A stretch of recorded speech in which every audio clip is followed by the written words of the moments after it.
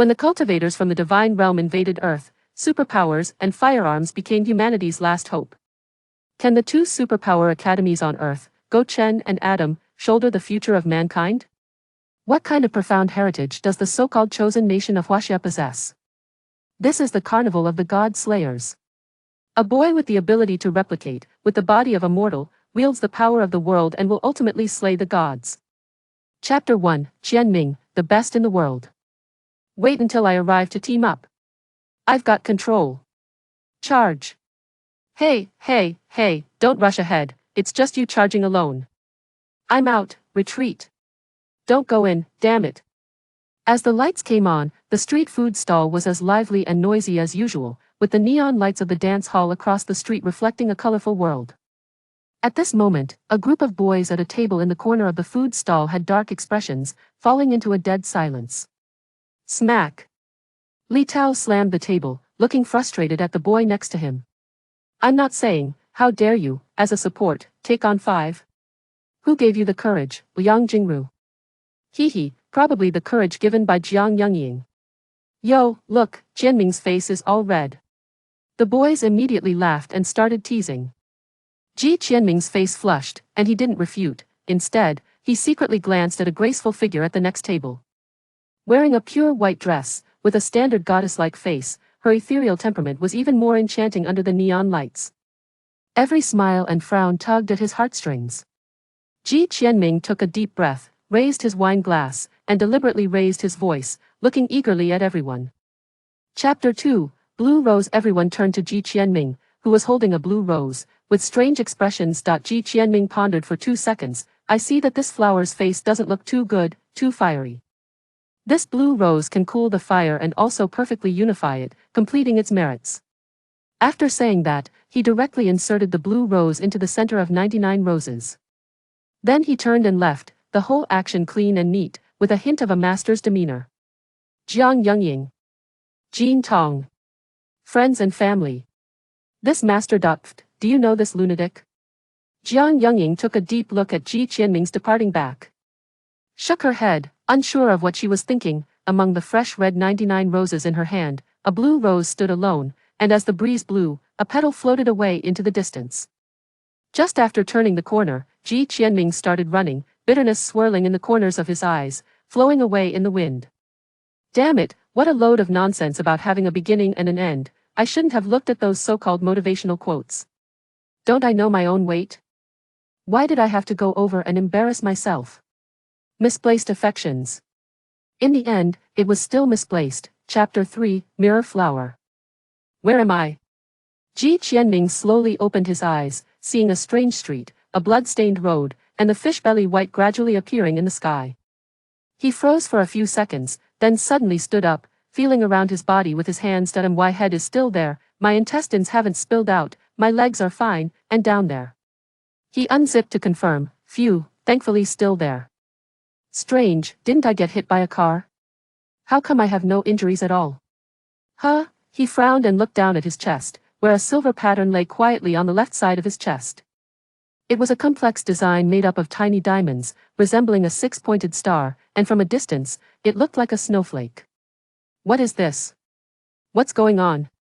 Just as he was carefully examining the mysterious pattern, he felt the world spin, as if he had entered another realm. This was a gray, boundless space, with gray mist rolling through it, creating an overwhelming sense of oppression. Ji Qianming reached out to grab it. The gray mist seemed no different from ordinary fog. He looked down and could only see a sea of mist, but he felt a solidness beneath his feet, as if something was there. Chapter 4, The First Encounter with Non-Flower. As Ji Qianming walked into the rented apartment, he heard Li Dao speaking mysteriously with another roommate. His eyes wide open, as if he had just learned some earth-shattering secret. Hey, Qianming, where were you last night? We were worried about you. Li Dao asked as soon as he saw Ji Qianming return. This apartment was rented by Ji Qianming and Li Dao specifically to prepare for the college entrance examination. And they had another roommate named Wang Wenrui. I spent the night at an internet cafe. Ji Qianming naturally couldn't tell the truth. Qianming. I have a train at 2 this afternoon, and Fatty Li is going back too. When are you going home? Wang Wenrui pushed up his glasses and asked. I haven't packed my things yet. I need to stay a bit longer, Ji Qianming replied vaguely. He had never mentioned to anyone that he was an orphan. Raised in an orphanage since childhood. This rented room was his only home, and if he had to move out, he would probably end up sleeping on the streets. After all, he couldn't bear to return to the orphanage. Even the rent for this place was half subsidized by the government. And the other half was earned from his part-time job. Sometimes he envied Li Dao and Wang Wenrui, who always had a home waiting for them, no matter what happened. Chapter 5. Crisis approaches. Ji Qianming gasped. The enhancement of the sharp attribute was quite powerful. Didn't that mean he could become a little leaf-flying dagger in the future? He could even adjust the trajectory of the mirror shards to kill unexpectedly. Many thoughts flashed through Ji Qianming's mind, and the corners of his mouth couldn't help but rise. He finally had an offensive method. After all, using illusions to scare someone to death was still somewhat difficult. However, it seemed he needed to get more mirrors, he thought. The dusk deepened. The peak commuting hours had passed, and the few pedestrians on the street hurried home to reunite with their families. The vehicles in this small town became increasingly sparse, and the streets gradually grew deserted. Damn it, I didn't expect that fat guy to be the underworld lord. If I can't find a place to deal with my wounds, I might really die.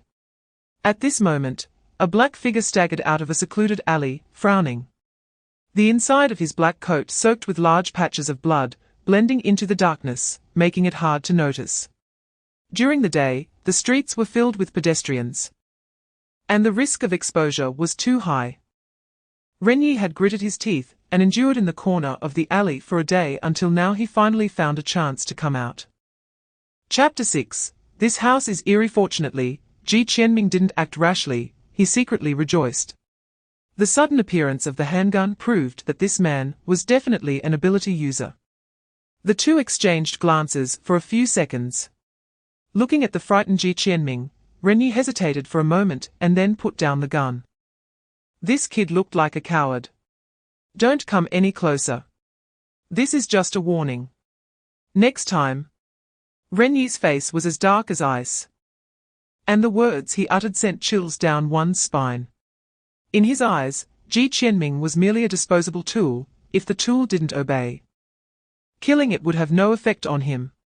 Ji Qianming, who had just walked through the gates of hell, was sweating profusely.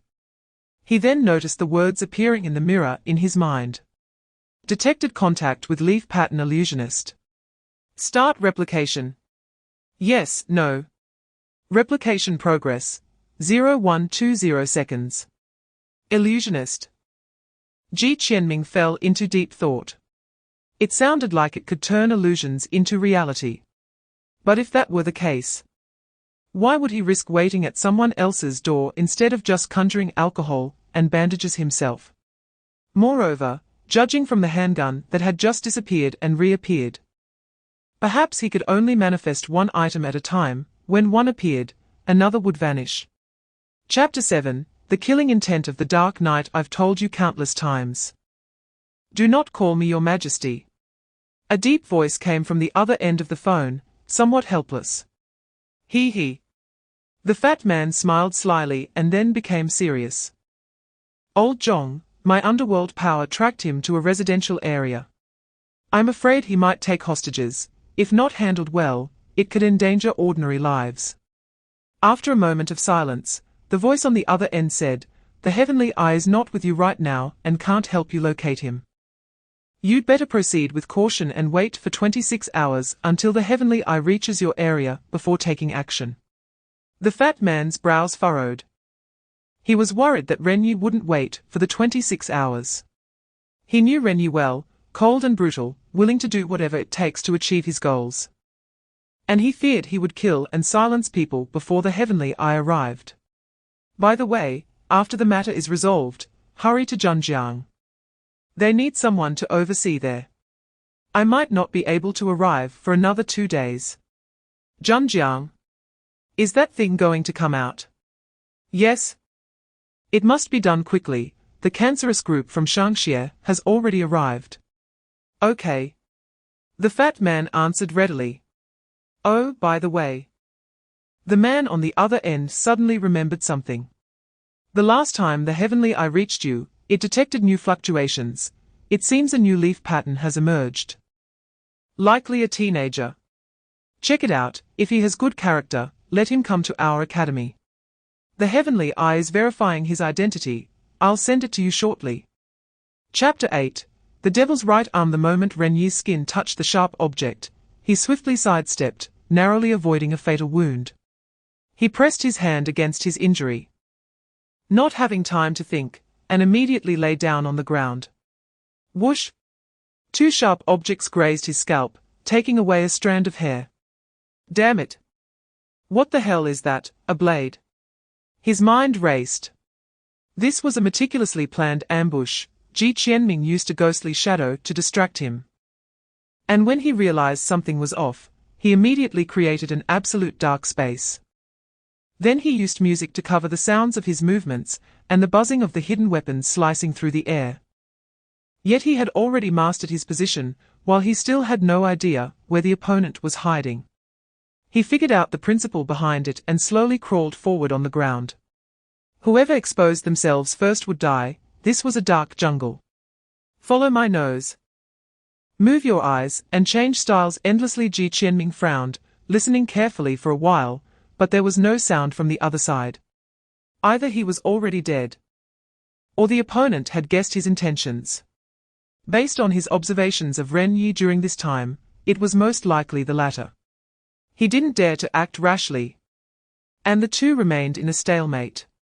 Chapter 9. Replication. Illusionist. In the recent explosion, Renyi was at the epicenter, bearing the brunt of the force. If he hadn't been covered by the devil's right arm at that moment, his hand would have been turned to ashes.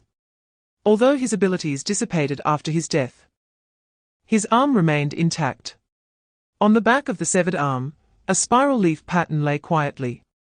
Gou Chen jogged over, picked up the severed arm, and placed his right hand over the surface of the leaf pattern. Detected contact with leaf pattern. Illusionist. Begin replication. Yes, no. The small words reappeared on the mirror. And without hesitation, Gou Chen chose yes. The moment his finger touched the mirror, a progress bar appeared at the bottom of the pop-up window, moving little by little. Oh! Gou Chen finally couldn't hold it anymore, and vomited violently while holding the severed arm. He was just an ordinary teenager, who had never even killed a chicken. So he had never seen such a bloody scene. Not to mention that he was now in close contact with a bloody severed arm. The smell of blood alone made his stomach churn. After all, just a few minutes ago, it was still attached to a living man.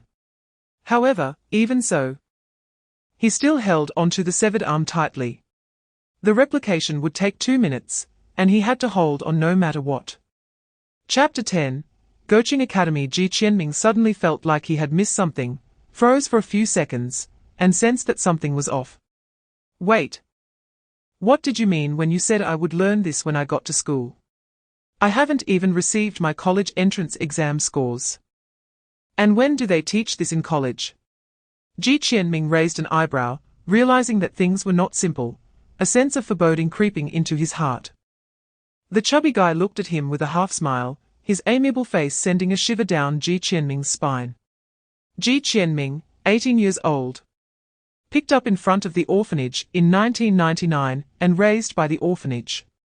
Average grades, previously worked part-time in a factory, no criminal record, single for 18 years. The fat guy looked at Gou Chen with sympathy and grinned slyly, still a virgin, he. Gou Chen was taken aback. His background had been investigated thoroughly. But how did they know so quickly about the leaf pattern he had just obtained a couple of days ago? Gou Chen. The fat guy stood up and spoke slowly, word by word. I officially inform you that you have been admitted to Gou Chen Academy. The admission notice will arrive in the next few days. Oh? Surprisingly, Gou Chen only considered it for a moment before agreeing to the matter. Chapter 11. Guardian. No way. Hey, don't be a buzzkill. The young man stood at the door, and chaotic sounds came from inside, making him furious.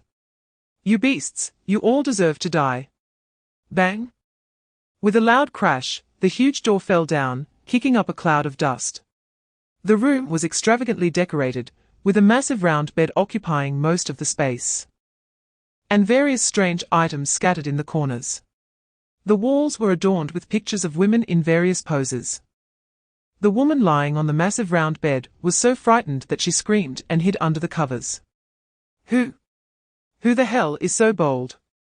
The young man was now quite frightened, his face pale, and he shouted angrily. A boy in a black raincoat stood quietly at the door, his left eye shimmering with golden light, and the remaining raindrops dripped from his raincoat onto the expensive floor. The boy looked at him as if he was staring at a corpse. Security. Where's the security? Stop yelling, they can't come. The boy replied nonchalantly. Who are you? Do you know who I am? Do you know who my uncle is? The young man's arrogance gradually faded as the security had yet to arrive. Chapter 12. The girl and Zhenjiang Station. Arrived, please passengers who are getting off hurry to disembark. When we get to the hotel, you stay there. I have a mission. Kui the fat guy dragged his luggage and advised, if there's an urgent matter, call this number. If it's unreachable, go find me at Jingshan. Also, I've written down where to pick up the admission notice, but the city isn't very peaceful lately, so try to go out as little as possible. Saying this, he handed Ji Qianming a room card and a note. Ji Qianming was taken aback and asked, aren't you staying at the hotel? Kui the fat guy shook his head and smiled bitterly, the situation here is a bit severe, and I have too much to do. I probably won't be able to go back for a while. The two walked to the exit of the high-speed train station, and Kui the fat guy suddenly stopped, looking at his watch as if waiting for something. This girl, always late. He snorted softly. The two waited for more than 10 minutes in the crowded high-speed train station. And a buzzing engine sound came from afar, getting closer. A red Ferrari raced towards them like a flash of red lightning, kicking up a cloud of dust and noise, with loud music blaring from the convertible, extremely ostentatious. Chapter 13. Zhongfan. Ji Qianming felt his hair stand on end under the gaze of the beautiful woman, and quickly withdrew his sight, taking out the room card to swipe the door. With a sound, Ji Qianming disappeared behind the door. Master, is there something wrong with that person? The girl asked, seeing the beautiful woman in deep thought, her voice like a celestial melody. The beautiful woman shook her head, and took a deep look at the door before turning to leave. At that moment, Ji Qianming, inside the room, saw the two leave through the peephole, finally letting out a sigh of relief. Today is really strange, he muttered. Now he had the chance to examine the room, and his eyes immediately lit up. Wow, this is a presidential suite. The luxurious living room was furnished with a complete set of European-style furniture, and the wine cabinet displayed several rows of red wine, each priced in the 4 digits. There was a home theater, an oversized bathtub, and even an Xbox. Do the people of Gou Chen get such good treatment on business trips? He stood in front of the huge floor-to-ceiling window, taking in most of Zhenjiang, and couldn't help but feel a yearning for Gou Chen Academy. Excited, Ji Qianming explored the room, playing with everything. Once he had enough fun, he lay back on the big round bed, comfortably closing his eyes. Chapter 14. Puppeteer. The old man nodded and handed over another package, but his eyes were fixed intently on the boy's left eye. Gifted, truly gifted, the old man muttered to himself. Ji Qianming looked at the boy in front of him, and a thought flashed through his mind. Is he also a new student at Gou Chen? Zhongfan took the package, confirmed it, and turned to push the door open. Hiss! So cold. Ji Qianming felt that Zhongfan gave off an aura like a millennia-old iceberg, unapproachable. He hesitated for a moment and followed him out. Hey! Are you also a new student at Gou Chen? Ji Qianming ran up beside Zhongfan, curious. Zhongfan glanced at him and nodded. Then we should be classmates. Ji Qianming enthusiastically extended his right hand. I'm Ji Qianming. Zhong Fan frowned slightly, hesitating for a moment, but eventually shook Ji Qianming's hand and said lightly, "Zhong Fan." Then he turned and continued walking, not looking back. Zhong Fan, that name sounds fierce, Ji Qianming thought to himself. You're also a new student at Gou Chen. So you also have a leaf pattern, right? Yeah. What do you know about Gou Chen? Not much. Where do you live? Chapter 15. I have a bold guess. Ji Qianming was taken aback, and for some reason, Zhong Fan's figure suddenly popped into his mind, and he inexplicably spoke up. Big brother, let me make a bold guess. Is that boy particularly handsome, cold, and has a punchable face? The three of them turned to look at him in shock. The heavily tattooed man began to tremble all over. Look. I told you. This kid must be something special. What is your relationship with that boy? The long-faced man asked cautiously. Oh, he's my boss, Ji Qianming said, puffing out his chest and speaking with great confidence upon seeing the change in the expressions of the crowd. The three of them gasped in shock and exchanged glances. Huang Mao quickly pulled out a walkie-talkie from his pocket and shouted with a hoarse voice, "We have found that boy's accomplice." Repeat. We have found that boy's accomplice. We are across from China Mobile on Guanqian Street. Brothers, come quickly. Received. We are currently pursuing that boy near Bayota Mountain Park. Send a team over immediately. Reinforcements will arrive soon. Repeat. Reinforcements will arrive soon. Ji Qianming. His entire face twitched crazily, never expecting things to develop to this point. Chapter 16. One man holds the pass. The people on the mountain heard the commotion and turned to look at Ji Qianming in unison. Under the gaze of about 100 fierce eyes, cold sweat broke out on Ji Qianming's back. He swallowed hard and ran toward Zhong Fan. Not a classmate, boss. What kind of people have you gotten involved with? Upon seeing Zhong Fan, who looked like a celestial being, Ji Qianming felt as if he had found a lifeline. In this situation, where he was surrounded by enemies, Zhong Fan, as his future classmate, was the only person he could fight alongside. Zhong Fan was also stunned to see Ji Qianming, never expecting to meet him again under such circumstances. Ji Qianming rushed to his side, looking at him with eager eyes. Zhong Fan was bewildered. When did he become the boss? Just as he was about to ask, he suddenly turned his head to see a group of motorcycle riders rushing down the stone steps with a fierce aura. HMPH, sure enough, you two are in cahoots. You're the boss, right? I want to see what you're capable of. The skinny man completely ignored Ji Qianming and said coldly. Zhong Fan's expression hardened. The golden light in his left eye intensified.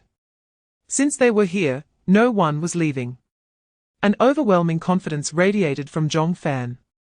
Facing more than 200 motorcycle riders without losing any momentum, even seeming to overshadow them. Chapter 17. The Blue Demon Under the Moon. The middle-aged man smacked his lips and smiled. With that fat guy in charge, I don't need to worry. This was true. Although the teacher was usually unreliable, he was quite dependable at critical moments.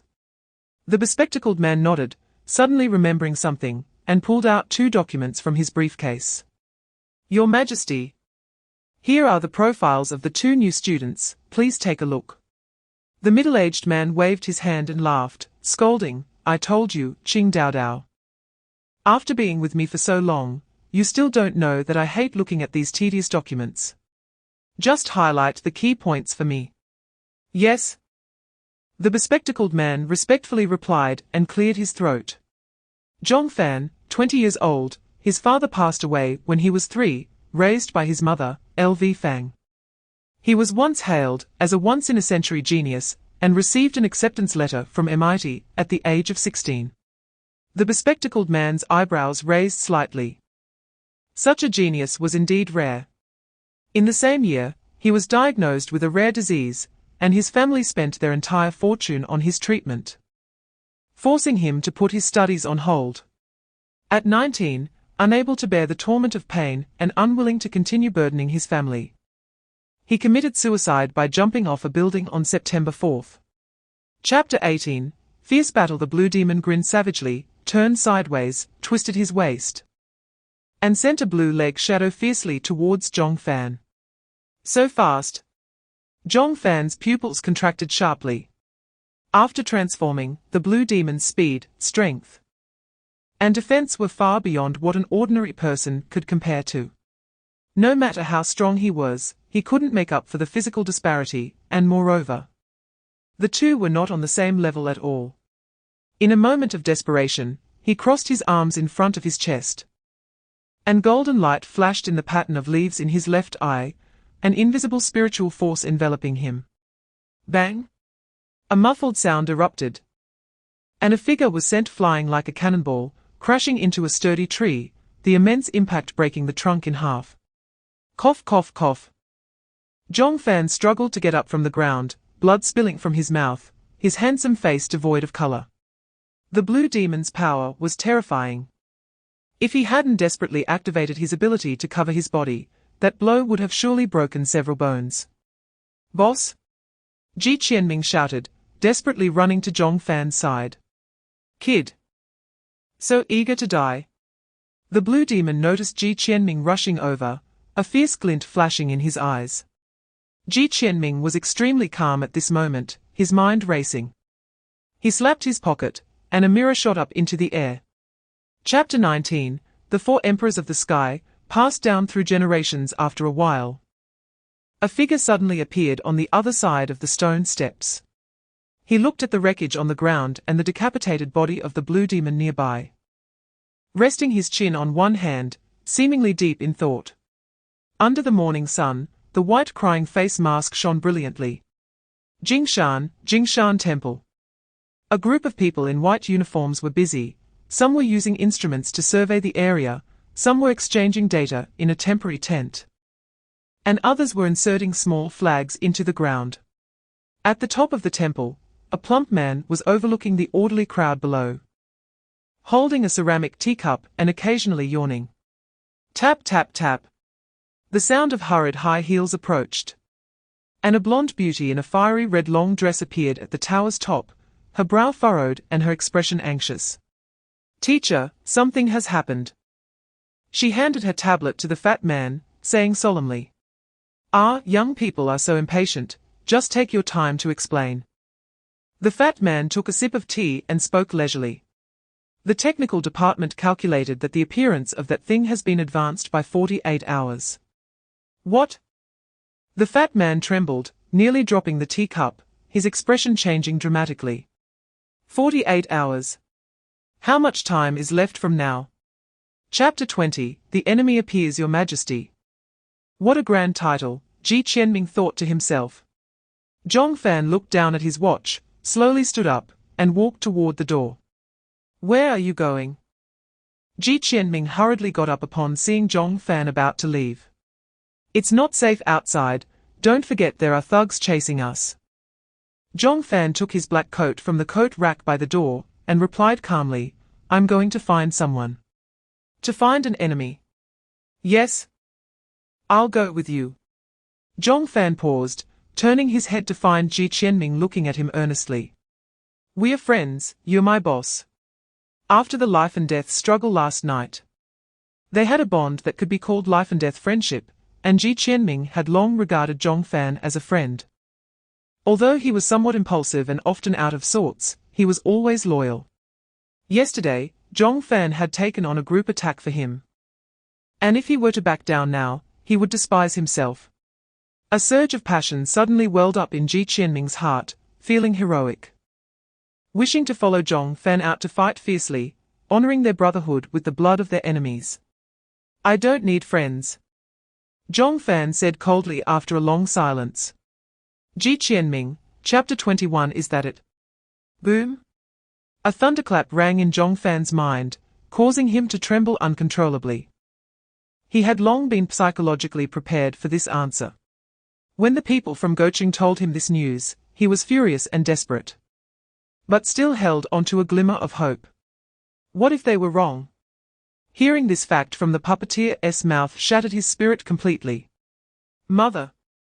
Memories flooded back to him of lying on the hospital bed, suffering from pain worse than death, as his mother gently stroked his head and lulled him to sleep. When the doctors once suggested giving up on treatment, it was his mother who resolutely refused and scrounged for money to pay for his treatment. Xiao Fan.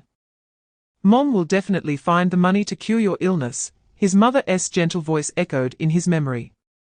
Tears streamed down Zhong Fan's face as boundless strength surged from his left eye, swirling golden leaf patterns crazily, intertwined with faint black lines forming a microarray that absorbed most of the power. Bang! A light sound emanated from Zhong Fan's body, as if something had broken through. And a strong mental force overflowed from him. Chapter 22 Yan Yi Chengyuan Heavy Industry, 51st Floor. Hua Gui leaned her head on one hand, sitting bored on a chair. Behind her was a massive metal door. The metal door stood 4 meters tall and 7 meters wide, dark grey all over, made of an unknown metal, with thick iron chains wrapped around it as if suppressing something. A chill seeped out from behind the door. What on earth is behind this door? Hua Gui shivered, murmuring. According to the sorcerer, what lies behind this door was personally escorted by headquarters a month ago, and even he didn't know exactly what it was. The escorting envoy had warned that no one was to open this door. What lay behind it was the key to this mission, and absolutely must not be compromised. Could it be some kind of treasure? Her eyes, hidden behind the mask, twinkled as she slowly stood up and tentatively pointed a finger at the giant metal door. A bone-chilling cold rapidly spread from her fingertip throughout her body, making her feel as if she had fallen into an ice cellar. Hua Gui shuddered and took several steps back, exhaling a breath of cold air. Why is it so cold? Creak. Just as she pondered, another dark door slowly opened. Hua Gui turned around sharply to see the puppeteer entering, followed by 2 boys who were grinning foolishly. Chapter 23 Valkyrie on the Mountainside. A sorcerer wearing a 6-point star mask suddenly emerged from the ground, nearly stumbling and falling.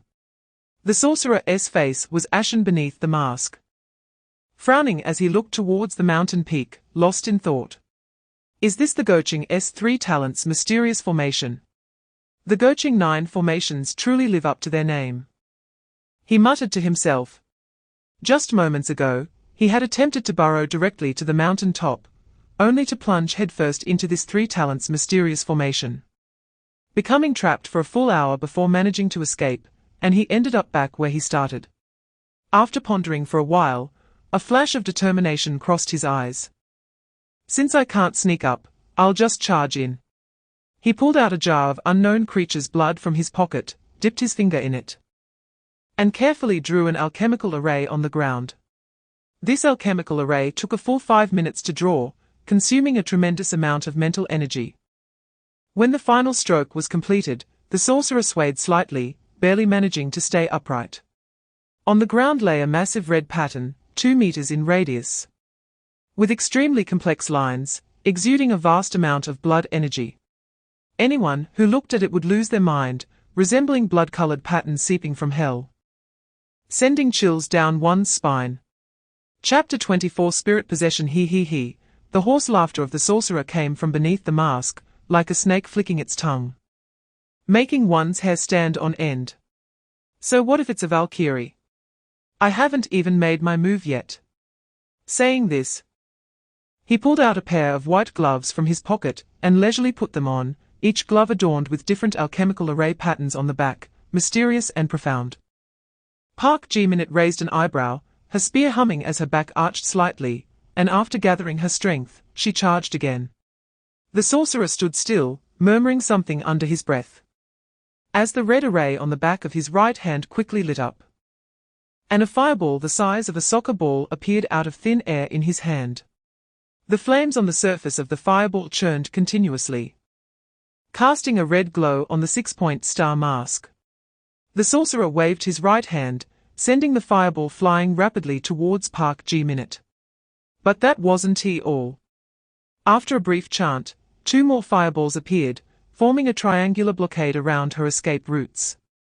Park Ji-minute snorted coldly, exerting force with her right hand as her silver spear rapidly thrust 3 times, each strike hitting the core of the fireballs. Bang! Bang! Bang! 3 light sounds echoed.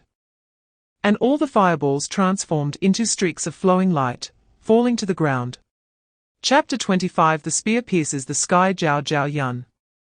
The sorcerer's face beneath the mask twitched violently. She actually found the weapon spirit of Zhao Yun, one of the 5 tiger generals, and gained his acknowledgement. Before the sorcerer could speak, Park Ji-min's figure blurred and vanished from her spot. So fast. It's on a completely different level. The sorcerer's pupils contracted sharply. The 3-headed hellhound beside her roared angrily, ready to act, when suddenly the left head exploded, and a spear shot out from the blood mist. Blood splattered on Park Ji-min's face, but she showed no expression, like a cold-blooded, blood-soaked asura. Roar! The other 2 heads howled madly, their sharp teeth snapping towards her. But with a flash of her red dress, she left behind multiple afterimages in the air, perfectly dodging all attacks. 2 dragon roars rang out as Park Ji-min struck twice, with lightning speed, 2 sharp beams of cold light landing on the roaring heads, causing 2 more explosions of blood mist. The 3-headed hellhound, now headless, slumped down, blood gushing out like a fountain, and its entire body dissipated into wisps of black mist, disappearing into the sky. 3 shots. She actually used only 3 shots to take down her biggest trump card. Chapter 26. Escape Plan. Ji Qianming was almost in tears. Boss. It seems like they all went to Jinshan waiting for something to emerge. Who would know we were captured?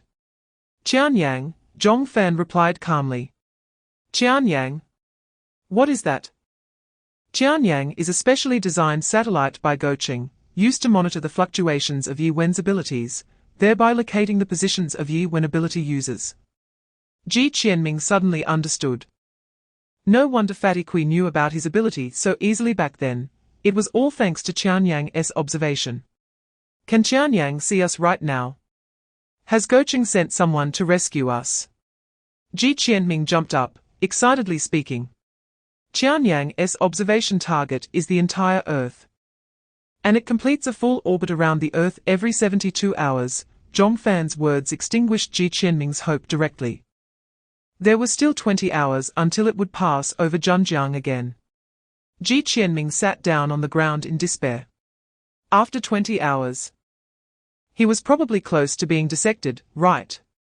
Since there is a heavenly eye that can observe all the movements of the leaf patterns, why doesn't Gou Chen directly find the lair of the Shihui and take it down in one go? Ji Qianming suddenly thought of something and asked. Chapter 27. How can one distinguish between male and female? Hurry up, they will report on the situation every once in a while, we don't have much time left. Zhongfan said to Ji Qianming without even looking at the 2 of them. Ji Qianming thought for a moment and used his mouth to grab a walkie-talkie from a thug's waist, tucking it under his armpit. The 2 crouched down and moved along the edge of the wall towards the exit. Outside the storage room was a long corridor, with tightly closed metal doors on either side, similar to the storage room. Apart from the 2 thugs that had fallen, there were no other guards in the corridor. How far does your ability need to be activated? Zhongfan squinted and observed, asking in a low voice.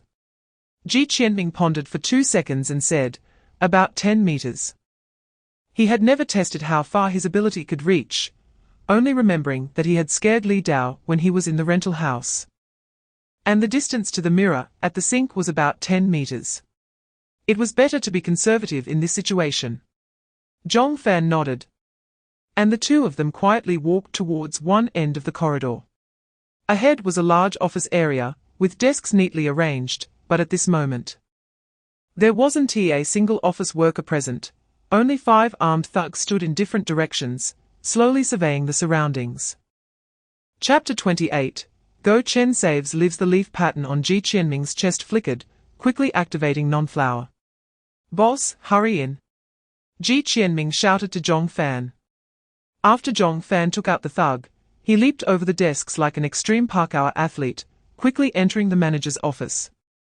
Ji Qianming closed the door and activated his ability, causing the 2 figures to rapidly disappear from the glass room. At that moment, several armed thugs rushed into the office area, looking around. Strange, I clearly heard gunshots here, why is there not a single shadow? Thug number 3. One thug exclaimed as he discovered the blooded body of thug number 3 lying on the ground. They have been here. The man at the back frowned and said. They should have run to another floor by now. Immediately notify the brothers on the 49th floor to be on high alert. Shouldn't we notify Lord Flower Ghost on the 51st floor? The Flower Ghost already knows, and if they dare to go up to the 51st floor, that would be seeking death. The thug sneered. Inside the glass room, Ji Qianming sat down on the ground, gasping for breath. That was really too dangerous. If it had been before, he would never have dreamed that one day he would be chased by someone with a submachine gun. Chapter 29. Goodbye. Ji Qianming's cold sweat instantly broke out, and he immediately jumped down from the boss's chair, feeling a sense of urgency. Interesting. Is it an illusion-type leaf pattern? The Flower Ghost squinted her eyes. From her perspective, it was completely an empty room, after all. The manager's office was so transparent that no one would think to push the door open and take a look. With a wave of her right hand, several red petals shot out like lightning, their speed rivaling that of bullets. Clang! Clang! Clang! The harsh sound of impact came, and several petals were deflected the moment they touched the mirror, leaving only a few white marks on the surface of the glass. The Flower Ghost frowned slightly. She knew best the power of this strike, and its lethality was definitely not inferior to that of a rifle bullet. How could this ordinary manager's office glass withstand it? Could it be bulletproof glass? One of the boys must have an ability related to mirrors, she quickly concluded. In fact, the Flower Ghost guessed completely correctly. The moment she raised her hand, Ji Qianming was already on alert and instantly maximized the hardness of the glass to barely withstand this attack. The Flower Ghost snorted coldly. The leaf pattern on her calf flickering, and dense clouds of red rose petals suddenly appeared, rushing towards the manager's office like a storm. Chapter 30. Sword cuts. The Flower Ghost. A strong sense of humiliation surged in the Flower Ghost's heart, since she obtained the leaf pattern. She had never been defeated by a mere glance from someone. However, she knew very well that the woman in front of her was someone she couldn't provoke. So she accepted it. But you. What right does a little girl, who hasn't even fully grown up, have to challenge me? A nameless fire burned fiercely in her heart, and the Flower Ghost fixed her gaze on the silver-haired girl, the leaf pattern on her calf glowing brightly. Once again, clouds made of red rose petals appeared, violently sweeping towards the silver-haired girl. Watch out! Ji Qianming shouted. He was most aware of the power of this petal cloud, which was enough to slice through armor in an instant. If hit directly, he feared it would be reduced to minced meat in an instant. The woman raised her eyebrows and slightly turned her head to look at the nervous Ji Qianming, a hint of a smile flashing in her eyes. The silver-haired girl paused upon hearing this, and then a white light flashed from her collarbone.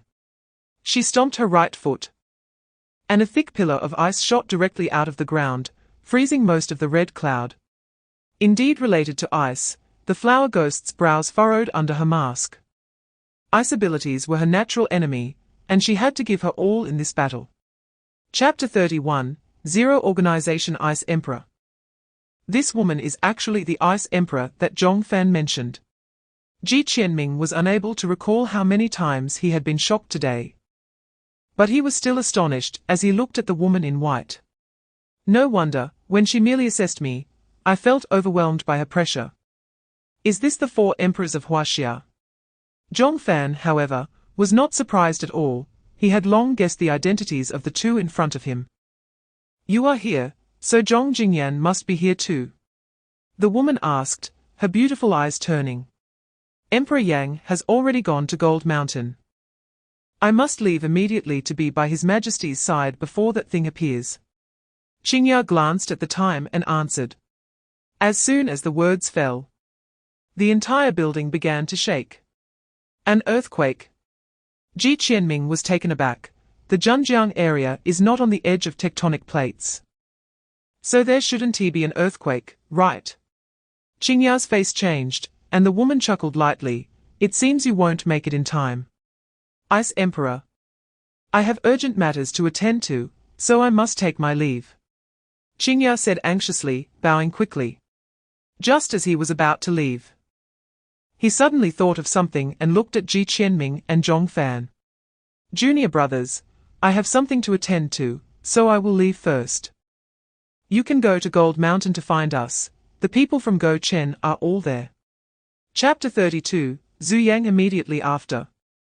A massive creature resembling both a monkey and a lion slowly rose from the ground, large amounts of earth and stone rolling down from the mountain top, kicking up a cloud of dust. The giant beast raised its head, its chest slightly puffed out, and roared with its gaping mouth. Roar! Roar! Roar! A huge sound wave centered around it rapidly spread out, directly collapsing several small hills and knocking down large swathes of forest. Cover your ears! Park Jimin shouted to the staff behind her, tightly covering her ears. Even so, she was still dizzy from the impact, at this moment. They were at least 5 kilometers away from the center. On the helicopter, the three people saw the visible sound waves rapidly expanding. The little girl hummed and threw her lollipop out of the helicopter with all her might, and a huge invisible barrier stood in front of them. This barrier was 6 or 7 miles long, and behind it was the residential area near Jinshan in Zhenjiang. The terrifying sound waves crashed against the barrier, but were firmly intercepted. As expected of Zhuan Yuan, she easily blocked this terrifying sound wave. The bearded man gave a big thumbs up to the little girl. Zhuan Yuan smirked. Now you know how powerful I am, right? Chapter 33, The Underworld Lord vs. Zhu Yang. Park Ji-min suddenly spat out a mouthful of blood, his face pale, staring in shock at Zhu Yang's figure. It actually broke the 7 stars exorcism formation. In the night, Fat Kui's expression was serious, the darkness in his eyes rapidly spreading. If the 7 stars exorcism formation doesn't work, then let me meet you. His plump body suddenly erupted with astonishing battle intent, pure darkness centering around him, instantly covering this area. It got dark. Zhuan Yuan exclaimed. The night enveloped the armed helicopter, and an extreme chill made the three people inside shiver. It's not just dark. This is the Underworld Lord's realm. The woman with the long ponytail pointed to the other 2 helicopters. Didn't you notice that in this realm, our propellers can't rotate? The propellers of the 3 helicopters seem to be frozen in place, quietly suspended in the air, not only the propellers. The entire armed helicopter seemed to be embedded in the night, motionless. Seeing this bizarre scene, the other 2 couldn't help but gasp. In this realm, everything is controlled by the ruler of the realm, the Underworld Lord.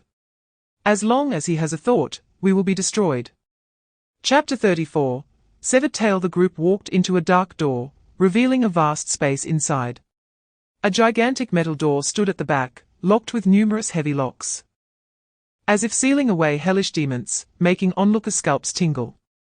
Hiss, it's quite cool in here. Ji Qianming felt a chill flowing out from the metal door. He hadn't noticed last time, when he was brought by the puppet master, but now he suddenly felt like he had walked into an air-conditioned room. The middle-aged woman let out a soft "oh" and approached the metal door, examining it closely.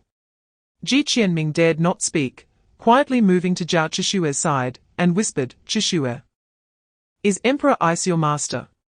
Zhao Chishue looked at the sneaky Ji Qianming with amusement and nodded. Yes. Then doesn't that make you the next Ice Emperor? Ji Qianming's eyes widened. He couldn't connect the porcelain doll-like girl in front of him with the Ice Emperor who protects China. Zhao Chishue pressed her lips together, leaned closer to Ji Qianming's ear, and whispered, "Theoretically, yes, but I hope that day never comes." Ji Qianming felt the warmth by his ear and the faint scent of the girl. His face flushed, and he pretended to be calm as he asked, "Why? Shouldn't the 4 emperors be very impressive?" Chapter 35, Flames. Just as Fat Kui was in despair, a spark appeared in front of Zhu Yang, and a look of wild joy suddenly appeared on his grey face. Boom! That spark suddenly exploded, and a towering wall of fire appeared in front of Fat Kui. firmly blocking Zhu Yang's punch. This wall of fire spread from the east to the west, stretching endlessly, towering 100 meters high. As if a true ancient city wall stood here, the extreme heat distorting the light around it, sacred and inviolable. Flame, flame emperor. The bearded man rejoiced at the sight of this miraculous wall of fire. Roar! Zhu Yang's arm was burned, and he roared angrily as he looked toward the east. Above the eastern wall of fire, a middle-aged man in a beige coat walked over leisurely, flames dancing in his palm. Not even glancing at the furious Zhu Yang, as he walked straight to Fat Kui's side. Your Majesty, you finally arrived. Fat Kui's eyes welled up with tears at the sight of the newcomer. Sorry, I'm late. Zhong Jingyan ruffled his messy hair, apologetically saying, Fat Kui. You did well to have fought with Zhu Yang for so long, you have merit, great merit. Chapter 36. Sudden change. Qingya opened the wooden box in his hand and took out a black scroll, waiting for Zhong Jingyan's command. However, Zhong Jingyan only glanced at him. Then turned to continue fighting Zhu Yang, with terrifying explosions echoing, mixed with Zhu Yang's roars. Your Majesty. Qingya was taken aback. Wasn't it said that we would seal Zhu Yang after defeating him? Why isn't it following the script? Zhu Yang's totem smashed down another mountain peak. Now covered in wounds, with only its fierce eyes filled with battle intent, swinging its totem toward Zhong Jingyan again. Zhong Jingyan's hands were sketching something in the void, completely ignoring the aggressive Zhu Yang. Just as the massive totem was about to smash into his head, 7 points of star fire suddenly appeared beside it. Zhu Yang's crimson eyes shrank suddenly, an extreme sense of crisis enveloping it, and red divine power instantly covered its body. The 7 points of star fire grew brighter, transforming into red stars in the blink of an eye, then exploding with a thunderous sound. Boom, boom, boom, boom, boom. 7 massive fireballs engulfed Zhu Yang's gigantic body. And the terrifying explosions created visible ripples, leveling the remaining mountains around, while the rocks below were sublimated in an instant, the extreme heat scorching everything. Chapter 37. 3000 Mirror Realms. Boom. Ji Qianming felt a flash of red before his eyes, a loud noise exploding in his mind, and Zhu Yang's figure slowly emerged, grinning as he walked deep into his mind. Human, so utterly foolish. Once I successfully take over, and my power is restored, I will certainly shred that damn fireman into pieces. At that moment, Ji Qianming suddenly collapsed to the ground, catching the attention of those around him. Ji Qianming! Zhao Chishue exclaimed, rushing to his side, her expression filled with anxiety. What happened? Zhong Fan reached out to check his breath and examined his eyes, frowning slightly. It seems he has fainted. How did he faint like this? Zhong Jingyan and Bai Qing approached, using their mental powers to check Ji Qianming's condition. Bai Qing also wore a puzzled expression. Strange, he really has fainted. Zhong Jingyan looked at Zhu Yang's head nearby, which looked no different from before. And after pondering for a moment, he spoke. This Zhu Yang is a fierce beast from the divine realm, heavily imbued with evil energy. Perhaps he was harmed by the residual evil energy left behind after Zhu Yang's death, causing him to faint for a while. Everyone nodded thoughtfully. But Zhao Chishue still wore a hint of worry on her face. Bai Qing. I still need to take Fat Kui back to heal his injuries and can't take care of this little guy. So I'll trouble you to look after him for now. Zhong Jingyan said, when he wakes up, tell him that school starts on September 1st, and he must come. Chapter 38. Face Kid. Let me out now. A thought transmitted from behind the mirror startled Ji Qianming. You can still talk after being locked up. Ji Qianming tentatively poked Zhu Yang's head in the mirror, and Zhu Yang opened his large mouth, ready to bite, but was firmly blocked behind the mirror surface. Interesting. Ji Qianming sat down on the mirror surface, leisurely watching Zhu Yang's furious expression, like watching a tiger jump through a fire ring at the zoo. Kid, let me out. And I guarantee I won't possess you. I'll give you a great opportunity. Zhu Yang, seeing that threats were ineffective, began to tempt him. Oh? Ji Qianming raised an eyebrow. showing an interested expression. What opportunities do you have? Tell me. For example, the treasure left by the Dao Zhuan divine emperor, the Dao lineage left by the ancient Holy Land Yaokai, and my personal thousand-year collection. Any one of these secrets would cause a stir in the world. As long as I get out, all of this will be yours. Seeing Ji Qianming's interest, Zhu Yang tried hard to show a friendly demeanor and spoke persuasively. Ji Qianming was taken aback, questioning, what Dao Zhuan divine emperor? I've never heard of him. And Yaokai, wasn't it all overturned by the Monkey King? Chapter 39. Flower. Ji Qianming put down the clean bowl in his hand, pulled out the last piece of tissue from the sixth pack, and harshly wiped his nose. Thank you, Chishue. Zhao Chishue's beautiful eyes squinted into two small crescents. You're the first person to eat the food I made. My master never let me cook before. It seems I have some talent. I must cook for my master once in the future. Cough, cough, cough. Ji Qianming suddenly started coughing. I'm sure your master will like it. After a long while, Bai Qing entered with two large bags of snacks and opened the door, seeing Ji Qianming already awake. Her lips curled slightly. Your Majesty, the Ice Emperor. Upon seeing Bai Qing return, Ji Qianming hurriedly stood up from the sofa and respectfully spoke. No need for too much courtesy. I brought you snacks, come and eat. Zhao Chishue's eyes lit up upon seeing the snacks in Bai Qing's hands. Hurriedly taking the bags from her, inspecting them closely. Potato chips, crispy corners, there are even spicy strips. Zhao Chishue's surprised voice rang out. Like a child who received a favorite toy. Ji Qianming was taken aback by Zhao Chishue's reaction, puzzled, aren't these just common snacks? Chapter 40. Admission Notice. Airport Security Check. Bai Qing, wearing sunglasses, dragged a suitcase with her black hair disheveled over her shoulders, her noble and cold face drawing the attention of surrounding men. Behind her followed Ji Qianming and Zhao Chisue, Ji Qianming dragging two large suitcases, a heavy backpack on his back, moving forward with difficulty while gritting his teeth. Zhao Chishue's face showed a hint of frustration, looking longingly at Ji Qianming, seemingly wanting to say something. All right, let's stop here. Bai Qing glanced at the time and said. Ji Qianming handed the luggage to the two, wiped the sweat from his forehead, and gasped, I wish your Majesty a safe journey. Chishue. Remember to call me when you have time. I'll visit you at Changbai Mountain during the holidays. Zhao Chishue nodded, her beautiful eyes full of reluctance, softly saying. Next time I come down the mountain, I will come find you too. Ji Qianming showed a radiant smile, and at that moment, Bai Qing seemed to remember something, instructing. Zhong Jingyan asked me to tell you that Gou Chen starts on September 1st. You must be there that day, or you'll lose the chance to enter Gou Chen.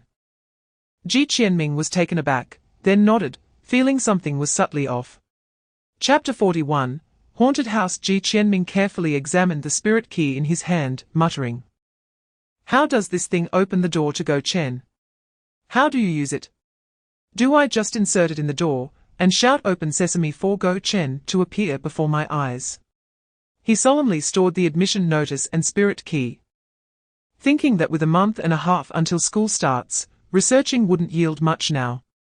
Ji Qianming slowly stood up, suddenly realizing a problem. With a month and a half left, how was he supposed to survive? The hotel had been vacated by Gou Chen's people, and he had no money at all. He definitely couldn't go back to that shabby building, so where should he go? Which college student is worse off than me? Ji Qianming bitterly smiled, walking along the street, thinking to find a place to stay first. After an unknown amount of time, a small poster caught Ji Qianming's eye, and his eyes suddenly brightened. A month and a half passed in the blink of an eye. It was the end of August. The summer heat was gradually dissipating, and a large number of students hurried to school from their homes, starting a fulfilling and beautiful new semester. At this time, the New Century amusement park had seen significantly fewer visitors, yet there was still a long line at the entrance of a haunted house. Chapter 42. Mirror Scare. The skinny man frowned, using the flashlight in his hand to illuminate and carefully examine the classroom's furnishings. Unlike a typical classroom, this empty classroom only had 13 desks and chairs, and they were very close to the teacher's podium, with some desks even holding a few old books. Huh? Why are all the windows on the sunny side sealed off? Brother Zhao glanced around, speaking in confusion. It should be to prevent light from entering, creating a terrifying atmosphere. Xiao Yu answered thoughtfully. No. Brother Zhao pointed to the wall facing the sun. There were no windows at all on that wall. Both were taken aback and looked towards that wall, confirming Brother Zhao's claim. The two wooden boards on that wall were directly nailed to the surface, just symmetrically opposite the windows on the other side, leading one to subconsciously think there were sealed windows there.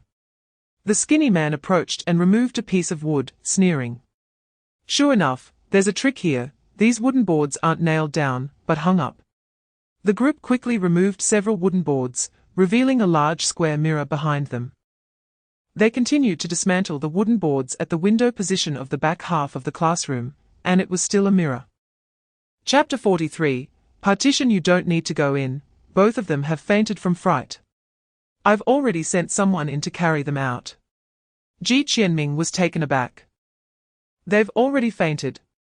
I haven't even scared them yet. 5 minutes earlier. Brother Zhao, slow down, wait for me. Xiao Yu ran to catch up with Brother Zhao, her eyes looking around. Do you think this house is really haunted? Brother Zhao shook his head, saying, there are no ghosts in this world. As they spoke, the two arrived at the entrance of the women's restroom, which looked abandoned for a long time, with large spider webs covering the sink. The restroom was dark, with blooded toilet paper scattered on the floor, some even stuck to the ceiling. The haunted house owner's introduction just mentioned the restroom. There should be clues in here. Xiao Yu pondered for a few seconds before speaking. Brother Zhao's expression was a bit strange, awkwardly saying, Xiao Yu, it's not good for me to go into the women's restroom. Why don't you take care of it? Xiao Yu replied, no way, brother. Are you really that serious about the haunted houses scene? If you're scared, just say it. After hesitating for a while, Xiao Yu finally mustered up the courage, holding the flashlight and walking into the restroom alone. Chapter 44, Farewell. His eyes lit up, feeling he had grasped the key point. Where exactly is Huang Qian's body? This should be the core part of the scene. Xiaoye, inside there are only some dolls, nothing much. Zhao Leozh turned his head, and suddenly froze. He saw that behind him was completely empty. A strange feeling lingered in Zhao Leozh's heart, but he couldn't quite pinpoint what was wrong. It seemed that in this large haunted house scene, he was the only one left. He quickly denied this thought. Impossible, Li Xiang would go out. But Xiaoye is still live streaming. She wouldn't just leave him alone. Could she have gone to another place to wander? Zhao Leozh, feeling suspicious, regained his focus and continued to search for clues with his flashlight. Just as the beam of his flashlight swept past a nearby doll, his body trembled slightly. Strange. Was this doll in this position just now? He frowned. The doll representing Wang Jia had its head slightly tilted, its hollow eyes staring directly at Zhao Leozh, incredibly eerie. It was likely that the haunted house owner had set up mechanisms inside the dolls. This detail was handled quite well, Zhao Leozh thought to himself, as he slowly swept his flashlight over the other dolls, noticing that they all had some changes, more or less. Chapter 45, Orphanage. Approaching Danyang Station. Please prepare your luggage in advance if you need to get off, a pleasant female voice announced. Ji Qianming, carrying a backpack, slowly stood up from his seat. He looked at the familiar scenery outside the window, feeling a bit emotional. Unknowingly, he had been away for 2 months, and now returning to his hometown felt like a world apart. Before opening the door to the past, he should sever his ties to the world. Ji Qianming softly recited the last line of his admission notice. He originally had nothing to hold on to, but still decided to return to his hometown to see the places he once lived. After leaving the train station, he directly hailed a 3-wheeled taxi. It wasn't that he didn't have money, not to mention the wages he earned from working for a month and a half. Chen Ji had also given him a red envelope with 2,000 yuan before he left. However, Ji Qianming's upbringing had instilled in him a habit of frugality. Sitting in the bumpy electric tricycle, a small, old building gradually came into view. The rusty iron gate, the moss-covered walls. Even the large characters at the entrance had faded beyond recognition. Longshan Orphanage. Looking at everything familiar before him, memories of his childhood flooded back to Ji Qianming's mind. He jumped off the tricycle and quickly walked towards the orphanage with his backpack. Chapter 46, Who Are You?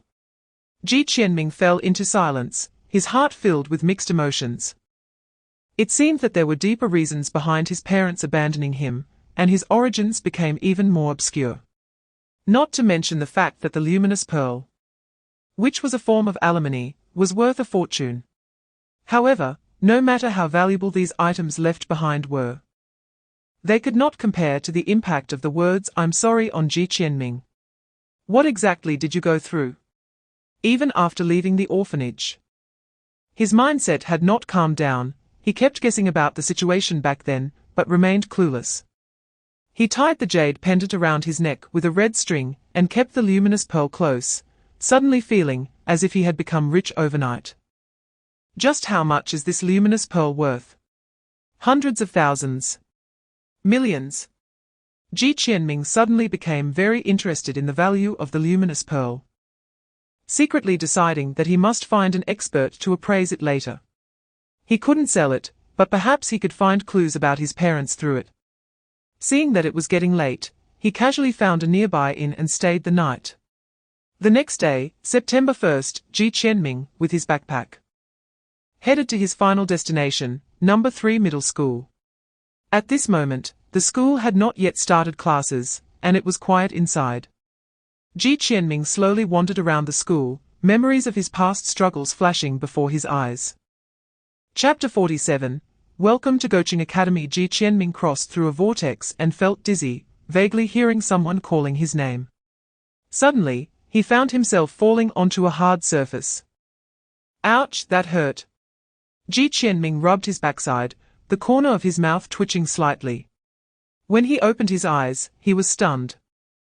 He had never seen the sky so close before. Looking up, the azure sky seemed like a gigantic dome covering his head, not a single cloud in sight. Only pure blue. He slowly got up and saw that he was standing on a greyish stone slab. Behind him was a large, ancient black door, hollow in the middle. Only the frame remained, resembling the outline of the Thunder Gate just opened with a spiritual key, only much larger. Is this where I came out? Ji Qianming skeptically reached out to probe the center of the stone door, finding it empty. He walked to the edge of the stone slab and looked down, gasping in surprise. It wasn't that he was close to the sky, he was right in the sky. Below, white clouds floated leisurely, and beneath them was a bustling human city, with dense buildings appearing like grains of sand. Chapter 48, Is it time for the peach blossoms? Mission?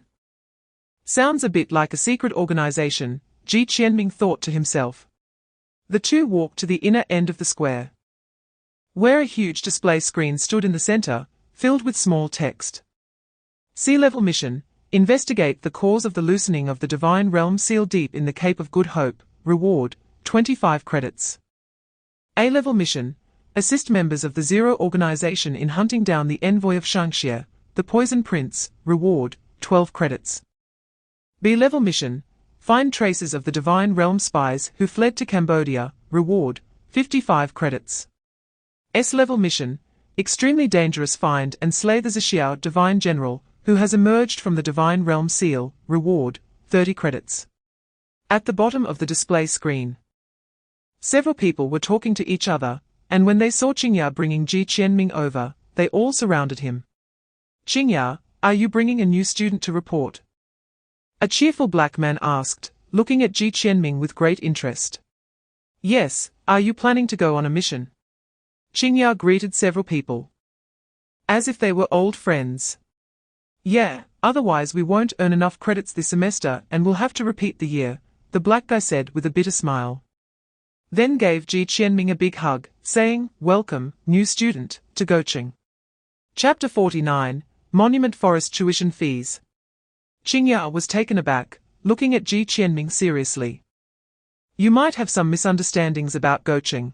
Unlike ordinary schools, Gou Chen's goal is to train talents who can protect the earth. Do you know how high our annual mortality rate is? Everyone here is a hero protecting the earth. How could we charge tuition? On the contrary, we provide student grants every year." "Grants?" Ji Qianming's eyes brightened, rubbing his hands excitedly. "How much?" Qingya's mouth slightly curled up as he extended a finger. 1 million a year, in US dollars. Ji Qianming felt his heart skip a beat, stammering, $1 million. That's almost 7 million yuan.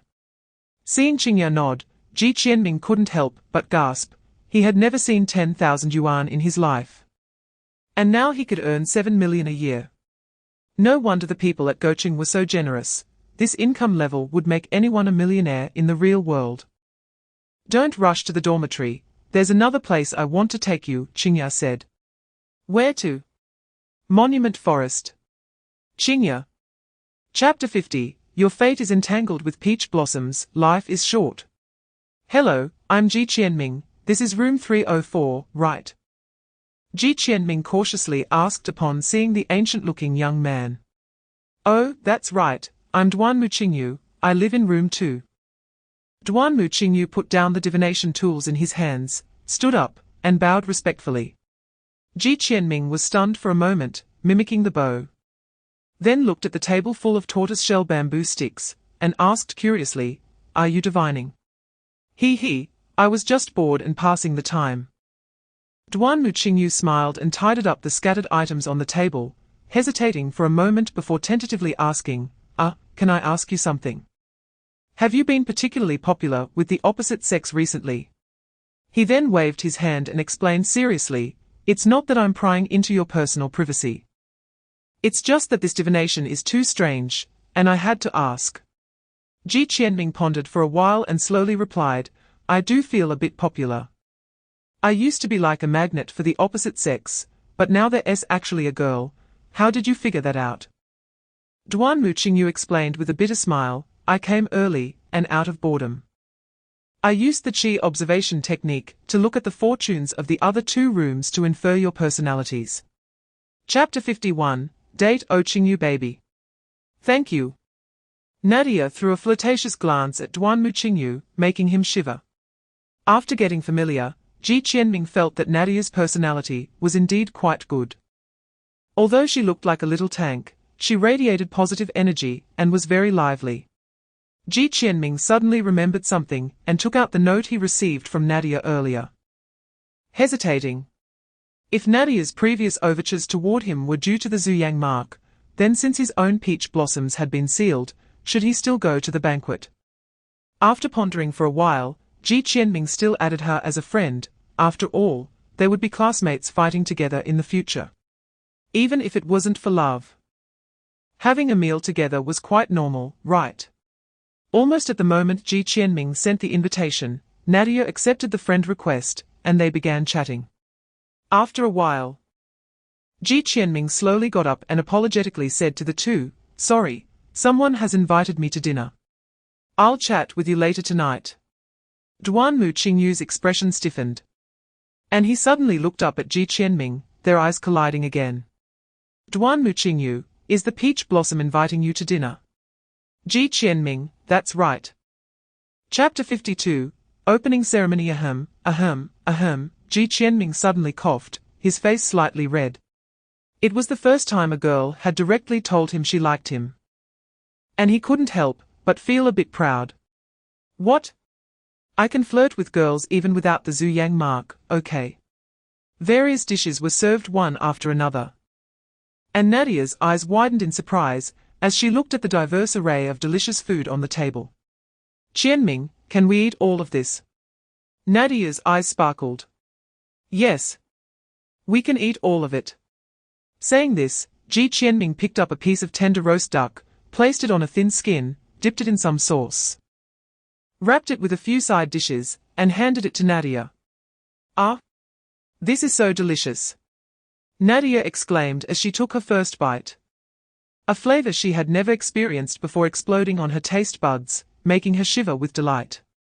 She then swept through the food on the table like a whirlwind, leaving Ji Qianming both amused and helpless. Slow down, I'm not competing with you. No, you spit out the crab shell, you can't eat that. What about the leftover bones from the pig's trotters? Where did the bones go? As night fell, the two of them, holding their round bellies, left the cafeteria. And Nadia let out a loud burp without any image. Chapter 53, The test begins. I'm not saying this to discourage you, but to instill a sense of crisis. You must cherish your life in the upcoming tasks. Since you have come here, none of you are cowards.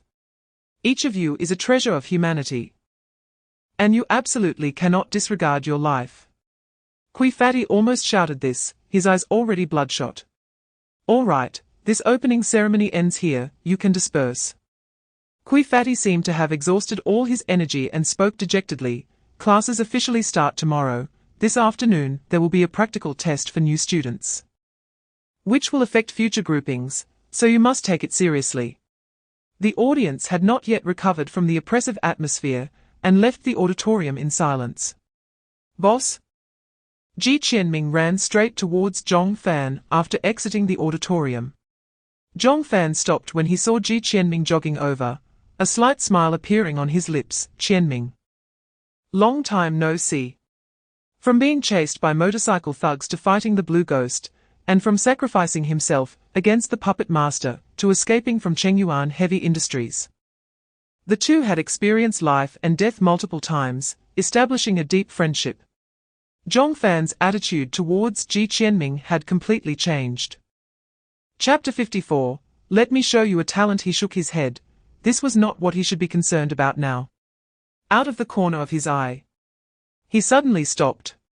He saw a dark golden token hanging from a branch beside him, but it was a full 4 meters off the ground.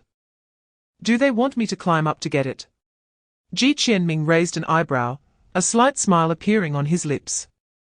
While the pattern of the dreamer flickered in his mind, a long bamboo pole appeared in his hand out of nowhere, and he lightly prodded it with the pole, causing the dark golden token to fall down.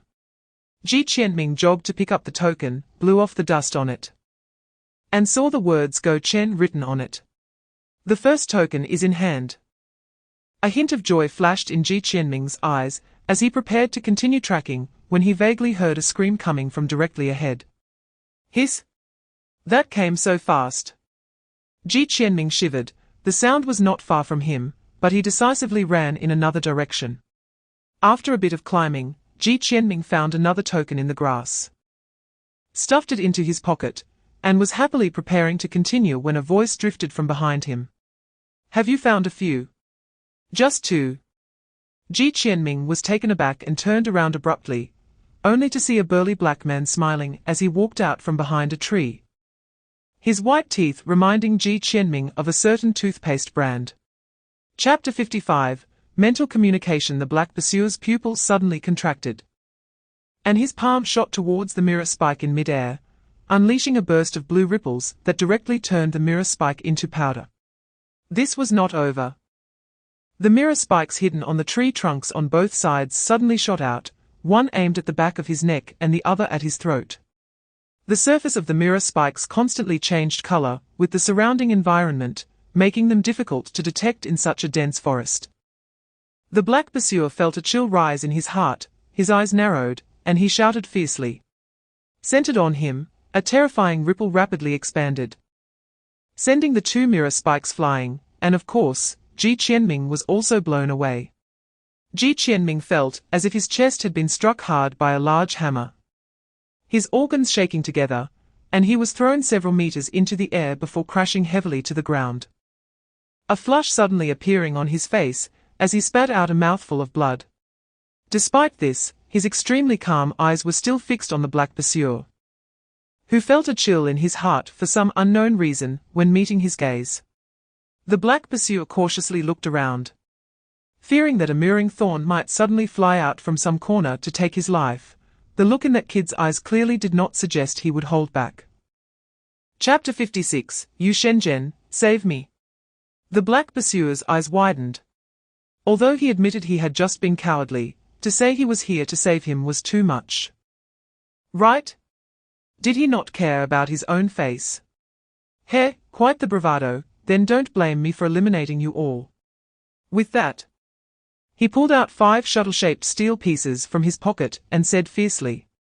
The wind gently blew through the boy's sideburns, and his squinted eyes revealed no signs of joy or anger. He lightly placed his hand on the knife at his waist, silently watching the arrogant black pursuer. A shockwave rippled from the black pursuer's hand, and the 5 steel pieces shot out like cannonballs, wrapped in tremendous kinetic energy. The boy's body bent slightly, both hands firmly gripping the knife sheath and handle, bringing the blade close to his side, narrowing his eyes as he carefully observed his knife handle. Ji Qianming suddenly felt this scene was somewhat familiar. Wait, isn't this the draw of the sword from Okio in SNK? An invisible aura emanated from the boy's feet, his drifting sideburns moving without wind. No sword, Iedo. The boy murmured, leaving a residual shadow in place in an instant. In a flash, he drew the sword and slashed out a sharp crescent. The unmatched momentum of the 5 steel shuttles was effortlessly severed by this blade light, and the wrapped tremendous kinetic energy instantly dissipated. Chapter 57, Trap. Invincible. The man in purple was taken aback and laughed. Good name. There was only one opponent. Upon seeing this situation, Ji Qianming's mind began to race. If the two of them joined forces, they could form a 4-on-1 situation. That bald boy had been able to hold out for so long on his own. Taking down the man in purple together should not be difficult. Ji Qianming winked at Yu Shenzhen and pointed a finger at the man in purple. After hesitating for a moment, Yu Shenzhen wrote a few words in the dirt with his finger. Wait for the opportunity. Open space. Wu Dai's hands were sparking continuously, making popping sounds as his rebellious eyes fixed on the man in purple, charging forward again. The man in purple held his forehead. Was this guy a madman? Forget the plan, let's take out this bald head first. A yellow leaf pattern flashed on his neck, and a giant rock hand suddenly emerged from under Wu Dai's feet, directly slapping the rushing Wu Dai off the ground. Wu Dai lost his balance and fell straight down from the air. His palms suddenly erupted with flames, and he flew toward the man in purple like a rocket. The man in purple raised an eyebrow, and several earth spikes shot up from beneath him, aiming for Wu Dai's face. However, Wu Dai in mid-air showed no intention of dodging and allowed them to stab toward his body. Chapter 58, Ordinary Entrance Test. The long knife danced in the air, swirling with a fierce wind, heading straight for the fire vortex. The two winds collided in the air, sweeping the surrounding leaves into the sky. However, the wind generated by the knife's aura merely diminished the momentum of the fire vortex before being directly blown apart. Come here quickly. At that moment, a huge mirror materialized out of thin air and was fiercely thrust into the ground by Ji Qianming. He shouted at the two in front, and they quickly hid behind the mirror. The others exerted all their strength to brace against the mirror as the fire vortex approached, flowing along the tilt of the mirror toward the sky. The scorching flames had no effect on the mirror at all. Once the fierce wind passed, Ji Qianming finally let out a sigh of relief. If he hadn't materialized the absolutely heat-insulating mirror, they probably would have been wiped out. Don't be impulsive. The power of the 3rd tier is something we can't resist individually, Ji Qianming said seriously to Wu Dai. This was no joke. If he acted recklessly again, they would likely be wiped out. HMPH, Wu Dai knew he was reckless, but still let out a cold snort without saying another word. We don't know his abilities right now. It's best to remain cautious, focusing on harassment. As long as we drag it out until the test ends, we win. Ji Qianming's mind raced, unconsciously entering a state of mental clarity. Chapter 59, 3-Color Positioning. Since you insist on this, don't blame your senior brother for being ruthless. His expression hardened, and the electric light tornado immediately moved toward them, chaotic lightning striking the ground from time to time, leaving a deep pit. Senior brother. Why are you so far away from us? Ji Qianming said with a slight smile. Yun Yi's heart sank, but he still spoke lightly. Do you think I'm afraid of you? Senior brother, if you had placed the tornado directly between us from the start, we wouldn't have lasted this long. However, you placed it in the woods hundreds of meters away from us.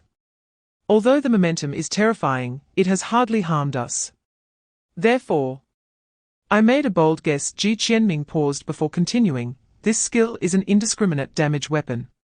Once it gets too close to you, you'll also be affected. So it can't be too far or too close, it can only linger in that small area. Moreover, under the influence of the fierce wind, you can't ride the wind to the sky. Which means as long as we get close to you. Ji Qianming had only said half, when Yun Yi immediately ran deep into the woods without looking back, with the lightning tornado following behind at the same speed. Chapter 60, The Trio. Ding dong. The doorbell rang, and Ji Qianming put down the half-organized luggage and opened the dormitory door. He saw Zhong Fan, dressed entirely in black and carrying a black suitcase, standing at the door with a slight smile on his handsome face, quietly looking at Ji Qianming. Boss? A radiant smile appeared on Ji Qianming's face as he stepped aside to let Zhong Fan in. After the group assignments were completed in the afternoon, the students began to rearrange their dormitories autonomously. Duan Luqingyu, Wu Di, and Wang Ruoyi formed a group, while Natalia and two other international friends were assigned to another group and had already moved out. The entire 304 was left with Ji Qianming alone guarding the empty room. Boss, Yu Shenzhen hasn't arrived yet. You can choose between rooms 2 and 3 first. Zhong Fan suddenly stopped, his eyes darting back and forth between the two rooms, showing endless entanglement and struggle, with a pained expression on his face. Is this a fear of choice? Ji Qianming was taken aback and couldn't help but find it amusing. Ahem, I'll take room 1, how about you take the room next to mine? Ji Qianming tentatively suggested. Zhong Fan's eyes lit up, and he seemed as if he had been saved, giving Ji Qianming a grateful glance before quickly walking into room 2. Chapter 61, The Origin of Leaf Patterns. The next day, in the leaf pattern theory class, the history of leaf patterns is too ancient to trace when they first appeared, but our researchers found some clues from ancient texts. On the podium, a tall female teacher adjusted her glasses and continued speaking. More than 1,008 years ago, although leaf patterns existed, their numbers were extremely scarce, only about 1/10 of what they are now, and their danger level was mostly below A rank. It wasn't until the divine realm opened a passage to Earth, causing great suffering, that the number of leaf patterns suddenly surged. And many high-risk leaf pattern users emerged like bamboo shoots after a rain, becoming the main force against the divine realm. What do you speculate about this? The female teacher revealed a thoughtful expression and waited silently for the students' responses. It feels like a biological defense mechanism. After a long silence, Wang Ruoyi timidly spoke up. The teacher's eyes lit up, showing an appreciative look, and encouraged her to continue. Wang Ruoyi organized her words and slowly said, when organisms are invaded by external viruses, they trigger their self-protection mechanisms and produce a large number of white blood cells to fight against the viruses. I feel like this is very similar. Chapter 62, The Duel of Heroes. Amid the gasps of the crowd, Yu Shengyuan lightly leaped, dodging two weapon attacks with an extremely tricky posture, his empty hands gently spinning. No blade style, willow shade. His hand touched a tang knife, and it seemed as if there was some magical force in his palm, causing the howling tang knife to be easily grasped, as if it were stuck in a quagmire. Bei Chen one blade style, angry wind. The moment he controlled the tang knife, he swung it in a circle around him, the blade's energy creating a gust that sent the surrounding weapons flying. The yellow feather coat fluttered in the wind as Yu Shengyuan landed steadily on the ground, casually hanging the tang knife at his waist, his posture resembling that of holding his Japanese long knife. The whole process happened too quickly for the onlookers to clearly see Shengyuan's movements. But such a splendid turnaround still earned him applause from many. The Japanese long knife spun in the air, as if drawn by an invisible force, landing straight into Zhong Fan's hands. Good knife. Zhong Fan inspected the blade carefully. It was light yet not flimsy. The snow-white blade had the perfect curve, and the edge shimmered with a cold light in the sunlight, resembling a winter stream, both chilly and lively. Chapter 63, The First Mission. Late autumn. Deep red leaves drifted down from outside the window. Ji Qianming finally woke up from his drowsiness, looking at the Western mythology history teacher on stage, who was speaking eloquently. Drowsiness hit him again. School had started for 2 months, and a third of the required courses for the first semester of freshman year had already been completed, including leaf pattern theory, maintenance and use of firearms, Western mythology history, Eastern mythology history, history of the divine realm, overview of tactical command, and practical classes. Ji Qianming's favorites were maintenance and practice of firearms and overview of tactical command, the former because it involved playing with guns, and the latter purely out of interest. Although Ji Qianming's performance in cold weapons during practical classes was average, his marksmanship ranked among the top in the class. Unfortunately, during these 2 months, his soul energy collection had made almost no progress. He was so close to the next level, but couldn't gather enough. Qianming, I am so bored. A note was passed from his desk mate, Natalia, who winked at him with a smile. The corners of Ji Qianming's mouth lifted slightly, as he added a line to the note and quietly passed it back. Me too. Why do we have to attend a class like Western mythology history? It's of no use for resisting the divine realm at all. Chapter 64, The Mirror Knife. Ding dong. The doorbell rang, and a middle-aged man in a logistics department uniform stood quietly outside the door, holding a large box. Is this Group 9's dormitory? The middle-aged man glanced at the note on the box and asked. Ji Qianming was taken aback and nodded lightly. The special weapons made for you by the RD department are ready for collection. Ji Qianming's eyes brightened as he quickly signed his name and carried the large box back to the living room. Every new student at Gou Chen had the opportunity to have a weapon custom-made according to their specifications by the RD department. A month ago, Ji Qianming and his companions had submitted their requests and filled out a thick stack of habit surveys. After a month, just before their first mission, it was finally completed. Boss? Yuan. The weapons have arrived. He shouted into the house. Zhong Fan, wearing pajamas, came out in response, still groggy.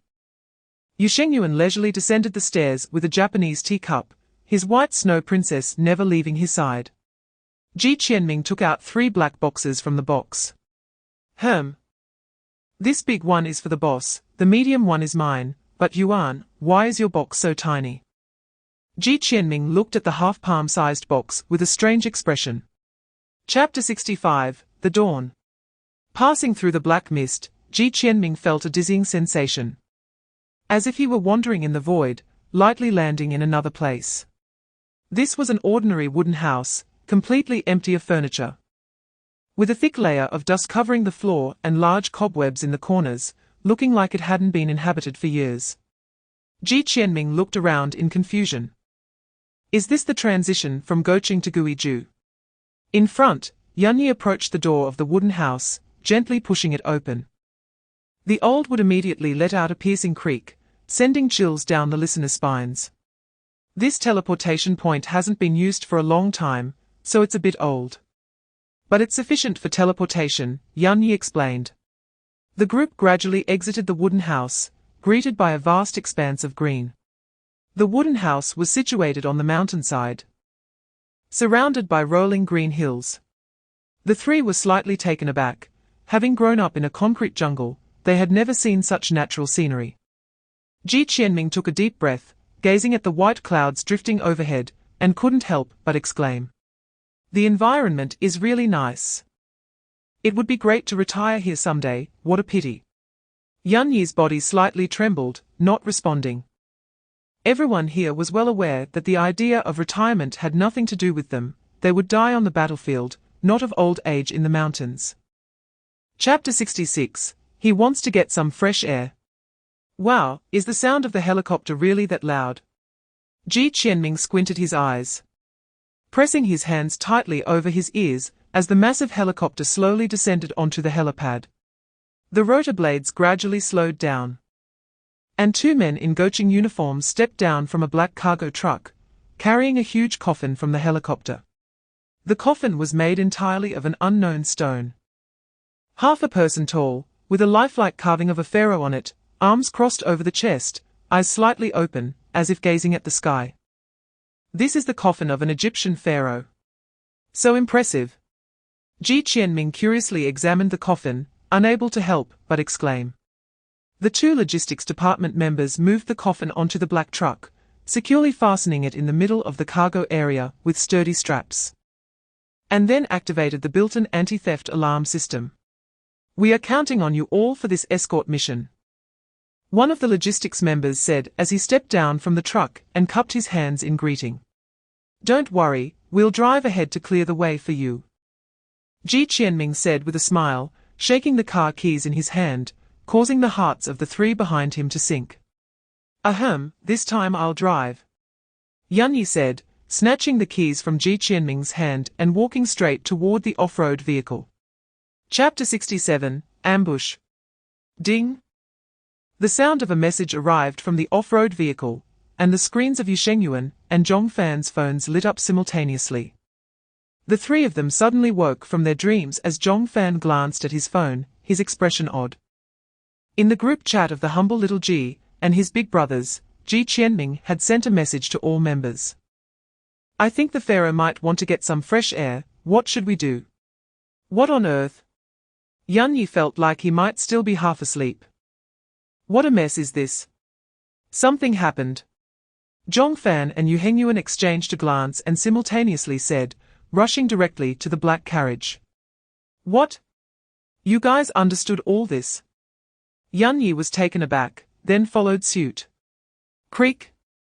The door of the carriage was slowly opened, and inside, Ji Qianming had a mirror knife hovering beside him, staring intently at the coffin with a look of great vigilance. What happened? Zhong Fan reached into his pocket, grasping a few metal balls, and asked. Yu Hengyuan remained silent. A flash of light glimmered on the ring on his finger, and Bai Zuji appeared in his hand out of thin air. There was a knocking sound. Ji Qianming pointed at the pharaoh's coffin and whispered. Knocking sound. The three frowned slightly, and after a few seconds of contemplation, Yan Yi asked. Are you sure you didn't hear it wrong? Chapter 68. The joyful gate. Isn't this a clumsy excuse that I would believe? Ji Qianming said somewhat speechlessly. Wait a minute. Ji Qianming suddenly spoke, and the two figures abruptly halted. Zhong Fan slowly turned around and spoke with a blank expression. If you intend to stop me, then still, no. I believe this task isn't as dangerous as Senior Yan Yi said. Ji Qianming said seriously. There were two attackers earlier, and only the one who entangled with Senior Yan Yi was at the Transcendence Realm, while the one who stole the coffin wasn't very strong. Zhong Fan and Yu Hengyuan's eyes lit up. Exactly, if that person were also at the Transcendence Realm, there would be no need for stealth. He could easily take down the three of us, and then deal with Yan Yi together. However, he has been trying to steal the coffin from the very beginning, using only 2 talismans, without displaying any powerful abilities. You see, our task is to escort the coffin, not to hunt down those at the Transcendence Realm. So all we need to do is find the rat that stole the coffin and get it back. Zhong Fan followed Ji Qianming's line of thought. Exactly. And that person at the Transcendence Realm is currently being pursued by Senior Yan Yi, so he poses no immediate threat to us. Ji Qianming added with a smile. Chapter 69. My peach blossom is terrifying. The lively dance floor suddenly fell into a dead silence, and Ji Qianming outside the venue covered his eyes in despair. Oh heavens! I wanted you to perform normally, not this normally. The landlady was stunned for a moment, then suddenly laughed, saying, I've never seen someone flirt like you before, it's interesting. But unfortunately, I'm not into that. Her smile gradually faded, and she waved her hand. Security, take him away. Several burly security guards surrounded Zhong Fan with unfriendly expressions. Zhong Fan frowned, about to say something, but then saw Ji Qianming outside frantically gesturing at him. After hesitating for a moment, he decided to obediently follow the security guards off the dance floor. Why didn't you let me continue? Zhong Fan asked Ji Qianming after getting down. Boss. If you kept talking, they would have called the police, okay? Ji Qianming sighed lightly and shifted his gaze to the smiling Yu Hengyuan. Yu Hengyuan's smile stiffened, and he said, I don't like this kind of girl.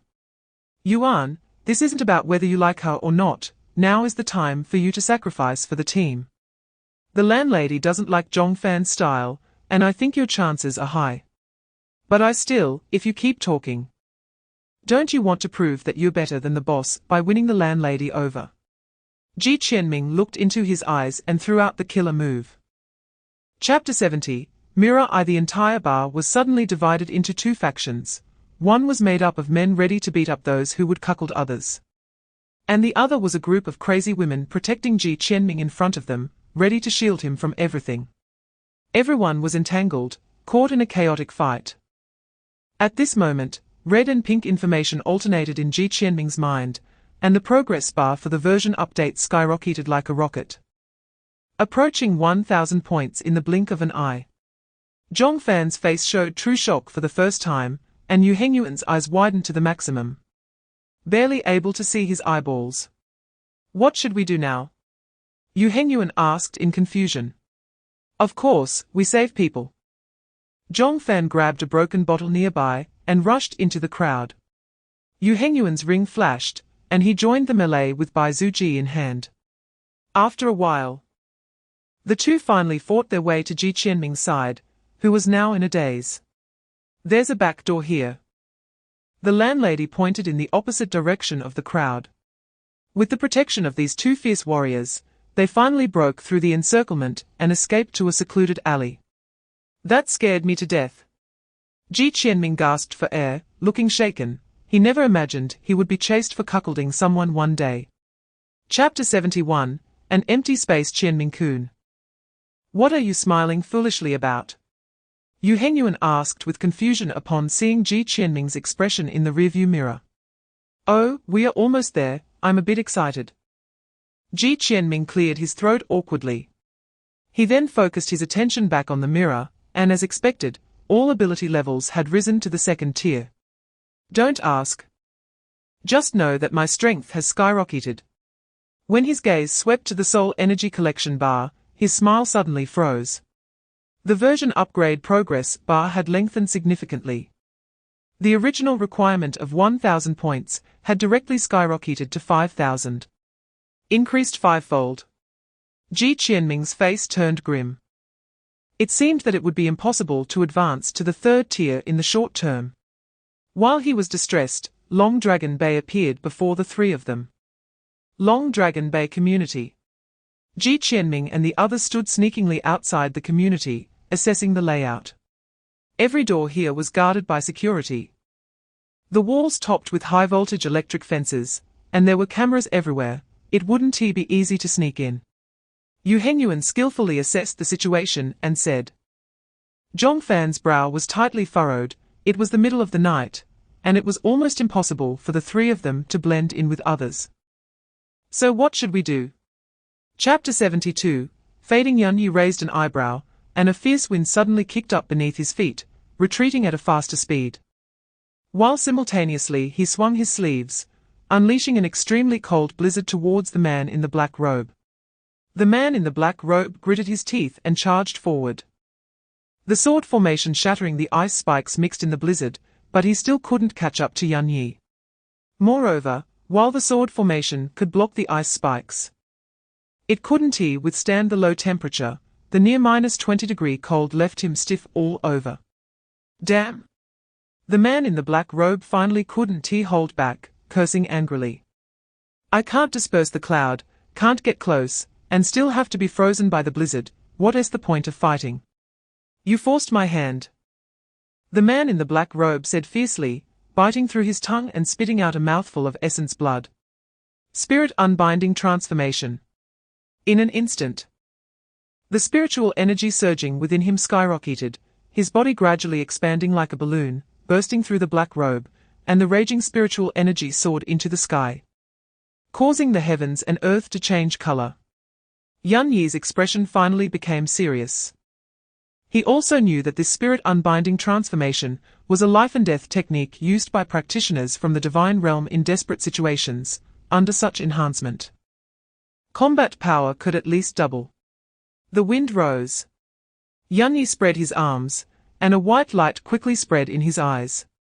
In an instant, a fierce wind surged, swirling around the man in the black robe. Chapter 73. The powerless Yuhara, who possesses astonishing combat power, is actually a powerless person. The scene from the first practical class resurfaced in his mind. Yuhara spread his hands and smiled, saying, I have no abilities. At that time, the two thought it was just a joke, but now seeing this scene, Zhong Fan was stunned for a moment, just about to speak. Suddenly, a flash of white light appeared, and the long blade of the Snow Princess was already pressed against Zhong Fan's neck, the sharp edge slicing a small cut in his skin, with streams of blood oozing out.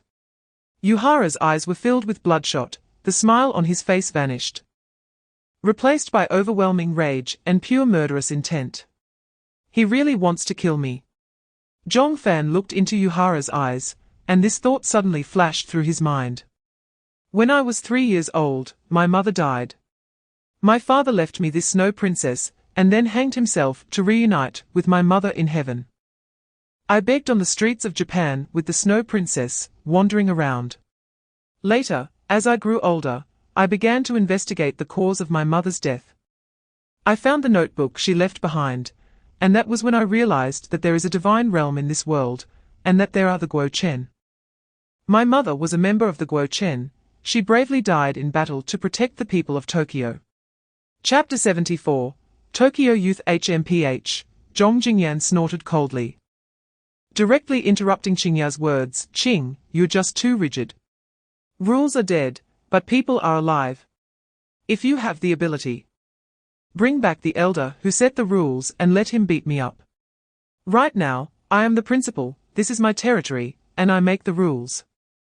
As Zhong Jingyan spoke, he began to hum along with the rhythm of Judong. Qingya was speechless, unable to tolerate Zhong Jingyan's tone, and quietly exited the principal's office. Once the door was tightly closed, Zhong Jingyan suddenly fell silent and slowly closed his eyes. 2 years ago, in Tokyo, the rain was pouring down.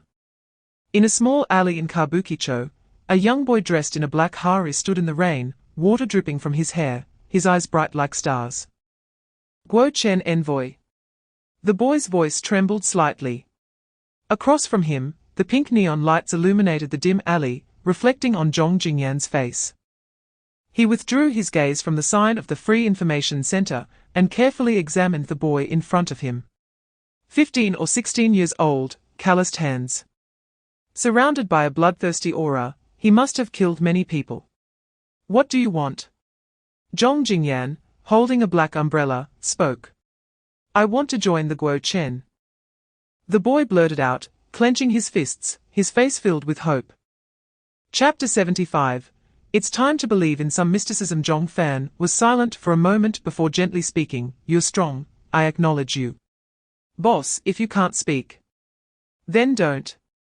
Ji Qianming almost cried out. Acknowledge me? What right do you have to acknowledge me? A person like you, with exceptional talent, doesn't understand my feelings at all. You're wrong. Zhong Fan walked up expressionlessly, his eyes fixed on Yuhara. I once truly had exceptional talent, with a loving mother and a bright future. Then, a disease took everything from me. 4 years of excruciating pain, my mother exhausted all her wealth for my illness, and in the end, I chose to commit suicide. Yuhara's pupils suddenly constricted. I fell from the roof of the hospital, but suddenly gained abilities and crawled out of my own grave a few days later. with all my ailments completely gone. I thought it was heaven's mercy, however, on the day I jumped. My mother was killed by the evil puppet master while trying to borrow money for me. The exceptional talent you speak of cost me my future. The ridicule and pain I endured for 4 years, and my mother's life. If I could, I would be willing to give up everything to have my mother safe. Chapter 76. Debris Flow. Guiyang looks pretty good. Inside the SUV, Ji Qianming pressed his face against the glass, curiously surveying the city outside. The three had been here for quite a while, but most of the time they were focused on their mission. Now that they had laid down their burdens, they finally had time to appreciate the beauty of this mountain city. Zhongfan drove without looking away. Yuhara sat in the back seat with his hands in his sleeves, squinting his eyes, unsure if he was asleep or awake. The place Senior Uni mentioned seems to be in the next city. It will take at least 3 hours to get there, Ji Qianming said as he turned on the navigation. 3 hours might not be enough. It's going to rain heavily, Zhongfan replied. Ji Qianming glanced out the window. Dark clouds had shrouded the city at some point, looking indeed terrifying. Then I'll take a nap first. I'll take over when I wake up, Ji Qianming yawned and said to Zhongfan. Zhongfan's mouth twitched slightly, as if recalling some painful memories. No need, I can drive. Boss is the best. Ji Qianming reclined his seat a bit, comfortably lying down. They hadn't slept all night, and as soon as he closed his eyes, he fell into a deep sleep. After an unknown amount of time, Ji Qianming slowly opened his eyes. Chapter 77. Deep in the mine. Zhongfan nodded, picked up Yuhara, and looked around for a place to take shelter. There's a cave. Ji Qianming held up his umbrella and pointed to a cave on the mountainside. The two took Yuhara into the cave, though it was called a cave. They soon discovered it was an abandoned mine. The mine was 2 people high, supported by braces inside, and the ground was laid with tracks, indicating it had been abandoned for a long time. The image of Dreamer Yi Wen flickered in Ji Qianming's mind, and a burning torch appeared in his hand out of thin air. After advancing to the second tier of Dreamer, he could now manifest objects through his imagination, even elements like fire. With the torch, Zhongfan set Yuhara down, unbuttoned his soaked clothes, and began to check his injuries. A broken bone. The rest are just superficial wounds. How did he manage that? The more Zhongfan looked, the more surprised he became. Being swept away by a debris flow from the mountainside, he only sustained these minor injuries. A soft grunt sounded, and Yuhara slowly woke up, looking around in confusion before coming to his senses. Where is this? He asked softly. Ji Qianming pointed above, indicating it was an abandoned mine. Chapter 78. The portal. Ji Qianming steeled himself, casting aside his fear, and pushed open the coffin, closing his eyes as he carried it on his back and jumped out of the car. Tap tap tap. Footsteps entered this space, and a snap of fingers sounded. A white light orb suspended at the top of the space, casting a soft white glow. The space finally revealed its true form. It was a vast circular altar, surrounded by 9 ancient stone pillars, and in the center of the altar was a hexagonal stone platform, with the van parked between the platform and one of the stone pillars. Hiding under the van, Ji Qianming took a furtive glance at the newcomer, whose face was very similar to the photo on the boss lady's phone. It was the black-clad man who had stolen the coffin. Where did the boss hide? Ji Qianming scanned the area, but saw no sign of the two. The thief, Liu Sanshui, glanced at the time, lowered his head to tidy his clothes, and smiled broadly. I can finally return to the divine realm. Although Earth is interesting, the women here are not as good as the female cultivators from Hongxiu Pavilion. TSK. I really miss them. Liu Sanshui licked his lips, a hint of lust gleaming in his eyes. A flash of silver light from the storage ring on his hand revealed several crystal-sized eggs on the stone platform in the middle, each exuding a mist of spiritual energy. Chapter 79. Desperate situation. At that moment, Ji Qianming on the ground leaped up, retreating a few steps while holding the mummy, surrounded by 13 fragments of mirror knives. In his mind, the dreamer leaf pattern flickered, and a black pistol appeared in Ji Qianming's hand.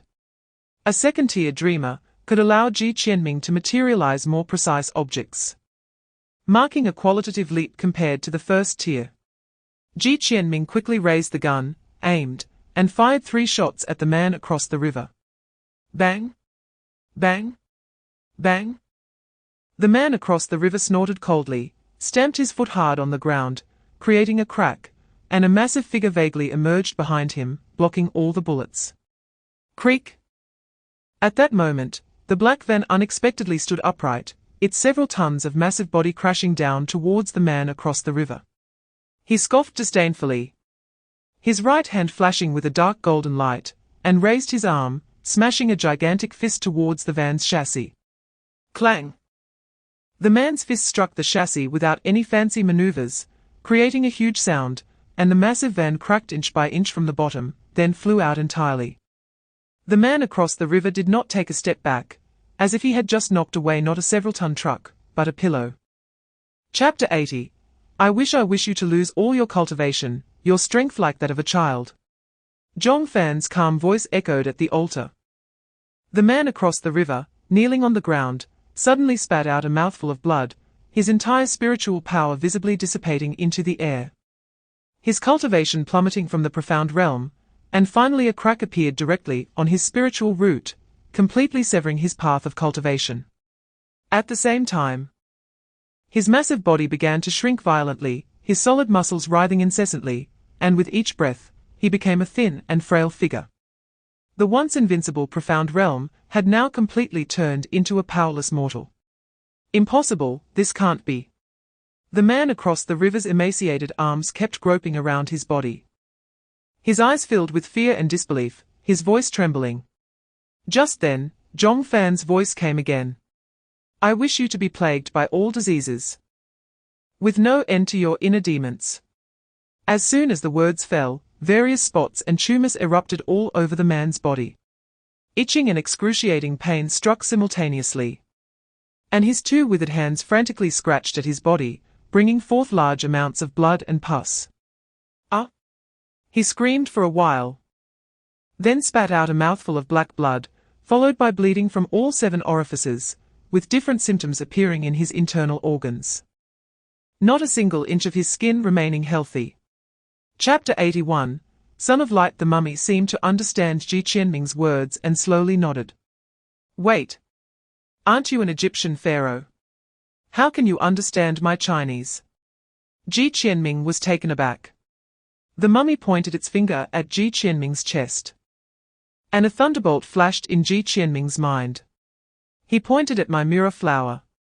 He knows my ability. After the version update, the added replication position had been empty. How did this mummy know? Who exactly is he? Ji Qianming suddenly recalled the knocking sound he heard at the beginning of the escort mission. Was he trying to communicate with me then? And just now blocking the punch from the man across the river was not his illusion. Moreover, this leaf pattern is very special. It has not dissipated for 200 years after his death, still existing on the corpse. It is said that this Egyptian pharaoh saw the enlightenment given by the leaf pattern before he died, and that this leaf pattern would become the dawn of humanity in the future, establishing a will to ensure his body would be sent to China 200 years later. The rumors about this dangerous item suddenly echoed in Ji Qianming's mind, and he suddenly figured everything out, pointing incredulously at himself. Is this leaf pattern waiting for me for 200 years? Chapter 82. Claire, Europe. Abandoned office building. People from Adam Academy, listen up. If you don't want your lovely new students to be killed, retreat to 10 miles away. A bald man holding a large knife stood on the rooftop, shouting loudly in English. At this moment, the area outside the abandoned office building was surrounded by military forces, with armed helicopters hovering above, and tanks and armored vehicles on the ground. Moreover, the bald man's consciousness had already detected 12 snipers hidden in the shadows. On the ground, several men in black trench coats wore serious expressions. Principal, let me go. Those inside are the hope of Adam. A young man urgently spoke up. He had long golden hair, and his handsome face boasted deep blue eyes that sparkled like stars. Peter, precisely because they are the hope of Adam, we cannot take action. The white-bearded principal sighed softly. The strongest inside is merely at the profound realm. Any one of us here could easily crush him, but we cannot. Half an hour ago, these people from the divine realm had used a magical artifact to transport all the new students here during their test and took them hostage to coerce them into opening a seal to the divine realm. Chapter 83. Instant kill. Gou Chen stepped out of the portal, noticing the students tied up in the corner, and Claire, who was beaten and barely conscious, frowned slightly. Kidnapping. As expected, scum. Who are you? Where's the man across the river? Moj asked warily upon seeing Gou Chen. Gou Chen did not respond. Silently sensing the fluctuations of spiritual power on these people, 1 at the profound realm, 3 at the thousand jun realm. The thousand jun realm is the second level of cultivation for practitioners in the divine realm, corresponding to second-tier ability users on Earth. However, in a head-on confrontation, leaf pattern users find it difficult to surpass thousand jun, because at this stage, the extraordinary ability of the leaf pattern does not have strong offensive power. Instead, thousand jun cultivators can easily overpower second-tier ability users with their physical attributes and magical artifacts. If the second tier is like this, it goes without saying for the first tier. Before the leaf pattern develops to the third tier, ability users find it hard to compete with cultivators. He is dead. Gou Chen, in a state of focused mind, spoke coldly like a merciless machine. The expressions of the cultivators in the room darkened, and they exchanged glances, simultaneously taking out their magical artifacts. A brat who hasn't even matured dares to charge in alone, another gift for Adam. Moj sneered. Gou Chen's crimson eyes coldly fixed on them, the dreamer leaf pattern flickering in his mind, and he materialized the white snow princess in his hand, slightly sinking his body as the power of dawn gathered around him. Chapter 84. Battle with Moj. The third-tier dreamer has reached the level that Renyi had before his death, and this highly dangerous leaf pattern finally showcased its terrifying side. Gou Chen shot out like lightning, the black demon's right hand carrying a massive amount of lightning, striking fiercely towards the blood serpent's head. The sound of thunder was like 1,000 birds chirping together.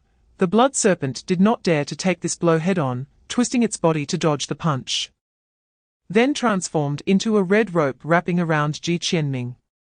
Gou Chen snorted coldly, and the light golden robe on his body burst forth with golden light. The power of dawn suddenly radiated outwards from him, directly sending the blood serpent flying.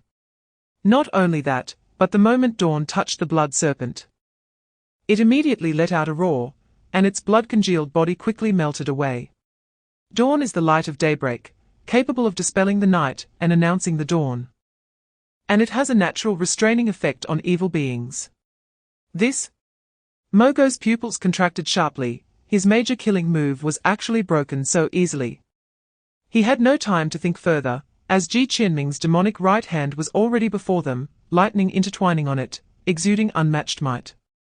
A blood shadow flashed, and Mogo vanished from his original spot, narrowly avoiding the punch. What kind of light is this? Mogo's figure appeared on the other side. His eyes filled with shock as he shouted loudly. Chapter 85. The Legend of the Light Knight. I should be going. Gou Chen cupped his hands towards the grateful new students and walked towards the teleportation portal without looking back, his light golden robe fluttering in the wind, looking extremely suave. Leaving the new students in a daze, Claire slowly got up from the ground, wanting to say something, but Gou Chen had already disappeared behind the door. Crack! Several spirit stones on the stone platform exhausted their spiritual energy and shattered simultaneously, and the black teleportation portal suddenly vanished, plunging the entire building into silence. He's so handsome. A girl couldn't help but exclaim excitedly, her eyes sparkling with stars. Yeah, we don't even know who he is. He's clearly around the same age as us, but so strong.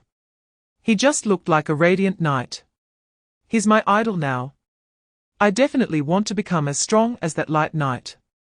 I wonder if we can see him again in the future. At this moment, the powerful individuals from Adam Academy arrived one after another, their expressions astonished as they saw the 4 corpses lying on the ground. In the shadows of the corner, a man slowly stepped out like a phantom. A young Eastern man radiating golden light walked out from the teleportation portal, killed these 4 individuals, and saved the students. He briefly introduced the situation to everyone. Chapter 86. The 8th End. Zhong Jingyan's expression darkened, putting away his frivolous demeanor, and looked seriously at Fatty Kui. How do you know about the end? Fatty Kui's expression stiffened, and he said forcefully, when I accompanied you to steal from the archive room that year, I wasn't blind. I accidentally flipped to the documents regarding the end plan. Accidentally? Zhong Jingyan raised an eyebrow. With your accident, you probably read through all the confidential documents, right? Fatty Kui's body shook. Am I talking about this with you? Just tell me if the end has been activated. Zhong Jingyan stared at him for a long time, sighed helplessly, and his expression softened. You fat idiot, if it were anyone else, I would have dealt with them by now. This matter concerns the future of humanity. You must not leak it out under any circumstances. Seeing Zhong Jingyan relent, Fatty Kui nodded vigorously, quietly waiting for his next words. The end is not just a name for a plan, it's also a name for a type of leaf pattern. A type of leaf pattern. Fatty Kui didn't understand Zhong Jingyan's first sentence. That's right. Above S-class, there exists another type of leaf pattern, which has many names: genesis pattern, end pattern, origin pattern. Chapter 87. Bad news. They actually have such a good thing. If I soak in it every day, wouldn't I be invincible? Ji Qianming's eyes widened. There's no such good thing. Fatty Kui glanced at him. This fountain of life appears once every 2 years, and each person can only soak once. The second time has no effect. That's why it's said to be your opportunity. Ji Qianming sat down in disappointment, and Fatty Kui slowly got up, preparing to leave. Oh right, although you didn't complete this mission, you killed a Transcendence Realm being and destroyed a teleportation portal, so this time I will reward each of you 10 credits. Fatty Kui suddenly remembered something and said with a grin. Ji Qianming's eyes lit up. This way, his credits would increase from 25 to 75. Equivalent to completing 2 C-class missions. What a good deal. After sending off the fat guy, Ji Qianming immediately slumped on the sofa, not wanting to move a finger. The after effects of forcibly increasing his rank hadn't ended. This state of complete exhaustion would last at least another 2 or 3 days. It seems that next time, he shouldn't easily plunder Zhu Yang's spiritual energy. Ever since he replicated the dawn, many fragmented memories had emerged in his mind, and he still hadn't fully digested them.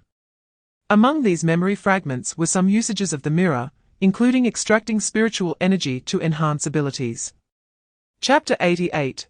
Sacrifice. Qingyu baby, long time no see. Baby. Are you avoiding me? Tomorrow, no one will accompany me for lunch. Qingyu baby, will you accompany me? 2 lines of tears silently slid down Duanmu Qingyu's cheeks, leaving a few ink stains on her blue robe, and her delicate face showed a painful expression. They encountered an ambush from the divine realm, and everyone fought until the last moment. They were heroes. I hope you will turn this grief and fear into motivation. Only by becoming stronger can you protect yourselves. Only then can you avenge your fallen comrades.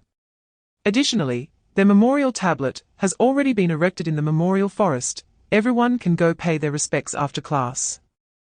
A flicker of anger flashed in Instructor Chen's eyes, but it quickly subsided as he spoke with full vigor.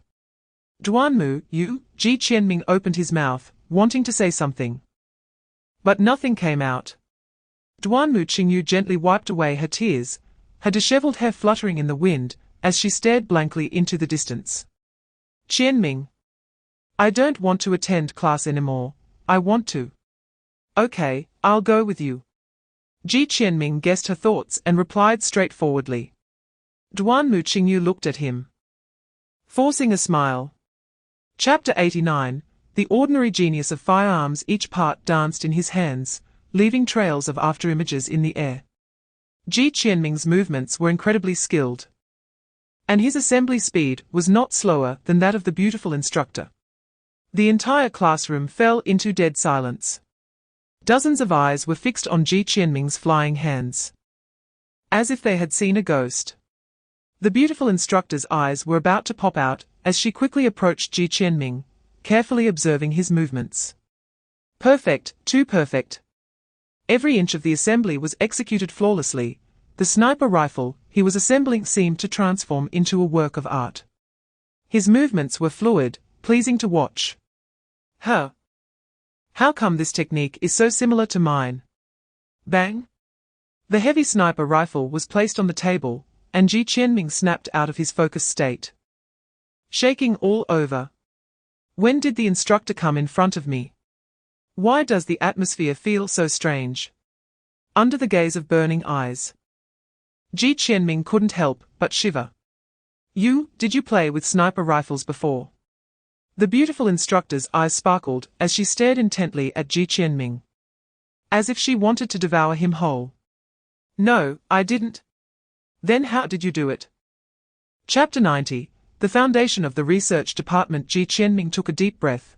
He originally thought that the Gou Chen Academy only trained superhumans to combat other superhumans. But in reality, there was a massive weapons factory underneath.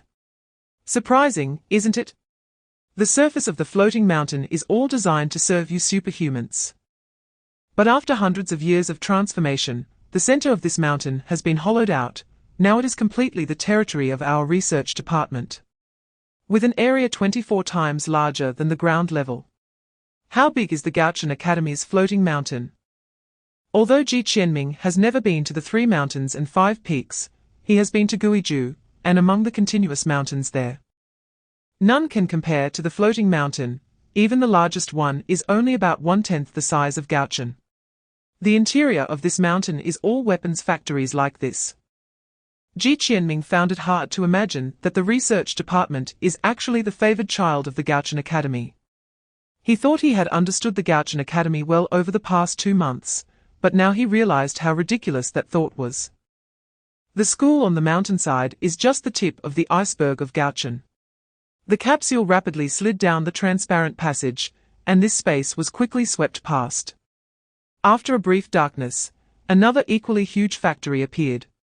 Chapter 91. The Abyss. This sniper rifle is over 2 meters long, entirely black, and like the external broken spirit gun. It also has a groove on the body. The difference is that the patterns on this sniper rifle are dark red, resembling bloodlines entwined around it. Technology and mystery are perfectly integrated, and from a distance, it looks like a hellish gun that has killed countless people, with a fierce appearance that leaves a strong impact. What a fierce sniper rifle! Ji Qianming was secretly shocked. This sniper rifle is the brainchild of our research department. Its principle is similar to that of the external broken spirit gun, but to better fit the characteristics of a sniper rifle, we have modified it several times. Its energy supply efficiency is 3 times that of those outside, and the bullet's flight speed is 20 times that of a normal sniper rifle. With a range of 5,000 meters. Coupled with the armor-piercing effect against spiritual power, 1 shot is guaranteed to kill. Even if it's a Taishu realm expert. Taking a direct hit would still result in injury. Chen Shanshan took down the fierce-looking sniper rifle and slowly rubbed its body, her eyes seemingly ignited with flames. 1-shot kill on a Tongzhuan. Ji Qianming trembled all over, looking at this terrifying sniper rifle, utterly shocked. What does it mean to be in the Tongzhuan realm? Most of the seniors at Gou Chen are at the 3rd stage. Even they might not be able to defeat a Tongzhuan expert, let alone a 1-shot kill. Chapter 92. Arrival in Shanghai. Bang! A figure shot straight down from the sky and crashed heavily into a target, kicking up a cloud of dust. Cough, cough, cough.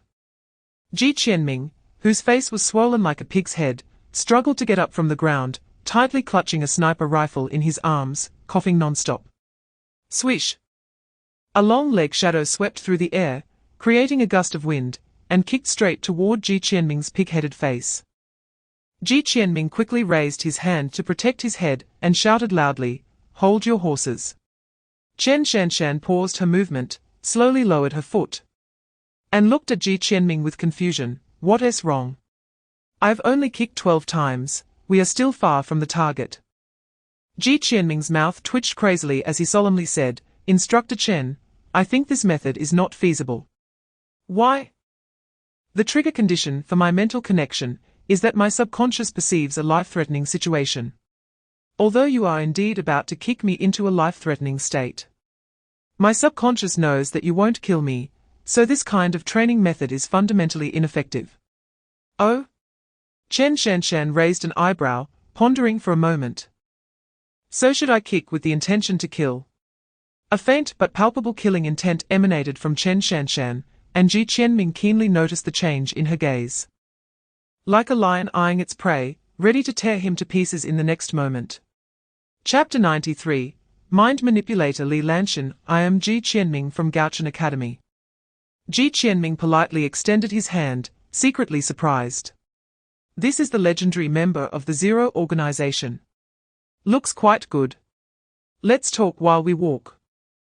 Li Lanshan thoughtfully opened the car door for the two, behaving like a gentleman.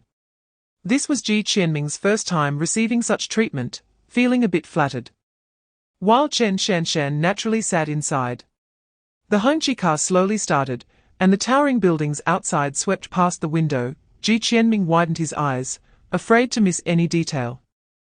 Ji Qianming, this is your first time in Shanghai, right?" Li Lanshan said with a smile, noticing Ji Qianming's expression through the rearview mirror. Cough cough, yes. Then you should enjoy your time in Shanghai. I'll arrange a place for you to stay, and we won't leave. Ji Qianming's eyes lit up, about to speak. But Chen Shanshan coldly interjected. "No, we must return to Gou Chen today." Ji Qianming's suddenly ignited enthusiasm was instantly doused, and he awkwardly sat back down. "Shanshan. You're still the same, don't be so rigid. HMPH, what scheme are you plotting that you think I don't know?" Chen Shanshan rolled her eyes. And Li Lanshan awkwardly chuckled a couple of times, falling silent. Chapter 94, Monster. You saw it too, it's not that I want to go back. The instructor has spoken, and I can't help it.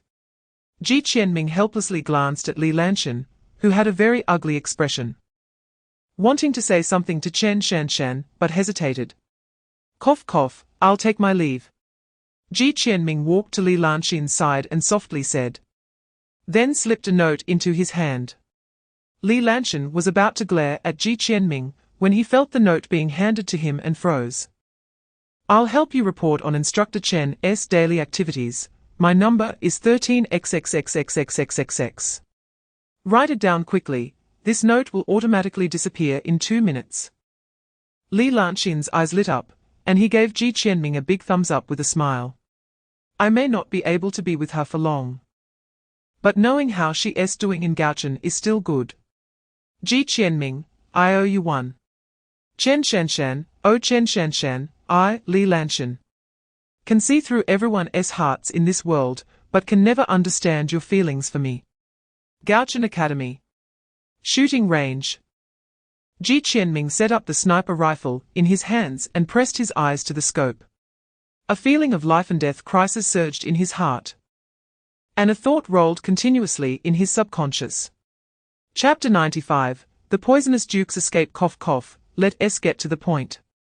Gao, you coughed lightly twice, interrupting Li Lanshan's wicked thoughts. Only then did Li Lanshan come back to his senses, regaining his composure. He brewed a pot of tea for the two and sat calmly on the sofa. So, what brings you to find me so late? Gao's expression turned serious. It's the poisonous duke, he has escaped. What? Li Lanshan's brows furrowed tightly, his face filled with disbelief. How is that possible? That's the No. 6 Forbidden God Institution. How did he escape? The number 6 Forbidden God Institution is a prison specifically used by the Zero organization to detain superpowered criminals, most of whom are members of the upper evil society, and it is entirely constructed from forbidden god metal, where even the most powerful superhumans cannot use their abilities. The prison is built deep in the ocean, and even if someone escapes, they cannot survive to return to the surface. In summary, since the establishment of the No. 6 Forbidden God, no one has ever successfully escaped. But now, one of the 4 envoys of the upper evil, Poison Duke, has actually become the first person to break out. It is still unclear how he did it, as no one has entered or exited during the time when the Forbidden God was present, and there are no traces left in the room where Poison Duke was held. It's as if he evaporated from within. Gao furrowed his brow, unable to figure out how he managed to do it. Chapter 96, Humanity. This ring is for you, specially made for the Abyss. Its storage space can perfectly contain the Abyss, so you won't have to carry it around anymore. Chen Shanshan handed over a black ring, which resembled the one on Yu Xingyuan's hand, but was different in color. Ji Qianming's eyes lit up. He had been envious of Yu Xingyuan's storage ring for a long time, and this time he finally got one for himself, and it was even larger in capacity. He put the ring on his left hand, and with a slight mental movement, the Abyss disappeared from his hand, having been stored inside the ring. And there's this. Chen Shanshan pulled out a small box from somewhere and handed it to Ji Qianming. Inside are 3 medium-grade spirit stones, as a gift. I believe you know their value. In the future, if you want medium-grade spirit stones, you'll have to exchange them for credits or money. Ji Qianming opened the box, and a surge of spiritual energy rushed toward him. Inside the black box lay 3 translucent jade stones, which felt refreshing just by being in front of him. This is a medium-grade spirit stone. Truly extraordinary. This was Ji Qianming's first time seeing a medium-grade spirit stone. And it was completely different from the low-grade spirit stones used for demonstrations in class. The spiritual energy stored in this stone was at least 100 times that of a low-grade stone. Chapter 97, Survival Training. Ji Qianming looked over at the sound, a slight smile on his face, and waved his hand. Natalia, are you going to Europe with the exchange team too? Yes. It seems like except for the ones on missions outside, like Team 12 and Team 14, and the fallen members of Team 11. Everyone else is participating in this exchange mission. This cohort of new students from Gou Chen Academy consists of 18 people, divided into 6 teams. Ji Qianming's Team 9 is ranked first, followed by Team 10, where Duan Muqingyu is, and then down to Team 14.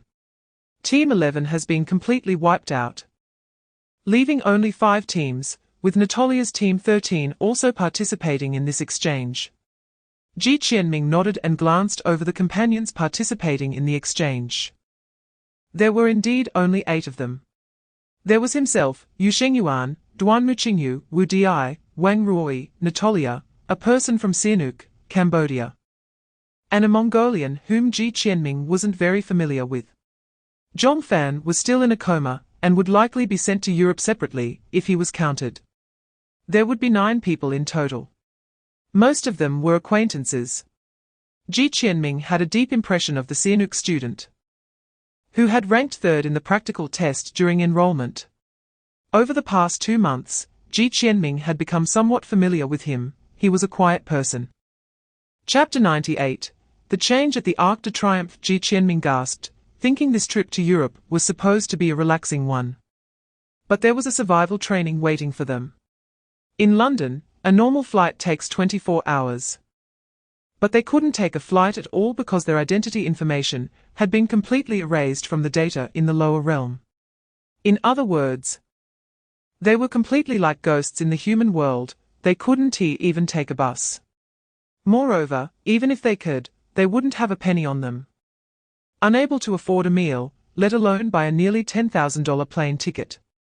I solemnly remind you that you may use your abilities, but you must not engage in activities harmful to the people's interests or endanger national security, said Fatty Kui seriously.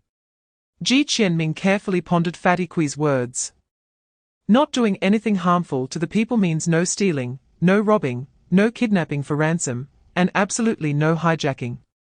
As for endangering national security, it likely meant not stealing important national items, such as transport planes or helicopters. Upon further reflection, these were not things they couldn't do. Ji Qianming's gaze shifted to the timid Wang Ruoyi. If she used her abilities, it wouldn't be impossible to steal a plane and fly away, but with her personality, she would never do such things. Chapter 99. The mission begins indeed. The Arc de Triomphe would not allow them to gather together. The remaining 5 exchanged glances, and shook their heads with a wry smile. "See you in London," Duan Muqingyu said, cupping his fists, leaving behind that sentence as he turned and entered the Arc de Triomphe. Wang Ruoyi gritted her teeth and followed closely behind. Then Yu Shengyuan lightly touched the ground and floated in. On the star map, light points appeared simultaneously in Cambodia, Russia, and Jiangsu. Ji Qianming smiled wryly at the last remaining Natalia. She hesitated for a moment, then, gritting her teeth, stepped forward and gently hugged Ji Qianming. "Qianming, see you in London. I'll wait for you to explore London together." Ji Qianming trembled all over, before he could fully enjoy the feeling. Natalia had already jumped cheerfully into the Arc de Triomphe, with the light representing South Korea lighting up on the map. From Natalia, Soul Energy collected 3, from Natalia, Soul Energy collected 5. In the mirror, pink text floated up again.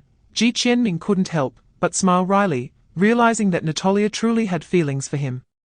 At that moment, another graceful figure rose in his heart. It was a girl with long silver hair, her pure gaze looking at Ji Qianming like a sprite. Chapter 100. This place is absolutely safe. Zhoushan, an abandoned factory. If this factory were placed on the map of the Zero organization, it would not be that abandoned lumberyard from 30 years ago, nor the factory still in use, and it wouldn't even be within the red circle they had locked onto. At this moment, in the underground storage room of this factory, 3 men wearing masks stood. "I say, Dream Master, is this place really safe?" The man with the black and white striped mask surveyed the surroundings, asking suspiciously. "Don't worry, I've infiltrated the dreams of those Zero organization people and checked. We are completely outside their search range. Those fools have no idea that I've altered their thoughts. Hey, the Zero organization is nothing special." The Dream Master in the blue and white mixed mask chuckled, crossing his legs leisurely. "Alas, this remote mountain area doesn't have any signal, otherwise we could play a game," said Xiao, who was sitting in the corner. "Don't forget what we are here for. If Lord Xin sees this, you'll be in for a beating." Wuan suddenly spoke, his voice harsh and metallic.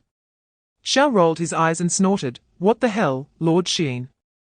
She's just a level 4, what's so great about that?" Chapter 101. Breaking the deadlock. Wuan, I can't see. Xiao hurriedly said. "You idiot.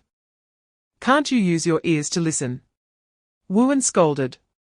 At that moment, Ji Qianming's right hand suddenly produced a bundle of black explosives, which he threw towards the 3 people. 13 fragments of mirror blades swiftly returned to his side, forming a complete mirror. Hardness enhanced. Fire resistance enhanced. Ji Qianming swiftly added 2 statuses to the mirror, and then detonated the TNT in the air. Boom! The deafening explosion echoed through the sky, and blinding flames erupted from the abandoned factory, with thick smoke billowing up. Not far away, the members of the Zero organization searching the lumberyard suddenly looked up, gazing towards the direction of the explosion. Li Lanchen and Gao Yu's expressions changed simultaneously, as they exchanged glances, and ran off together. "Hey! Wait for me!" The petite Zhuan, seeing the 2 running so fast, hurriedly chased after them with her short legs. Abandoned factory. Cough, cough, cough, cough. A violent coughing sound emerged as Xiao crawled out from the collapsed underground storage room.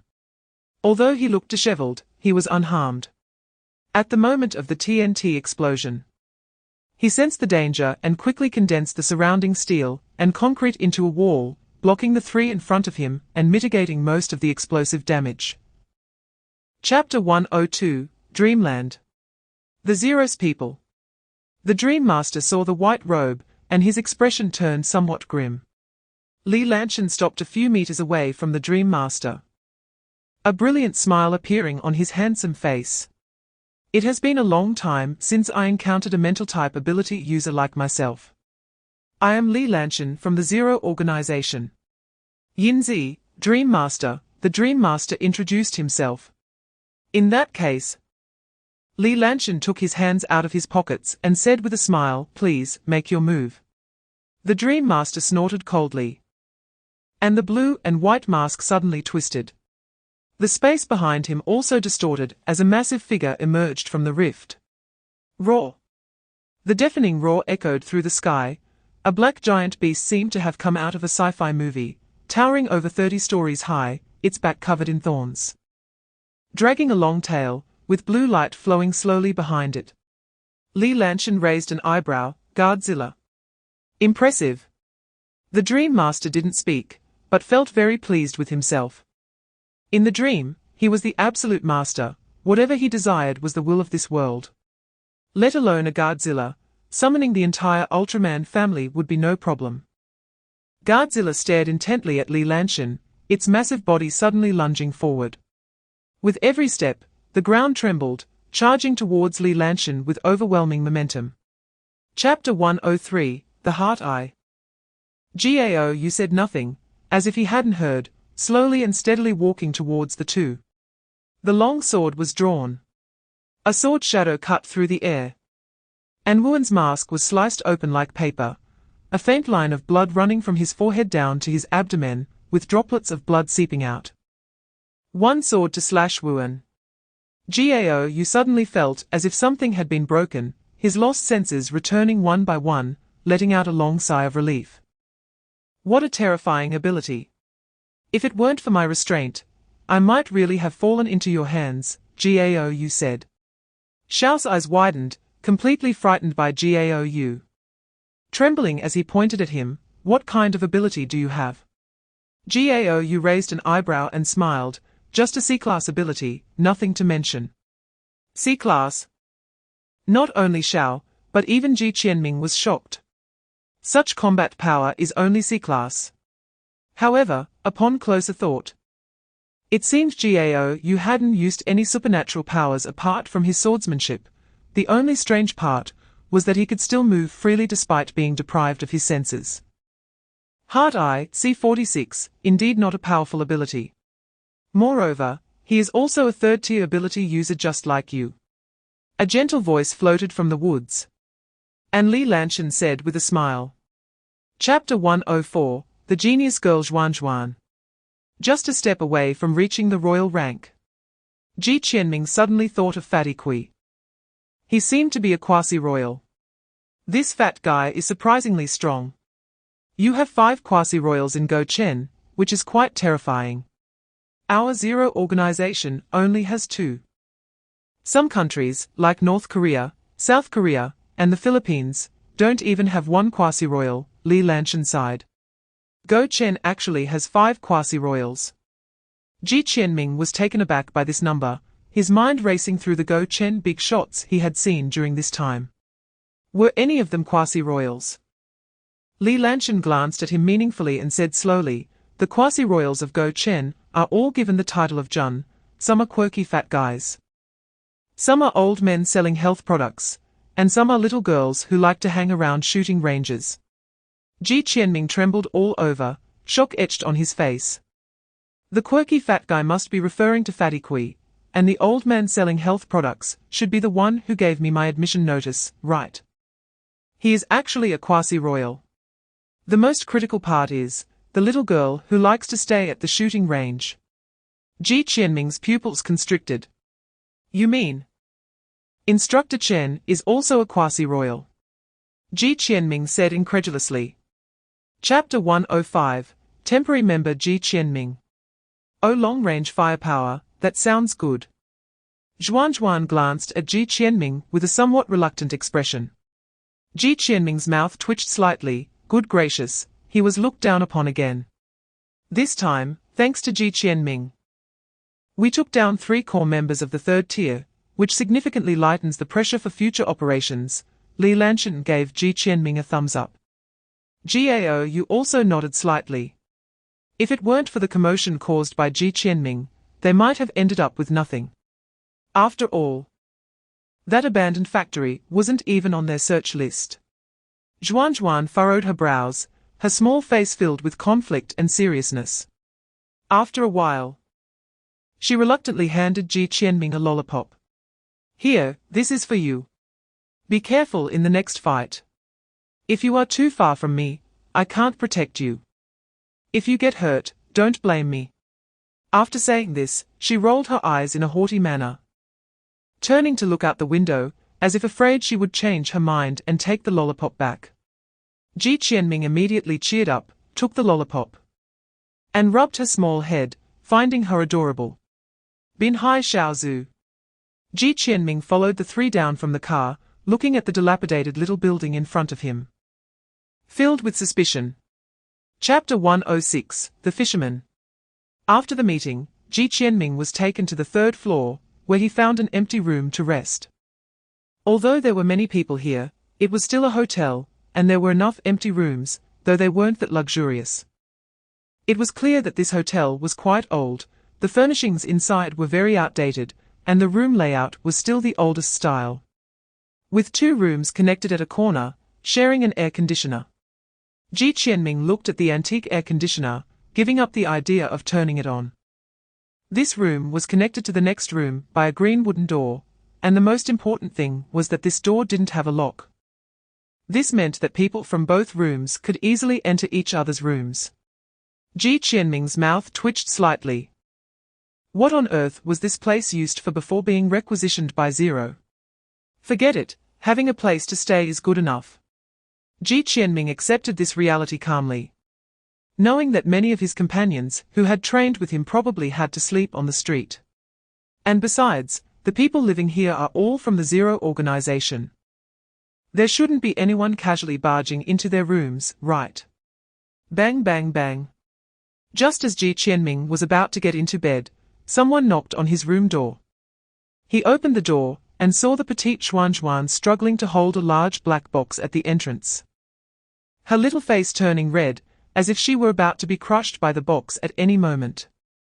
Chapter 107. Chapter 107. Sheen and the Poison Lord. The Poison Lord snorted coldly, slightly turning his head, the white mask of resentment facing a direction where a figure wearing a purple mask stood on a rock, watching the fishing Poison Lord. Sheen, you're late. An elderly voice came from beneath the white mask of resentment, sounding somewhat displeased. Hee hee. Sheen let out a bell-like laugh, melodious and pleasant. It's because you hid too well. I've been searching for a long time. The Poison Lord's brow furrowed slightly beneath the mask. Don't talk to me in that voice, it's really disgusting. HMPH. What an unromantic old man. Sheen spoke again, this time in a deep male voice. The Poison Lord glanced at him, remaining silent. Sheen had joined the Shangxia organization for many years, and no one knew whether he was male or female, nor had anyone seen his appearance. Every time the Poison Lord thought about the possibility of such a delicate voice belonging to a burly man, he felt a chill. Did you come alone? The Poison Lord scanned the surroundings and asked. I'm enough by myself, Sheen replied. The Poison Lord sneered, his tone filled with disdain. What are you? It seems the leader doesn't care much about that matter, actually sending you, a waste. Chapter 108. Chapter 108. Arrangement specifically naming Zero. He knew about the Poison Lord. Ji Qianming pondered, there aren't many people in the world who know that both Zero and the Poison Lord are on the run. The person who made the report definitely isn't an ordinary person. So who is she? Why did she want to inform Zero about this? The strangest thing is that neither Zero nor the Gou Chen have any powerful beings that fit the identity of the old woman. It's as if she appeared out of nowhere, leaving this piece of information and then vanishing. Li Lanshan sighed lightly. Was the call traced? It was traced.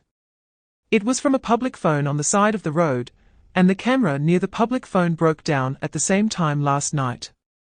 It's very likely that the caller did it. Given this situation, it's extremely difficult to find out the identity of the caller, which means the credibility of this information can't be assessed. No wonder the people of the Zero organization are so troubled. What should we do now? Ji Qianming asked. Li Lanchen thought for a moment and said, there are two possibilities now. The first is that this information is false, meant to divert our attention and create an opportunity for the Poison Lord to escape. But if that's the case, they didn't need to go through so much trouble. Just sending someone into the city to cause a commotion would be more effective. Chapter 109 Chapter 109 The moment of killing intent. Xuan took out a lollipop from her pocket and calmly said, that's the Poison Lord. If we fail, we can't let him leave alive, otherwise, the whole city will become a dead city.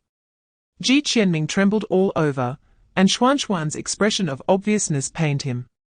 At this moment, he realized he had never truly understood this little girl. She was the Xuan who loved candy, loved to act cute, and insisted on learning how to shoot. But she was also a warrior willing to give her life to protect China. A sense of death appeared in her sparkling black gem-like eyes. The same sense of death was also present in Li Lanchen and Gao Yu's eyes. Xuan, let's go. Li Lanchen took out another lollipop from his pocket and handed it to Xuan, affectionately patting her head. Xuan obediently responded with an holding the lollipop and following Li Lanchen towards the Zijin building. The three figures in white robes fluttered in the wind, and the golden emblem of the Zero organization shone brightly in the sunlight. Ji Qianming stared blankly at this scene. For a moment, he wanted Xuan to be with him. He felt it was somewhat unfair to let such a petite child go through life and death with them. Now he realized how ridiculous this thought was. Chapter 110 Chapter 110 Sudden change. Victory was in sight. Just then, a sharp voice rang out. And invisible sound waves converged into a visible grey beam of light, shooting towards the three like lightning. This attack came too suddenly and was extremely fast, definitely reaching the speed of sound. Boom! An explosion sounded, and the entire reception area on the first floor was shattered by this blow. Gao Yu and Li Lanchen were thrown out in disarray, coughing violently. At the same time, Xuan, who was hiding in the shadows, swayed slightly and nearly fell to the ground. Just as the sound wave was about to hit the two, Xuan opened a barrier in front of them.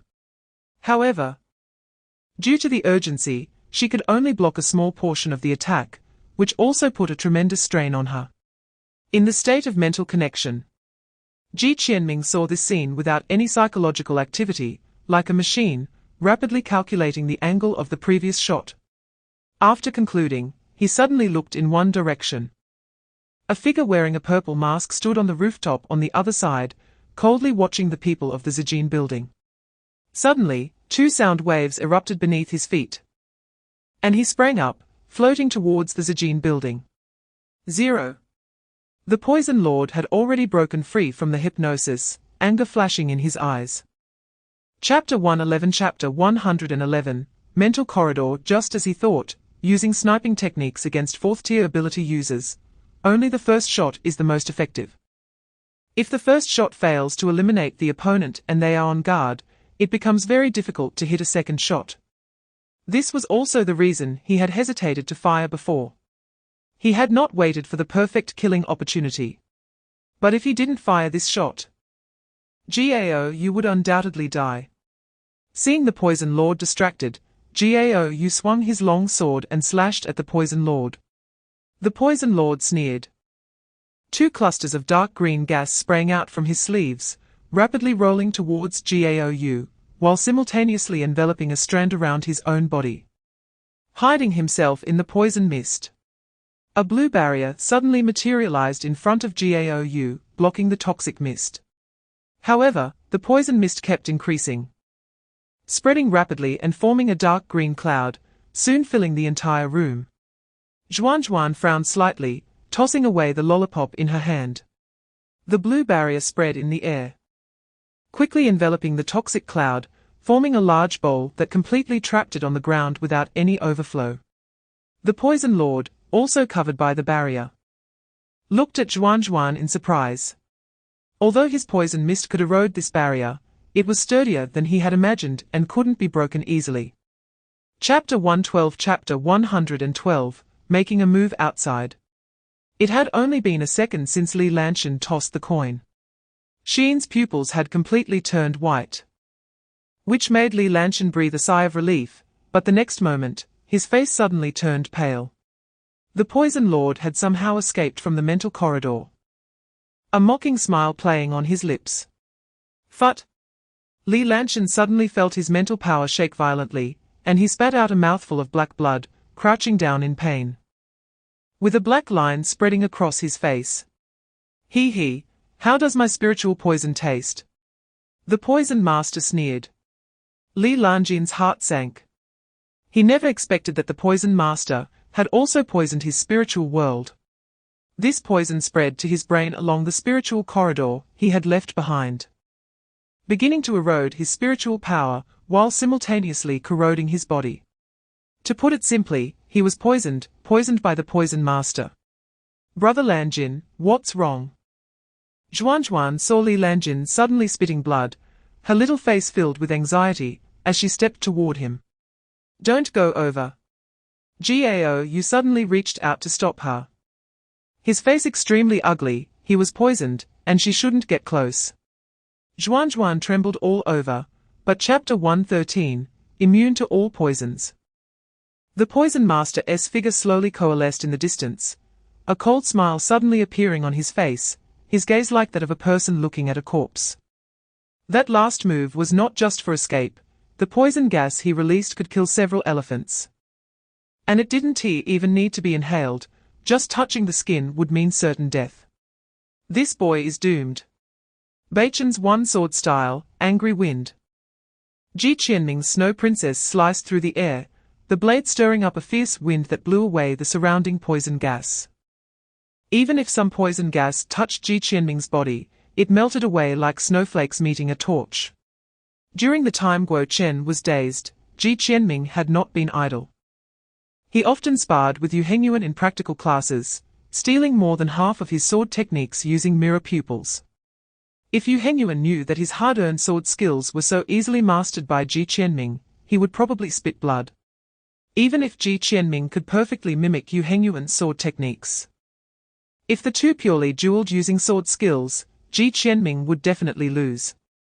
After all, imitation is just imitation. The wool condensed in Yu Hengyuan's sword techniques is something he cannot learn, and his sword skills are just outward forms. Chapter 114, Holy Hall.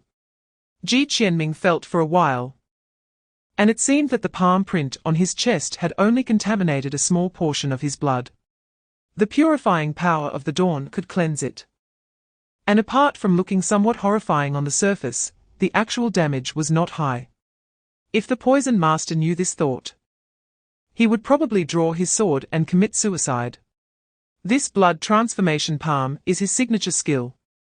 Anyone struck by this palm would have all their blood turn black within 3 seconds, and within 5 seconds, they would turn into a puddle of pus. But now this boy is actually standing there calmly. Is he human or ghost? The Poison Master gritted his teeth as a tide of poisonous insects surged forward, surrounding Ji Qianming. Since the poison couldn't kill him, then he would exhaust him. Ji Qianming's brows furrowed slightly. With the dawn, he was indeed immune to all poisons to a certain extent. It was difficult for the Poison Master to kill him directly, but he also couldn't kill the Poison Master. Not to mention anything else, just these poisonous insects could exhaust him to death. Let alone the fact that he had no idea how many hidden methods the Poison Master still had. Most importantly, the time for him to forcibly elevate his realm was nearing. The spiritual power he had drawn could only work for a short time. And this was the maximum he could bear now.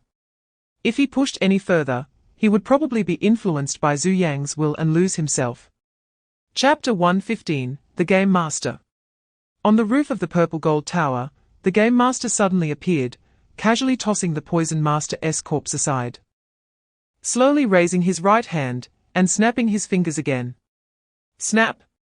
The Poison Master's eyes suddenly opened, and he sprang up from the ground, his face filled with terror. But after surveying his surroundings, confusion appeared in his eyes. Game Master! The Poison Master exclaimed in surprise upon seeing the Game Master standing aside. What happened to me? I'm not dead. You are already dead. The Game Master coldly shattered the Poison Master's illusions. I swapped your fate with a poisonous insect. So you can temporarily return to life, but only for 5 minutes. The Poison Master trembled upon hearing this, his face instantly turning ugly. You came to find out the whereabouts of that thing. The Game Master sneered, otherwise, why would I go through so much trouble to revive you, this useless one? He. I didn't expect you to dare betray the upper evil. Poison Master, you really have some guts. HMPH, what if you revived me? My original condition was to let me escape from Huaxia. Now that I'm dead, do you still want that thing's whereabouts? Truly wishful thinking. Chapter 116, Gou Chen and Adam. The Game Master stood in place without any intention of dodging. As Xi Ling's dagger was about to stab his throat, he raised his right hand and lightly snapped his fingers. Xi Ling seemed to see something in his eyes, and his pupils contracted. Snap! The Game Master and the Poison Master's bodies simultaneously erupted with white light, and in the next moment, their positions directly swapped. Because the Poison Master was quite short, the height at which Xi Ling originally aimed for the Game Master's throat could only barely graze the top of the Poison Master's head. At the same time, the Game Master suddenly appeared behind him, his hand flashing with cold light, a sinister dagger stabbing straight at the back of Xi Ling's head. Xi Ling felt a flash before his eyes, and without any hesitation, he tensed every muscle in his body, swiftly sidestepping and narrowly avoiding this lethal strike. HMPH. It's really disgusting to be able to predict the future, the Game Master said unhappily when this lethal strike missed. Xi Ling retreated a few steps, maintaining some distance from the Game Master, his expression serious. If he hadn't seen 2 seconds into the future, he would have been dead for sure. The most disgusting one is you, right? S12, Fate Exchange. Xi Ling sneered. Chapter 117, Shocking the Entire City. The Poison Master's skin gradually became transparent, with his blood vessels clearly visible underneath, and a bit of dark green gas flowing beneath his skin. He looked like a pufferfish about to explode, a highly toxic pufferfish. Not good. Daoquan's heart sank, a mysterious aura emanating from his body, and the black and white energies spread wildly. When Qinji saw that Daoquan was distracted, a spark of hope ignited in his heart, and he directly detonated the chaotic cultivation within him, his realm dropping from the void directly to the profound realm. But at that moment he finally had the opportunity to strike, resolving spirit into profound skill. Qinji didn't hesitate at all, immediately using this self-destructive technique to kill the enemy. His spiritual energy violently rolled, and in an instant, a void gate opened behind him, swallowing him whole. The space rippled slightly and soon returned to calm, as if nothing had happened. Everything happened too quickly. Daoquan was fully focused on expanding his domain. So even if he noticed Qinji's actions, he didn't distract himself to stop it. He could still distinguish between the survival of an entire city and a small cultivator. Moreover, this Qinji was already crippled and would no longer pose a threat to the earth. Chapter 118, I am the Underworld Monarch. This void gate was extremely unstable, constantly switching between reality and illusion. A disheveled figure slowly walked out, stumbling and falling to the ground. Bang! Ji Qianming heard this sound and quickly looked back, a handgun suddenly appearing in his hand, pointing like lightning toward the direction of the sound. He was a man with a twisted body, his limbs and torso contorted at strange angles. Sweat dripped from his face as he gasped for air, and there was a hint of ecstatic relief in his eyes. Until he saw Ji Qianming. Qinji's smile froze on his face, and Ji Qianming's eyes widened as their gazes met, creating an awkward atmosphere. A cultivator from the divine realm. Ji Qianming's heart raced. He was in a state of exhaustion, and had almost no combat ability left. Encountering a cultivator from the divine realm at this moment would surely mean death. A gun appearing out of nowhere. Is he a power user from Earth? A trace of despair flickered in Qin Ji's eyes. Not only had his cultivation dropped to the profound realm, but he had just used the Linghua Zhuan Gong. And now even a second-tier power user could take him down. The heavens want to destroy me. Qin Ji roared in his heart in grief and anger. Chapter 119. The death of Qin Ji. Qin Ji's pupils suddenly constricted as he prepared to turn around. A red light instantly pierced through his body, creating a large hole in his chest, yet not a drop of blood flowed out, as if all the nearby blood had been vaporized. Qin Ji stared wide-eyed, stiffly looking down at his chest, where strands of blood-red spiritual energy were emerging from within. He could even see his flesh and organs clearly. What is this? Before he could grasp what was happening, Qin Ji's vision suddenly went dark. His consciousness had been completely crushed by the blood-red spiritual energy. And he was already in a state of soul annihilation. The flying sword beneath him snapped in response, and Qin Ji's body fell straight down from the clouds.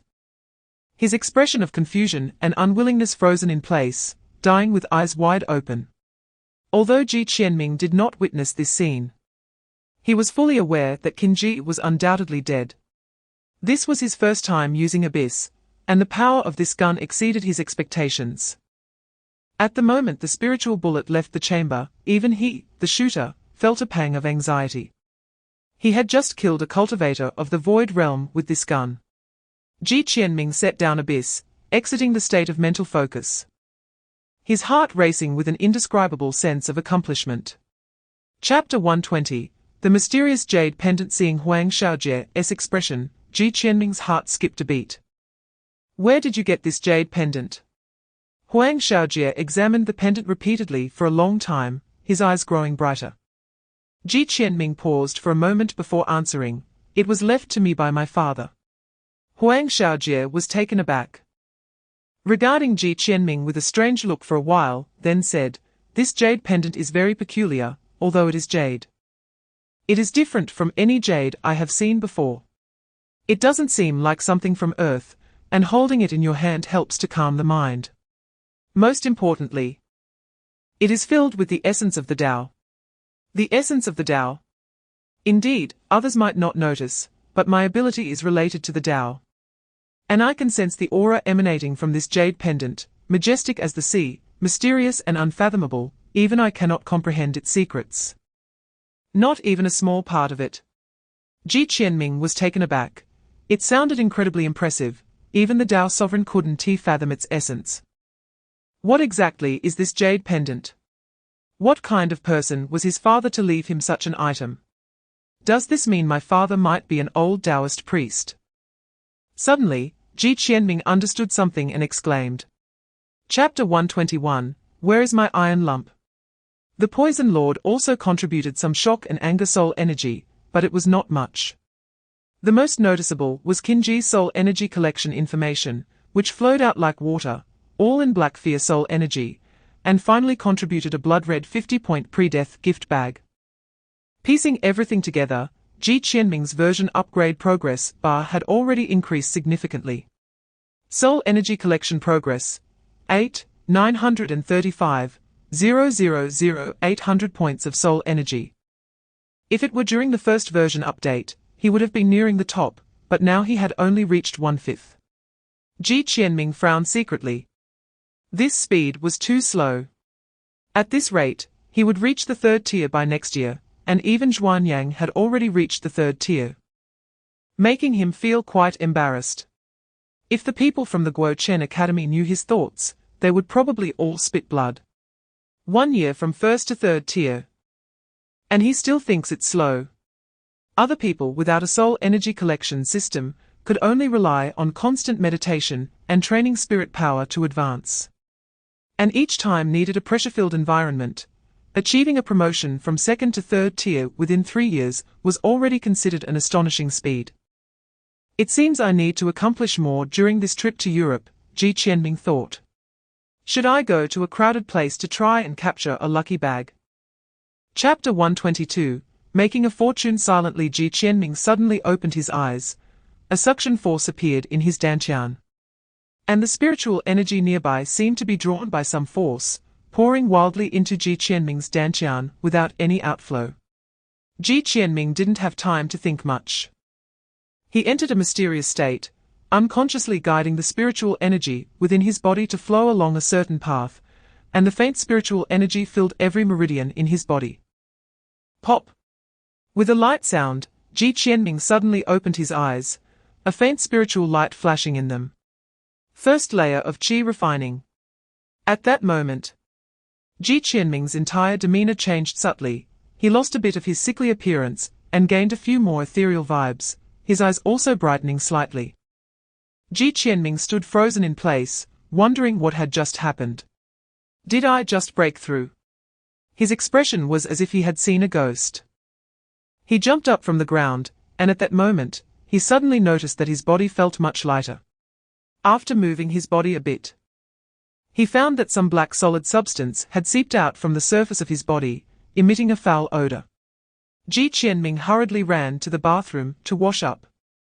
Looking at his figure in the bathroom mirror, Ji Qianming couldn't help but be taken aback. Chapter 123, Zhao Laos and Ji Qianming lay in bed for another 2 days. And the after-effects of forcibly raising his realm with Zhu Yang's spiritual power finally disappeared completely. He stepped out of the villa, took a deep breath of fresh air, stretched, and felt invigorated. Gao Yu had returned from Zhoushan a day ago, but after resting for a short while, he went out again, seemingly on some urgent mission. Ji Qianming couldn't help but click his tongue. It seemed that the Zero organization's business was indeed busy. Gao Yu said that Li Lan's mental poison was quite troublesome. The situation was stable now, but it would take some time before she could be discharged. For the past couple of days, Zhuan Yang had been living with Ji Qianming. She usually didn't stay here, but to learn shooting, she followed Ji Qianming around like a little tail. Ji Qianming taught her some basic knowledge, but he never let her touch a gun. Tomorrow was the day they would set off for London, and Ji Qianming got up early, heading out according to the address Huang Xiaojie had given him. This address was quite remote. Ji Qianming took over an hour of subway rides and then a taxi before arriving at the location, only to find that it wasn't just one antique shop, but an entire antique street, bustling with people buying and selling goods. Chapter 124, Zhuan Jade is an extremely rare type of jade in the divine realm, known as the Emperor of Jade. It is said to hold the power to carry the great Tao. Once, my ancestors had the fortune to attend the largest auction in the divine realm. The finale item was a piece of black jade the size of a grain of rice, which countless forces vied for, as this rare treasure was finally purchased at a high price by a powerful figure from a hidden sacred land. Ji Qianming widened his eyes in disbelief. A grain-sized black jade is worth that much. Looking down at the jade pendant in his hand, it must be at least the size of 1,000 grains of rice, right? Could it be that you're mistaken? If black jade is really as valuable as you say, how could such a jade pendant exist? Ji Qianming couldn't help but speak up. Zhao Laosan shook his head solemnly and said decisively, "Our ancestors described the characteristics of black jade in detail in their notes, so it is impossible to be mistaken. Let us not say anything else. Try putting this jade pendant next to your ear." Ji Qianming hesitantly brought the jade pendant to his ear and let out a soft gasp. He could faintly hear whispers coming from the pendant. The voice was very strange, neither distinctly male nor female, and the tone was obscure and odd, unlike anything a human could produce. Most importantly, after just a few seconds of listening, Ji Qianming felt as if his head was about to explode, and he quickly took off the pendant. Chapter 125, Departure. That night, someone delivered Ji Qianming's merit reward. First-class merit. Ji Qianming looked at the medal in the small box, his eyes nearly popping out. First-class merit is already a very high honor, mainly because Ji Qianming had turned the tide and saved 3 major generals. and indirectly dealt with 3 third-level opponents. Even the Poison Lord died because of him. This time, Xiling gave him a huge surprise. He originally thought he would be lucky to receive second-class merit, but unexpectedly, it turned out to be first-class merit. How many people could receive such an honor? Ji Qianming imagined the expression on the old dean's face upon seeing this merit, and he couldn't help but feel excited, nearly unable to sleep from the exhilaration. Fortunately, after obtaining the qi refining secret method, Ji Qianming had been studying it day and night, finally mastering the method of qi refining completely. Moreover, in the state of absorbing spiritual energy, he could restore his energy even without sleep. So Ji Qianming had no intention of sleeping and began to cultivate alone in his room. The next morning, Ji Qianming took a special vehicle and set off for London. From Xiling, he learned that the flight to London had a secret mission, so it would take off directly from the military base. He was repeatedly reminded not to disclose this matter, and once on the plane, not to ask too many questions. Upon arriving in London, someone would take him directly to the Tower of London. Chapter 126. Hijacking the journey from Shanghai to London takes about 20 hours or so. The two chatted for 7 or 8 hours, then had some meals provided by the plane before falling asleep. However, military transport planes are not very comfortable. And Ji Qianming slept lightly. When he opened his eyes, it was already pitch black outside. Looking out the window, he could clearly see a starry sky, with flowing clouds below. Looking further down, it was basically all darkness. Only when the moonlight spilled over the clouds could he see the shimmering sea surface. The Indian Ocean, the world's third largest ocean, is located between Asia, Oceania, Africa, and Antarctica, covering about 20% of the world's total ocean area. Traveling from Shanghai to London, the route passes through the Indian Ocean and the Mediterranean Sea, finally reaching the Atlantic Ocean. Since the UK and Ireland are countries located in the Atlantic, it seems that the journey has just passed the halfway mark. Ji Qianming couldn't help but sigh. Just a few months ago, he was an ordinary student struggling in a classroom, and now he was heading across the ocean alone for a mission. Fate is truly marvelous. Ji Qianming glanced at the time. It had just passed 11. He closed his eyes again and went back to sleep. Chapter 127. Drift. This black giant dragon was at least the size of 5 transport planes. Strangely, most of its flesh had decayed, and in some places, only bare bones remained, with hollow eye sockets, extraordinarily eerie. Compared to the dragons described in legends, this looked more like a moving dragon corpse, a skeletal dragon. Ji Qianming watched this scene, his mind shaken. There really are dragons in this world. Compared to the massive dragon, Lin Sumo's figure appeared extremely small, only able to passively evade the dragon's attacks. Just then, another figure in a white robe descended from the sky, wielding a red giant sword, piercing into the dragon's head. Another member of the Zero organization, Wang Qian. However, even after the dragon's head was pierced by the giant sword, this skeletal dragon showed no signs of being affected. It flapped its wings and directly tossed Wang Qian off its head, then a deep blue energy began to gather in front of its mouth. The next moment, a deep blue dragon breath was shot towards the two. Ji Qianming didn't have time to see the result of this attack, as he was now very close to the sea surface. Following the officer's instructions, he pulled down a strap, and a parachute suddenly sprang from his backpack. Ji Qianming felt himself being yanked by a tremendous force, stabilizing his rapidly descending body just in time. Chapter 128. All Huaxia people know Kung Fu. A ship. There was a ship. Ji Qianming became excited and used the last bit of spiritual energy to activate the wind technique, moving towards the direction of the ship. This ship was large. From its exterior, it appeared to be a cargo ship, with the name of a local British wine company written in English on it. Once Ji Qianming entered the cargo ship's range of vision, he stopped using the wind technique to avoid arousing suspicion. He then configured his mirror knives into a mirror shape, continuously reflecting sunlight towards the cargo ship's control room, 3 long and 3 short flashes. Soon, the cargo ship spotted him and slowly changed course towards him. Ji Qianming stood on the kayak, waving his hands towards the cargo ship. As the cargo ship passed by him, it lowered a ladder. After Ji Qianming climbed up the ladder, he found himself surrounded by a group of foreign men with thick brows and big eyes. "Who are you?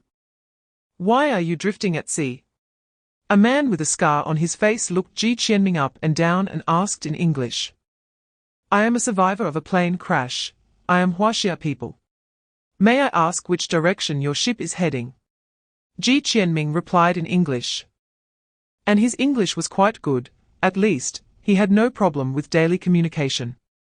Chapter 129, Pirates. While everyone was momentarily stunned, 13 mirror knife fragments shot out, effortlessly cutting through the hard submachine guns like they were made of tofu. The burly man's eyes widened in shock, his expression one of disbelief. As he pointed at Ji Qianming, trembling as he spoke. "What kind of sorcery is this?" Ji Qianming's lips curled slightly, and a shard directly sliced through the neck of a pirate trying to escape, causing a large spray of blood to erupt, staining the cabin's corridor crimson. "Goodness! Isn't this a bit too bloody?" Ji Qianming pondered for a second, then suddenly lunged forward, delivering a hook punch to the stunned burly man's jaw. The crisp sound of bone breaking echoed, and the burly man let out a cry, clutching his jaw as he fell to the ground. With Ji Qianming's current body strength at the second level of qi refining, he far surpassed these brute pirates. Even without using his abilities, he could easily handle them. The pirates behind him reacted quickly, drawing several shiny daggers from their waists and directly lunging at Ji Qianming's vital points. Ji Qianming raised an eyebrow, and the sharp knife in the pirate's hand suddenly froze in mid-air, before suddenly slipping from their grasp and stabbing several bloody holes into their own bodies. Chapter 130, Massacre. The surrounding pirates felt a blur before their eyes, and then everything spun around them. In a daze, they could still see their own bodies standing on the deck, blood gushing out like a fountain. One knife killed 8 people. The scar-faced man's pupils suddenly contracted. Without time to think about how Ji Qianming did it, he aimed his machine gun at Ji Qianming and pulled the trigger. Da. Ji Qianming twisted the knife handle, and 13 fragments combined to form a slowly rotating hexagonal small shield. The bullets poured in, striking the mirror-like surface with a piercing sound. But each bullet would suddenly change direction upon hitting the surface of the small shield, sliding off at another angle. Ji Qianming eliminated the friction on the mirror surface, causing the kinetic energy of the bullets striking it to lose almost no energy, and they directly ricocheted in all directions. In an instant, several pirates around Ji Qianming were hit, splattering large amounts of blood. The scar-faced man's eyes were filled with murderous intent, his index finger firmly pressing the trigger. Even as he watched his companions fall around him, he showed no sign of stopping, fearing that if he let go, Ji Qianming would charge at him. Unfortunately, there were many pirates around, and they were all desperate men. A few of them braved the hail of bullets, using their fallen comrades' bodies as shields in one hand while wielding curved knives with the other, rushing swiftly towards Ji Qianming. Chapter 131, Target, London. Passengers of a plane crash, killing pirates in retaliation. Several crew members looked skeptical, as they had witnessed the brutal pirates kill their companions with their own eyes. After all, they were armed. How could one person take them all down? However, the old captain chose not to question it. It was already fortunate to escape from the pirates, and as long as this Eastern youth meant them no harm, there was no need to pursue other matters. Ji Qianming untied the ropes binding the crew members one by one. Having been tied for too long, deep marks were left on their hands and feet, but fortunately, these crew members were in good physical shape, so the impact was not significant. A few of them emerged from the compartment and saw the sun hanging in the sky. Unable to help, but burst into tears of joy. After days of inhumane abuse, they had finally regained their freedom, as if reborn. However, when they ran to the deck and saw the corpses of pirates everywhere, their faces turned pale. They were just ordinary crew members. When had they ever seen such a bloody scene? A few of them immediately covered their mouths and ran to the side of the ship to vomit. The old captain, however, had little reaction. He merely frowned slightly and called a few crew members to throw the pirates' bodies into the sea, carefully cleaning the deck to ensure no traces of blood were left. Chapter 132, News. At that moment, his phone suddenly rang. Fat Kui answered it. And a few seconds later, his expression changed dramatically, and he leaped up from the sofa. Director, what happened? Park Ji-minute felt a tightness in her heart at Fat Kui's expression. When a teacher showed such a look, it usually meant something serious had happened. Fat Kui's chest heaved violently, and a flame burned fiercely in his eyes. Gritting his teeth, he said slowly. The transport plane Ji Qianming was on was attacked by a giant dragon. Giant dragon attack. Park Ji-minute trembled all over. Her mind flashing back to the first time she met Ji Qianming in Zhenjiang, recalling his youthful appearance. After Ji Qianming arrived at the Gou Chen Academy, they had encountered each other a few times, and she was quite fond of this junior. What were the chances of survival under a giant dragon's attack? 10 minutes ago, a member of Zero brought back his severely injured teammate to London, and now the rescue team was searching near the crash site. However, there was no sign of Ji Qianming's body among the wreckage. According to that Zero member, he likely jumped from the plane. But he could not be found in the surrounding waters. Fat Kui's expression was extremely grim. Those supplies were nothing, but there were still his students on that plane. Chapter 133, Catastrophe approaches. Haha, Mingjun, don't get too excited. I already asked our academy's diviner to do a reading, and that boy is still alive. But it seems that some force is shielding his presence, and we cannot determine his exact location. Hearing that Ji Qianming was alive, Fat Kui's expression relaxed considerably.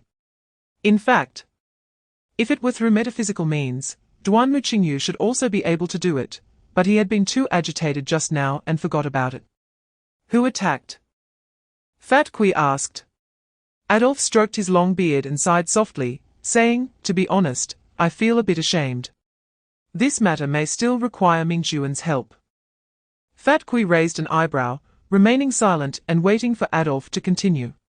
About 80 years ago, an organization of ability users called the Dark Church suddenly emerged. Most of its members were 3rd or 4th tier, using tarot card faces as their code names. At that time, England was thrown into chaos by them. It was a dark and bloody era. After a long period of struggle, Adam and the local superpower organization in England joined forces to destroy the Dark Church. Except for the fool who escaped, the other dozen members were all killed, and this organization never appeared again. We all thought it had been completely eradicated. Chapter 134, The ubiquitous magician standing on the deck of the Helen, Ji Qianming looked through his binoculars towards the front, and a coastline gradually appeared in his sight. Sir, that's Brighton ahead. The old captain walked up to Ji Qianming, a relaxed expression on his face. It feels great to be home. Ji Qianming put down the binoculars, feeling a bit excited. Ahead was the other side of the ocean, a completely different country. England, officially known as the United Kingdom of Great Britain and Northern Ireland, is a country composed of England, Wales, Scotland, Northern Ireland, and a series of associated islands, with a total population of over 64 million. Of course, if this population were placed in China, it wouldn't even be as many as one province. As the world's first industrialized nation, England was the undisputed world leader from the 18th to the 20th century, known as the Empire on which the sun never set. It won victories in both world wars. Although the dominant position of capitalism has now been replaced by the United States, it remains a formidable superpower. Sir, Brighton is not far from London. The straight line distance should be only about 70 kilometers. If you take the train, it would take about an hour, but considering your identity, I still recommend taking a black cab. Although it takes 2.5 hours, you won't need any identification. The old captain did not forget Ji Qianming's destination, and spoke up proactively. Chapter 135, Reunion with the girl. The little girl held her breath. Her big eyes fixed on the white dove circling in the mirror, unwilling to miss any detail. Ji Qianming gently tapped the mirror with his hand. And the white dove circling in the mirror suddenly changed direction, crashing against the mirror surface. In the next moment, the dove actually appeared outside the mirror, flapping its wings and circling around the little girl twice, before soaring into the sky. The little girl widened her eyes and excitedly clapped her hands, exclaiming, "Oh my! It really flew out of the mirror. You are the most amazing magician I've ever seen." The onlookers around, seeing this wonderful performance, also clapped, and in the next moment, many people took some change out of their pockets and gently placed it on the ground in front of Ji Qianming. Ji Qianming smiled as he picked up the coins on the ground. At that moment, a little girl squatted down, curiously looking at Ji Qianming, and said, "You are amazing. Is this magic?" He, little girl, you should believe in science. There is no magic in this world." Ji Qianming looked at the cute little girl in front of him, reached out to ruffle her hair, and couldn't help but think of Zhuanyang. He flipped his palm, and a bunch of yellow flowers appeared out of thin air in his hand, radiating a faint golden glow under the sunlight. Chapter 136, The Undying Girl. Claire.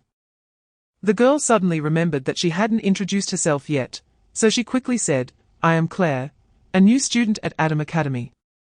You saved me when I was kidnapped by people from the divine realm. Don't you remember? Adam Academy." Ji Qianming's eyes widened. Could it be that all the people who were kidnapped that day were new students from Adam Academy, and he had saved them all?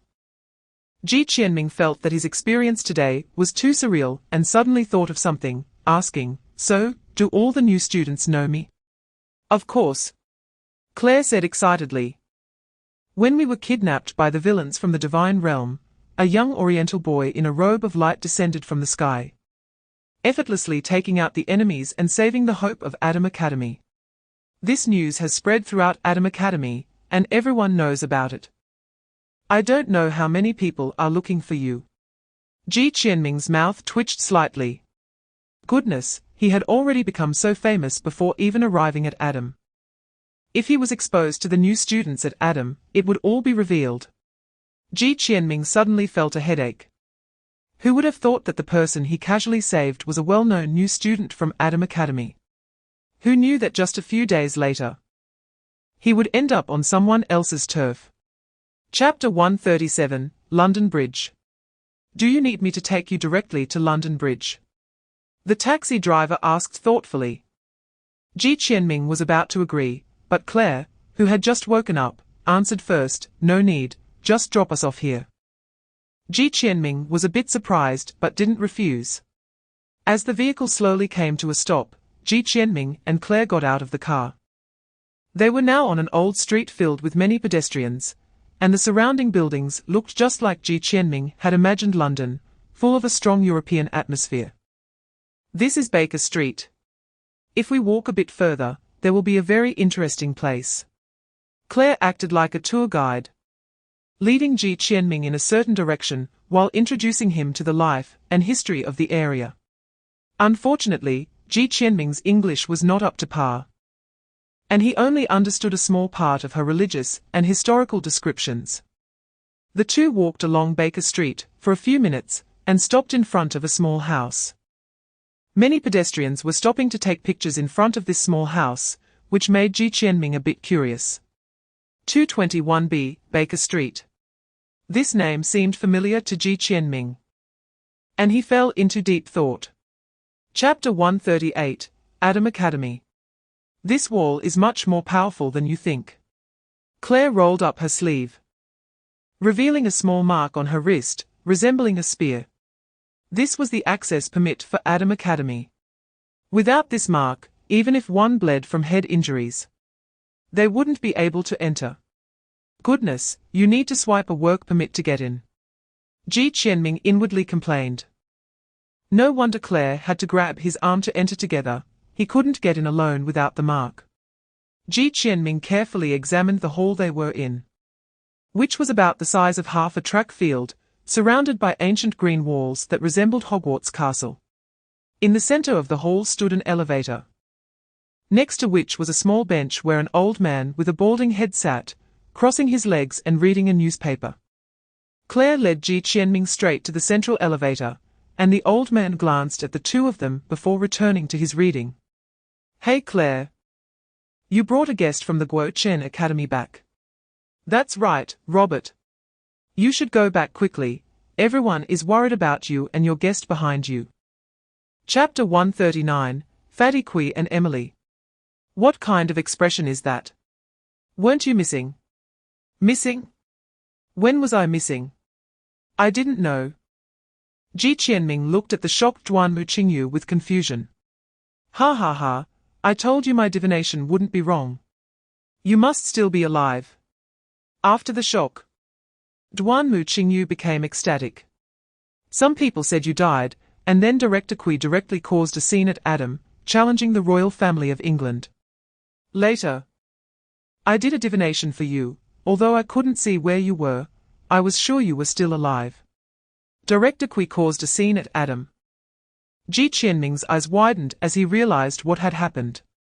Most likely, after the dragon attacked the transport plane, they didn't recover him and thought he was dead. After all, no one could have imagined that he could transform into a kayak with a speed comparable to a speedboat and directly escape to another route. Many people speculated that you might have been captured by the Dark Church, or drifted to a nearby island along a current. Director Kui was so anxious that he sent many people to look for you, and you actually returned to Adam with a beauty. You weren't just on a vacation. Were you? Duanmu Qingyu's eyes immediately landed on Claire, and his mindset began to crumble. Chapter 140, Nidhogg. After Emily and Duanmu Qingyu left, only Ji Qianming and Fatty Kui remained in the office. Ji Qianming sat on the sofa and detailed the entire incident of the transport plane crash to Fatty Kui, but said nothing about how he was rescued. Fatty Kui listened carefully to Ji Qianming's account, his brow slightly furrowed as he muttered, "Could the enormous undead dragon be the poison dragon Nidhogg?" Nidhogg? What is that? Ji Qianming heard Fatty Kui's murmurs and vaguely felt that he had heard this name somewhere, but he had no impression of it. Fatty Kui shook his head. A dragon from Norse mythology. You shouldn't ask too much about this, it's beyond your capability. But don't worry, the Dark Church dares to attack my students. I won't let this matter go easily. Norse mythology. Ji Qianming was taken aback. How did this end up involving mythology? He suddenly remembered a course called History of Western Mythology at Gou Chen, which covered Norse mythology. He also recalled asking Natalia why they needed to study this course. Ji Qianming clearly remembered Natalia's answer. It seems that some stories in mythology really exist. Chapter 141, The Broken Asgard. Encountering an attack from the Dark Church on the Zero transport plane to London, surviving the air disaster, and successfully arriving at Adam Academy. This is truly the most thrilling survival experience I've ever encountered. Fatty Kui smacked his lips and said with emotion. The other 7 people looked at Ji Qianming with strange expressions, feeling that his experience was quite different from theirs. While everyone else was trying various means to reach London, it felt like Ji Qianming was acting out a whole movie, a thrilling wilderness survival special operation. Although you didn't arrive in London on time, considering your outstanding performance, we will waive the penalty of deducting 3 credits, Fatty Kui announced, to which the others had no objections. Since everyone is here, let's have a good rest tonight. Tomorrow we will start the exchange with the new students of Adam. Everyone looked at each other in surprise, and Park Ji-minute, who was standing next to Fatty Kui, was also taken aback. Usually, the event would start a week after everyone arrived, so why was it so urgent this year? Director, how exactly will the communication take place? Is it a battle? Wang Ruoi asked first. Fatty Kui shook his head. It's not such a boring method. This time, the exchange between the 2 academies is also a good opportunity to promote your teamwork. Battling wouldn't have much significance, in fact, each exchange project is different. But this year is particularly special. Chapter 142, The Dark Church Jormungandr, the child of the evil god Loki, the giant serpent that perished alongside Thor during Ragnarok. Don't worry. It's just a corpse. The hunchbacked old man saw the shock in the cloaked man's eyes and sneered. Mythical creature. What do you want its corpse for? The cloaked man gasped, but quickly regained his composure and asked in confusion. Isn't it interesting? The hunchbacked old man's narrow eyes looked at the darkness beneath his feet, as if admiring a piece of art. Let the dead myths return. Let pure evil descend upon the world again. That is the faith of our dark church, and will become your faith. Upon hearing this, the cloaked man seemed to realize something and exclaimed, You want to resurrect this mythical creature? The hunchbacked old man shook his head. A hint of madness in his eyes. This one? No, it's not enough on its own. Our goal is only 1/3 complete. Only 1/3 complete. Meaning they still aim to resurrect 2 more mythical creatures. Wasn't the one that killed Thor, Jormungandr, enough? The cloaked man was secretly alarmed. Stop wasting time here, follow me. The hunchbacked old man said with a displeased expression after realizing they had wasted so much time. Chapter 143, Tactics isn't Asgard in Adam's storage room. Are we just going to wait for them to bring it out unless we barge in and forcibly take it? The hanged man was somewhat confused. The fool remained non-committal. But the newly joined demon suddenly thought of something and spoke slowly. So, can I ask a question first? The priest just mentioned that 9 cards have already been selected. But including me, there are only 6 of us here, right? Where did the other 4 go? Once he said this, both the hanged man and the queen were taken aback, then seemed to think of a possibility, and fell into contemplation. That's right. We indeed had 9 people before you came. However, during the retrieval of Jormungandr's corpse, the tower and the chariot died one after another. And now the hermit and the king are on their respective missions, and cannot participate in this meeting, so there are only 6 of us now, the fool replied lightly. The demon nodded. By this calculation, they had a total of 8 members. Although not many, it was definitely not too few. In any case, this mission still requires the participation of 3 people. Besides the hanged man and the world, Mr. Demon, your body's abilities will be very helpful for our operation. After the meeting, I will discuss the details with you privately, the fool said. Chapter 144, Single Dog. Upon hearing Ji Qianming speak up, everyone showed a hint of surprise. It should be noted that Ji Qianming had drawn the blue bamboo stick during the entrance exam, which meant his combat abilities were not strong. Becoming a target would not only attract teammates, but also enemies. Could Ji Qianming handle it? Duanmu Qingyu looked seriously into his eyes, his face showing some hesitation. You are the commander. Wang Ruo's ability is not suitable for combat. Natalia and Hassan do not have abilities that expose their positions. And Yuan is more suited as an assassin. So, I am the best choice. Ji Qianming was not impulsively wanting to be a target. He knew very well that there was no better candidate besides him. Besides, with his current strength, anyone treating him as support would definitely meet a tragic end. Duanmu Qingyu seemed to have made up his mind, slowly nodding, all right, then let's do it this way. He then continued, during this time in Adam's realm, I also gathered some intelligence on the opponents. There are a few individuals we need to pay special attention to. First is that kid with the backpack, yes. The one who looks like he's only 13 or 14 years old. His name is Alex, and his ability is brain domain development, although the danger rating is not high. He is arguably the smartest person on Earth, with his brain developed to 23%, more than twice that of Einstein, and he has built his own robot army. It is said that given enough time, he can construct a fortress in a desolate desert. Chapter 145, The Exchange Begins. Asgard. A beam of light descended from the sky, and Ji Qianming's figure emerged from it, landing steadily on the ground. Ji Qianming looked up, there was no sky, no sun, only a faint blue glow enveloping the heavens. Moreover, above his head, he could see floating continents, one of which was very close, suspended in mid-air, and he could even see every street on it clearly. Why does this feel so much like Inception? Ji Qianming thought to himself. He lowered his head and suddenly froze. Below his feet was a broken bridge, shimmering with colorful lights, as if made of LED screens. It was called a broken bridge because Ji Qianming was currently standing at the edge of it, with the end of this fragment behind him. Rainbow Bridge. Ji Qianming was somewhat surprised. He didn't expect to see the famous Rainbow Bridge as soon as he entered. The Rainbow Bridge in Norse mythology is the massive bridge connecting Asgard and Midgard, with 7 colors of light flowing on it, also known as the wobbly path to heaven. Ji Qianming took a brief look and then stepped toward the other end of the bridge.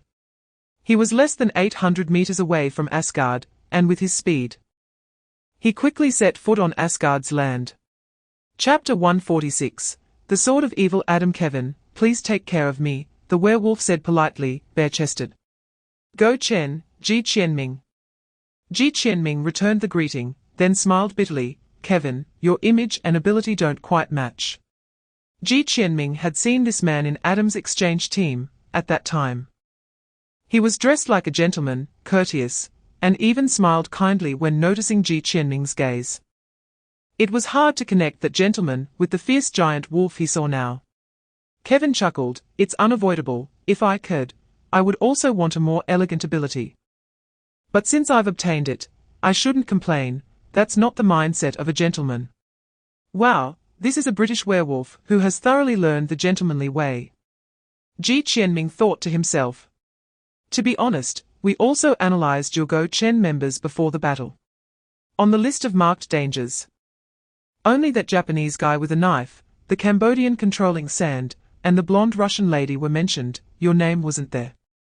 But the moment I saw you, I felt a sense of danger, similar to a beast's instinct. Perhaps you are the one hiding the deepest, Mr. Ji Qianming. Chapter 147.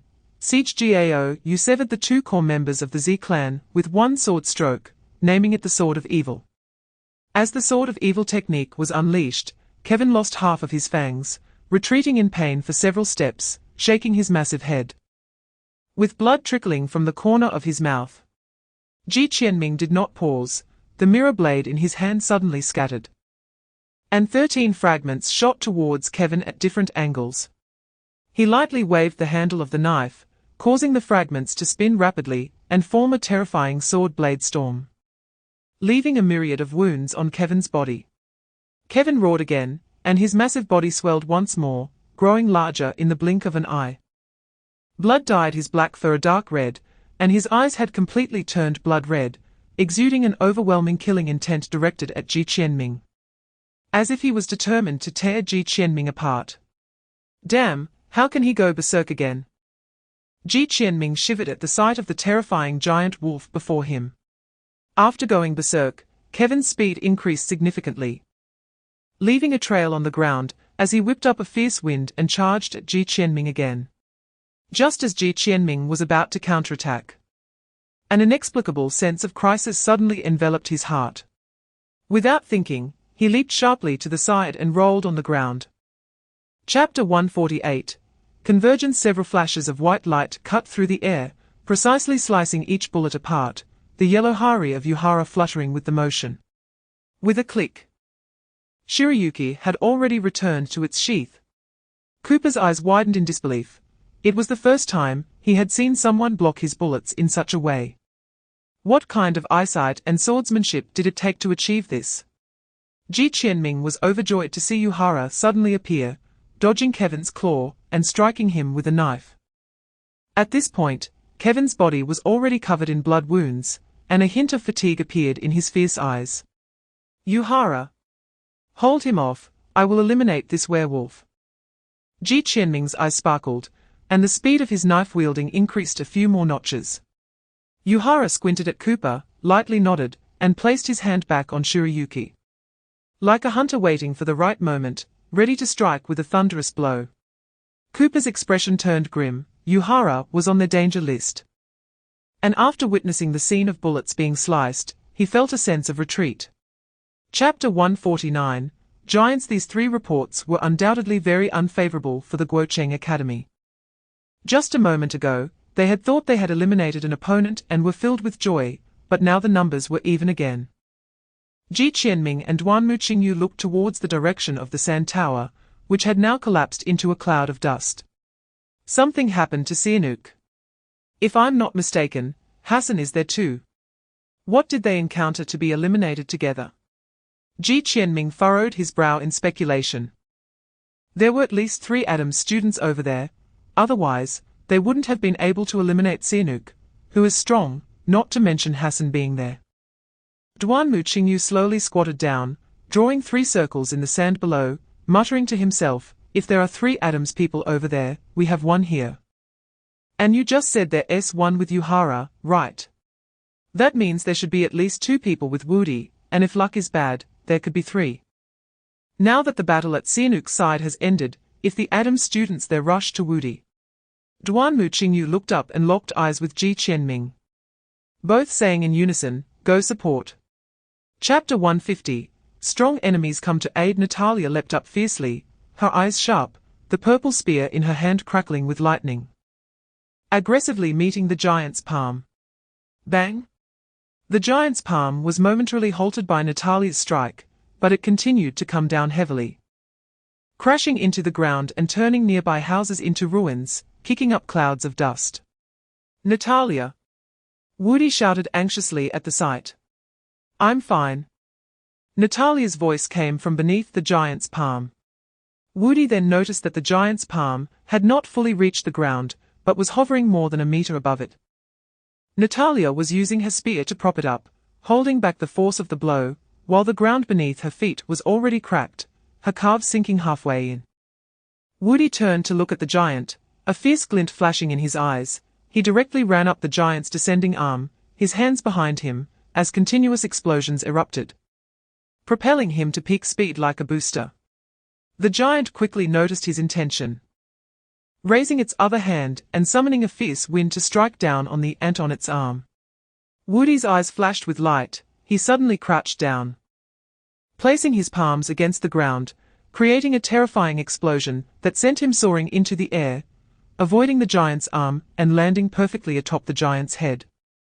Wudi clasped his fists, and a series of crackling sounds erupted from between his hands as he struck down hard towards the giant's head. Chapter 151, Claire and Natalia. Claire saw Natalia charging towards her with the purple spear, and, instead of being surprised, felt delighted. A surge of battle intent erupting in her eyes.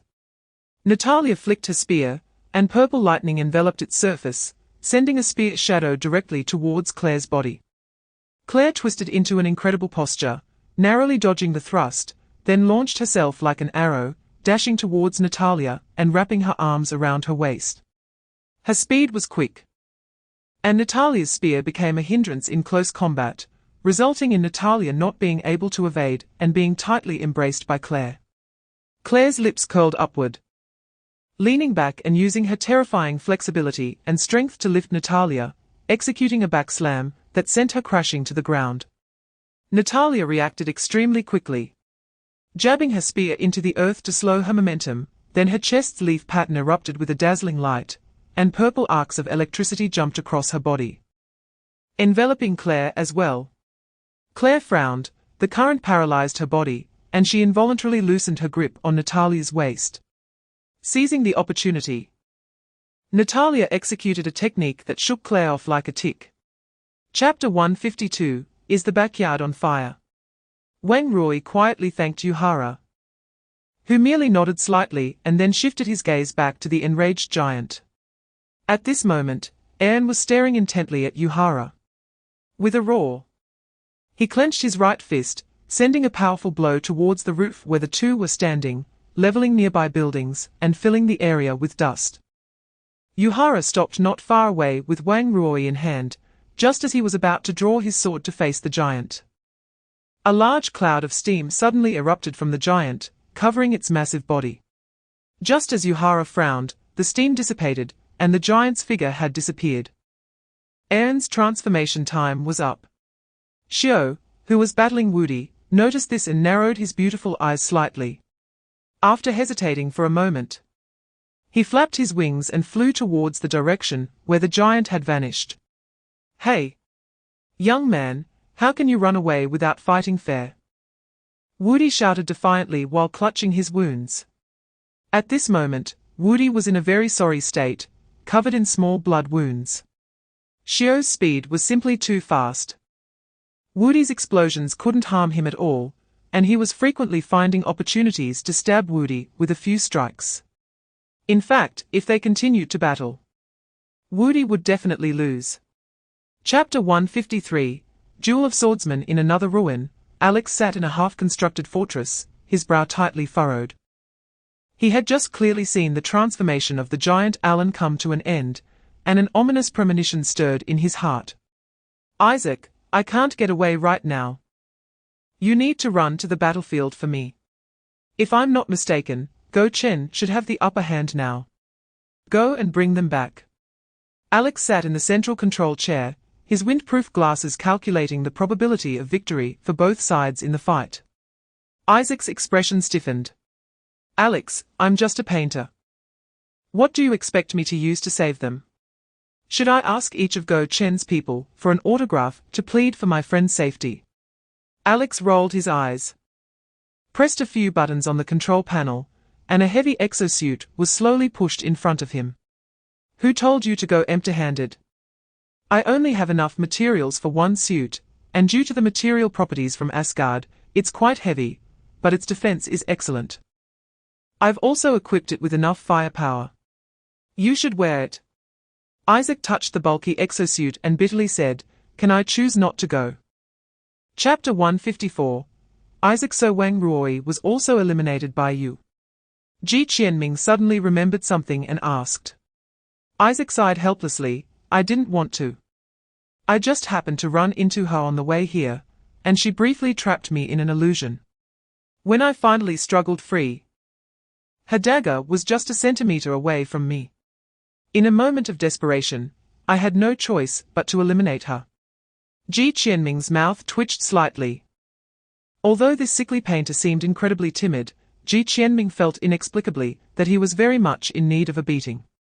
Yu Shengyuan silently placed his hand on the hilt of his sword.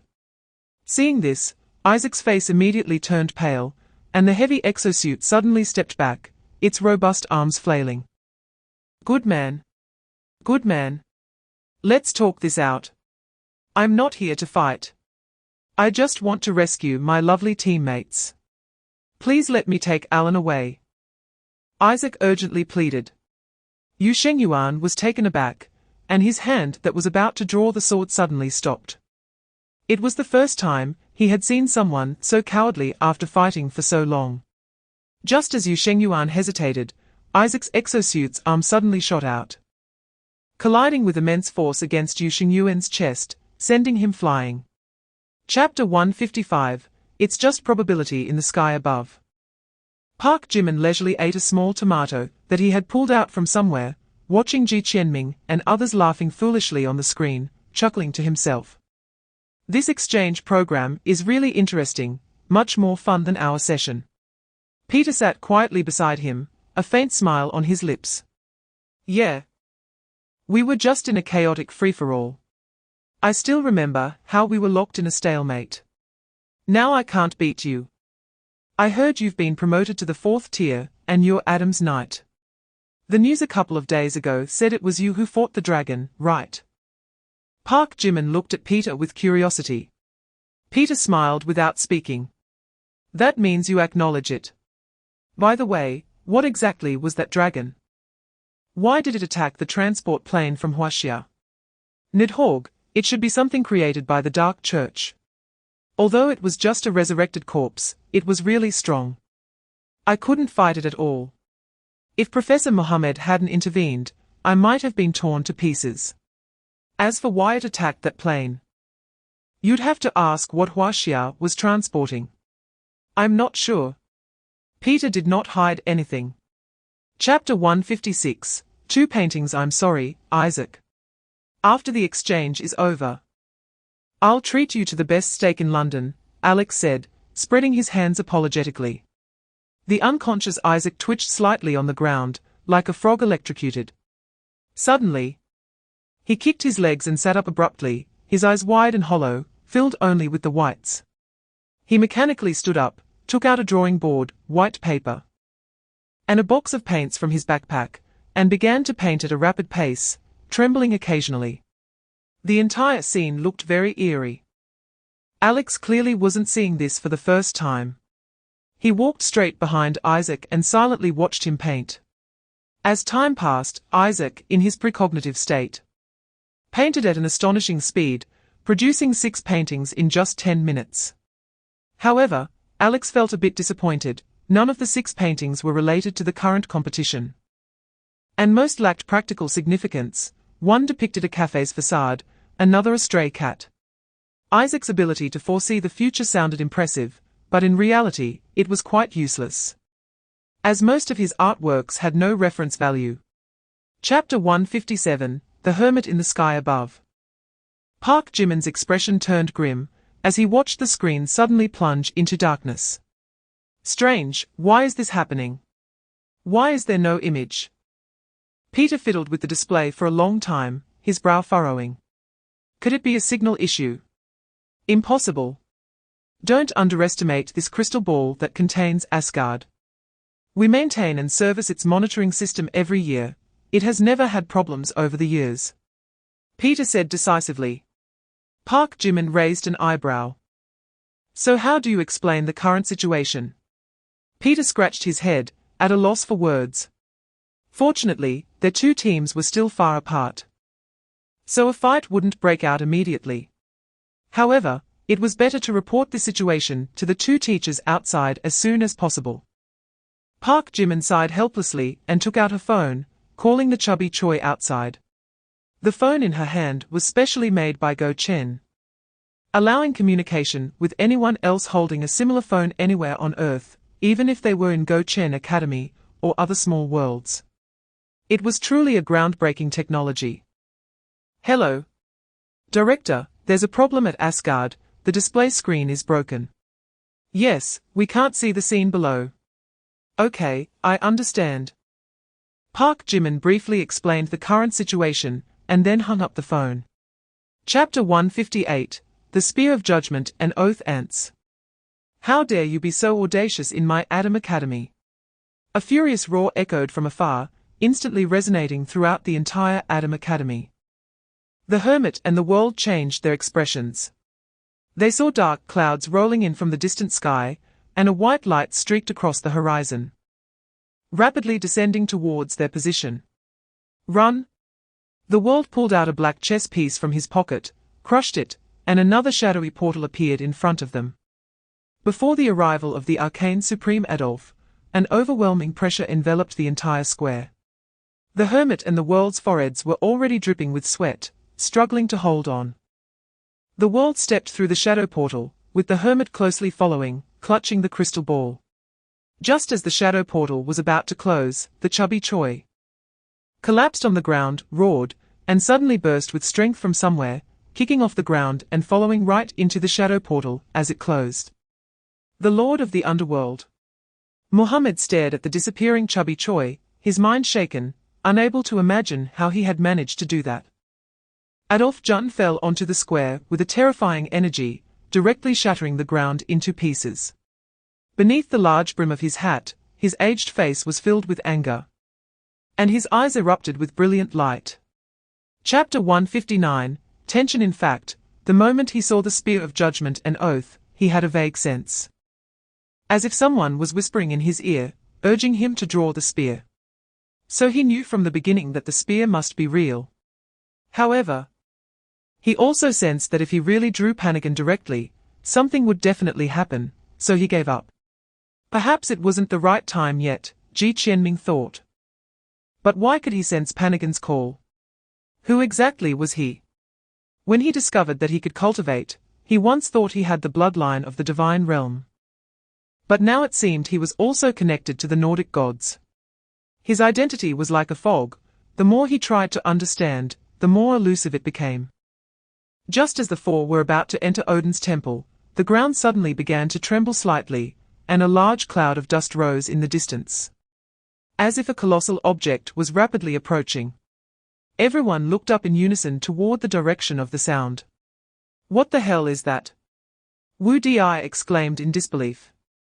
Amidst the dust, a massive fortress was speeding toward them, with a large area of treads below and densely packed cannons and spikes on top, all encased in the hardest and heaviest stones. Although it didn't look beautiful, it was definitely a terrifying war machine. Chapter 160. The arrival. Alex remained silent, jumping off the fortress and walking in front of the three, drawing a dagger from his waist and handing it to Duanmu Qingyu. "Eliminate me," Alex said, looking into Duanmu Qingyu's eyes earnestly. "What did you say?" "Eliminate me, I will prove it to you." Duanmu Qingyu stared at him for a moment, then reached out to take the dagger from Alex's hand, slowly pressing it against his neck. Any further movement would cut off his windpipe. 1 second, 2 seconds. Duanmu Qingyu's face suddenly darkened, exchanging a serious glance with Ji Qianming. "No, why did you let go?" Wu Di felt his brain wasn't working properly. The lack of an elimination prompt means something really happened. Ji Qianming looked up at the sky. The light blue sky hung down, vast and desolate. Yet he still couldn't see the shadows of the two teaching assistants. Yu Hengyuan silently moved the snow princess from Isaac's neck. And since it was clear that the competition couldn't continue, he didn't need to hold on to Isaac any longer. Isaac's legs went weak. If he weren't in a mech, he might have collapsed on the ground. "God, I just thought I was really going to die," Isaac muttered, feeling like he had escaped from death. Chapter 161. The demon. My ability allows me to glide, but I can only glide about half the distance. The rest I have to run. Peter estimated the distance and said.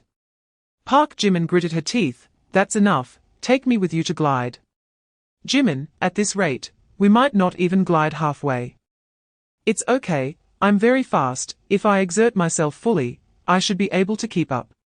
Park Jimin's eyes were filled with determination. Peter nodded, not saying anything more. Suddenly, a burst of golden light erupted from the patterns on his back, and a golden knight's armor appeared out of thin air, fitting closely to Peter's body.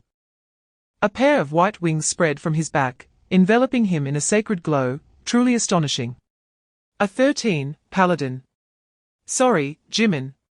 In the holy light, Peter scooped up Park Jimin and leaped from the air. The white wings gently flapped, carving a perfect arc in the sky, gliding towards the direction of the light beam. The strong wind squinted Park Jimin's eyes into a slit. At this moment, held in Peter's embrace, she had no unusual thoughts. Although Peter looked incredibly handsome in the armor, her mind was focused on the students who might be in danger. This was definitely not the time to be infatuated. Chapter 162. Mutation. If I remember correctly, Senior Eric's ability is mutation, which can transform any part of the body, possessing very strong combat and survival capabilities. It's because of this ability that Senior Eric is regarded as the ace of the covert mobile unit.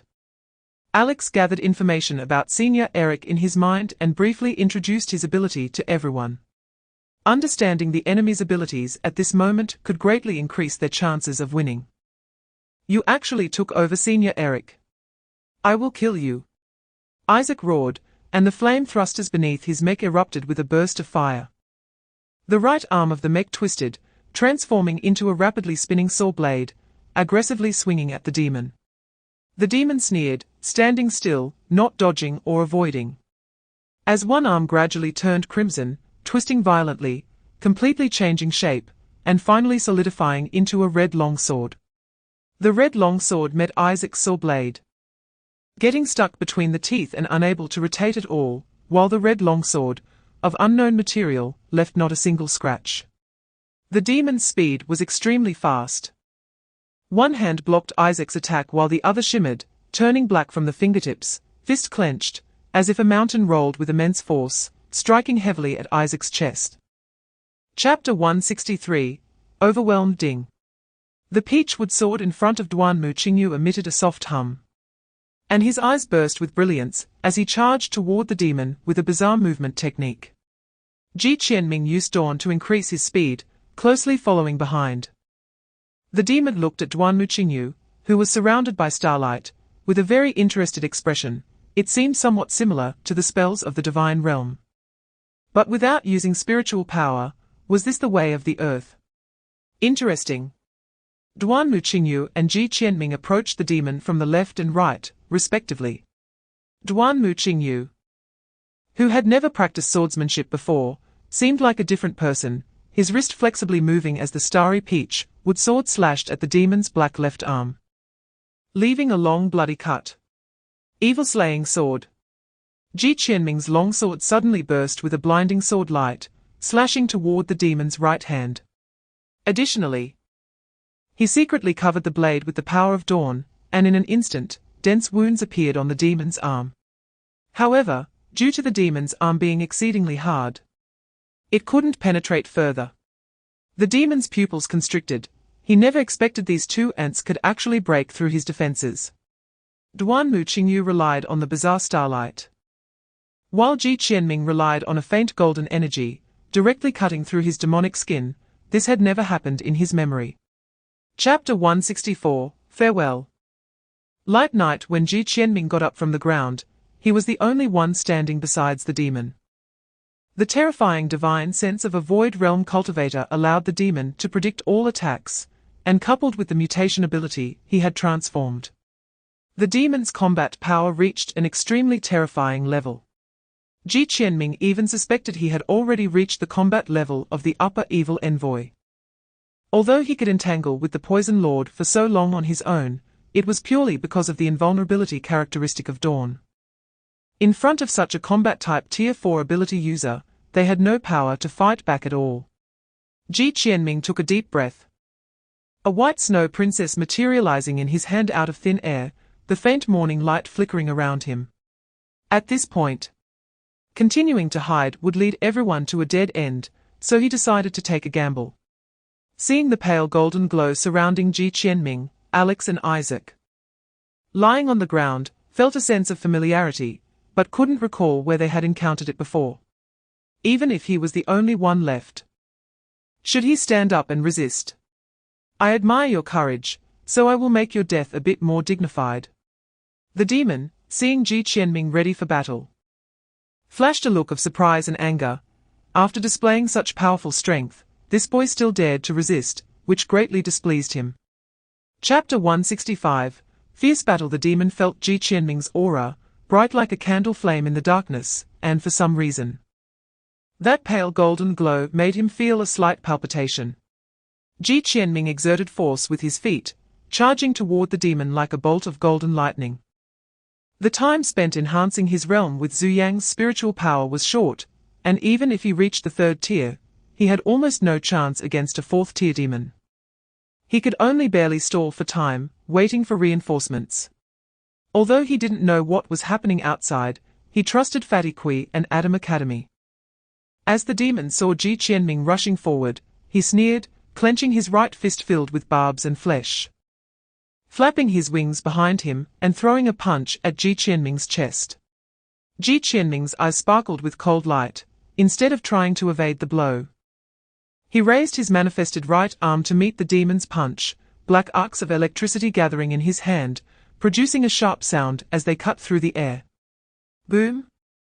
After a loud noise, a violent wind surged from between the two fists, blowing the sand and gravel on the ground into the air, causing the ground beneath Gou Chen and the demon to collapse simultaneously, with cracks spreading to a nearby house and directly breaking down a wall. Chapter 166, Defeat and Escape. Please, let the martial soul manifest. Park Ji-minute murmured, and the statue of Athena behind her suddenly erupted with intense light, transforming into a white beam that flew into Park Ji-minute's body, bringing an ancient and terrifying aura to the mortal realm. Park Ji-minute's black dress fluttered without wind, exuding a powerful pressure, her cold eyes gazing at the demon, an overwhelming aura of malice bursting from her back, as if mountains of corpses and seas of blood surrounded her. If the demon exuded a sense of wickedness and strength, then Park Ji-minute now resembled a true war god. Unstoppable and unparalleled. The spear in Park Ji-min's hand emitted a light hum, vibrating in a special rhythm, as if eager for an intense battle. A massive sense of threat enveloped the demon's heart. Before he could utter a harsh word, Park Ji-min stomped down hard, directly shattering the ground beneath her feet, closing in on the demon at a speed impossible for the naked eye to capture. So fast.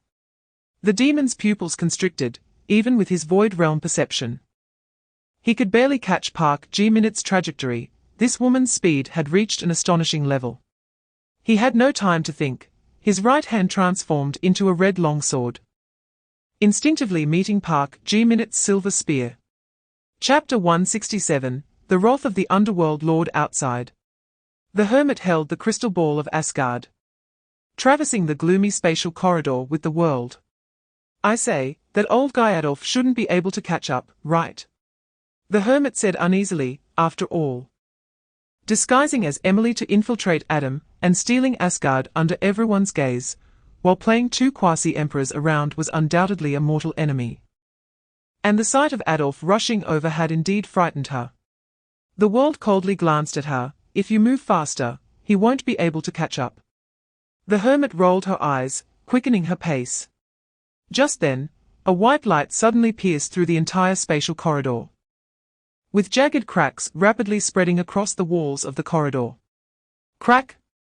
The pupils of the world and the hermit constricted, and before they could react, the entire corridor was shattered by the white light.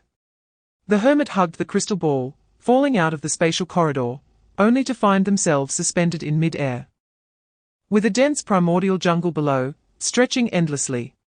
Two figures fell into the forest one after the other, and the hermit lamented, "World, what's going on?" Chapter 168, Instant kill. Fatiqui's expression was expressionless, his deeply shadowed eyes harboring overwhelming killing intent, as he swung his longsword, unleashing a black flame blade toward the pale-faced hermit. The hermit's abilities excelled in undercover and assassination, but in terms of direct combat, she was no match for an opponent of the same tier, let alone facing the strongest quasi-emperor, the Lord of the Underworld, Gou Chen. The injured Lord of the Underworld was still the Lord of the Underworld. The hermit rolled to the side without regard for her image. But Fatiqui's flame blade was too fast, she couldn't dodge in time, and her right arm was directly severed by his strike, falling to the ground, blood gushing out.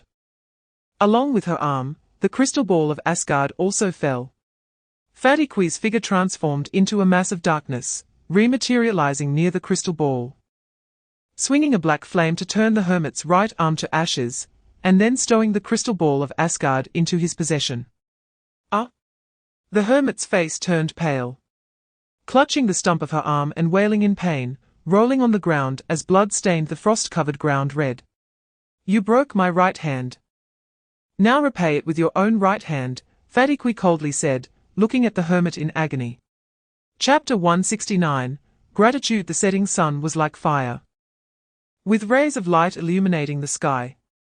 The afterglow of the sunset spilled onto the floor tiles from outside the window, casting a rosy hue throughout the room, while the sheer long curtains by the window fluttered like a graceful dancer, spinning in the sunset with her snow-white dress. Ji Qianming slowly awoke from his dreams, stretching as he looked at the slanting sun outside. He had to admit that Adam's virtual weather system was remarkably realistic. In a daze, he truly felt as if he were on the ground admiring the beautiful dusk. It had been 5 hours since they were rescued from Asgard by Adam's rescue team, and he still remembered being teleported out of Asgard, surrounded by circle after circle of people. Some were seniors from Adam, some were professors. And he even saw the legendary principal of Adam Academy, His Excellency the Arcane Supreme Adolf, whose face was dark enough to drip water as he looked at the students being carried out. After leaving Asgard, they were sent directly to Adam's treatment room. Ji Qianming's injuries were not severe. After the demon and the hanged man left, he used the morning light to heal most of his injuries, thus being one of the first to leave the intensive care unit, even having time to sleep on the bed for a while, as he was utterly exhausted after forcibly enhancing his spiritual power. Chapter 170, The Hellhound. Speaking of Alex, the mood of everyone instantly dropped. As a companion who had spent every day with Alex, hearing that their teammate would only become a waste in the future naturally brought no joy. Ji Qianming did not try to hold them back, offering a few words of comfort before watching them leave. Once they closed the door, Duan Muqingyu finally spoke up. I can't believe it. From the first day I came to Adam, I heard the name Light Knight, and it was said to be so legendary. I thought I must see it with my own eyes one day, but the famous Light Knight has been right beside me all along. You've really hidden it well. Everyone thought you were just a weak support like me, but I didn't expect you to have secretly made a name for yourself overseas. By the way, when did you come to Europe? Ji Qianming helplessly recounted the situation at that time to Duan Muqingyu, omitting the details about his breakthrough and how he saved everyone in Adam. So what is that golden ability of yours? Don't tell me it's your non-flower. A simple mirror ability can't achieve this. Duan Muqingyu asked curiously, but of course, if you don't want to say, you don't have to. After all, everyone has their own secrets. Chapter 171, The Whereabouts of Fenri. So where is the body of the last magic wolf Fenri? The queen's chest heaved violently as she excitedly asked. The situation with the magic wolf Fenri is somewhat complicated. Let us continue the meeting and talk slowly. The fool did not answer directly and turned to walk away. Once everyone was seated, under the expectant gazes of the crowd, the fool spoke leisurely. Fenri, the magic wolf, is the child of the evil god Loki, and the culprit that caused the destruction of the gods in Norse mythology, representing the tide of evil in the world. Its mouth can open wide enough to support heaven and earth, and during Ragnarok, it not only swallowed the king of the gods, Odin, but also devoured the sun, moon, and all things in the world. Of course, this is just a description from mythological stories. The real Fenri, while not as exaggerated as described, is still strong enough to indicate how powerful it is. Perhaps, besides the currently recognized strongest royal class, which is the Emperor Yang of China, no one can defeat it. The fool's description made everyone imagine Fenri's strength, and a fiery flame ignited in their hearts, but the next sentence from the fool extinguished their hopes. In fact, we cannot recover Fenri's body. Chapter 172, The Heartbreak of Fatiqui. So, are you planning to leave me here and go have fun by yourself? Just as Ji Qianming changed into his clothes, Duan Muqingyu's resentful voice echoed. Ji Qianming's mouth twitched slightly, and he couldn't help but roll his eyes. Why does your tone sound like a disgruntled wife? If others heard it, they would think I did something to you. I'm just going out for a stroll. Duan Muqingyu snorted a couple of times and simply closed his eyes to rest. Poor him had been stuck for several days, unable to play on his phone. And every day he just chatted with Ji Qianming like a chatterbox, which was the only remaining bit of fun in his monotonous life. Ji Qianming felt speechless, put on his shoes, and walked directly outside. After hesitating for a while, he finally spoke. I'll bring you something to eat later. What do you want? A signature 7-point steak, medium, no spicy black pepper, and a cup of cappuccino with less sugar, thank you. Ji Qianming suppressed the impulse to turn around and hit him, slammed the door shut, and walked down the bright and clean corridor. Adam Academy is characterized by a conflicting beauty in its architectural style. For instance, the headquarters is like a Hogwarts-style castle, but right next to it is a medieval-style street. Now they are in a pure white independent building, which is full of a sense of technology inside and out, with intelligent vacuum robots and automatic vending machines everywhere, which greatly intrigued Ji Qianming. Chapter 173, Fatiqui's Inner Voice. I still remember the first time I saw you in Danyang. Fatiqui struggled to fork a piece of steak with one hand and bit into it fiercely, mumbling, you were standing in the midst of a mess, with a burning house behind you, the firelight turning the night golden, and you were holding a bloody severed arm, hugging it and vomiting. It left me dumbfounded. Ji Qianming recalled the situation at that time and felt a bit embarrassed. Fatiqui took a sip of red wine, and a hint of drunkenness appeared on his face. At that moment, I thought, is this young man a killer? Will he become a member of Shanya in the future? Should I eliminate the threat? Ji Qianming didn't he expect Fatty Kui had such thoughts at that time and curiously asked, what happened next? Later, when you spoke your first sentence, I dismissed that thought. What did I say? You were holding that severed arm and said you were scared, that holding it made you feel safe.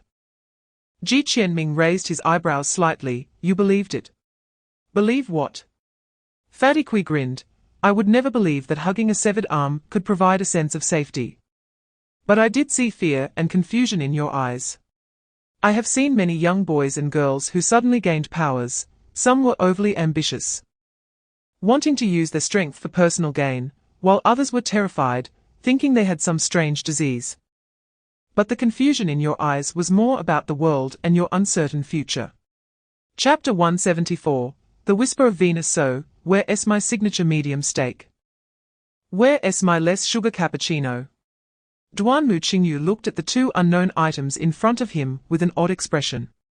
Ji Qianming unwrapped the packaging for him and cheerfully explained, scallion oil meat pie.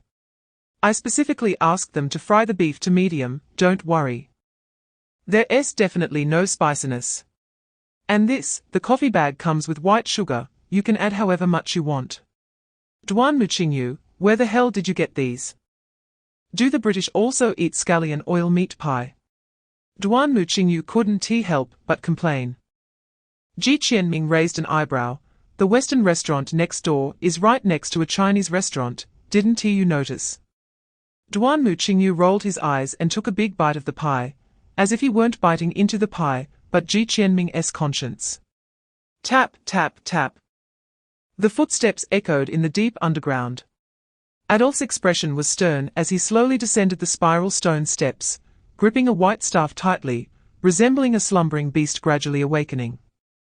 After an unknown amount of time, a dark underground prison appeared before him. Standing at the prison door, Adolf could clearly hear the screams and curses coming from inside. But his expression showed no change, as if those were merely the buzzing of flies. Chapter 175, Rising to the Surface. Marshall gasped. Adolf's expression didn't change much. As if he had already anticipated this answer. The Whisper of Venus, the sixth relic of Adam Academy, can make the dead answer questions and will not lie. But can only provide simple answers, with only 8 uses. After that, it will vanish. What is the purpose of the Dark Church? Adolf asked the second question. After a long pause, a clear female voice echoed in the room again. The myth revives, the evil tide descends. Adolf's brow furrowed even tighter. The information conveyed by these 8 short words is immense. Although he still didn't know the specific target. At least he knew it was likely to resurrect some mythological creature, like that undead dragon. Adolf's thoughts became clear. They had previously suspected that dragon was the poison dragon Nidhogg from Norse mythology, and now it seemed they were right. The Dark Church must have used some mysterious means to resurrect this evil dragon, and since they were still acting, it indicated that this dragon wasn't their ultimate target. What exactly were they trying to resurrect? The snake. And that giant dog. Adolf exclaimed, suddenly reminded of Isaac's prophecy about London. In those 2 paintings, one depicted a giant snake coiling around the Tower Bridge, while the other showed a vicious dog gnawing on Big Ben. Which quickly led him to think of the mythical prototypes of these 2 creatures. Chapter 176, The Temple of Life. After speaking, the chubby Kui patted his chest boastfully. Ignoring the bandages wrapped around him, he still looked quite reliable. The purpose of gathering everyone here, besides informing you about the Dark Church, is another matter. Kui said. It has been 4 days since the exchange meeting ended, and we plan to open the Temple of Life tomorrow. Hearing the words Temple of Life, the eyes of the students present lit up. Besides the usual exchange meeting held every session, their more important purpose for coming to London was the sacred spring in the Temple of Life.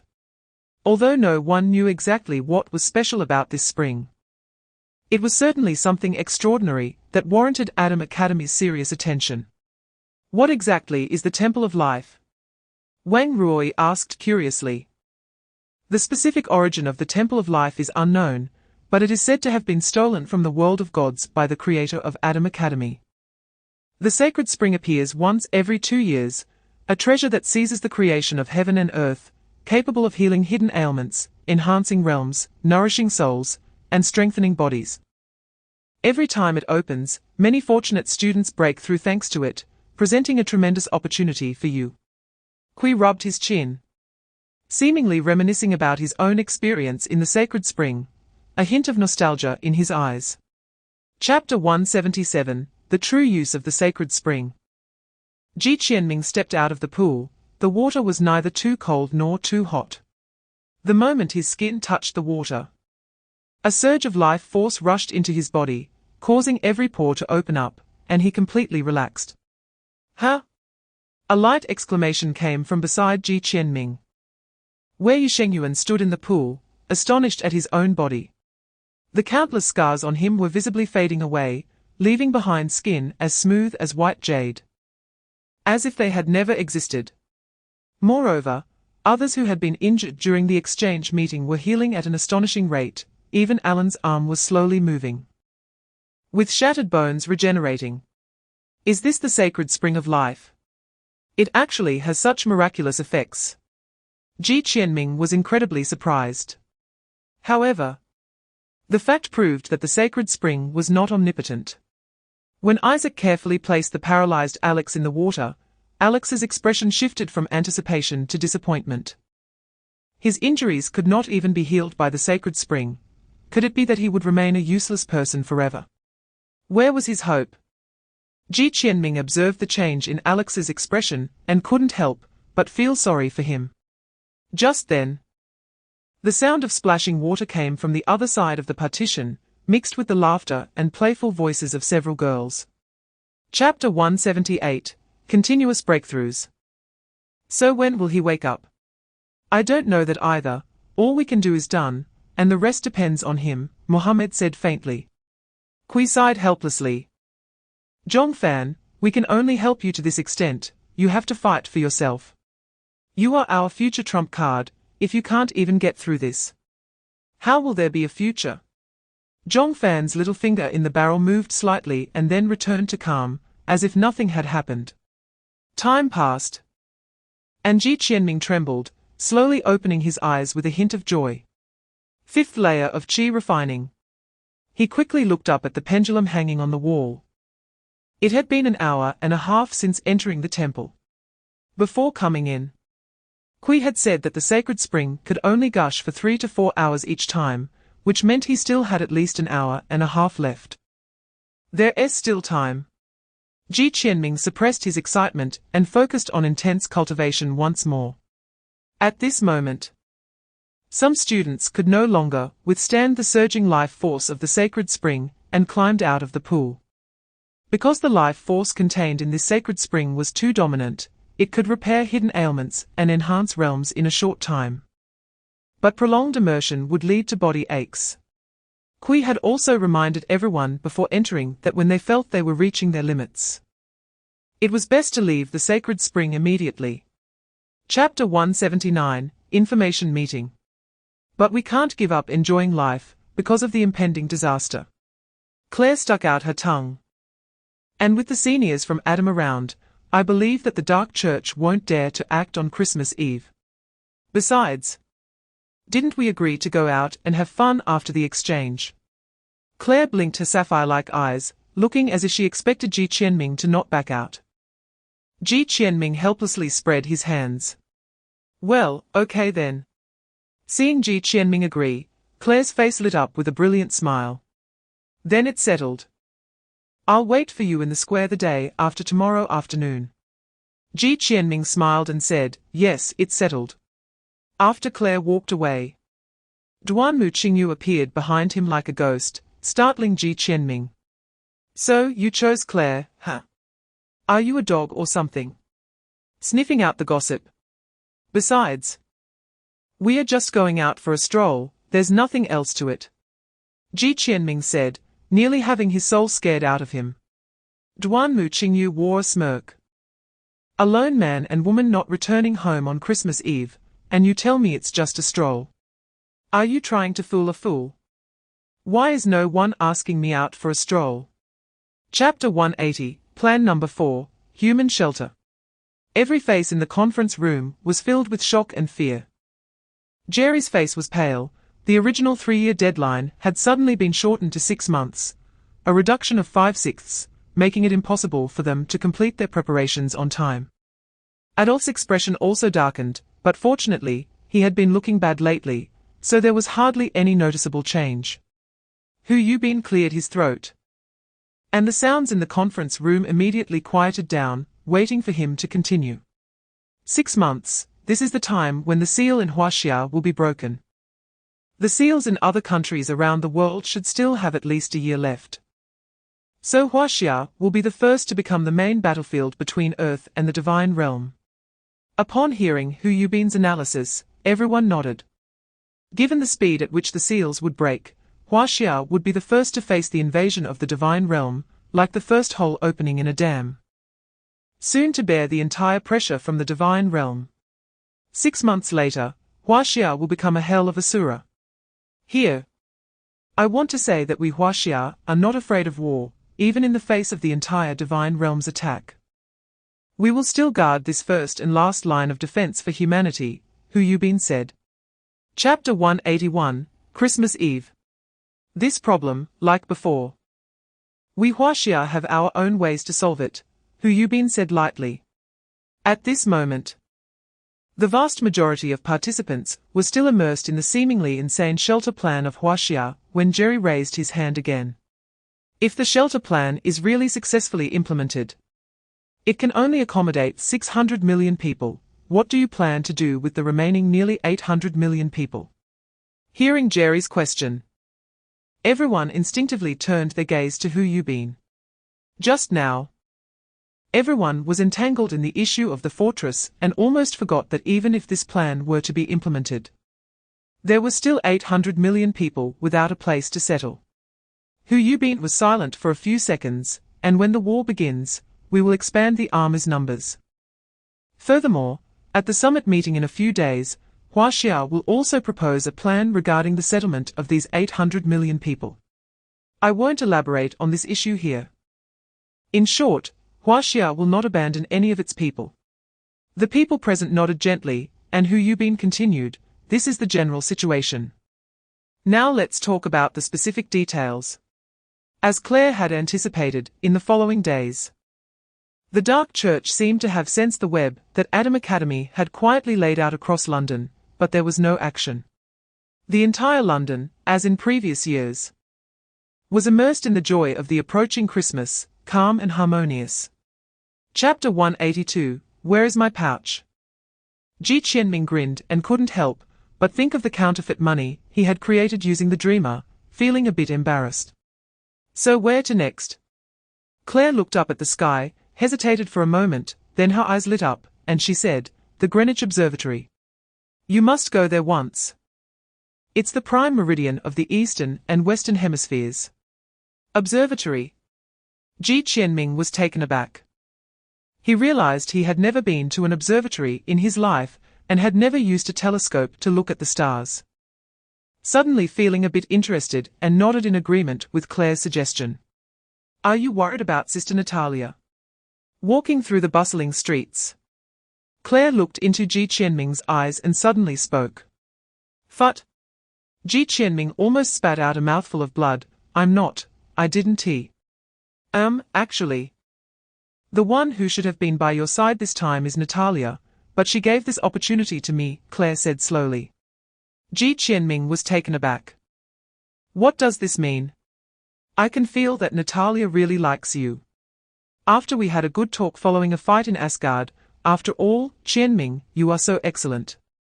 It's normal for other girls to like you, and then we reached a consensus on your issue, Claire said seriously. Chapter 183, Crazy. Queen. What are you doing? The priest looked at the dazed queen before him and whispered angrily. The queen was staring intently at the distant eastern boy, her eyes soft and murmuring. I think I'm moved. Who is he? The priest heard the queen's murmurs and widened his eyes in disbelief. Do you know what you are saying? Don't forget why we are here. You are. Shut up, you old thing. The Queen scolded angrily. I've waited 20 years and finally found a man who moves my heart. What nonsense mission. Whoever wants to do it can do it. Saying this, she rushed forward recklessly, her green eyes gleaming like a lone wolf seeing its prey. Her actions seemed to become a fuse, and the atmosphere in the exhibition hall exploded. All the women rushed madly towards Gou Chen. Not only that, but even some men looked at Gou Chen differently, intentionally or unintentionally moving closer to him. The scene instantly spiraled out of control. Without thinking, Gou Chen threw Claire over his shoulder and crashed through the nearby glass window. At that moment, the entrance had been completely sealed off by the irrational men and women, and there was nowhere to hide in this small space, leaving him with no choice but to take this desperate measure. Chapter 184, Angel. The priest made up his mind, bit his right thumb, and plunged his arm into the darkness in front of him. The mass of darkness suddenly surged in size, and in the blink of an eye, it enveloped the entire observatory, exuding an ancient and mysterious aura. The next moment, a huge black figure flashed out from the darkness, directly tearing off the top of the exhibition hall, and a violent hurricane blew two black-clad men out of the hall, crashing heavily to the ground. At this point, they could finally see the true form of that shadow. This is the poison dragon Nidhogg. One of the black-clad men exclaimed in terror. Above the observatory, a gigantic black dragon was flapping its wings, casting a shadow over the entire street. It lowered its decayed head, and its hollow eyes were watching the two men on the ground, an invisible pressure filling the space. Nidhogg raised its head, silently roaring, and then a ball of blue dragon breath was expelled from its mouth, incinerating the two black-clad men on the ground. The two key members of the Adam Special Operations Group had no power to resist under Nidhogg's dragon might. Go? The priest had climbed onto Nidhogg's back at some point. Looking at the place where the two men had been burned, a cold smile appeared at the corner of his mouth. Chapter 185, Pursuers. Mikhail's eternally expressionless face finally showed a change, revealing a hint of surprise, but the long sword in his hand showed no signs of stopping. The golden sword shadow, carrying supreme power, struck fiercely at Nidhogg's ruined body. Crack! With a soft sound, Nidhogg was actually split in half by this sword. Its massive body exploded into a cloud of black mist, silently vanishing into the air, and a huge broken dragon bone fell from the sky, descending towards the ground at a terrifying speed. Mikhail looked down but could not find the priest's figure at all, his brows slightly furrowed. He flapped the six wings behind him and flew beneath the dragon bone, bracing himself against the falling bone. If this massive dragon bone were to crash to the ground, not to mention how many buildings would be crushed, just the panic it would cause would throw the entire London into chaos. The next day, all the media would report on this mysterious dragon bone falling from the sky. Since he couldn't find the priest's whereabouts, Mikhail simply carried the dragon bone and chose a direction to fly. London, Birding Street. When the figure of that boy appeared from the other end of the street, the bustling street suddenly fell into silence. All the men and women turned their heads in unison, as if something about this boy was attracting their attention. Their eyes went from surprise to daze, and then filled with hunger and desire. Chapter 186, The Crazy Queen. Gou Chen was first taken aback when he saw the newcomer, but soon remembered who this unassuming old man was. When he first entered the wall connecting Adam Academy and the London Tower Bridge, this old man was sitting next to the elevator entering Adam, reading a newspaper. According to Claire, his qualifications in Adam were only below Adolf, and at that time, he felt that this old man was somewhat mysterious. Now it seems he is also a deeply hidden character. Gou Chen thought to himself. But that makes sense. How could an ordinary person guard Adam Academy alone? Is it you? Old Robert exclaimed softly when he saw Gou Chen. Gou Chen scratched his head a bit awkwardly. And old Robert continued, I thought it was the dark church causing a commotion to draw us away from the Greenwich Observatory. How come you are here? What is going on? Cough, this matter is a bit complicated. Ji Qianming's face turned a bit awkward. This issue involves Zhu Yang, if he just said it. He wouldn't be able to hide the fact that he has the mysterious mirror, so Ji Qianming's mind raced, trying to find a reasonable explanation.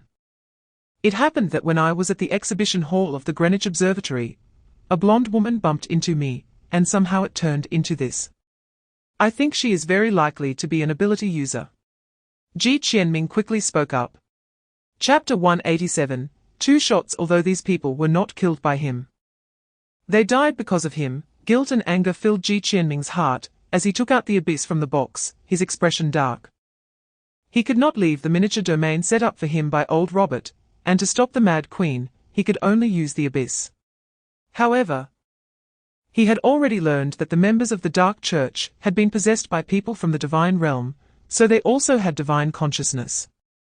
Although it was inferior to other cultivators of the same realm, it was enough to evade ordinary firearms. Only the abyss could pose a threat to her. Ji Qianming's hands flew, and soon the hideous abyss took shape in his hands. During the time he had obtained the abyss, Ji Qianming regularly maintained it, so until now.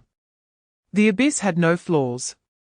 The moment Ji Qianming's fingers gripped the abyss, his entire demeanor underwent a tremendous change, like a cold, precise machine. The world before him became so simple, like a simple sketch, and Ji Qianming could easily perceive the essence of the world. He raised the abyss in his hand, inserted a mid-grade spirit stone into the slot, and the blood-red patterns slowly lit up. The abyss seemed to come alive, as if a fierce giant beast was opening its fangs. Chapter 188, Christmas. Hearing Ji Qianming's words, Claire finally felt relieved. She was afraid that her inexplicable actions before would make Ji Qianming think she was a casual person. Where are we? Claire quickly changed the subject. Holowitz Hotel. Ji Qianming replied, considering that carrying a comatose beautiful girl on the street in the middle of the night could easily lead to misunderstandings. So I secretly found an empty room and slipped in. You know, I have no visa or other identification, so I had to resort to this. Also, I got dirty during the fight just now, so I took the opportunity to take a shower. Ji Qianming said bitterly. A fight? With whom? Ji Qianming took out a black tarot card from his pocket. The Dark Church, the Queen. Claire's mouth formed an O shape. The Dark Church. Isn't that a 4th-tier ability user? That's right. Do you remember the blonde woman who bumped into me at the Greenwich Observatory? It's her. Everything that happened to me afterward was also done by her. Ji Qianming pushed all the responsibility onto the deceased queen. Claire had an expression of realization. She thought that woman was a bit strange at the time, and didn't expect she was a member of the Dark Church. Chapter 189, The Last Hope. Ji Qianming sighed and nodded. Even now, he still had no clue about this matter. He had searched for a long time in the library of the Gou Chen, but there was no information related to Zhu Yang or Dao Huaji. It seems that after returning to the country this time, he would need to specifically consult an expert in metaphysics like Duan Muqingyu. What is the situation now? Ji Qianming walked into the room and found everyone sitting on a circular sofa. He seemed to be the last to arrive. Duan Muqingyu shook his head. We don't know either. When we received the information, Roy and I were shopping, and then we rushed back.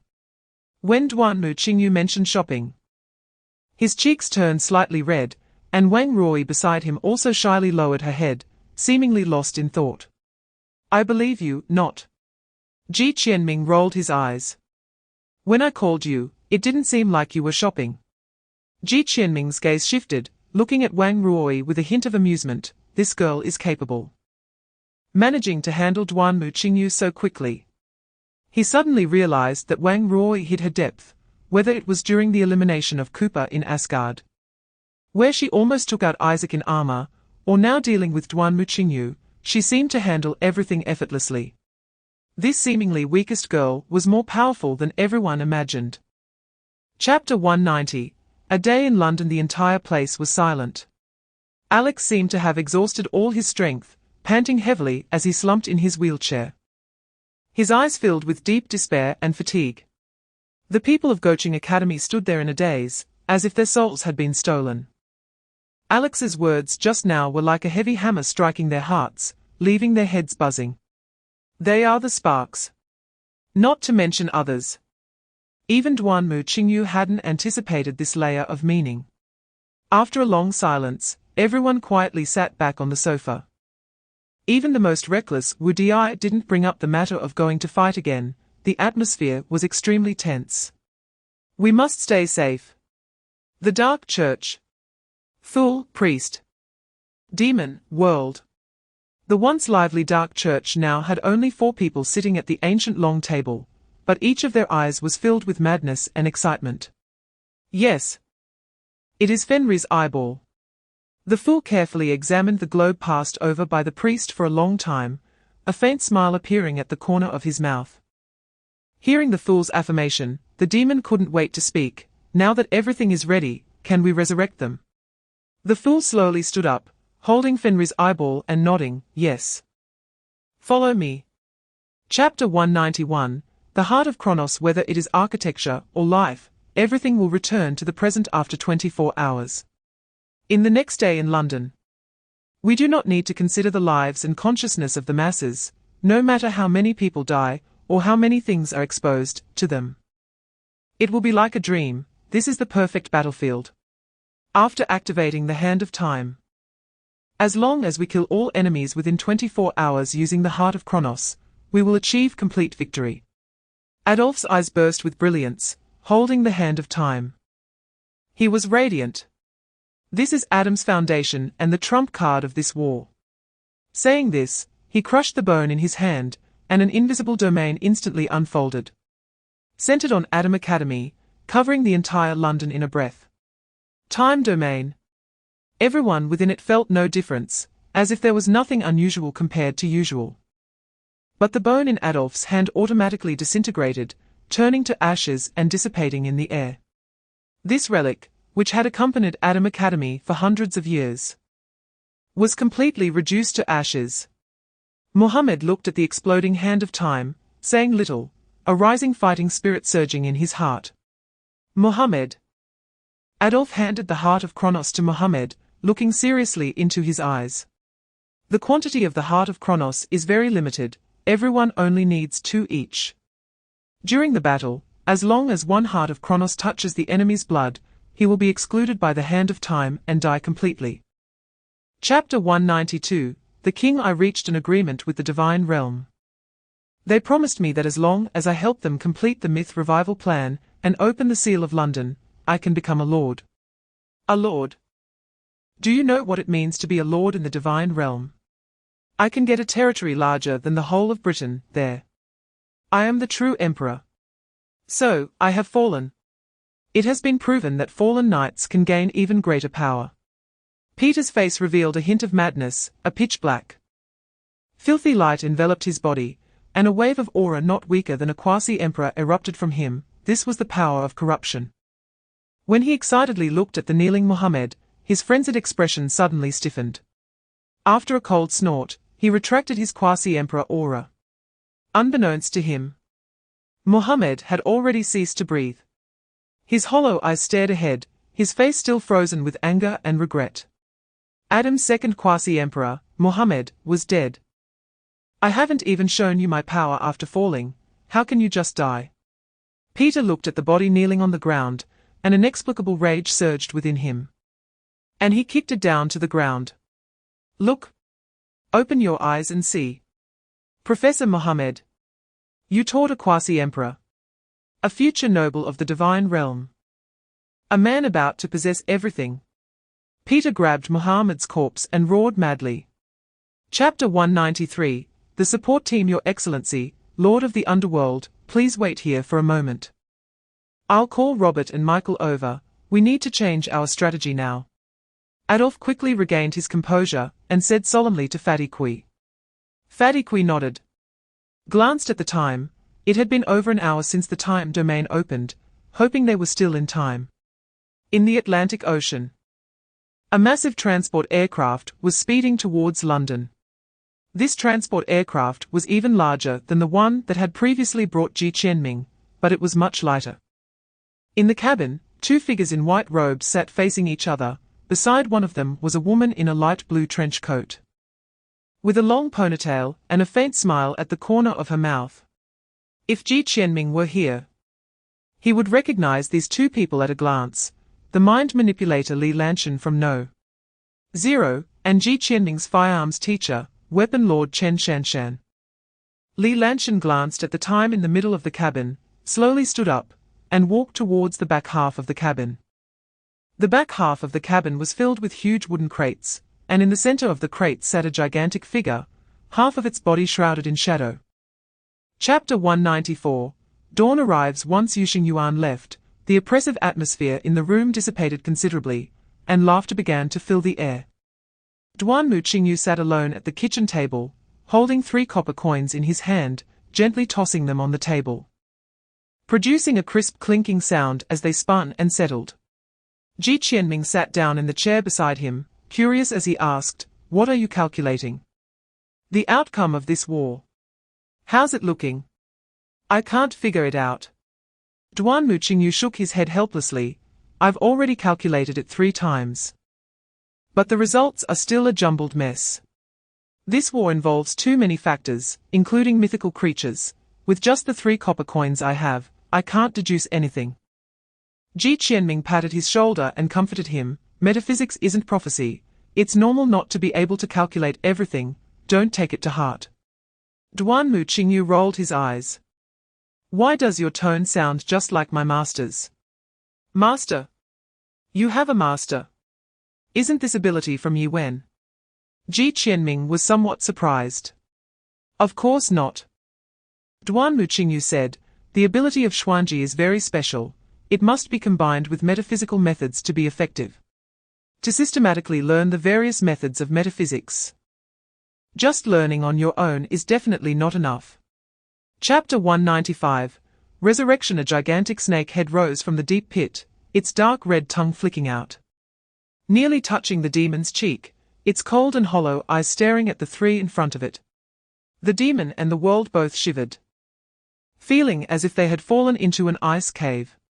Even with their void realm divine sense, under the gaze of Yermungandé, they felt as helpless as little chicks. "This is the serpent of the middle court, Yermungandé," the demon murmured as it looked at the giant snake before it. The fool's lips curled upwards slightly. A more and more arrogant smile spread across his face as he pointed to the sky and roared, "Go. Take control of the earth. Starting with the destruction of London and the annihilation of Adam." In the next moment, Yermungandé's massive head slammed hard against the concrete slab above, causing the entire basement to shake violently, with jagged cracks spreading across the surface. The hard steel-reinforced concrete was torn apart, as if it were made of paper, under Yermungandé's collision. "Not good, it's going to collapse." The world's expression changed. And with both hands rubbing together, a black chess piece appeared in his hand, which he then crushed. A dark shadowy portal appeared before them, and the 3 rushed in at top speed. Just as they disappeared, the black, muddy earth mixed with steel and concrete crushed the area into fragments. Chapter 196. Conditions. After a brief pause, Yermungandé twisted even more vigorously, soon pulling its entire body out of the pit, coiling around the ruins that had become its territory. The pilot, looking down from high above, felt his scalp tingle. His hand gripping the launch button trembled uncontrollably as he watched the nearly 200-meter-long Yermungandé. This is definitely not a creature that should exist in human society. This is the evil serpent from hell. Yermungandé, fixated on the high-speed fighter jets, withstood several waves of firepower without taking a single scratch, and waited for a few fighter jets to fly over its head before leaping up like lightning. Its head collided with 2 fast-moving fighter jets, creating 2 fireballs that exploded, and the wreckage of the planes scattered down.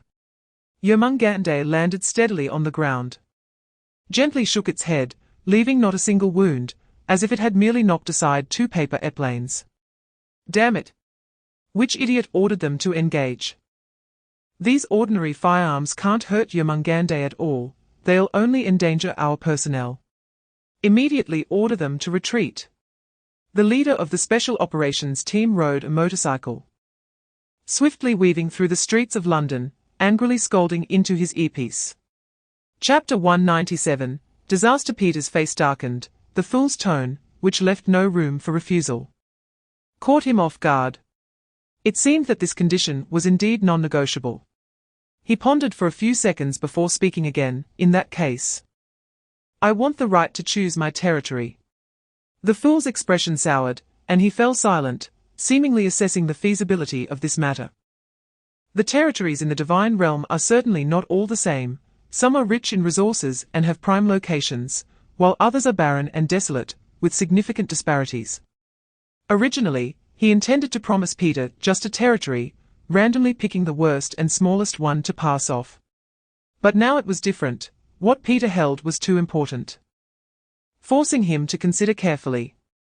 You can choose any of the remaining territories, except for the 9 near the imperial city. The fool added an additional condition. Peter frowned slightly, thought for a moment, and then nodded, tossing the short tube in his hand to the fool. Deal. The fool reached out to catch the short tube, looking at the swirling golden sand inside, his lips curling up. What he held in his hand was the authority of this war. He poured out the heart of Kronos from the short tube, giving half of it to the world, and said, Chapter 198, Gam's Pursuit. Claire's pupils constricted suddenly, and she stood frozen, trembling all over as she stared ahead. The 2 piles of corpses on the ground were unrecognizable as human forms. 2 lives that had just been vibrant had vanished in the blink of an eye. At that moment, the woman's sincere wish for God's blessing echoed in her ears. Gam's vicious head turned slightly, looking at Claire on the street, a massive shadow enveloping her, and the overwhelming malice turned the clouds above into a shade of blood red. This was the gaze from the realm of the dead. Claire appeared as if her soul had left her body, with no thought of escape. Gam's other foot came crashing down, collapsing several houses in front of her, his blood-red eyes fixed on Claire, as his enormous body loomed closer. A shadowy portal opened at Gam's feet, and the world stepped out slowly, holding a heart of Kronos in his hand. Glancing at the dazed Claire with no expression on his face. Claire! A shout came from the side street, bringing Claire back to her senses, as she looked at the giant claw of the hellhound being raised, her face turning pale. Gam's claw came crashing down. Boom! Chapter 199, The Wolf Pack. A brilliant arcane light burst forth in the distance, even though Ji Qianming was already a kilometer away from the battlefield. The terrifying fluctuations still made his heart race, and Gam's roaring echoes were painful to his eardrums. Is this what a battle between emperors looks like? Just the aftershocks could wipe out hundreds of me. Ji Qianming sighed softly. He retreated several hundred meters while holding Claire in his arms. At this point, Claire's body had mostly returned to normal, but her wounds were still grotesque, and full recovery might take another 10 minutes. During this time, he had to ensure Claire's safety. Gurgle, gurgle, gurgle. Strange sounds came from afar, completely opposite to the direction of Adolf and Gam, making Ji Qianming raise his head in confusion, his brows slightly furrowed. Is that Fenrir? He blinked, his eyes once again tinged with pale gold, enhancing his vision as he looked towards the black mist of Fenrir. At some point, the black mist seemed to be boiling, surging violently, with little drops of black ink shooting out and falling onto the surrounding ground. Black ink. Ji Qianming was taken aback. Using his fantasy furniture to conjure a telescope to look towards the black ink, then gasped. Chapter 200, Save this City. Old Robert, one of the 3 quasi-emperors. Adam's mysterious doorkeeper. Peter saw that old Robert showed no signs of panic, but rather a glimmer of excitement in his eyes. Old Robert glanced at the lifeless Brian on the ground, his face dark enough to drip water. Peter. Old Robert said coldly, Adam Academy has treated you well. Why do you rebel? You even killed Mohammed with your own hands. Peter raised an eyebrow. Did it still matter to say this now? It certainly didn't. Old Robert laughed in anger. Since the moment you betrayed Adam, we are irreconcilable. feeling old Robert's overwhelming killing intent. Peter put away some of his disdain, as a murky domain suddenly spread out from him, overlapping with old Robert's grey domain, though it was much smaller in range.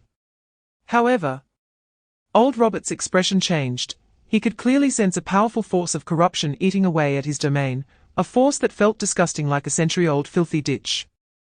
Yet was so strong. This is my domain of corruption. How does it feel? Not so pleasant, right? Chapter 201, Chapter 201, The Gloves. On that rooftop stood a man cloaked in black, one arm already transformed into a long sword, his brows tightly locked. Demon? Ji Qianming's heart skipped a beat. He could not forget this man, who nearly wiped out the freshman teams of 2 academies. His terrifying combat power left a deep impression on him. Ji Qianming turned to look at the figure across from him. On the street beneath the demon stood a young man in a plaid shirt, wearing large black glasses. With a messy head of hair and an ordinary face. Who you been? Ji Qianming was taken aback, since arriving at Adam Academy. He had only seen this mysterious teaching assistant once, and it was said that he was from the information department of Gou Chen. Ji Qianming was no longer the naive rookie who knew nothing upon entering Gou Chen. He was familiar with the various departments. He himself was a member of the Academy department, where everyone was a leaf pattern ability user, and currently represented Gou Chen Academy's main force against the Divine Realm's invasion. He was also familiar with the RD department. His abyss came from there, as they mainly dealt with the creation of war weapons. As for the information department, Ji Qianming knew very little. This department seemed to rarely be active in the public eye. Only knowing that the Eye of Heaven was one of the tools belonging to the information department, and that all task assessments and information sharing were handled by them. But beyond that, he knew nothing. Chapter 202, Chapter 202, Gathering. Unable to control your own power. Ji Qianming was taken aback. Looking down at the black gloves on Hu Yubin's hands, which appeared to be no different from ordinary gloves. But when he had just touched Hu Yubin, the latter was indeed not wearing these gloves. My ability is Collapse, with a danger level of S15. It is a very dangerous ability, and if not controlled properly, it could trigger a large-scale disaster. If I want to use my ability, I must wear these gloves, otherwise, if it goes out of control, half of London could be destroyed by an earthquake. I see. Ji Qianming showed a look of realization, but since it's such a powerful ability, why was it assigned to the information department? Hu Yubin smiled wryly, precisely because it is too powerful and difficult to control, indiscriminate towards friend and foe. It cannot be applied to direct combat. Ji Qianming's mouth twitched slightly. He had thought Hu Yubin was a harmless researcher, but it turned out he was a human-killing machine. The demon, dragging half a broken leg, hung in the air, leaning down to look at the two. Filled with rage, since you won't take the path to survival, then I'll leave you to accompany this kid to the grave. Chapter 203, Chapter 203, The Death of the Demon. Although the demon had lost its ability to fly, it remained as fierce as ever. Although Yuxing Yuan's speed was extremely fast, his divine sense had already seen through Yuxing Yuan's movements, effortlessly catching the blade with its sharp claws. At that moment, a brilliant flash of sword light appeared before him. Evil slash. Ji Qianming flicked his wrist, unleashing Gao's swordsmanship, a layer of pale gold covering the sword, swinging a large swath of afterimages towards the demon. The demon knew that Ji Qianming's pale golden energy could not be met head-on. Its other hand transformed into a long sword, using its divine sense to block this strike. Zhong Fan's left hand formed a fist, and the steel bars on the ground around the demon twisted like water snakes, tightly wrapping around the demon's body, completely sealing off its movement. The next moment, a hand wearing a black glove lightly landed on the demon's back. What? The demon's pupils contracted sharply. His reaction was extremely quick. The instant that hand touched his body, his back instantly transformed into black rock. At the same time, he exerted force with both hands and leaned his entire body forward. The demon's power was terrifying, with just one push, he sent Ji Qianming and Yu Shengyuan flying several meters. However, at the same time, a burst of blood mist erupted from his back. Chapter 204, The Ability of the Fool as he saw Seher pull the trigger. The suited man showed no intention of dodging, allowing the bullets to hit his body. But the bloody scene Seher imagined did not occur. Each bullet, upon contact with the suited man's body, seemed to lose all its kinetic energy, weakly falling to the ground with a clatter. The suited man closed his eyes, revealing a hint of enjoyment on his face, as a dim red light flowed beneath his skin. This is impossible. Seher, not willing to accept defeat, continued to pull the trigger, but after all the bullets were spent, he still couldn't inflict even the slightest injury on the suited man. The suited man furrowed his brow slightly and said with some displeasure, "Is that all you've got?" Seher's eyes widened in shock, and he spat, "Fuck. What the hell is this?" After that, he drew a dagger from his waist, brushed a finger across its surface to stain it with his own blood, and then aimed the tip of the knife at the suited man. "Kill him," Seher murmured. Suddenly, the dagger in his hand elongated, shooting towards the suited man's heart at an extremely fast speed, even faster than the speed of a bullet. Ding! When the tip of the dagger pierced the suited man's body, it emitted a crisp sound, then pressed hard against his chest, unable to advance even a fraction further. Chapter 205, The Arrival of the Chinese Reinforcements. In the face of such an ability, all physical attacks were rendered completely ineffective. Lauren suddenly froze at this thought and then burst into wild laughter.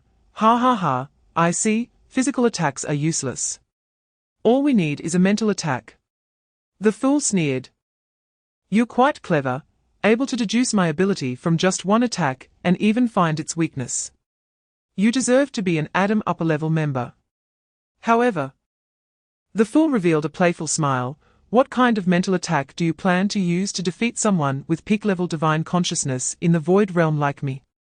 Lauren's face turned pale. He realized the man in front of him was not just a pure ability user, but a divine realm practitioner disguised as a human. The void realm corresponds to a fourth-tier ability user for humans, and the fool's divine consciousness was at the peak of the void realm. This meant that unless a quasi-emperor level mental ability user intervened, it would be impossible to pose any threat to the fool. But there were only a few quasi-emperors on the entire Earth, and mental ability users were even rarer, akin to pandas among quasi-emperors. How many quasi-emperor level mental ability users are there on Earth? 1? 2? Or perhaps not a single one? Lauren's heart sank. The fool, with divine consciousness, was practically a cheat existence. Apart from emperors, no one on the entire European continent could withstand him. Chapter 206, The Might of the Thunder Emperor. A monkey. Ji Qianming looked through the binoculars and recognized the true form of that dark shadow, exclaiming in surprise. Hu Yubin was momentarily stunned when he heard those two words, then became excited and blurted out, "That's not just any monkey, it's His Majesty the Thunder Emperor." The Thunder Emperor, one of the 4 emperors of China. Ji Qianming's eyes widened, his heart skipping a beat. He saw the ancient ape descending from the sky like a shooting star, with strands of lightning flickering among its fur. As it fell, it pointed one hand to the sky, and a fierce thunderbolt descended from the heavens. The ancient ape grasped the thunderbolt effortlessly in its hand. Holy shit! Ji Qianming couldn't help but curse as he witnessed this divine scene. The Thunder Emperor's target was clear, carrying the terrifying kinetic energy of its descent. It directly smashed the thunderbolt onto the head of Umengand, who was about to support Gam. Boom! The Thunder Emperor seemed to merge with the lightning, striking Umengand's head with a tremendous force. The thunderlight burst forth, and a dull sound echoed throughout London in an instant. Umengand's head was directly smashed into the ground, as if the concrete were made of paper. His elongated body thrashed desperately, trying to pull his head out of the earth. Chapter 207, The Birth of the Demon Wolf. They had known in advance that the Thunder Emperor would come. But even so, they only had 2 Imperial-level combatants on their side. If it were 2 against 3, the odds were slim. Therefore, Fat Kui proactively proposed this operation. Like a horse race with Qianji, the Arcane Supreme would face the weakest Gam, and after the Thunder Emperor arrived, he would deal with Umengand. Fenrir's emergence would take time, so Fat Kui, Old Robert, and the Chinese reinforcements would jointly hold off until either the Thunder Emperor or Arcane Supreme eliminated their opponents, allowing them to immediately face the strongest Fenrir. In other words, they were fighting against time, which was also the reason Fat Kui had not participated in other battles. However, Old Robert had yet to arrive, reinforcements had not come, and Fenrir was about to emerge. At this moment, Fat Kui had no other choice but to brace himself to hold off Fenrir's emergence alone. Fenrir looked at Fat Kui, who was nearly its size. With a hint of disdain in its eyes, its demonic aura swirling as if brewing something. The giant form of Fat Kui raised both hands, and a massive black flame sword appeared in his grasp. Although the flames were raging, he felt no heat, instead, there was a bone-chilling coldness. Chapter 208. The arrival of the Machine Lord. Fat Kui was shocked and waved his hand to disperse the black vortex above him. He reached out with his right hand to grasp a black flame giant sword to defend himself, while simultaneously retreating. Fenrir's massive claw sliced through the air, striking the surface of the black flame sword, which was torn apart like a piece of paper with one blow. Then, the claw, enveloped in demonic energy, easily ripped through Fat Kui's gigantic form. Fat Kui vanished into thin air like a deflated balloon, and the next moment, he stumbled out from the night in another direction within the underworld, his face pale. Fenrir had used just one claw to break through his underworld incarnation, forcing him into a desperate situation. Damn it, why is no one here yet? If this goes on, I'm really going to be killed. Fat Kui cursed angrily. Fenrir seemed to sense Fat Kui's position, turned its head this way, slightly crouched down, and then charged at Fat Kui at incredible speed. Fat Kui gritted his teeth. Just as he was about to confront it head-on, he suddenly froze. He could feel someone entering his underworld realm, and it seemed to be a woman. Buzz, buzz, buzz. A massive transport plane suddenly crashed into Fat Kui's underworld realm. Seeing the insignia on it, Fat Kui was overjoyed and quickly lifted the airspace restrictions. Chapter 209. The Tears of the Angel. In the pitch-black realm, the injured Mikhail stood expressionless, with most of his 6 wings damaged and unable to continue flying. Weak holy light was gathering around him, slowly healing his injuries. In the ruins, the fool loosened his tie, a slight smile at the corner of his mouth. Stop struggling. Majala, you will never break through my energy transformation limits. Majala tightly gripped the short sword in his hand, his divine eyes showing no emotional fluctuations, as he calmly replied. Not necessarily. You can't hold on much longer. You're strong, join us in the Dark Church. And there will surely be a place for you in the new world of the future, the fool said, his voice full of temptation. I won't ally with darkness. You've gotten too deep into the role, Majali. The fool's expression gradually became serious. Do you really think you are an angel? Majala remained silent, dragging his battered body slowly toward the fool, with withering holy light surrounding him, forming a golden halo, incredibly sacred. He slowly raised his remaining sword. The flickering holy light judgment domain rapidly shrinking, finally stopping 10 meters around him, but the density of the holy light was several times greater than before. Chapter 210. Xiao Li Lianxin took her hands out of her pockets and said leisurely, now that we know everything about you, we naturally understand every one of your weaknesses. The reason the 3 of us are here is because we are confident of victory. Ridiculous. Li Lianxin gently shook her head, seemingly unwilling to continue the debate. She took a coin out of her pocket and flicked it with her thumb. Ding! A crisp sound echoed in the air, and the fool felt a blur before him, suddenly arriving in a vast white space. He looked around and sneered. I thought it was some kind of trick. Mental attack. Such things are ineffective against someone like me with void realm consciousness. The fool, who had been somewhat tense, immediately relaxed. In his spiritual realm, A small figure slowly opened its eyes. Li Lianxin's figure appeared out of nowhere, calmly stating, "On my own, I cannot do it, but as I said. The reason the three of us are here is that our abilities completely counter you." Outside, a cold and merciless figure in a white robe stepped forward. Pointing at the fool, his eyes suddenly turning pure black. Fear. The fool trembled all over. An uncontrollable fear suddenly erupted from his heart. Looking at Li Lianxin before him, all the fears from his birth until now surged back into his mind, and in his eyes, Li Lianxin seemed to transform into the ancestor of the Nangong family. Just standing there making him tremble all over.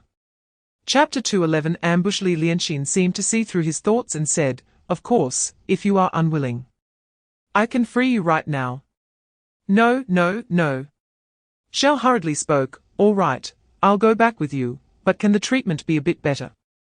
I'll just think of it as a place to hide from the world." Li Lianxin said nothing, directly exiting Xiao's spiritual world. She glanced at Xiao, who was sealed in a paper coffin, hesitated for a moment, and said, "Make a breathing hole for him, don't let him suffocate." Wu Qing had just witnessed the conversation between Li Lianxin and Xiao, and expressionlessly said, "Are we really going to bring him back to Huaxia? What if he loses control on the way? His abilities are too dangerous. If we kill him now, maybe 100 or 200 years later, this Yi Wen will fall into someone else's hands again, leading to another catastrophe. After all, he won't die of old age. Eternal imprisonment is the best method." Li Lianxin explained. Lin Sumo's mouth twitched slightly, looking at Xiao with some sympathy. Eternal imprisonment. It would be better to die directly. Fortunately, Xiao, locked in the paper coffin, couldn't hear this conversation, otherwise, he might have bitten his tongue to death. "So where are we going now?" Wu Qing glanced at the chaotic London and asked. Chapter 212 The Death of the Underworld. Lord Peter looked at the densely packed skeletal hands, his scalp tingling, not daring to hold back at all, using all his strength to avoid these attacks. But even with his exquisite agility and powerful armor, he was still hit by several giant hands, nearly crushed in their grasp. He swung his long sword covered in fallen power with all his might, but could only leave a faint mark on his hand. The hardness of these things had completely exceeded his imagination. "Freak!" Peter cursed angrily, narrowly avoiding a giant hand. Kui Pangzi squinted his eyes, 10 seconds left. He snorted coldly, putting his hands together, and terrifying cold air instantly enveloped the entire underworld realm. The white frost that had previously frozen Fenrir reappeared, slowly covering Peter's body, significantly slowing his speed. Bang! Unable to dodge the attacks flexibly, Peter was struck directly by the largest hand, slamming him to the ground, deeply embedding him in the soil. Just then, 4 figures suddenly burst into the Underworld Lord's realm, and upon seeing this shocking scene, they froze in place. "What are these?" Ji Qianming doubted he had entered another world, with the sky filled with skeletal remains and cold frost. This familiar yet strange underworld aura made him shiver involuntarily. Chapter 213 Release Ziyang. The Dark Church Divine Realm. Ji Qianming muttered to himself, as the raging Fenrir charged at him, yet he showed no intention of dodging. "You all hurry and leave. I'll hold it off." Chen Shanshan's face was extremely grim, quickly dismantling the last few weapons, transforming them into a piece of armor barely covering her right arm, blocking in front of the other students.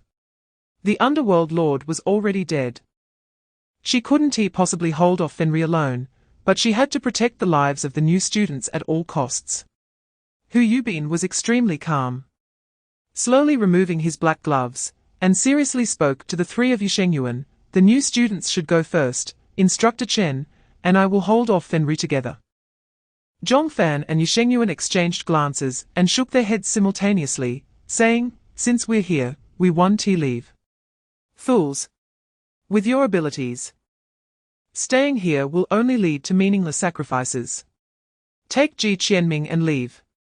This is an order," Chen Shanshan said in an uncompromising tone. Just as Zhongfan was about to say something, he suddenly froze, exclaiming in surprise, "Qianming! Where are you going? The group turned to see that Ji Qianming had already stepped in front of everyone, continuously approaching the oncoming Fenri. With the wind whipping his clothes and his black hair flowing in the breeze. Chapter 214 The Torture of the Demon Wolf. No. The aftermath of their battle is too terrifying. We need to retreat. Who you been shouted loudly. The four did not hesitate, sprinting at full speed away from the two giant beasts. Under the red and black aftermath, the ground and building ruins behind them exploded into powder. Staying in the same place would only lead to the same fate. Zhu Yang is too powerful, Yu Shengyuan exclaimed, feeling the air-changing aura. The four of them were not slow, quickly retreating nearly 2 kilometers from the battlefield of the two beasts, but it was still not enough. The battle between Zhu Yang and Fenri grew increasingly fierce, with each collision causing violent explosions, turning everything nearby to ashes. That energy fluctuation was more terrifying than the other two royal-level battlefields. Retreat further. Chen Shanshan decisively issued the command. The four retreated another 2 kilometers before finally stopping. Even so, they still felt a sense of dread in the face of the battle that changed the color of the heavens and the earth. Ji Qianming and Zhong Fan looked at the distant battlefield, filled with worry in their eyes. Only then did Chen Shanshan have the time to ask, "Can anyone tell me what is going on? Why can Ji Qianming become Zhu Yang?" Yu Huangyuan and Zhong Fan shook their heads in unison. This matter was also incomprehensible to them. Who would have thought that Ji Qianming actually had such a trump card? Chapter 215 Dao Zhuan. Ji Qianming's consciousness was now muddled. His spiritual world had turned into a crimson ocean, and he was like a tiny falling leaf, drifting with the waves in the Red Sea. In the past, when he used Zhu Yang's spiritual power, he had precisely controlled the quantity to ensure it was within his tolerance, otherwise, he would lose his mind. But this time it was not as simple as plundering energy, it was a complete release of Zhu Yang from the mirror world, using his own body as a medium to help Zhu Yang resurrect in the human world. In other words, from the moment Zhu Yang appeared, Ji Qianming was already dead, and Zhu Yang was reborn through his body. In the chaos, Ji Qianming's fragmented thoughts floated in the sea. Did Zhu Yang kill Fenri? What was the outcome of this war? Did they hold London? But even if Fenri was killed, the rampaging Zhu Yang would become a disaster, right? Who will kill me? Outside, a bolt of lightning streaked across the sky, striking beside Adolf and the others with a dull crash. A thunder-wrapped ancient ape walked out from the dust, its gaze sweeping over everyone, finally landing on the rampaging Zhu Yang. Adolf raised an eyebrow. Has Yumengangda been resolved? Chapter 216 Breaking through the third stage. Zhu Yang had already vanished. A diamond-shaped red leaf pattern quietly floated in his palm. The Dao Zhuan Divine Emperor showed a satisfied smile at the corner of his mouth, gently beckoning with his right hand, moving Ji Qianming's body from the ground in front of him. He flicked his fingers and infused the leaf pattern from his palm into Ji Qianming's body. You've grown up so much. Dao Zhuan Divine Emperor's eyes flashed with a hint of fondness, but soon he shook his head. You are still too weak. Strive to become stronger, Qianming. He slowly placed Ji Qianming's body on the ground, seemingly sensing something. A hint of surprise appeared in his eyes. And then his divine consciousness spread out. Adam Academy, Collection Room. In display case number 4, the crystal ball from Asgard suddenly trembled violently, and a spear shot out from it, shattering the glass of the display case. Then the space at the spear tip suddenly fluctuated, and in the next second, the spear penetrated space and disappeared without a trace.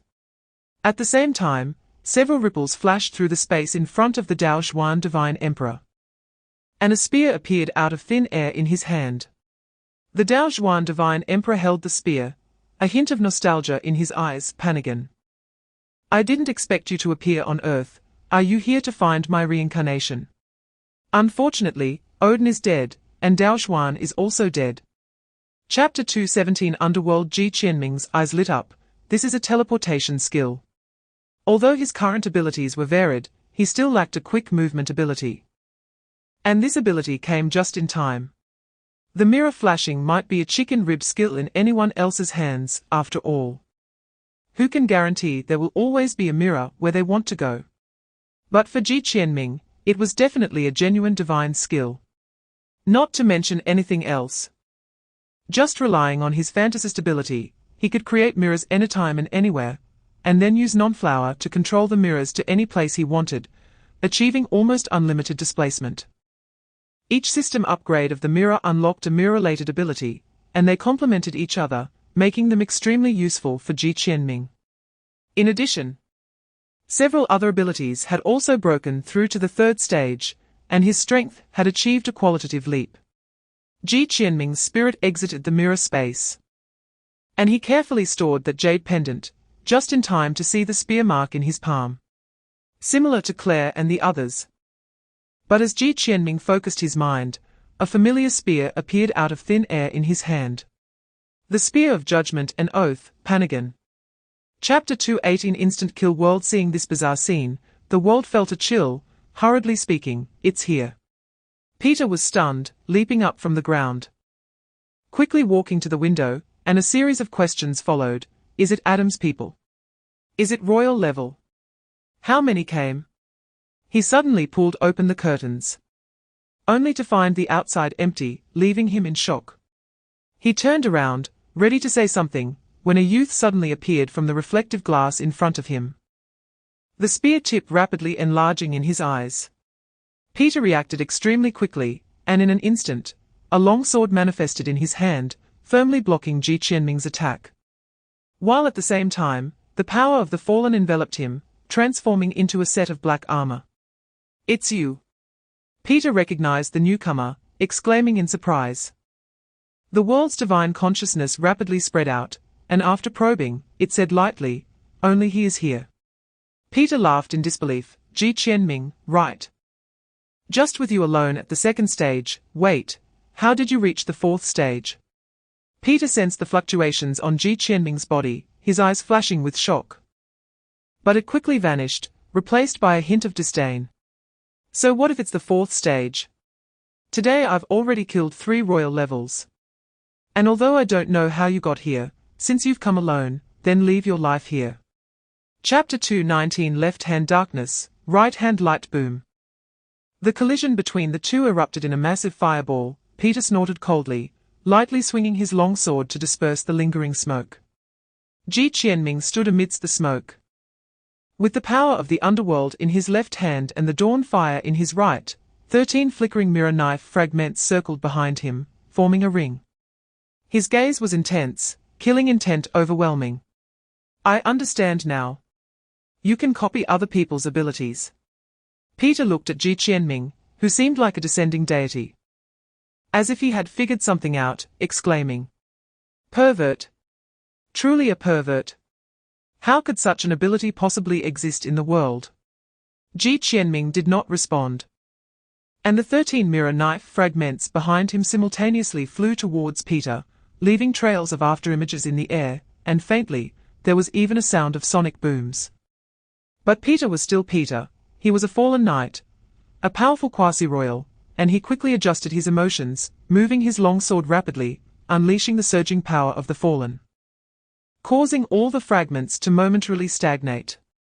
Seizing the opportunity, he slightly bent his body, suddenly exploding with incredible speed towards Gou Chen, leaving traces that the naked eye could not capture. But Gou Chen's eyes were different, with the fourth stage mirror pupil, whether analyzing or mimicking. It had reached a level that could transform decay into wonders. Chapter 2:20 Avenger. As the dust settled, the residual waves from their collision blasted a deep pit into the ground, and Peter's black armor was already tattered, but his eyes revealed madness, causing such a huge commotion. Adam must have noticed, the world is dead, and there is no way out for me. His eyes flickered with a cold light. Terrifying power of the fallen pouring out of his body, and although he looked disheveled, his momentum was completely different from before. He had stolen the heart of Kronos, killed his own teacher, and eliminated old Robert and Fatty Kui. Adam would never let him go. He is doomed. Good. Pushed to this point, You come to accompany me in death.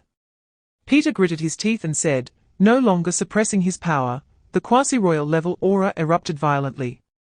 Gou Chen stood in mid-air. Feeling Peter's terrifying aura, his expression as indifferent as ever. Peter clenched the long sword in his hand, the power of corruption rapidly repairing the armor on his body. While the realm of corruption opened once more, a hand pressing down towards the ground. A flash of brilliance erupted in Gou Chen eyes. His instincts told him that he absolutely could not allow Peter to once again incite the objects around him, or he would fall into a very passive situation. Chapter 221, London's Revival Beep. This is support team number 6. We have discovered King Peter's corpse at the coordinates 223, 102. The heart of Kronos has been deployed. Please send someone to recover the body. Beep. Received. There is another team searching nearby, but has not found any other traces of people. And from the battle marks at the scene, it is impossible to determine what killed these two stragglers. In the end, they could only take photos and leave. On top of a tall building several kilometers away from Peter's corpse, Gou Chen sat there, his eyes tinted with faint gold. Watching members of the Adam Special Operations team transport Peter and the world's corpses back to Adam. He took a golden particle from his pocket, hesitated for a moment.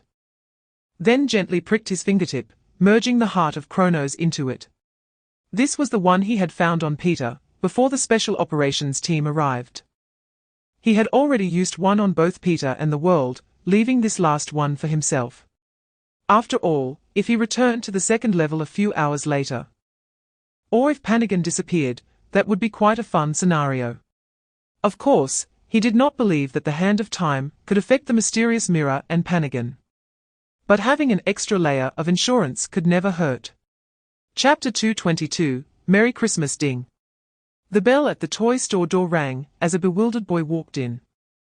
Looking around, he seemed to find something, slowly walking to a glass case containing dolls, a flash of pain crossing his eyes. Big brother, do you want this doll too? A timid little girl asked. Gou Chen was taken aback and forced a smile from the corner of his mouth. I'm here to find someone. The little girl tilted her head and thought for a while, is it a very important person? Yes. Have you found him? Not yet. Today is Christmas. If you find him, you must tell him Merry Christmas. Okay. The little girl took a doll from the glass case and bounced happily to the front desk with her mother, leaving Gou Chen standing there all alone, staring at the empty glass case in silence. This was the place where Fat Qui's body was located. After the time rewind, everything returned to the starting point. But some people still did not come back. Although Gou Chen knew very well that Fat Qui had permanently left, he still harbored a glimmer of hope when witnessing the miracle of the Hand of Time, rushing over eagerly. But in the end, it was still empty. Chapter 223, Goodbye. Alex did not resist, allowing the golden light to enter his body, a flash of surprise crossing his eyes. Gou Chen frowned slightly, then relaxed again, withdrawing the power of dawn and letting out a gentle sigh. Alex's injuries were as he had thought, the main damage was to the brain's nerves. To heal him, it was essential to repair all the damaged nerves. He had just tested it with the power of dawn, and it seemed feasible. Alex looked at Gou Chen without speaking, while Isaac was incredibly excited, quickly asking, how is it? If it was someone else, they might have doubts, but Gou Chen was a light knight, which made him seem more mysterious in their eyes. Gou Chen pondered for a moment, then nodded, it can be healed. Alex was struck as if by lightning, standing there in a daze, seemingly unable to process what he had just heard. Isaac nearly jumped up from the ground, excitedly exclaiming, really? You can really heal Alex? His voice was so loud that it directly woke Shu and Claire, both of whom were startled by Isaac's words. Gou Chen repeated, with my ability. It can be healed, but I hope you won't speak of this. Chapter 224, Void Dao Scripture Creek. Gou Chen opened the dormitory door, a long-lost feeling rushing over him.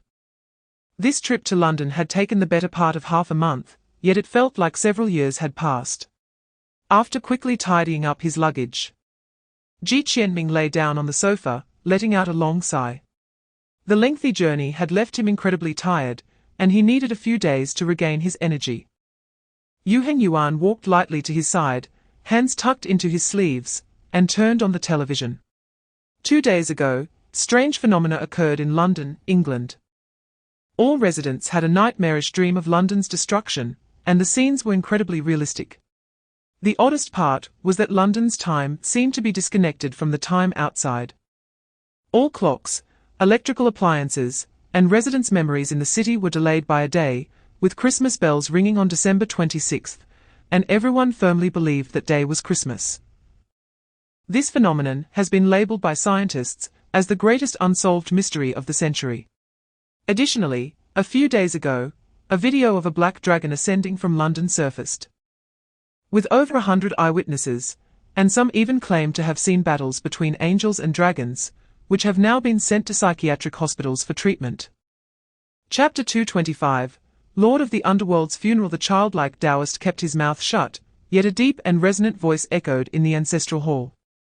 The exorcism talisman was created by the founding ancestor of my Void Tao sect, specifically to prevent our sect's ultimate technique, the Void Tao scripture, from falling into others' hands. Unless a divine emperor makes a move, who can unravel that divine pattern? A mountain-like pressure bore down on the elder's head, causing beads of sweat to form on his forehead, and he hurriedly spoke. The process of breaking that exorcism talisman was quite strange. It seemed as if no external force was involved in the unsealing, as if it had been erased from existence. The childlike Taoist lightly furrowed his brows, pondering for a moment before asking again, "Where is that Taoist talisman now?" The elder paused, then slowly replied, "I cannot locate it." "Cannot locate it." The childlike Taoist's voice rose, and the pressure on the elder intensified, nearly crushing him. "It seems not in this realm." The childlike Taoist was momentarily taken aback, then waved his hand to dissipate the pressure on the elder, speaking calmly, "Perhaps it has fallen into a certain forbidden place of life, erased from existence by supreme power. Let this matter end here." Chapter 226, The Emperor's Farewell. The Lord of the Underworld was the strongest among the 5 lords. With his death, the 5 lords became 4. Which was a significant blow to the entire Gou Chen. Strange, why hasn't Emperor Yang come to pay his respects? Yan Yi furrowed his brows slightly. Ji Qianming was also taken aback, feeling it was somewhat strange. Zhong Jingyan and Fat Kui should have been close friends, and should not have missed Fat Kui's funeral. "Senior Qingya, do you know anything?" Park Jimin looked at Qingya, who was Emperor Yang's personal secretary and the deputy minister of the Gou Chen intelligence department, and should be relatively clear on Emperor Yang's whereabouts. Qingya looked at the expectant gazes of the crowd, sighed lightly, and a look of helplessness appeared on his face.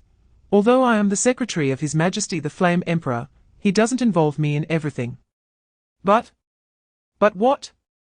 But when I informed His Majesty about the death of Teacher Zhan, well, he completely lost control, and the entire building was accidentally burned to ashes by him.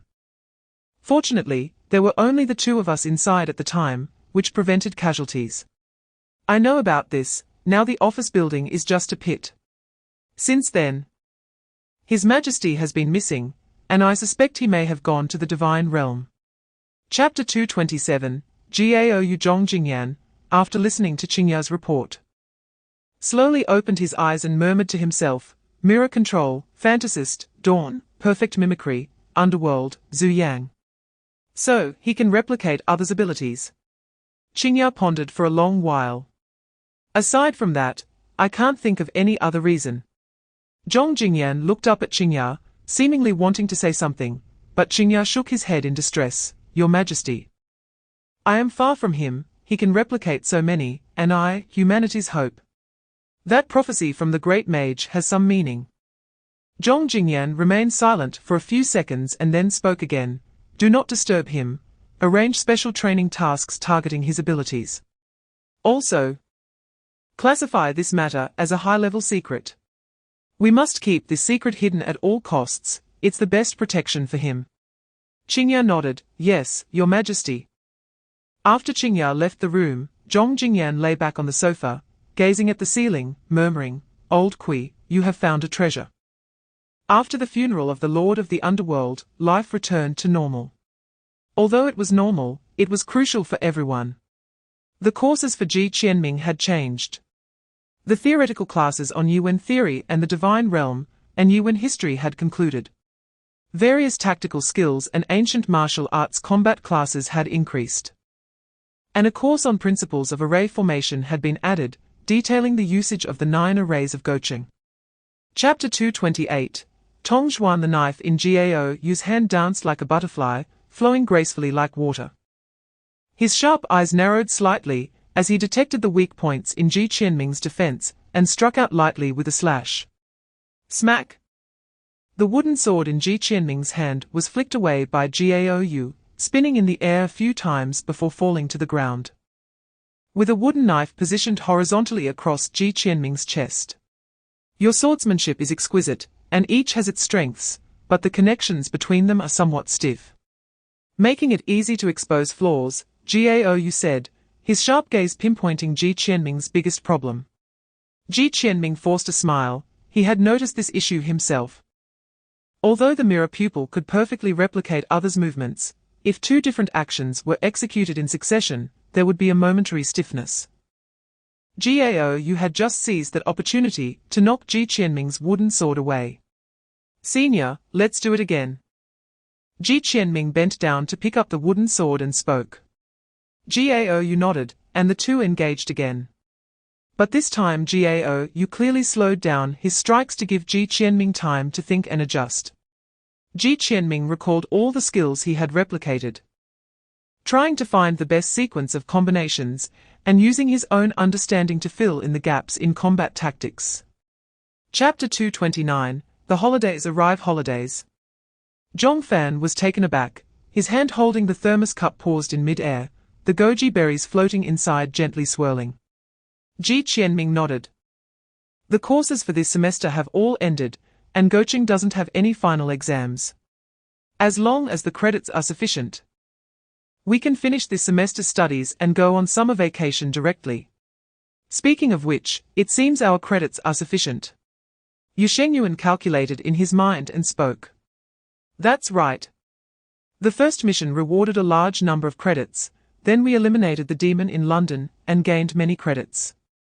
Over these 5 months, we've also taken on some small missions, far exceeding the standard. Ji Qianming smacked his lips, a smirk of schadenfreude appearing on his face. However, some groups are still far behind. They must be frantically taking on missions now.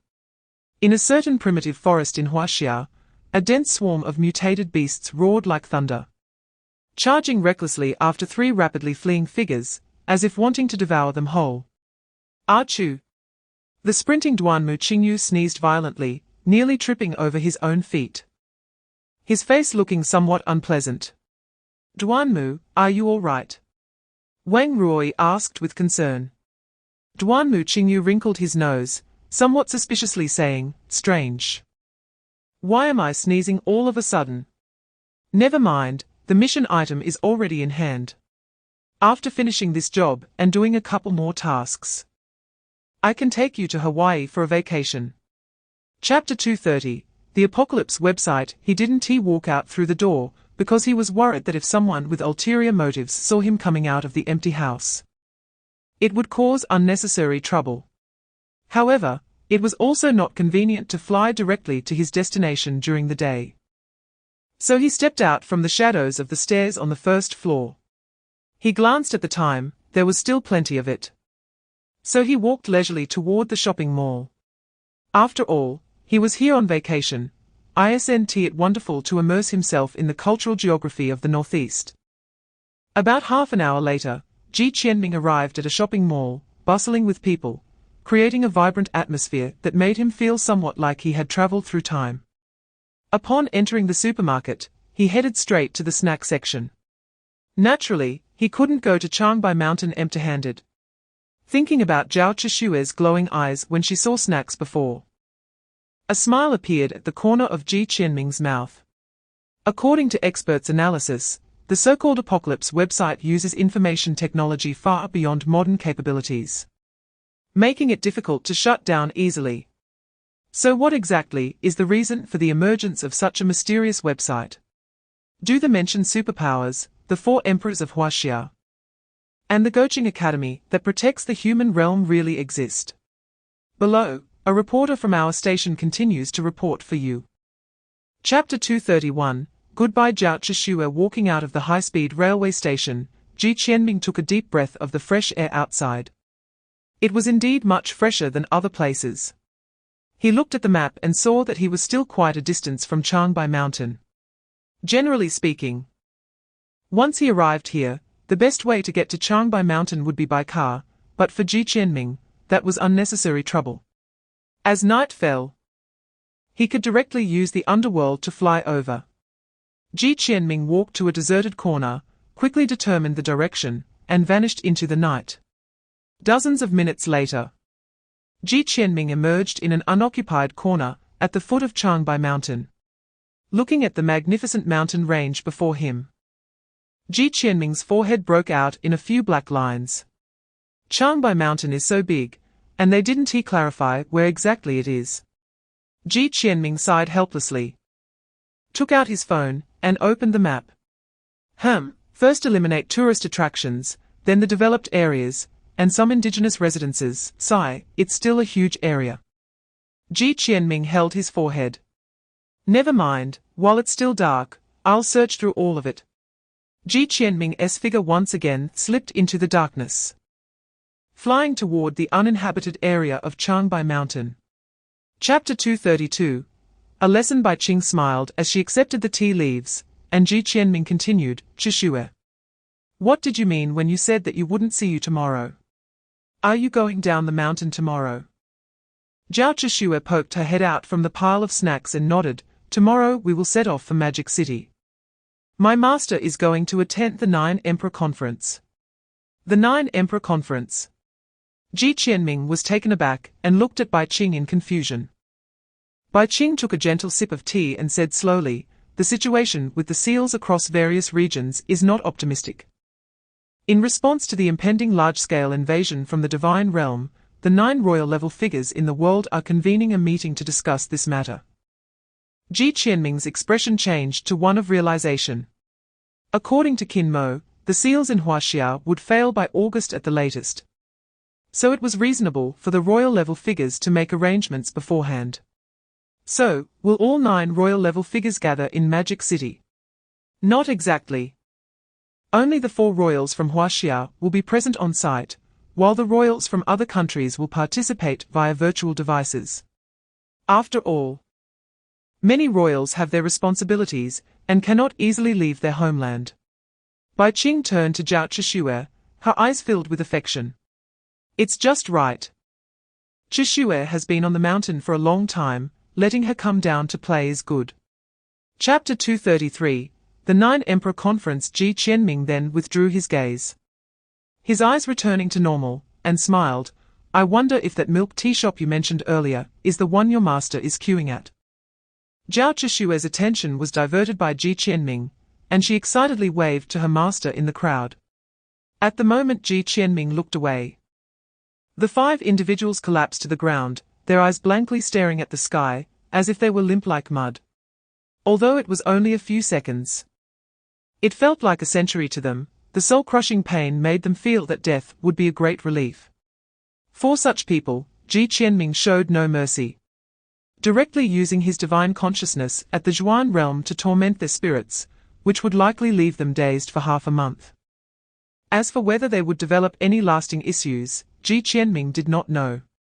Bai Qing, who was speaking with Zhao Zhixue, cast a leisurely glance at Ji Qianming. Her eyes filled with a hint of admiration.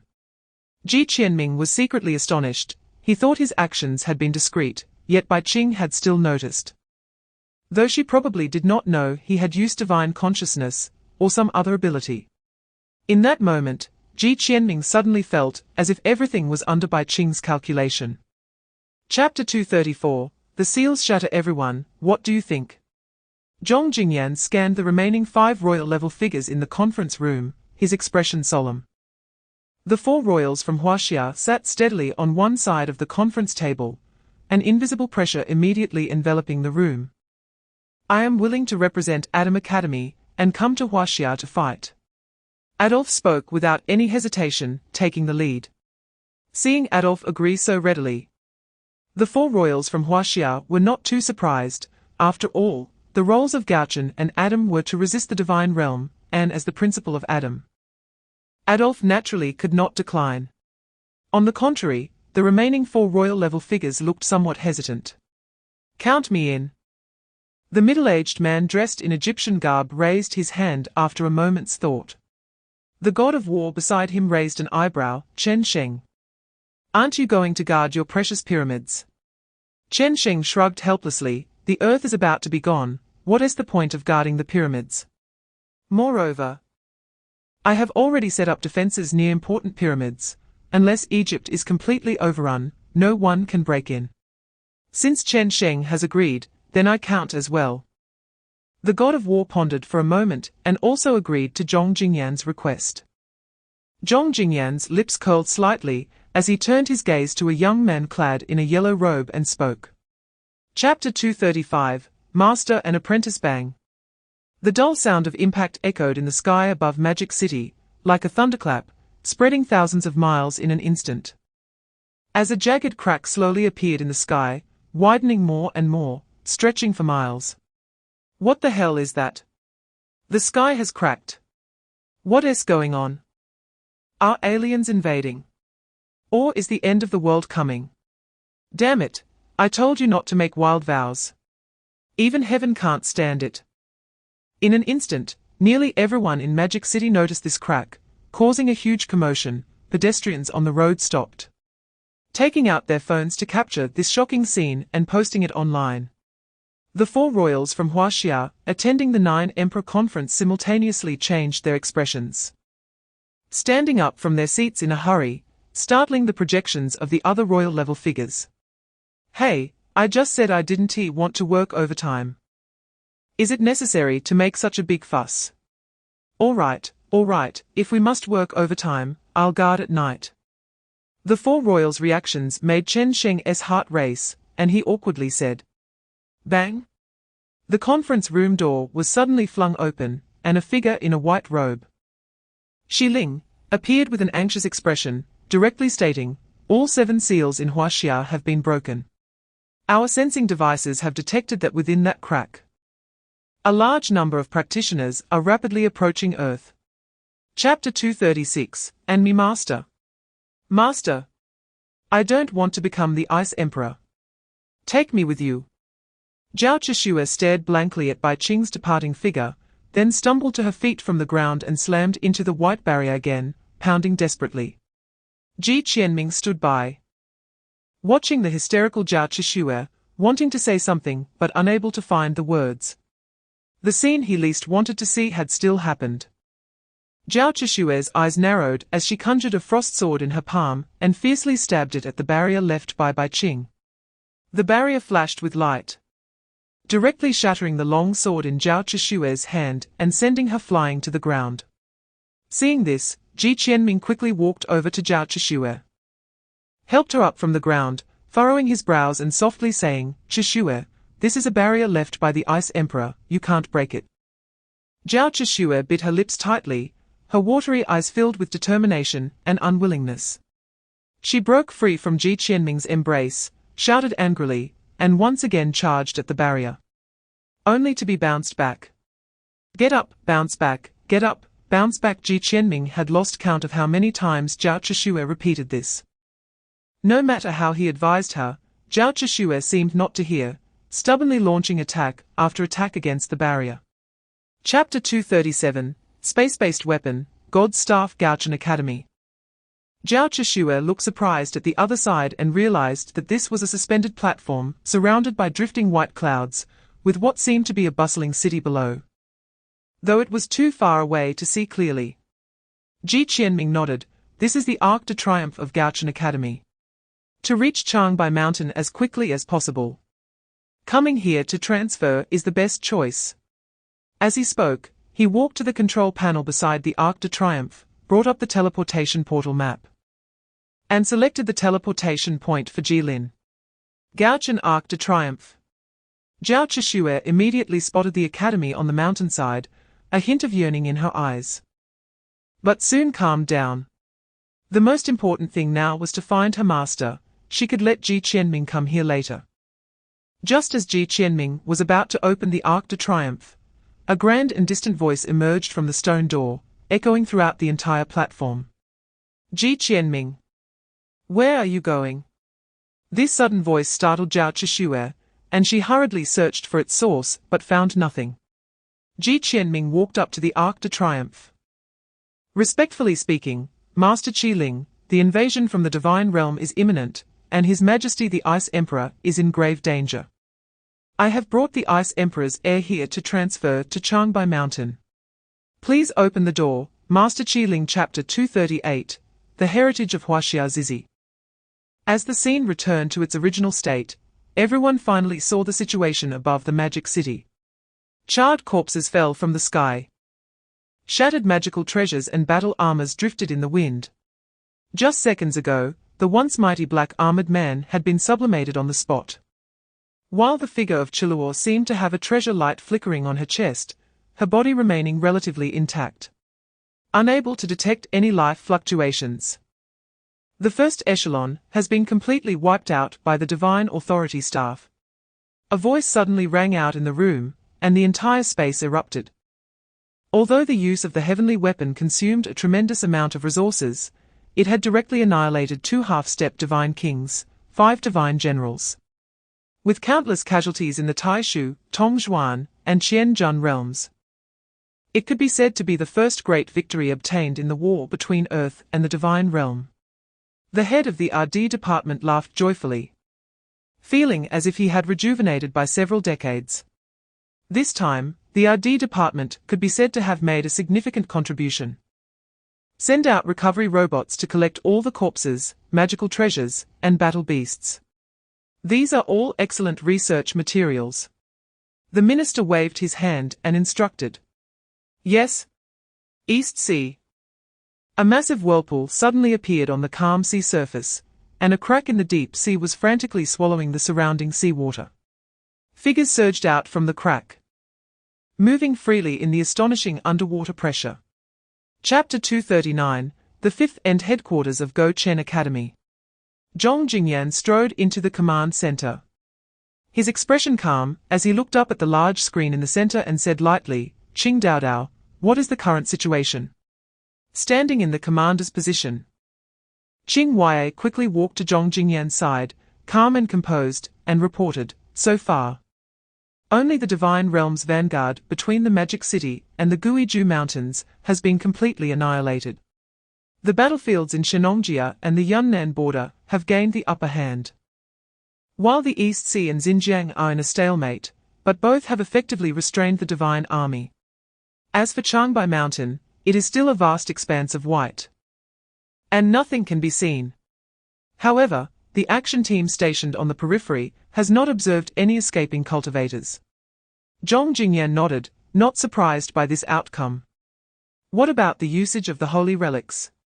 Currently, the following relics have completely lost their usage: the Qianzi number 7 Holy Relic, Arrow of Annihilation, the Dezino 3 Holy Relic and Kuelung Sealing Book, and the Dezin number 4 Holy Relic, Dust-Covered Statue. 2 Dezi level and 1 Qianzi level, huh? Zhong Jingyan pondered for a moment. This result was much better than he had anticipated. What happened to the residents that were moved using the Qianzi number 1 Holy Relic? Chapter 240, Battle at Changbai. The remaining 2 divine generals stood frozen in place, stunned by Bai Qing's bizarre attack, unable to move for a moment. Bai Qing stood barefoot on the pure white snow, blood flowing like a river around her calm eyes gazing at the 2 half-step divine kings in the sky. Raising her sword, Dao Yu's eyes flashed with killing intent as he held the purple cloud divine hammer, his feet stepping on the Qingyun Dao boots. With his entire body surging with spiritual power, he charged straight down towards Bai Qing on the ground. Qian's were helplessly smiled, his left hand playing with a flower, his robe fluttering, and he suddenly vanished to the ground. Such a beautiful woman, why does she have such a heavy killing intent? Qian's sighed softly. The red flower in his hand swaying, and a faint light shot out, flashing into Bai Qing's body in the blink of an eye.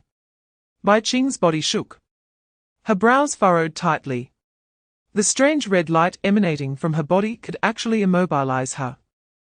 As she watched Dao Yu holding the purple cloud divine hammer descending from the sky, she let out a soft shout, and white leaf patterns glimmered. Bang! The pure white snow on Wuming Peak suddenly exploded, and a completely white frost dragon burst out, rushing towards Dao Yu in the air with terrifying cold. Seeing a white dragon charging towards him, Dao Yu's eyes flashed with surprise. Then he changed the trajectory of the purple cloud divine hammer in his hand to collide with the white dragon. Chapter 241.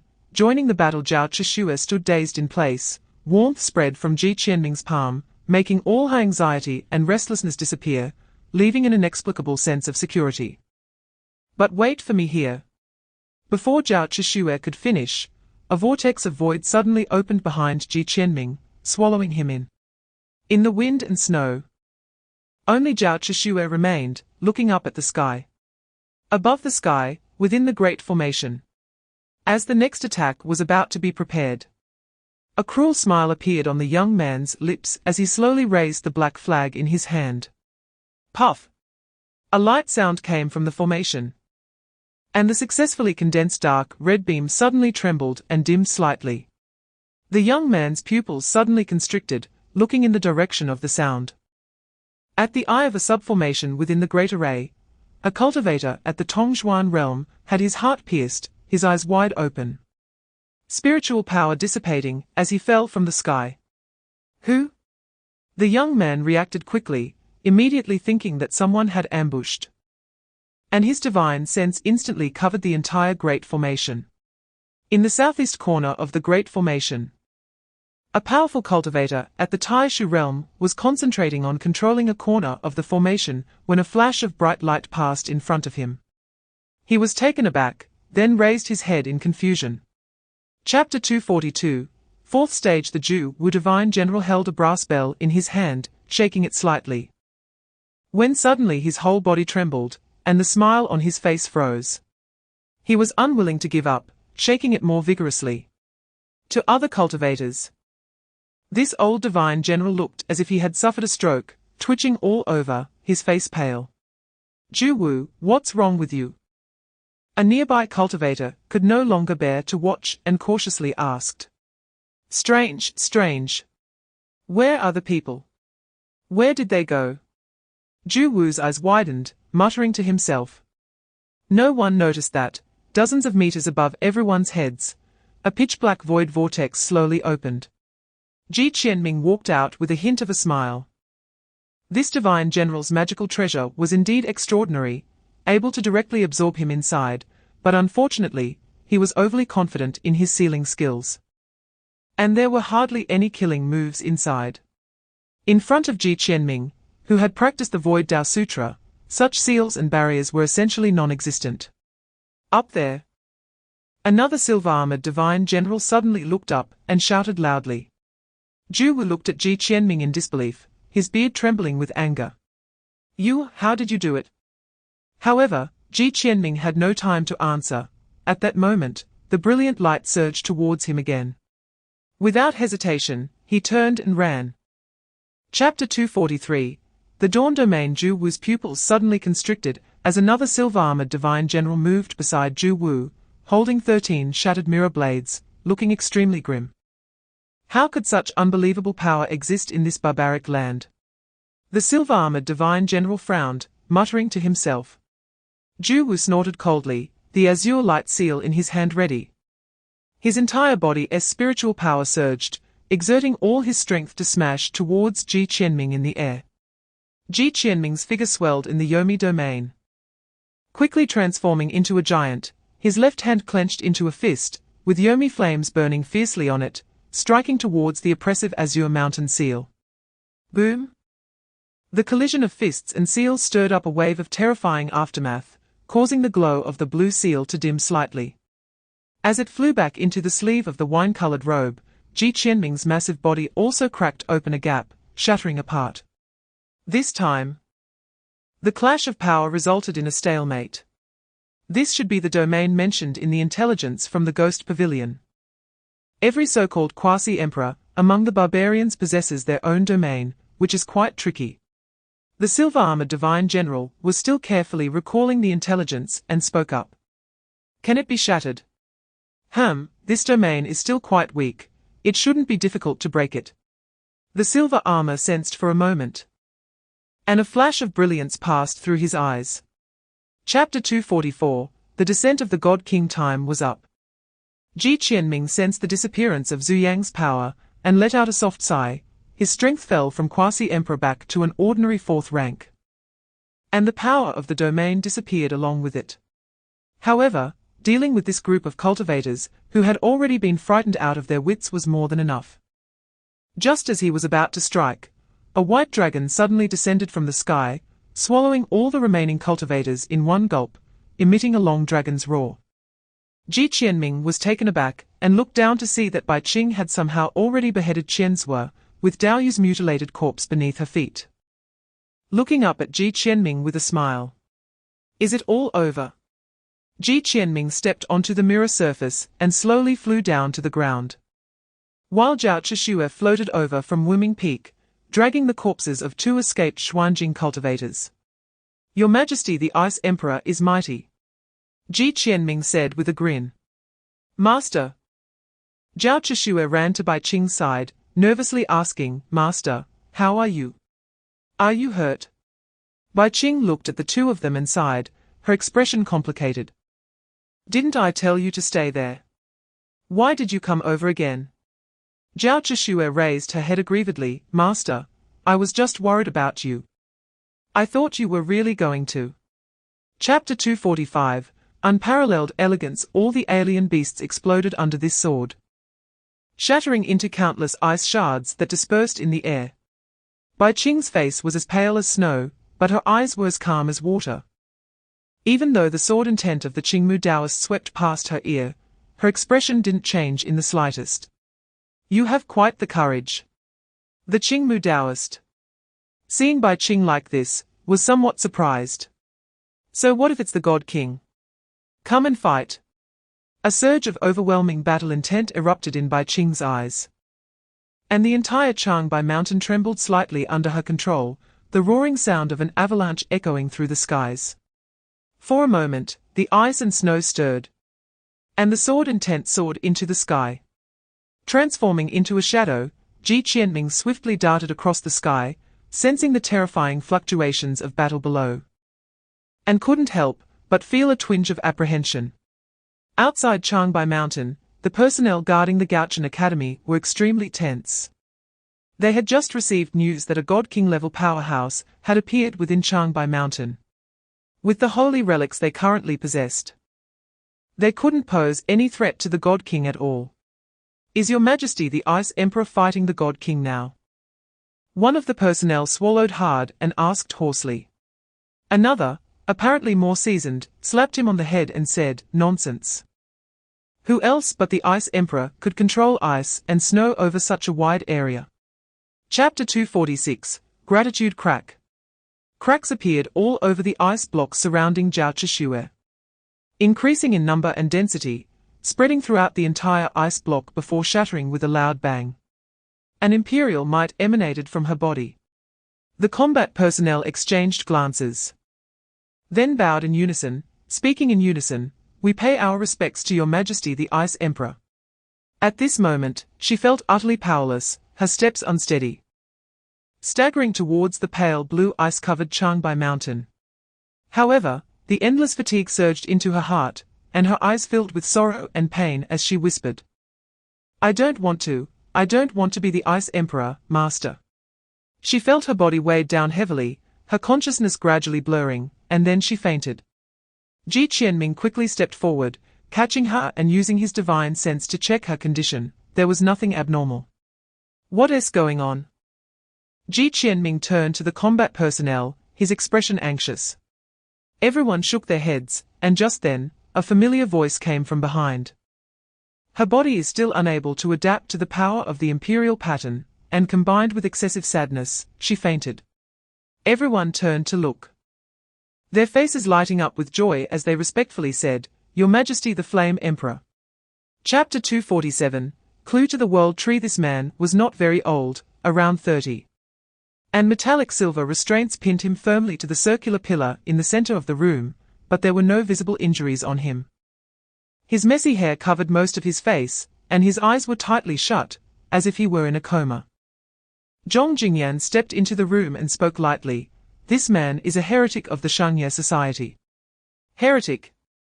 The so-called heretic is someone whom the Shangye Society believes has the potential to become an envoy, ranking above ordinary corps members, but below 4 envoys. They are considered to possess high-risk capabilities, but due to their insufficient rank, they cannot assume the role of an envoy. I understand, a candidate for envoy. That can be understood that way. Zhong Jingyan nodded.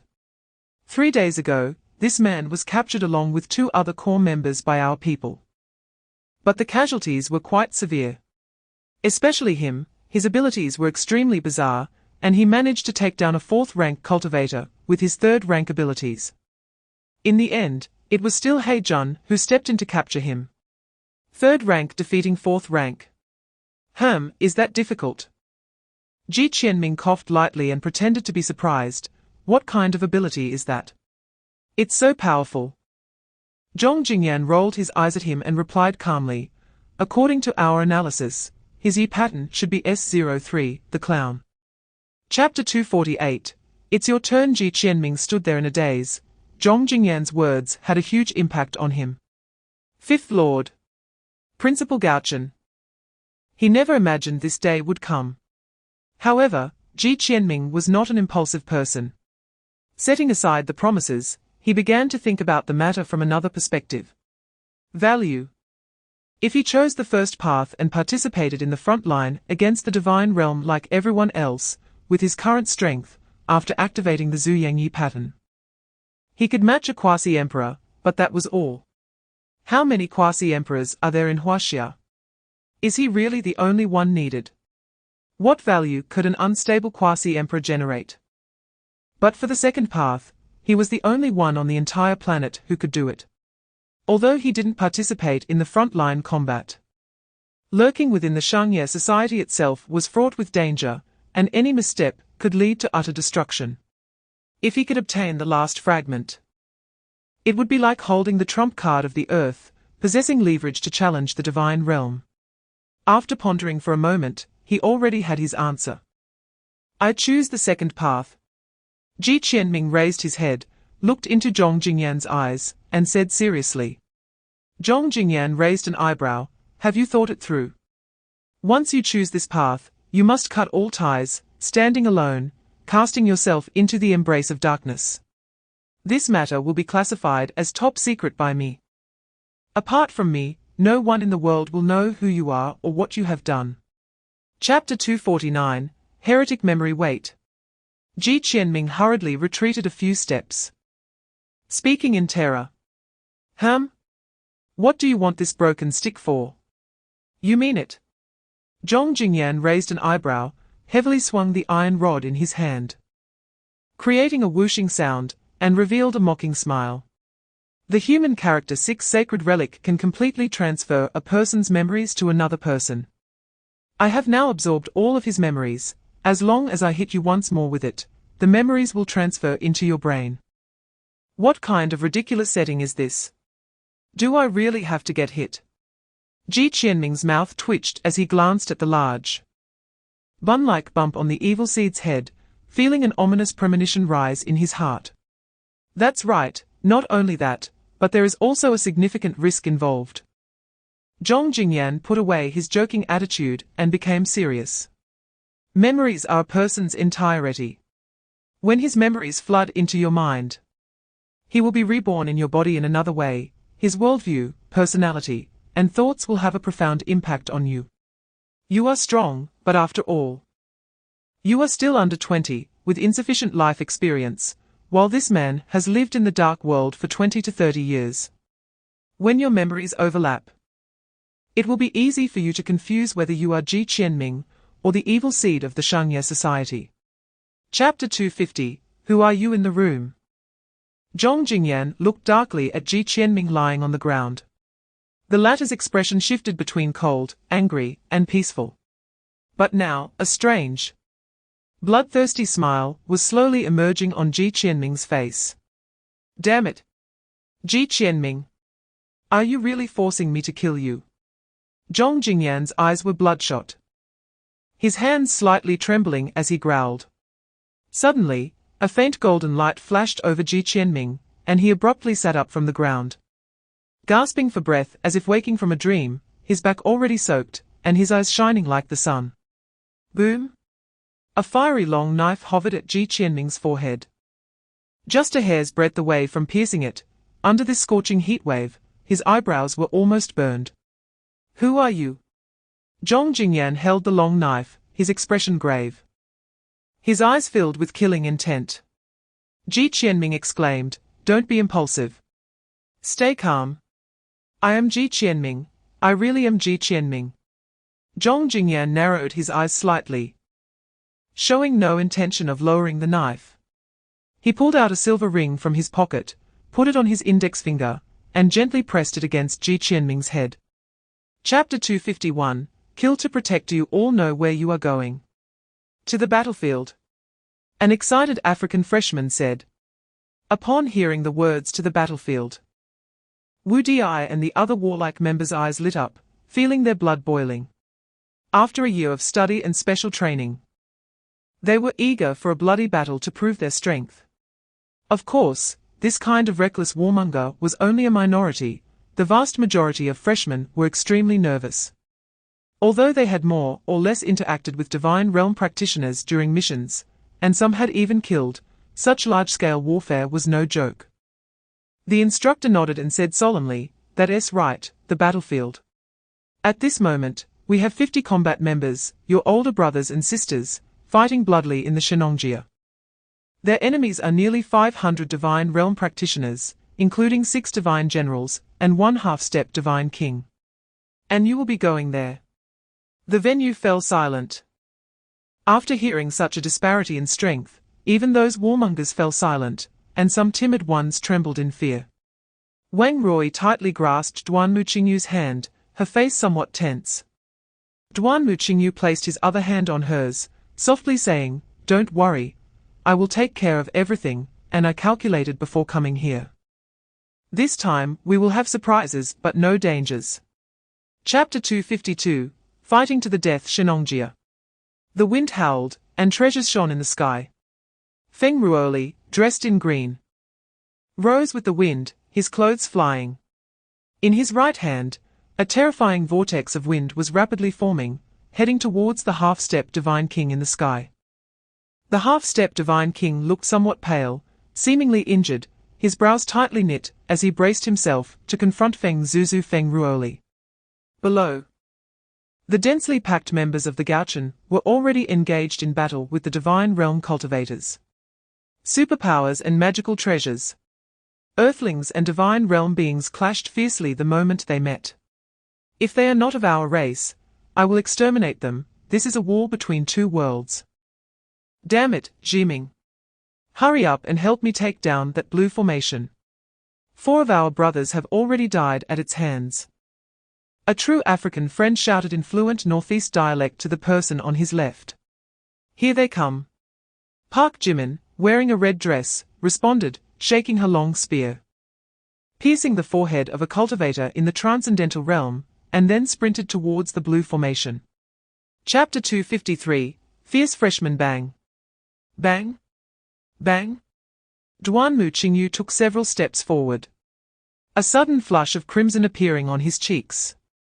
On the 6th step, he spat out a mouthful of blood, no matter how hard he tried. He could not take that 7th step. The xuanji on his wrist was flashing wildly, and in Duan Muqingyu's eyes, a dragon-like aura was soaring from the surrounding mountains. Rushing towards the peach-wood sword in his hand. Junior Duan Muqingyu, I will borrow this dragon aura for a use. He gently waved the peach-wood sword, and the golden talisman suddenly ignited. The dragon aura poured into his body, and his momentum soared continuously, filling him with an imperial aura with every gesture. Yu Shengyuan, closest to Duanmu Qingyu, though he saw nothing, could keenly sense the change in Duanmu Qingyu's aura, and looked at him in surprise. Duanmu Qingyu's blood-stained long robe fluttered without wind, the wooden hairpin was nowhere to be found, and his long black hair flowed down as he slightly bent his body. Then charged into the enemy ranks like a cannonball, his momentum unmatched. Dressed in green, wielding a wooden sword, he fought his way in and out among a group of transcendental realm cultivators. Wow, that kid Duanmu has powered up again. Wu Di exclaimed in surprise after blowing up a cultivator and catching this scene out of the corner of his eye. Chapter 254, Desperate Situation. What are you laughing at? The divine general opposite him frowned slightly. I'm laughing, cough cough, laughing at your grandmother's head. Instructor Tan laughed heartily, once again fighting with the divine general, using his soon-to-be broken body to buy some time for the students. On this battlefield, there are 6 divine generals from the divine realm, and they only have one quasi-emperor, Zijun Chen Shanshan, who is holding off 3 divine generals. Another student killed 1 divine general with the Earth Character 9 sacred relic. The remaining 2 divine generals, one is in front of him, and one is fighting with the freshman, creating a balance on this battlefield. Even if he dies, he must hold this divine general. Otherwise, whether this divine general joins the battle with Zijun, or the battle with the freshman, it will break the balance, and then it will be a one-sided massacre. Bang! The black-robed old man's figure condensed again several meters away from the impact range, his expression extremely cold. Using the disintegration technique twice in a row had greatly drained his spiritual power, but the spiritual power nearby had been almost drained by Zhong Fan, rendering many killing moves unusable, and he fell into a stalemate. Duanmu Qingyu saw the black-robed old man's figure condense again, showing no surprise. If a divine general could be so easily killed by them, then he wouldn't be called a divine general. Chapter 255, The Breaker. Having reached this point, Zhong Fan had no choice but to use the final option of the end-of-era pattern, although it was uncertain whether he could survive after using it. It was better than everyone dying together.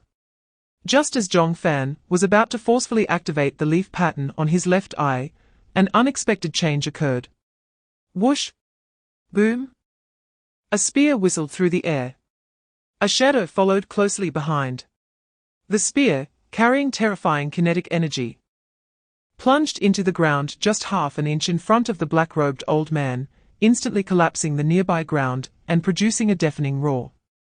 The black-robed old man's pupils suddenly contracted, a spirit power shield blocking in front of him, and he shot backward, yet even so, the impact comparable to a full-force strike from a high-level magical treasure left him in a very awkward state. Who dares to be so audacious? How dare you ambush this general? The black-robed old man shouted as he looked at the shadow. Amidst the rolling dust and smoke, a young figure pulled the spear from the ground. Although his face was not yet visible, those pale golden eyes, coldly staring, made him shiver involuntarily. Zhong Fan narrowed his eyes, and after recognizing the newcomer, he was stunned in place. Ji Qianming. Duanmu Qingyu struggled to get up from the ground, incredulously asking, "How did you suddenly come here?" No, you should leave quickly.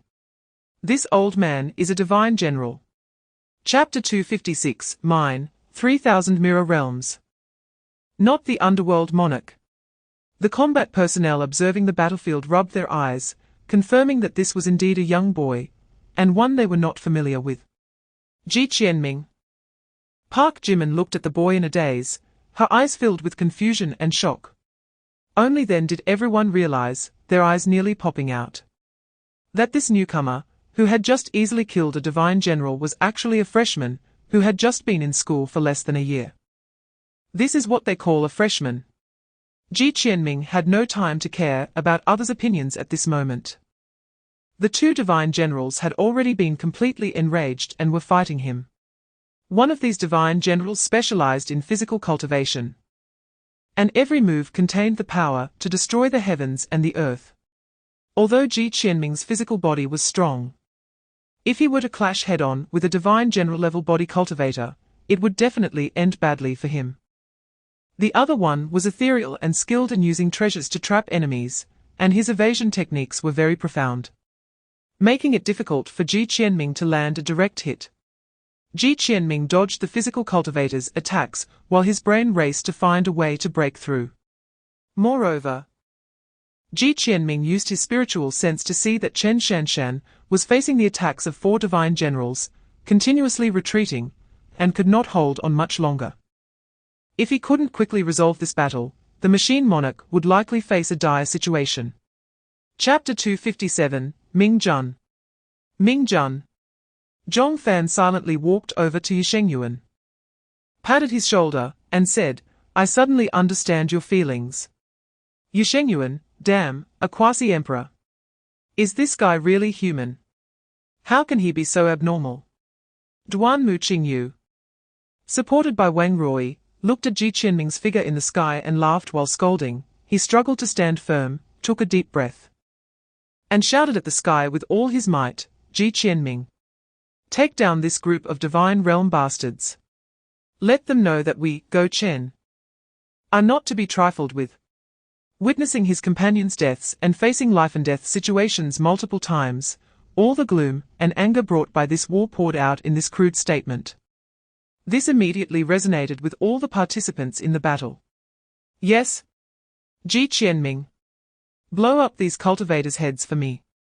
Wu Di, covered in blood, laughed loudly. "Ji Qianming, right? I'm impressed.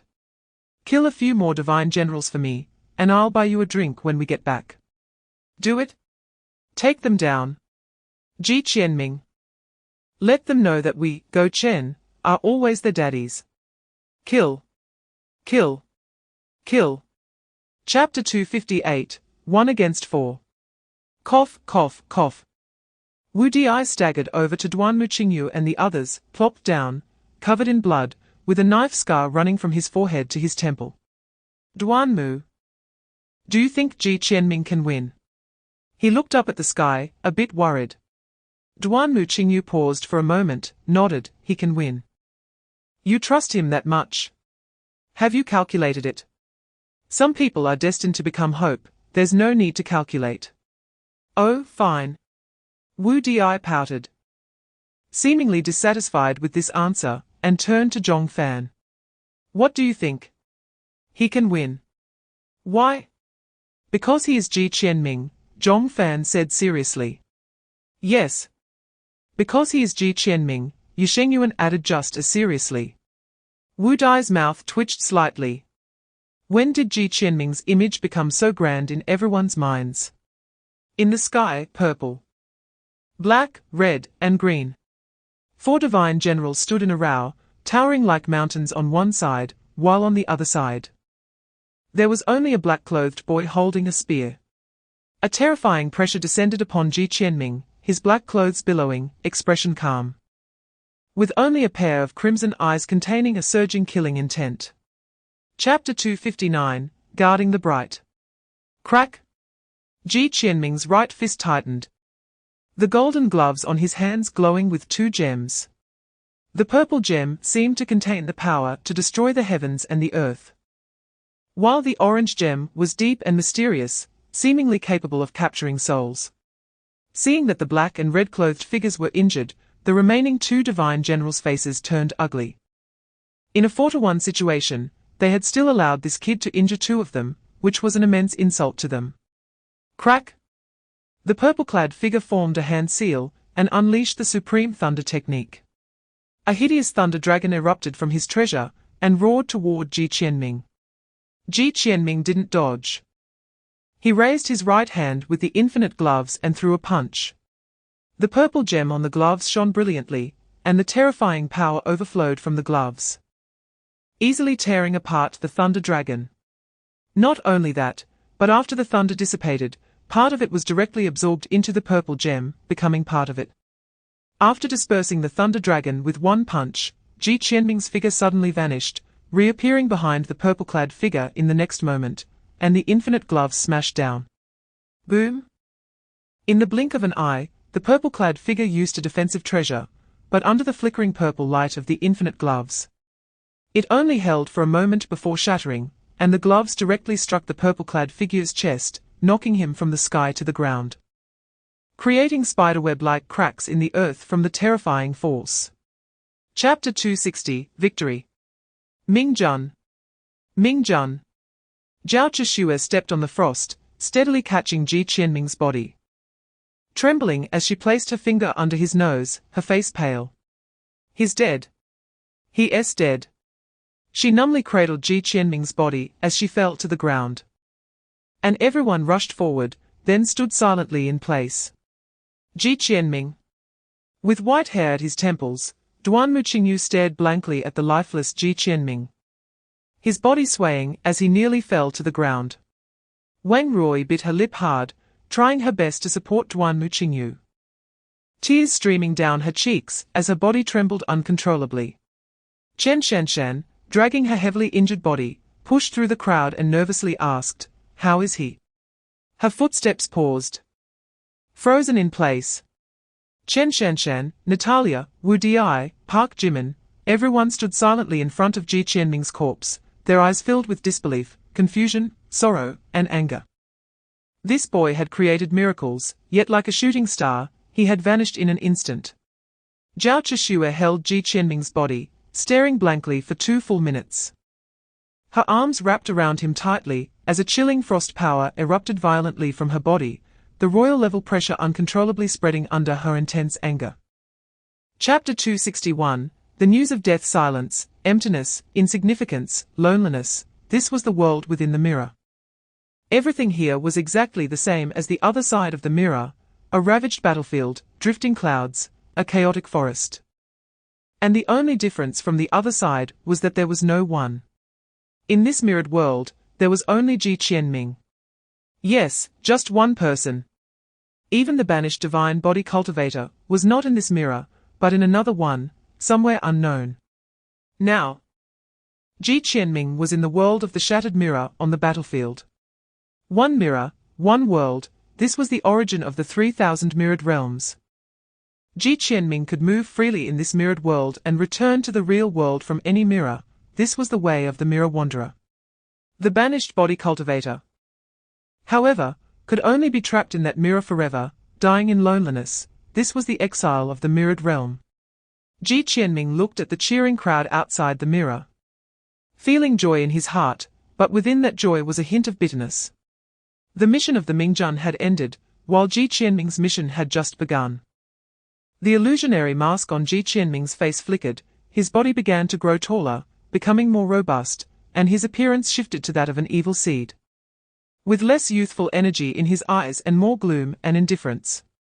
Chapter 262, The winds rise and clouds gather in the divine realm, within a temporarily constructed royal palace. The god king Kaishao sat steadily in the center, listening to a report from a divine general, his brow slightly furrowed. Bang! A loud noise echoed throughout the palace, and the throne beneath him was shattered to dust. The expression on Qixiao's face darkened as he stared at the trembling divine general before him, an invisible pressure suddenly descending. Annihilation. The vanguard team at 7 passageways, nearly 10 half-step god kings, 30 divine generals, and not a single passage was taken. His tone was low, as if it were coming from hell, chillingly cold. The divine general was crushed to the ground by Qixiao's pressure, unable to lift his head. What about Qingmu? Don't tell me that a few so-called royal-level barbarians could kill a god king. The command lamp left by god king Qingmu was still lit, he had not died. Only gone missing. The voice of the divine general grew smaller, as even he found it hard to believe that a god king could go missing in barbarian lands. Useless. A bunch of useless fools. Kaishao stood up, angrily scolding. A dignified god king missing in barbarian lands. Is that place really capable of such evil? The divine general paused and quietly replied, It is indeed quite eerie there. Chapter 263, Number 2. The passage to Changbai Mountain had been sealed by my master with eternal ice, making it impossible to traverse between the two realms. So there is no need to worry about an attack from the divine realm from there. I see. Adolf showed a look of realization. Zhao Zhixue scanned the silver platform and asked, "Who is Zhu Yuan?" Zhu Yuan was momentarily taken aback, then hurriedly waved his hand. I am Zhu Yuan." He quickly walked to the two royal-level individuals, adjusted his glasses, and said, "I am Zhu Yuan from the logistics department of the Gou Chen Academy. I have met His Majesty the Ice Emperor, and His Excellency the Arcane Sovereign. I heard you are the formation master of Gou Chen. How is the setup going?" Zhao Zhixue blinked and asked softly. "We have already set up 6 platforms near the East Sea Passage, each inscribed with 4 formations from the Gou Chen 9 formations, the San Cai Mizong formation to confuse enemies, the Sai Xiang Hun Qian formation to conceal traces, the Wuxing Xiang Sha formation to kill enemies, and the Qixing Zuzi formation. In addition, the research department has provided us with a large number of weaponry, including spirit-breaking machine guns, primal energy railguns, and third-generation combat mechas. Furthermore, the Gou Chen headquarters has dispatched 3 holy relics for us, namely, Qianzi No. 6. Chapter 264, The Little Pills. The living room instantly felt like an ice cave. The fun Ji Qianming referred to was something the masked man certainly understood. Most likely having found some poor soul to torture and dismember, but his next sentence was a blatant provocation. The masked man stared tightly at Ji Qianming, sneering, "Number 2. Don't forget that you have not yet become an envoy. What right do you have to speak to me like that?" Ji Qianming turned his head, quietly looking at him, and in the next moment, a 4th-tier aura suddenly erupted.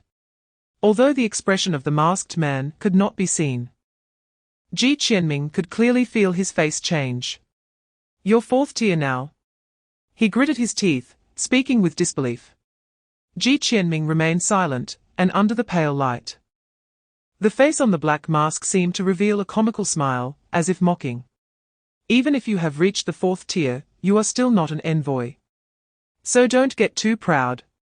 The masked man snorted coldly, but his voice was noticeably lacking in confidence. He had long heard of the infamous reputation of this number 2 evil seed, said to have an extremely rare and highly dangerous leaf pattern. And his personality was brutal and cold, holding grudges. Now that Ji Qianming had reached the 4th tier, the masked man immediately felt intimidated. According to the rules of the Z Society, once an evil seed reaches the 4th tier, they qualify to become an envoy. As long as any of the current 4 envoys die, he could become the next envoy. Chapter 265, You must attack an envoy with taunt. Ji Qianming placed his hand in the corner of the wall and groped around, finding a strangely shaped stone. He twisted it 90 degrees clockwise, and in the next moment, obscure spatial fluctuations emerged, causing him to vanish from his spot. After the familiar dizziness, Ji Qianming landed steadily on the ground, surveying his surroundings in bewilderment, his heart filled with shock. The headquarters of the Z Society was actually in an independent space. The black marble floor, the spacious and empty area, the hall with intermingling light and shadows, the neatly arranged pure wooden benches.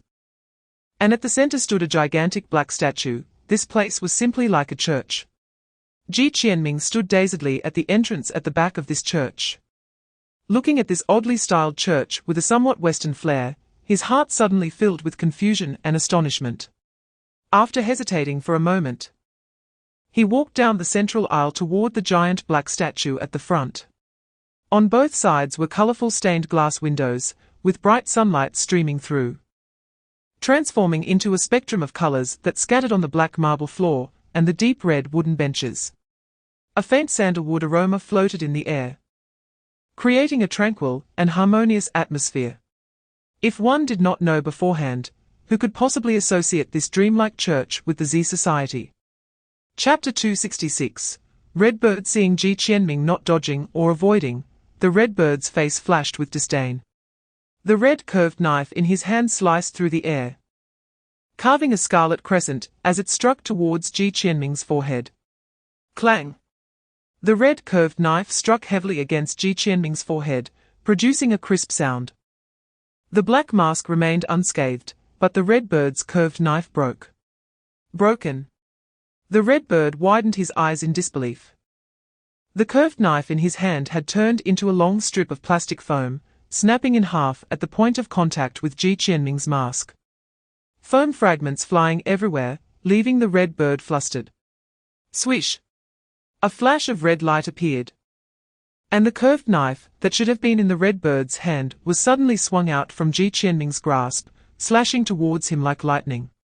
Fortunately, the red bird reacted quickly, letting out a sharp whistle, and his whole body left a residual shadow as he retreated, narrowly avoiding the strike. Ji Qianming showed no intention of letting up, stepping forward, the red curved knife dancing in his hands, the fierce blade techniques rolling towards the red bird like ocean waves. Red light flickered in the red bird's eyes as he crossed his arms, suddenly striking out. Between the residual shadows, several red knives appeared, their blades vibrating slightly. Hovering in the air, and under his mental control, they shot towards Ji Qianming, who was wielding the knife. Chapter 267. Joke. The body of the transformed red bird was at least the size of a basketball court. And the gaping maw that appeared on the marble floor could swallow it whole, leaving even the bloodstains on the ground seeping into the earth, without a trace. From the moment the black light appeared to the red bird's disappearance, it took no more than a second, the red bird seemed to have never existed. Vanishing forever within the church. Ji Qianming's mind shook violently. Just moments ago, he had been standing beside the red bird's body. And he could clearly see the fangs of that mouth, witnessing it swallow the red bird whole. If that mouth were any larger, he would have undoubtedly been dragged in as well. The red bird's body was large, and that mouth was just the right size for his body. The entire floor was marble. Could it be that beneath his feet was also a blood basin mouth, always ready to devour him? In addition, Ji Qianming also observed some details. In the fierce battle just now, this church left not a single trace of combat, not to mention. The red bird had thrown over 100 flying knives, and with his strength, all the wooden benches here should have been reduced to powder. However, there wasn't even a scratch left on those benches. Chapter 268. Original Sin. As he stepped out from the bare hilltop, a light rain began to fall from the sky. Ji Qianming looked back at the direction of the stone crevice, his expression behind the mask very grave. Although the purpose of this trip had been achieved, not only had he discovered the location of the headquarters of the Shangxia Society, but he had also become a special envoy. Although he was still nominally the fourth. As long as he could access clues related to the World Tree, there was no difference between the first and the fourth. However, Ji Qianming's wariness towards the Shangxia Society was deepening. He once thought of the Shangxia Society as merely a group of lunatics, criminals, and evil people with leaf patterns gathering together. In fact, even Zero and Gou Chen thought the same, thus, they regarded it with caution. But compared to the threat of the divine realm, the Shangxia Society seemed trivial. After this trip, Ji Qianming clearly understood that what the Shangxia Society presented to the world was merely the tip of the iceberg. Ji Qianming walked to an uninhabited area, slipping into the underworld, quickly flying towards the center of the city. Now, the residents of the large city near the Seven Seals had already retreated to nearby fortresses. But most cities farther from the seals remained unchanged, merely entering a wartime state, ready to evacuate to nearby fortresses at any time. Chapter 269. Whose funeral? With Ji Qianming's current spiritual power, he could freely move in the mirror world for 3 hours. If he hadn't found a mirror to leave within that time, he would be automatically ejected back to the mirror surface from which he entered. Fortunately, riding the sword was fast, and the distance to Magic City was not too far. Reaching it within 3 hours was not difficult. After a long time, Ji Qianming squinted slightly, looking up at the sky. Above Magic City, there was a swirling mass of chaotic gas, rolling continuously, about the size of a mountain, steadily hovering above the clouds, incredibly mysterious. This was the Gou Chen Academy in the mirror world. The headquarters of Gou Chen Academy was hidden in an independent small world. If one looked up from the real world, Nothing could be seen because this small world did not actually exist here. However, Ji Qianming was currently in the mirror world, and for some reason, the existence of that small world was projected in the sky by the mirror in this manner, visible even to the naked eye. Seeing the small world in the sky, Ji Qianming directly flew up on his sword, quickly reaching the outer edge of that chaotic mist. Ji Qianming attempted to reach out and touch it, but it felt as if he touched nothing, passing right through. He was not surprised by this. Chapter 270, Hidden in the Night. A sudden sound Yun Yu led the three members of Adam Academy to a brand new black monument, slowly stopping. Is that Ji Qianming's monument? Claire stared blankly ahead. Standing before the monument was a familiar silhouette, holding a bouquet of flowers, slowly placing it before the monument. She turned around and saw Claire standing in the distance, her eyes immediately reddening. Natalia. Claire rushed forward, gently embracing the frail Natalia, feeling distinctly that Natalia's body was trembling uncontrollably. He is dead, he is dead. Natalia's light blue eyes were filled with sorrow and pain, her voice a bit hoarse. I know, I know. Claire held back her tears, carefully stroking Natalia's back, softly saying, Sister Natalia, we have fallen in love with a hero. A pale smile tugged at her lips, and Natalia shivered, nodding heavily. Claire, I'm fine. You go say goodbye to him. Claire responded with an aha, quietly walking towards Ji Qianming's monument, as if afraid of waking him. Slowly crouching down and placing the white flowers on the ground.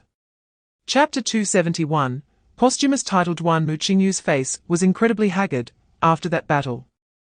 His own vitality had not yet recovered, needing Wang Ruoyi's support to walk. You kid are impressive. He stood before Ji Qianming's monument, staring at his name, and smiled bitterly. He actually became a quasi-emperor without saying a word, goaching 5 lords. If those juniors find out I once patted Mingxuan's butt, wouldn't that be quite a face-saver? Duanmu Qingyu chuckled softly. Ji Qianming. Duanmu Qingyu turned his head and softly said to Wang Ruoyi, Ruoyi, you go ahead. I'll talk with my brother for a bit.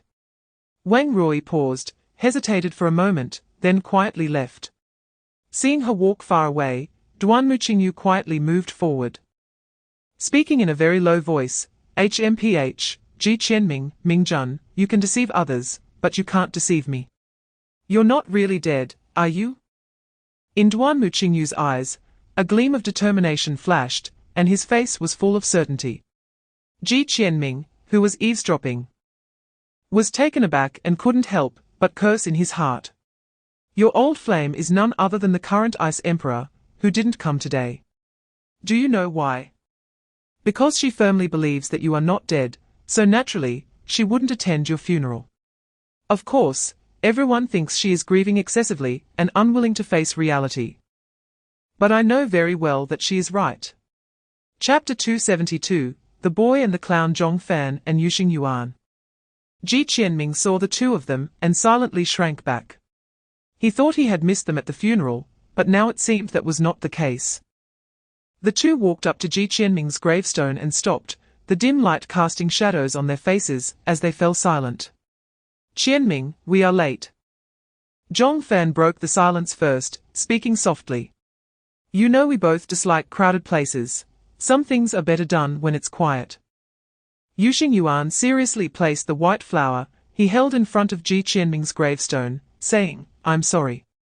Zhong Fan stared blankly at the 3 characters of Ji Qianming, a slight smile creeping onto his lips. He recalled the first time he met you, like a nervous big boy holding an admission letter, following behind me and asking questions. Later, the 2 of us took down the entire gang and defeated the Blue Fang. At that moment, I knew your potential was greater than anyone imagined. After arriving at the Gou Chen, you changed a lot, really, you matured and became stronger, and before we knew it, you had grown to a level that both of us could only look up to. Chapter 273, The Marquis. Hey. I'm talking to you, come here. The thugs sitting in the tavern exchanged glances and smirked. The leader in the middle had his feet propped up on the table, waving at the man. The man seemed completely uninterested in him, and walked straight to the bar. Beneath the pale mask, a pair of calm eyes watched the tavern owner. The owner's drooping eyelids lifted slightly. Seeing the eerie mask, he showed no emotional response and said lightly, "You came too early." "I always come early." The man sat down at the bar, accepting the cocktail handed to him by the owner and gently swirling it. Seeing that he was completely ignoring him, the thug leader's face darkened. The thugs quickly stood up from their chairs, maliciously approaching the man at the bar. "Hey! Our boss called you over, are you deaf?" A thug grabbed a bottle from the table and menacingly walked behind the man, his sharp voice echoing throughout the tavern. The man glanced at the owner, "Your guest." The owner chuckled softly, wiping the glass in his hand, and casually said, "Those who don't pay aren't guests." "Oh?" The small thug, seeing that he was ignored again, flashed a vicious look in his eyes, raised the bottle high, and swung it down hard towards the man's head. Chapter 274. The Rescue Plan. Ji Qianming's mouth twitched slightly beneath the mask. Damn it, there really are no normal people in the Shangye society. The vengeful joker, the fully leveled red bird with sarcasm, the sadistic number 2, and this suspected masochistic Marquis. If I really have to stay undercover for a long time, will I end up picking up some strange habits? 2 special envoys. Let's talk it out and not resort to violence. The owner seized the opportunity and hurriedly spoke, glancing around his pigsty of a tavern with a hint of pain. "When he strikes, you won't see me jumping out." Ji Qianming coldly shot a glance at the owner, an invisible murderous aura emanating from him. The owner awkwardly chuckled, while the Marquis walked straight up to Ji Qianming, the 2 pale masks facing off in the dim light. "Don't let such an interesting 4th envoy die."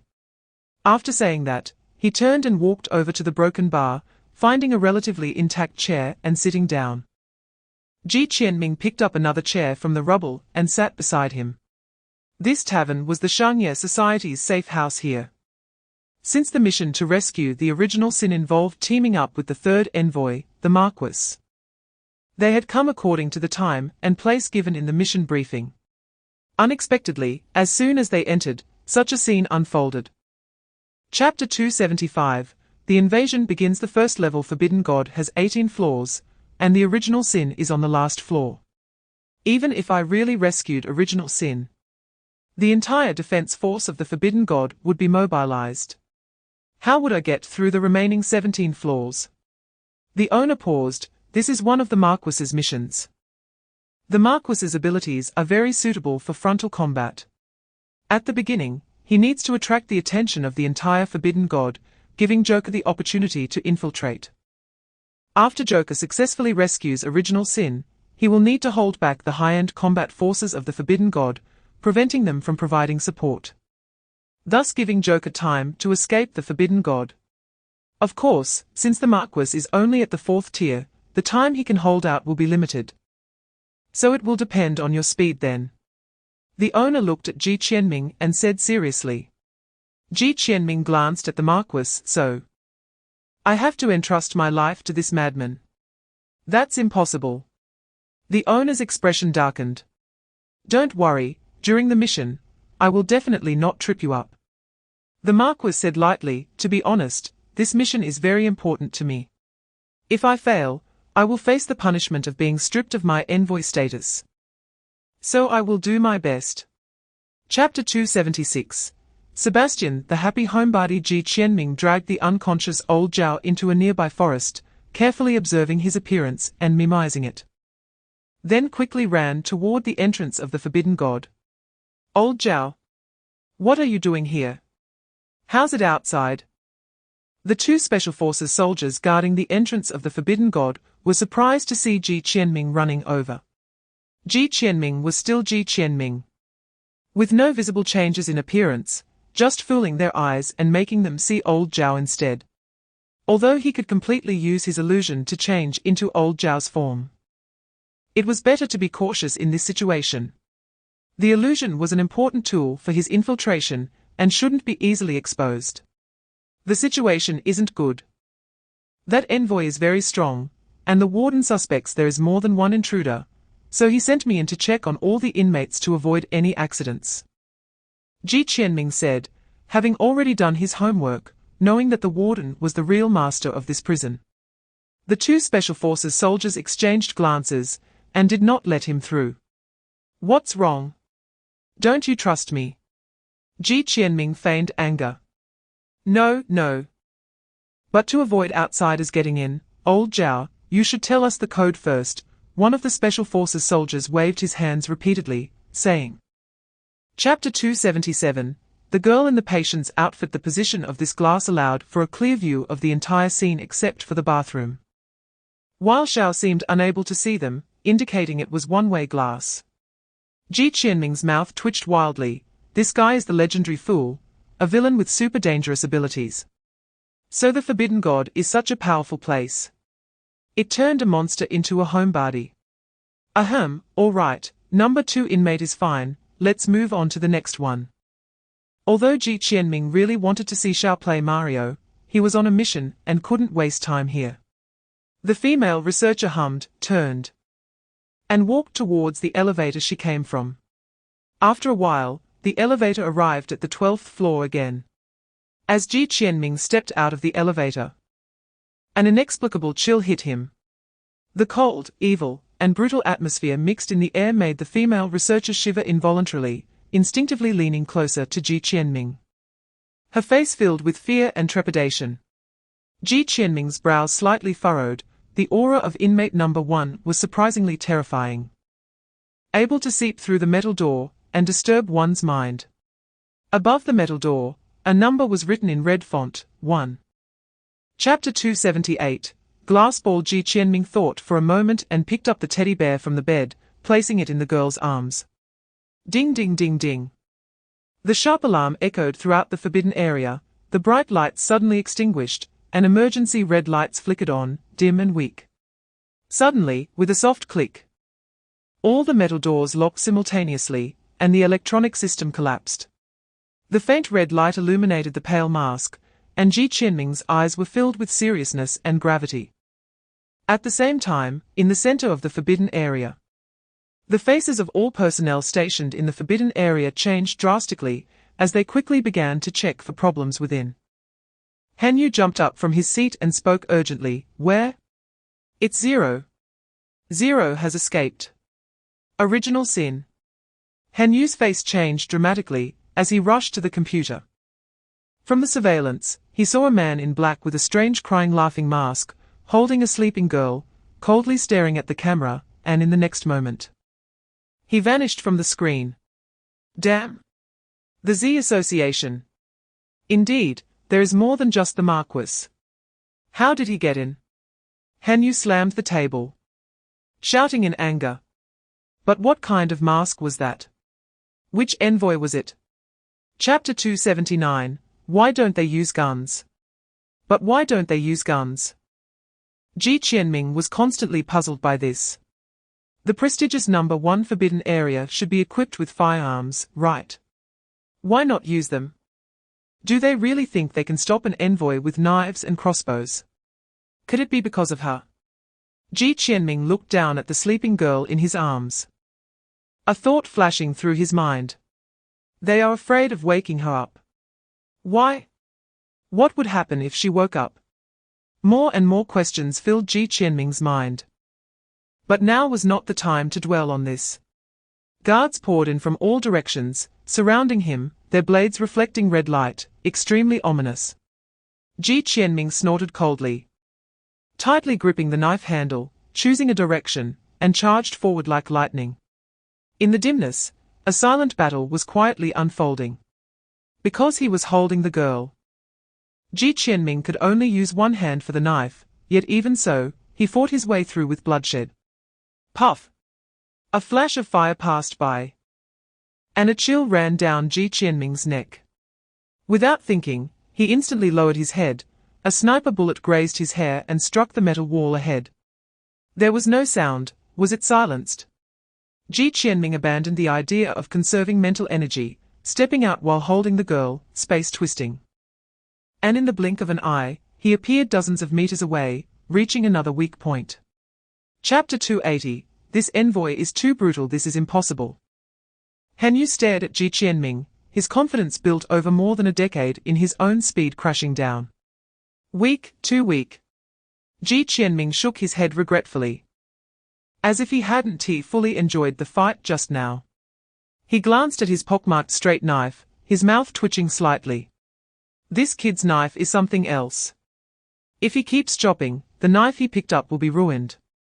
Han Yu's expression dimmed, but soon he gathered himself again, preparing to launch the next round of attack. At that moment, Ji Qianming suddenly swayed, and Han Yu's pupils contracted sharply. The light blue long knife in his hand traced a shining arc through the air, blocking behind him. Clang! A muffled sound rang out. The black straight knife finally reached its limit, shattering from its blade, and Han Yu's expression suddenly froze.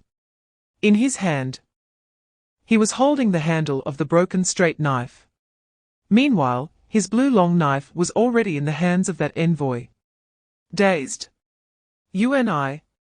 Han Yu was stunned for a long time, unable to figure out how his knife was suddenly replaced. Ji Qianming lightly swung the long knife in his hand. The light blue blade slicing through the air, incredibly sharp, nodding in satisfaction, good knife. Chapter 281. The girl of fear. Ji Qianming was about to speak to comfort the girl when his pupils suddenly contracted. In the empty corridor in front of him, a string of red balloons slowly floated, like a blood-red cloud, moving towards Ji Qianming. Balloons? Where did the balloons come from in the forbidden area? Ji Qianming's body tensed, midnight unsheathed, his consciousness expanded, sensing a mass of black, extremely cold energy around the corner of the corridor. From the energy fluctuations, it seemed to be at the peak of the third stage. What is this? Ji Qianming frowned. He had never seen such an evil energy fluctuation. Is this a tactic used by the number one forbidden area against him? As he hesitated, the string of balloons had already approached the two. Ji Qianming focused his gaze. And within the string of red balloons, it seemed that several children's faces were faintly visible. Wait! Why does this scene look so familiar? An idea flashed through Ji Qianming's mind like lightning, and he quickly retreated. The string of red balloons exploded, releasing a cloud of black mist, and a bizarre, bloody clown suddenly appeared from the mist, opening its bloody mouth wide to bite Ji Qianming. Damn! It's really the monster clown from its swish. The light blue knife flashed, and Midnight's blade instantly cut through the clown's neck, but the clown's expression became even more ferocious, its head floating in the air, desperately gnawing. Chapter 282. A world without Digger. This is an ordinary corridor. Grey-white stairs, metal handrails, white walls, and on this platform, there hangs a worn grey sign. 13.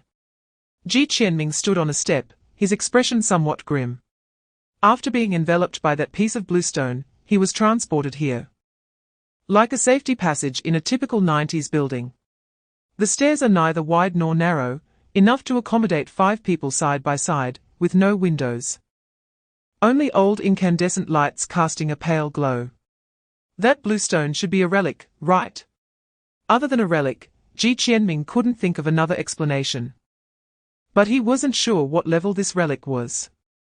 If it's a human character or a ground character, it would be fine. If it's a heavenly character, he might really be done for here. The worst part is that the girl in his arms didn't come in with him.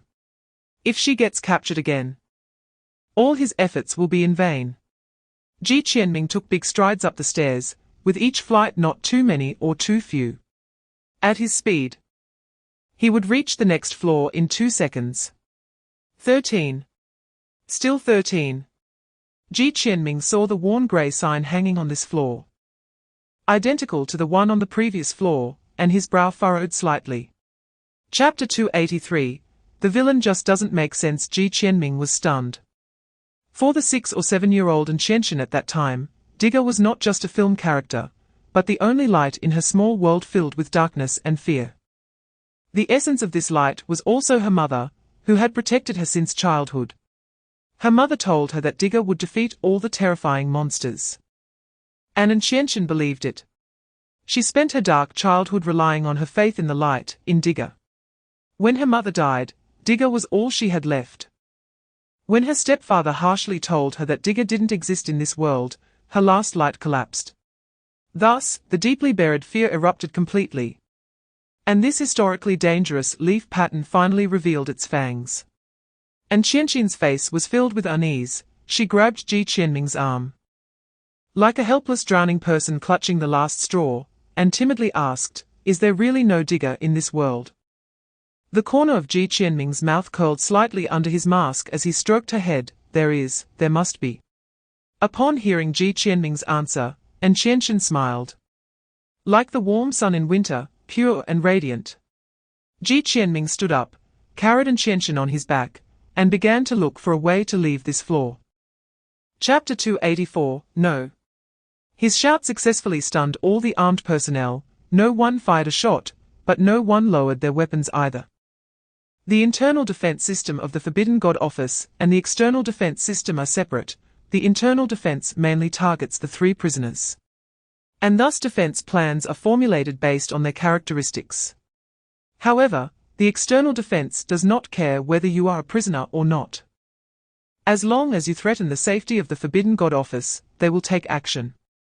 In other words, they had no idea what they were facing. The white-coated researcher, seeing that no one fired, finally breathed a sigh of relief, suddenly feeling as if he had survived a disaster, and then hurried over to the original Sin, who was sitting on the ground, forcing a kind smile on his face. "Little un, what are you doing here? It's dangerous outside. Come back with uncle," he said softly, as if afraid of scaring the girl in front of him. And Qianqin was fixated on the battle between Ji Qianming and the warden in the distance, completely ignoring what the researcher was saying. The researcher became anxious, intentionally moving his body to block her line of sight, squatting down, and speaking gently, "Little un, be good. Come back with uncle, okay?" And Qianqin pouted slightly, turned a bit to the side, and looked past him at the battle behind, as if something was pulling her attention there. Chapter 285, I will be your digger. Gurgle, gurgle, gurgle. The sea surface erupted with waves, like boiling, making a roaring sound that echoed in the dark night sky. The warden and Ji Qianming stopped simultaneously, abruptly looking towards the spot where the whirlpool appeared, where an incredibly powerful energy fluctuation emanated. Peak level 4, extremely close to level 5. Ji Qianming's thoughts raced as he turned to look at Qianqin, only to see her sitting dazed on the ground. The ground within a 10-meter radius around her had turned black, and a strange red liquid was seeping from the ground. Emaciated crimson arms were reaching out from the ground, trying to grab her. Beside her, the white-coated researcher was firmly grasped by the crimson arms, being pulled underground. At that moment, half of his body was already submerged in the red liquid, and he was screaming in terror, desperately trying to escape the grip of the arms, but sinking deeper and deeper. "Ah!" The researcher's voice echoed in the sky, followed by a series of gunshots. The whistling bullets struck the crimson arms, instantly losing all momentum and being swallowed in an instant, while a large batch of bullets shot directly towards Qianqin's head, but were devoured by a strange red wall that suddenly rose from the liquid. Chapter 286, Digger and Qianqin blinked and nodded heavily. "Stay hidden here, and leave the rest to me," Ji Qianming said as he brought her to a hidden grove. And Qianqin obediently replied with an Ji Qianming turned around, looking at the surging sea, although Jitan was being held back by the warden. It still had a clear target, continuously moving towards the place where Qianqin was hiding. A glint flashed in his eyes, and a void vortex suddenly appeared behind him, swallowing him in. Above the sea, in the high sky, a black vortex suddenly opened, and an unremarkable oriental boy fell out, his expression calm, as he plummeted toward the sea. It was Ji Qianming, who had changed his appearance using an illusion. Considering that the Duke might still be watching from somewhere, he couldn't directly jump out and use abilities that did not belong to Joker. So he could only change his disguise to accomplish what he needed to do. The wild wind howled in his ears. Below him was the pitch-black sea, the surging waves, and the ferocious monsters. He opened his arms, his clothes fluttering, as if embracing the whole world. In his right hand, he tightly gripped a solidified divine light stick. Thud. Chapter 287, The Girl in the Mirror. Of course, Digger can emit light, but unfortunately, the fake Digger Gou Chen and Adam actually could not. The light he released was condensed from a miniature version of the Dawn domain between his hands, and then rapidly released all the miniature Dawn swords, densely packed. At first glance, it looked no different from Digger's light, but upon closer inspection, one would find that this light was actually composed of tiny golden sword bodies. Of course, no one had seen the real Digger, so who knew what this light should look like? The golden torrent collided with Gou Chen, exploding into dazzling flames. A burst of golden fire erupted on Gou Chen's body, and pale golden ripples spread through the thick clouds, revealing a brilliant starry sky. Boom! Gou Chen was formed from ancient spheres and itself belonged to an evil entity. At this moment, encountering the Dawn domain, which specializes in eliminating evil entities, it began to roll rapidly, visibly dissolving into the world. Moments later, Gou Chen had vanished without a trace. Digger stood firmly there, the timer on his chest flashing rapidly. He nodded seriously and then shot into the sky with a whoosh, disappearing into the night sky. We won. Digger won. Chapter 288, Lord Duke, why aren't you speaking? Qingya took out a small black box from his bag, solemnly opened it, and took out a small bottle of pink liquid. Zhong Jingyan took the bottle, twisted off the cap, bent down, and poured it into the Duke's mouth, not leaving a single drop. Your Majesty, is this really okay? Qingya couldn't help but ask. What's wrong with it? Maybe he would want it himself, Zhong Jingyan said indifferently. Ji Qianming, oh Ji Qianming, I can only help you this much. The rest is up to you, Zhong Jingyan thought to himself. Qingya nodded, looking at the Duke with a hint of sympathy in his eyes. Then, as if thinking of something, he asked, Your Majesty, how did you know that the original sin would escape? Classified. Then why didn't you take action to stop it? Why should I stop it? That child shouldn't have been locked up in the first place. HMPH. If they had listened to my advice back then, and given that child to us in the Gou Chen for training, she should be an excellent warrior by now. Not a pitiful person, who can only live in dreams.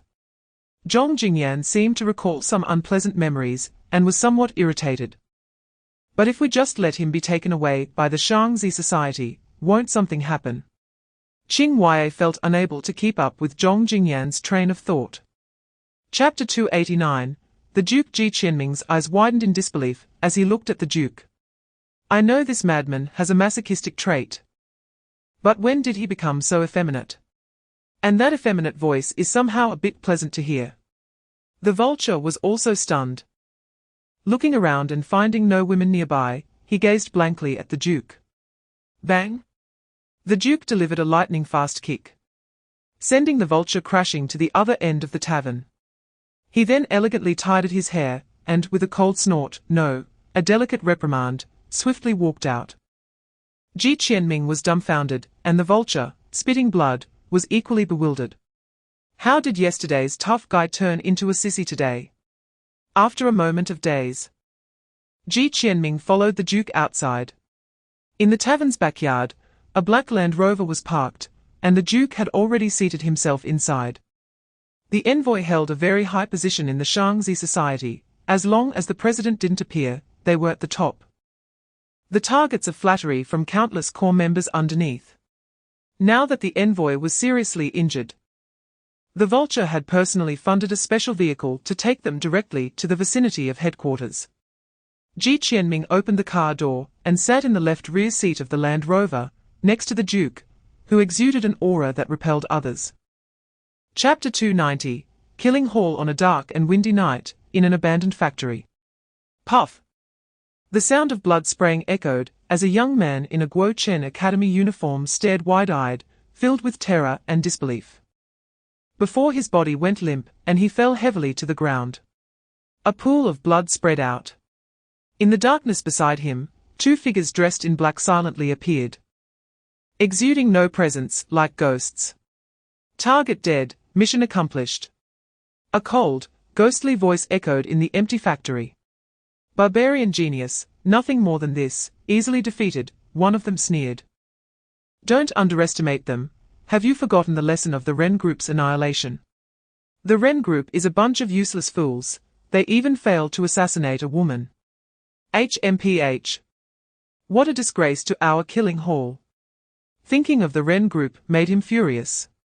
Ying Ge, killing hall. That target named Park G-Minute is indeed strong. The Ren Group underestimated them. There's still one last target tonight, let us go. Who is the last target? Zero Organization, Li Lanshan. In Magic City, Zero Villa. Gao Yu sat on the sofa, gently shaking his wine glass, the square ice cubes clinking against the glass, producing a tinkling sound.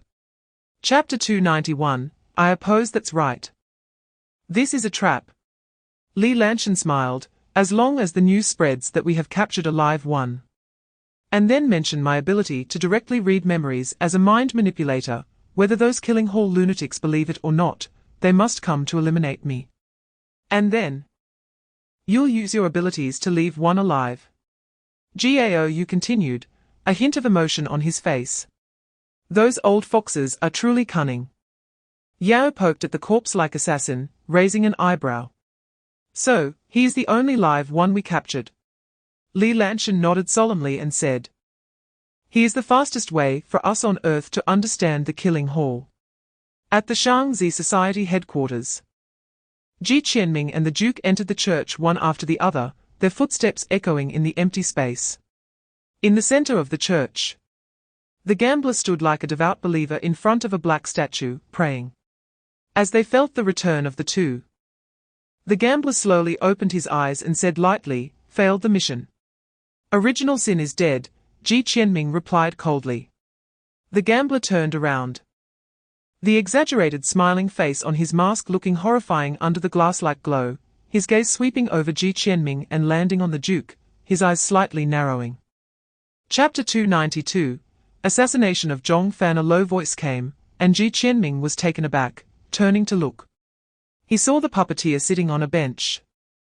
Having raised his hand at some point, the sorrowful mask and the smiling mask facing each other, their gazes seemingly sparking. The puppeteer. Why is he helping the Duke? Are they close friends? Several questions flashed through Ji Qianming's mind. Reason? No reason. The puppeteer coldly stated 4 words before lowering his arm. The gambler stared at him for a moment, silently retracting his gaze. I also oppose. Ji Qianming's voice rang out. And this time it was the puppeteer, who looked at Ji Qianming in surprise, while the gambler's body subtly trembled, stiffly turning his head and staring intently into his eyes. Reason? No reason. The same answer, the same coldness. The gambler suddenly felt as if he was being toyed with. Although Ji Qianming couldn't see the gambler's face at that moment, he could already sense that his expression must be quite remarkable. The Duke looked bewildered at the puppeteer. Then at Ji Qianming, almost in tears. So, it turns out I'm actually so well liked in the Shangzi Society. Especially Joker, I initially tried to kill him. Yet he repaid me with kindness. Chapter 293, Preemptive strike. Ji Qianming's heart, which had been hanging in suspense, finally relaxed. He subconsciously glanced at the puppeteer, but couldn't see the expression hidden beneath the mask. The gambler walked in front of Ji Qianming and handed him a scroll, while also taking a pile of task-related materials, such as the members of the killing hall involved in the assassination of Zhong Fan, their strengths, recent movements of Zhong Fan, and his possible destinations. After a quick glance at the materials, Ji Qianming's heart sank. They accurately predicted Zhong Fan's movements and mentioned that he would soon head to the Yunnan border to participate in a small-scale battle with the Divine Realm in a few days. This information was not something an ordinary person could obtain. Could it be that there is an undercover agent from the Shangzi Society within Gou Chen? Ji Qianming was startled by this thought. Theoretically, there was nothing wrong with it, especially since he could become an undercover envoy of the Shangzi Society. It wouldn't be surprising if a member of the Shang-Zi society managed to infiltrate Gou Chen. But it was unclear what the identity and status of this undercover agent within the Gou Chen Academy were. If they were truly high-ranking, it would be an absolute disaster for Gou Chen. Ji Qianming calmly put away the materials, deciding to study them in detail when no one was around. During the subsequent meeting, the gambler also discussed some matters that were not related to him, and then the gathering was dismissed. Chapter 294. Acting Skills. Of course. This Zhong Fan is not the real Zhong Fan, but a false Zhong Fan disguised by Ji Qianming using a phantom mask. The killing hall wants to kill Zhong Fan. Right? Well, here he is, right in front of you, let's see if you come out. Zhong Fan walked in the shadows of the tall buildings. His hands tucked in his pockets, dressed in all black. If one didn't look closely, they would hardly notice his presence. However, for a practitioner with divine consciousness, it was no different from walking boldly in the middle of the road. At that moment, two figures slowly emerged from the darkness atop a high building. One person stared intently at Zhong Fan below, seemingly deep in thought, and after a moment of hesitation, spoke. Is it him? It is him, the other affirmed. Hiss. Something's not right. His brows furrowed tightly, his tone somewhat uncertain. What's wrong? Didn't the intel say he would arrive tomorrow?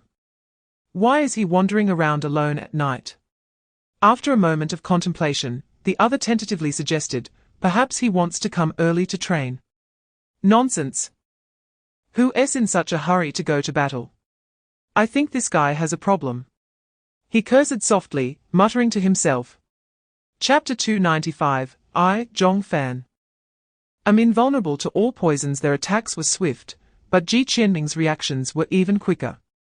Having long seen through their hiding spot, Ji Qianming dodged gracefully, avoiding two attacks at once.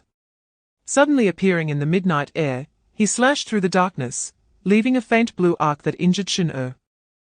When Shen-Yi saw his lethal strike miss, his heart sank, and he spun the short blade in his hand, channeling his spiritual power to create a 3-meter-long translucent crescent, slashing towards Ji Qianming's body. Shen-Yi and Shen-Er were skilled in using poison, but not in close combat. Their close-range attacks primarily relied on powerful magical artifacts, which were of extremely high rank and terrifyingly potent. Ji Qianming felt the terrifying fluctuations contained in the crescent and chose not to take it head-on. Defying the laws of physics, he suddenly accelerated downwards like a cannonball, letting the crescent pass by him and slicing through the building behind him, causing it to collapse. Fooling gravity.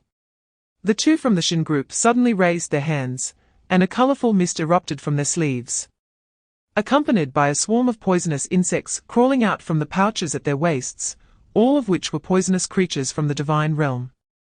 Just as Ji Qianming landed on the ground, he was enveloped by this mist. Chapter 296. He has always been here. Gao narrowed his eyes slightly. He had witnessed the methods of the assassination hall before.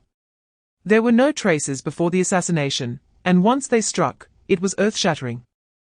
If these two Void Realm practitioners truly aimed to assassinate Zhong Fan, the third-tier Zhong Fan would have almost no chance of survival.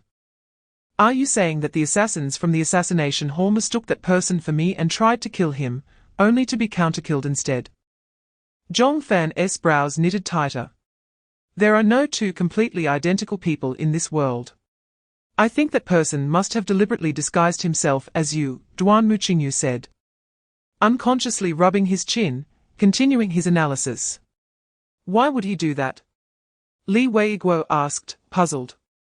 When this question arose, everyone fell silent. Indeed, why would he do that? To lure those assassins out. But how did he know that the assassin's target was Zhong Fan and could perfectly disguise himself as Zhong Fan? If not, what would the reason be? However, regardless of the reason, for someone to perfectly imitate Zhong Fan's appearance, they must either know him well or be very familiar with him. Duan Muqingyu's pupils suddenly constricted, and his body trembled slightly as a figure suddenly appeared in his mind. Chapter 297. localized war just as Duan Muqingyu returned to his bed. Ji Qianming in the room of the mirrored world breathed a sigh of relief. Concerned that the assassins might act unpredictably, Ji Qianming planned to follow up and check on the small low-rise building. Luckily, with the mirror walker ability, he could observe the real world through reflective objects in the mirrored realm, allowing him to hide his presence well when entering another world. However, at first, he didn't know which room Zhong Fan and the others were in and had to check each one. Just a minute ago, he accidentally stumbled into the adjacent room and caught a glimpse of a female soldier showering through the bathroom mirror. He swore he was not doing it on purpose. Fortunately, he eventually found Zhong Fan's room. Knowing which room it was made things easier, since he could only walk in the mirrored world for 3 hours. Ji Qianming returned to the real world from a spot not far from the small low-rise building, observing the situation in that room through a manifested telescope. A night passed without incident. Around 7 in the morning, Zhong Fan and the others left the small low-rise building to relieve the soldiers who had been on guard all night. Zhong Fan's post was next to a formation platform, where a young man in a Gou Chen Academy uniform with blonde hair looked haggard, his sunken eyes suggesting he hadn't rested in a long time, appearing very exhausted. Chapter 298, Gou Chen 9 erased the Russian war god and the half-step god king from the divine realm, were both close combat specialists. At this moment, the two were engaged in no-frills hand-to-hand combat in mid-air, each clash producing sonic booms, clearing a circular no-man's land where no soldiers dared to tread. Even though over 100 mechas held back most of the low-tier practitioners, some high-tier practitioners and high-tier artifact holders broke through the crowd, dashing like streaks of light across the sky, attempting to break through the defensive line. Nanfeng 1302 Spiritual Guide Missile Launch Preparation. Li Weiguo, in military uniform, stood in the command room, his eyes fixed on the flying practitioners on the screen, issuing orders calmly and decisively. At the edge of the defense line, several heavy trucks adorned with the Gou Chen Academy emblem were equipped with large black missiles. The moment Li Weiguo's order was given, intricate patterns on the black missiles suddenly lit up, orange flames erupted from the missile's tail, and in an instant, several black missiles soared into the sky, accurately targeting the group of practitioners above. Boom! The deafening sound erupted from the sky, with visible deep blue shockwaves sweeping through the group of practitioners. Almost none of the practitioners near the missiles survived. Both people and artifacts were reduced to scraps, helplessly plummeting from the air. Chapter 299, Young Master Wei. The radius of this mist was only 200 to 300 meters, yet it separated nearly 100 practitioners, making them seem near yet far. Mysterious and unfathomable. Zhong Fan turned to look at Seah, only to see that her eyes were already filled with bloodshot veins, her eyes wide, and her mental energy rapidly depleting.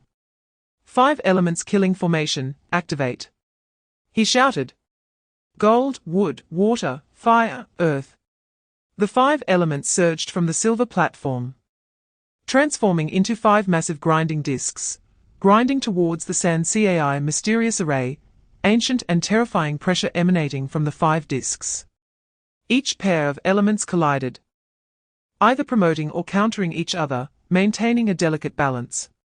The ruthlessness of gold, the vitality of wood, the gentleness of water, the intensity of fire, and the solidity of earth. The 5 grinding discs grew larger, directly pulverizing the remnants of magical artifacts on the ground into dust, the surging elemental power overwhelming and tumultuous. What is this? What is this? How can it be everywhere? Playing tricks. Watch me cut you down with my sword.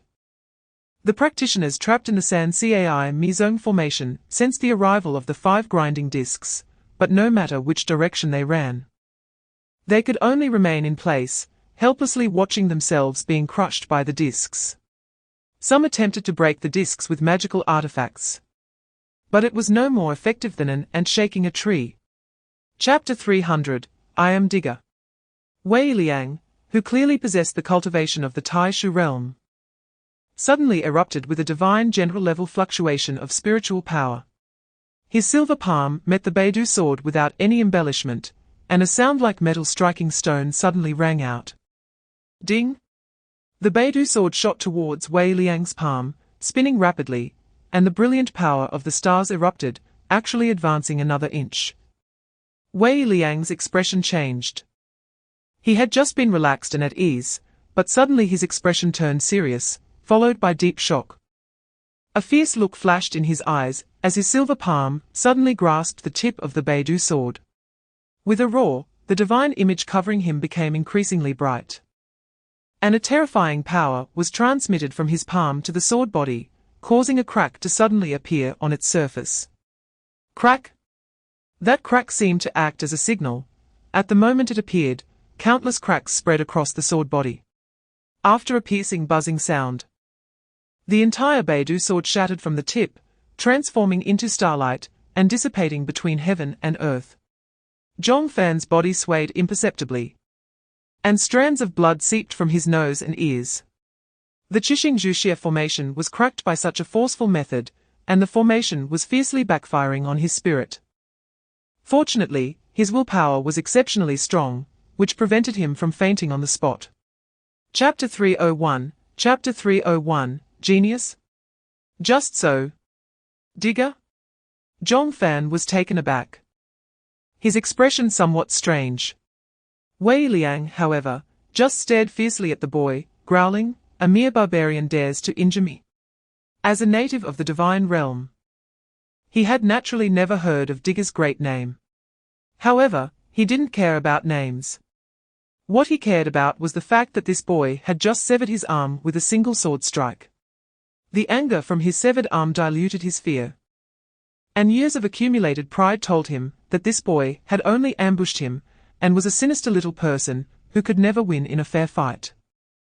He refused to acknowledge that there existed a young person in this barbaric land who could threaten him. He was a genius of the divine realm. He was the man destined to become the leader of the Daolan sect. How could he be easily defeated by a barbarian who looked younger than himself? The boy, holding the broken sword, had a blank expression.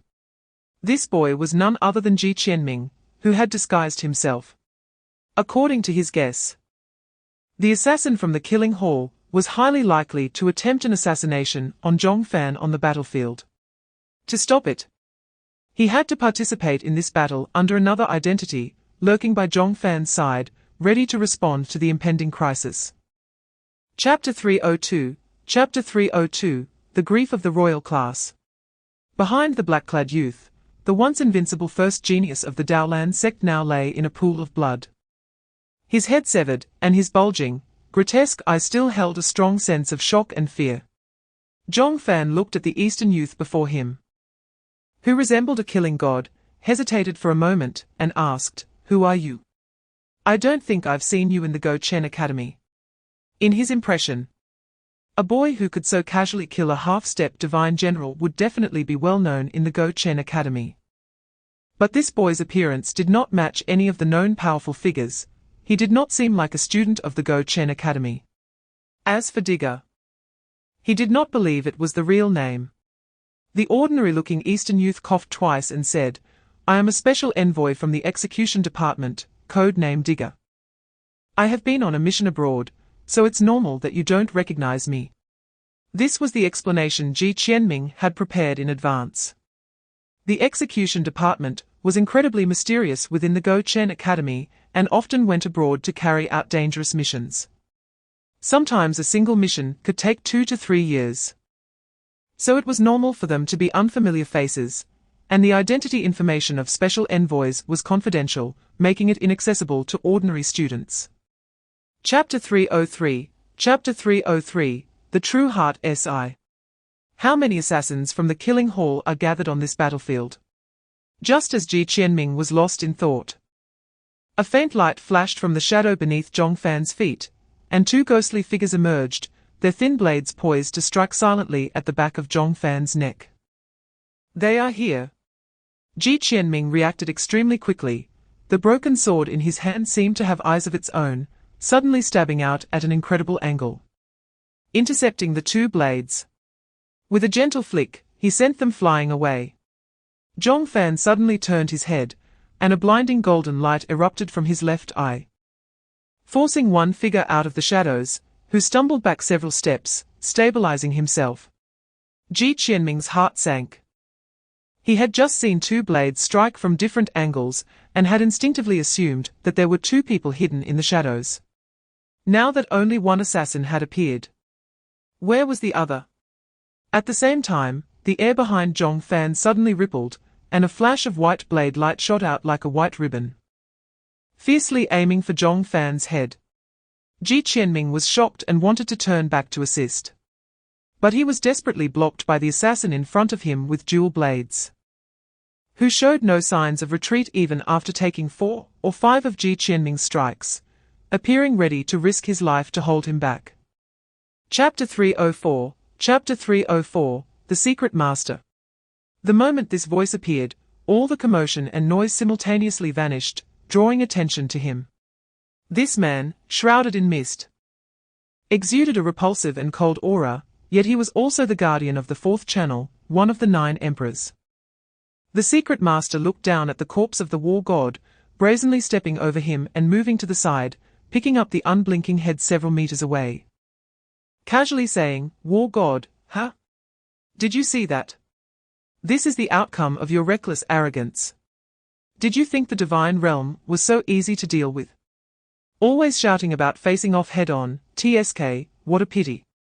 You want to confront them directly, but they only want to play tricks with you."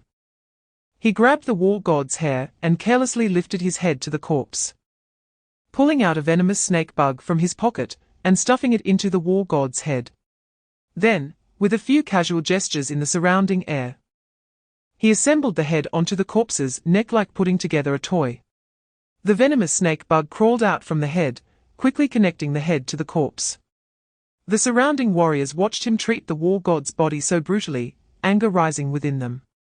Several young warriors stepped forward, wanting to scold the secret master, but were held back by the veterans, who gently shook their heads. Chapter 305, Chapter 305, Group B. On the battlefield.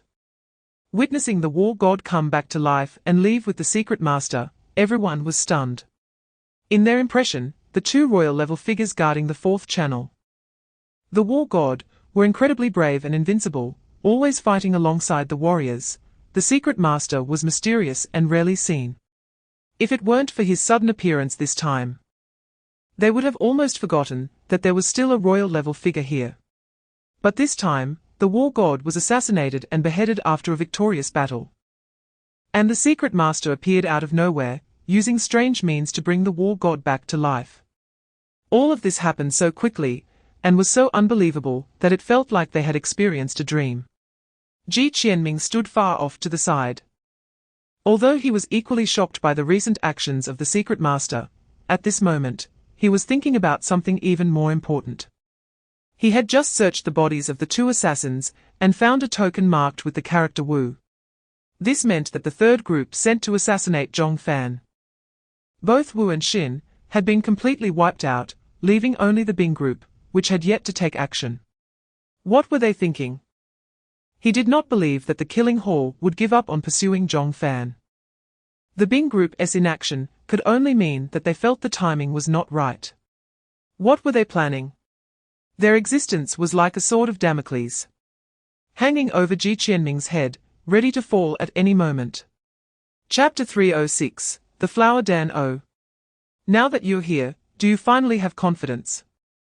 Li Weiguo at the front seat sneered lightly and said, "Not really, but I have to give it a try." Zhong Fan's expression was very calm, like an ordinary passenger discussing where to find fun attractions with the driver. Quite. Before Li Weiguo could finish his sentence, Zhong Fan's left eye suddenly flashed with golden light. The door of the SUV beside him exploded open, and a fierce wind rushed into the car. Zhong Fan leaped out with all his might. Bang! A steady hand pressed down on his shoulder, forcing him back into the car. Unbeknownst to him, another man in black had appeared beside him, a cruel smile on his lips. Sure enough, there are 2 of them. The brilliant light from Zhong Fan's left eye shone brightly, and the mental energy he had just managed to recover was being consumed like a tide. However, the man holding him down remained unmoved, a hint of mockery in his eyes. "Give it up, with just your third stage, you think you can resist a divine general?" He chuckled, flipping his palm over to reveal a short sword, which he aimed lightning fast at Zhong Fan's throat. Boom! Just as the short sword was about to pierce Zhong Fan, the base of the SUV suddenly exploded, and the section Zhong was sitting on collapsed directly, freeing him from the man's grip, sending him flying out due to inertia. Chapter 307, The Puppeteer. What are you talking about? Ji Qianming furrowed his brows, looking at the puppet warrior in front of him, asking in confusion. Ji Qianming would not foolishly respond, although he appeared calm on the surface. A storm had already risen in his heart. Is he trying to trick me? Or has he really discovered my identity? How did he know?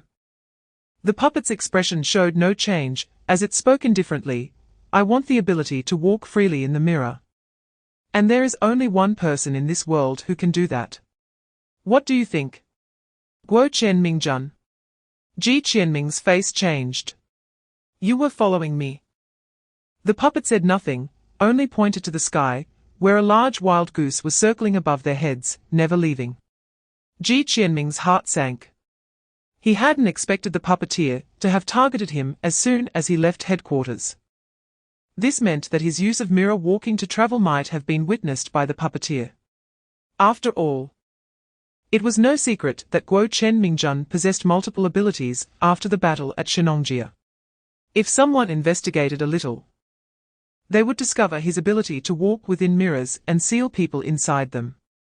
Chapter 308, The Poison of End Perfect Infiltration Ability, ISNT. The puppet shrugged. It was because of this ability that I was kept as a secret weapon in the execution department. Later, the former principal, Luo Ping, personally sought me out, hoping I could infiltrate the Shangxia Society as an undercover agent to gather intelligence. I agreed. The puppet spoke mechanically. Later, I found the puppeteer, who had already become an envoy at that time, and used parasitism on him, completely infiltrating his body. The execution department arranged everything for me, faking my death. And just like that, I left my wife and children behind and embarked on a path of no return. Ji Qianming frowned slightly. No, that's not right. If you were really an undercover agent, Gou Chen wouldn't need to send me.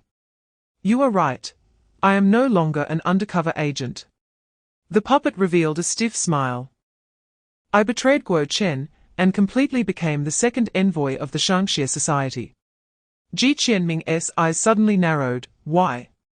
Because my son is dying, the puppet said calmly. Since I became an infiltrator, I have been secretly observing their lives. 2 years ago, I accidentally discovered that he had the leaf pattern. And that end was earlier than anyone else. Chapter 309, The Fierce. This was a black man's corpse. From the clothing, it seemed he was not a modern person. Although his body was not tall, his muscles were extremely well proportioned, seemingly hiding terrifying strength, like a perfect work of art. Number 2 puppet, Ning. The puppeteer's finger beckoned, and Ning quickly crawled up from the ground, his body twisting into an eerie arc, the joints within him cracking loudly, deep and resonant.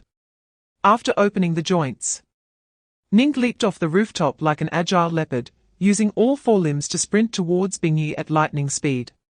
In the distance, Bingyi steadied himself, quickly scanning the street with his peripheral vision, suddenly raising the short sword in his hand to block the razor-sharp fan. Above him, vibrant theatrical clothing unfolded like colorful butterflies in the dim sunlight, and a layer of light golden killing intent was smeared across the enchanting metallic face. Bingyi snorted coldly, changing his footwork, moving like a ghost through the flower Dan's body, turning back to raise the short sword in his hand and swinging it down. Surging spiritual power poured out, a white crescent quickly condensed, and sharp sword intent overflowed from it, slicing straight towards the flower Dan's head. Chapter 310, Yi an Enemy. No, wait, that mask belongs to that Shangxia Society person, right? The hallmaster seemed to have mentioned that the envoy coming to support was wearing a crying laughing mask, called Joker. One of us.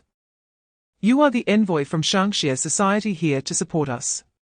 Bing Yi exclaimed, as if he had seen a relative. The masked man remained silent for a moment. It is I. Bing Yi's eyes brightened, then his brows furrowed again, sneering, what a Shangxia society. That masked person with the crying face is your envoy, right?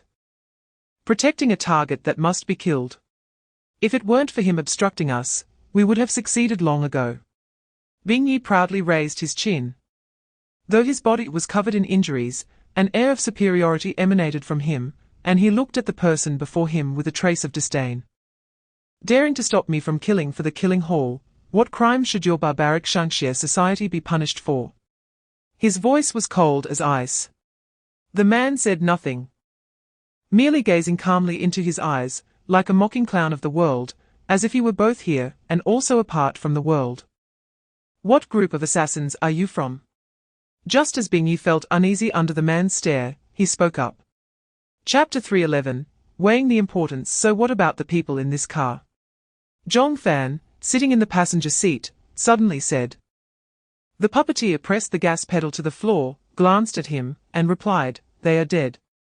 Zhong Fan looked down at his bound hands, paused for a moment.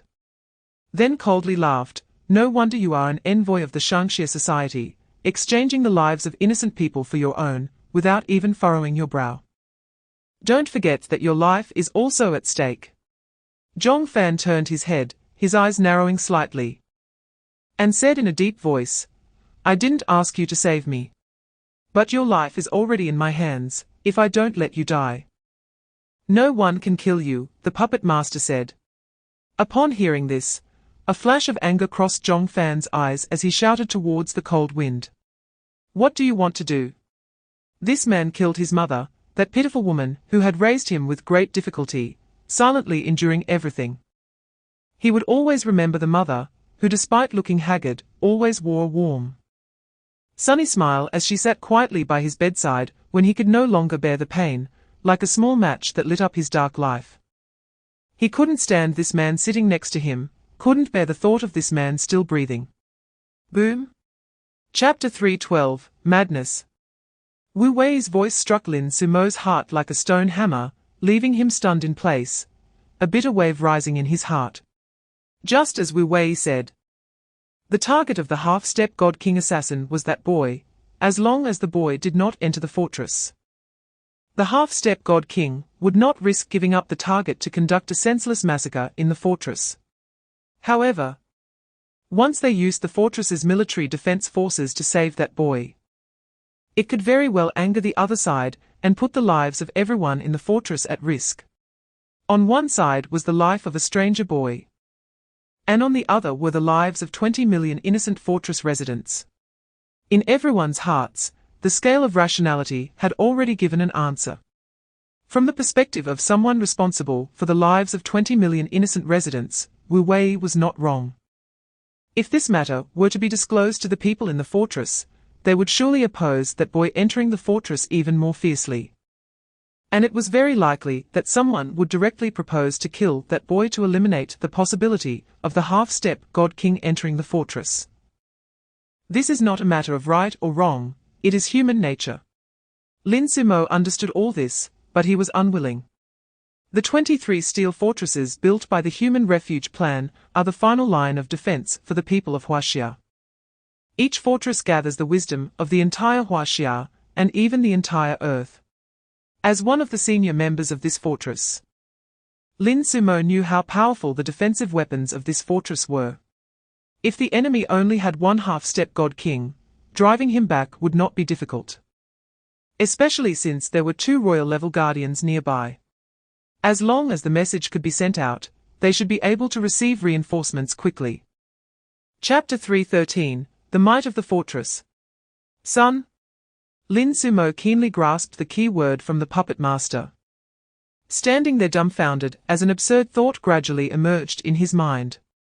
In contrast, Wu Wei had completely overlooked these details. In his eyes, there were only those lives.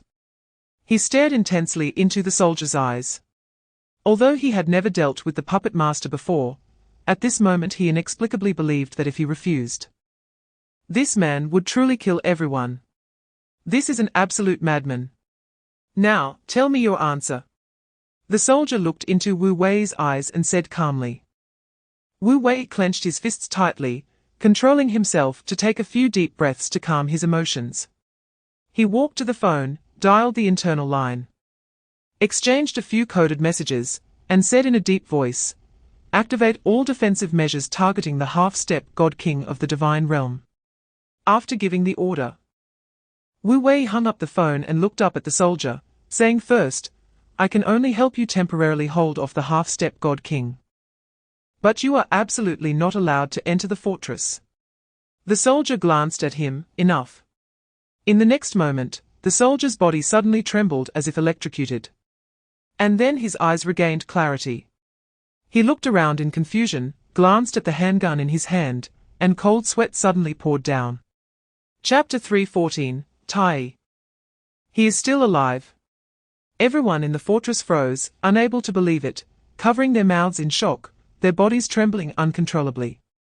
They could not imagine what kind of existence could survive such an assault. Is he still alive? Does that mean we are going to die? Wu Wei looked at the image of Yi on the screen, his face ashen. Indeed. Trying to rely on the second firepower network to take down a half-step God King was almost impossible. Doing so might only provoke the other side's anger or possibly divert their target to retaliate against the fortress itself. Damn it! Is this what the puppet master wants? What should we do next? Should we use the ultimate cannon? Lin Sumo looked at Wu Wei, waiting for his decision. When it comes to the ultimate cannon, only Wu Wei had the authority in the entire fortress. The ultimate cannon is a massive super-lethal weapon designed with the full power of the earth against the divine realm. Each fortress has only one, serving as the fortress's final trump card. Due to its terrifying consumption, it should never be used lightly unless it is the last resort. The 23 ultimate cannons in Huaxia are named after the deities from Huaxia's mythological stories. For example, the ultimate cannon in Fortress 17 is codenamed Tai. Chapter 3:15, No Way to Escape. Almost as soon as the secret master finished speaking, strands of black threads emerged from the skin of the god of war, writhing like thin snakes in the air before gradually fading away and disappearing. The god of war silently observed the changes in his body, a hint of bitterness appearing at the corners of his mouth, thinking about how, after a glorious life, he ended up in such a predicament. I am unwilling. I am so unwilling. Therefore, life is the most important. Without life, there is nothing. In the rolling black mist, the voice of the secret master echoed. I was too radical, and you were too conservative. I didn't expect our two extremes to collide like this. Do you think this Zhong Jingyan is intentional? The god of war muttered as the black threads on his body continued to disperse. Perhaps. Regardless, I still have to thank you for borrowing me this half hour, otherwise dying so inexplicably would be too suffocating. At least now I have avenged myself. The god of war sighed long, leaning his back against the giant rock. The setting sun about to fall behind the western mountains casting an increasingly dark shadow on his face. Secret Master, although our views do not align, we are comrades who have gone through hardships together. There are some things I thought about and should convey. The god of war turned to look at the secret master and said seriously, life is important, but in this world, there are things more important than life. It may be different for everyone, but its existence can make life more meaningful. Chapter 3:16, The Bloody Circus. Poof! The puppet master flew backward like a kite, with a broken string, crimson blood pouring out frantically from beneath the crying mask, staining the pale mask with a patch of blood red. Yi's short sword flashed and turned into a streak of white light, swinging towards the puppet master's neck, filled with killing intent. At the same time, a broken sword swooped down from the sky with a howl. Huh? Yi suddenly looked up, his short sword meeting the suddenly appearing broken sword in a flash. Clang! The broken sword was easily deflected by Yi. But its sharp blade actually left a small notch on his short sword, causing Yi Yi's expression to darken.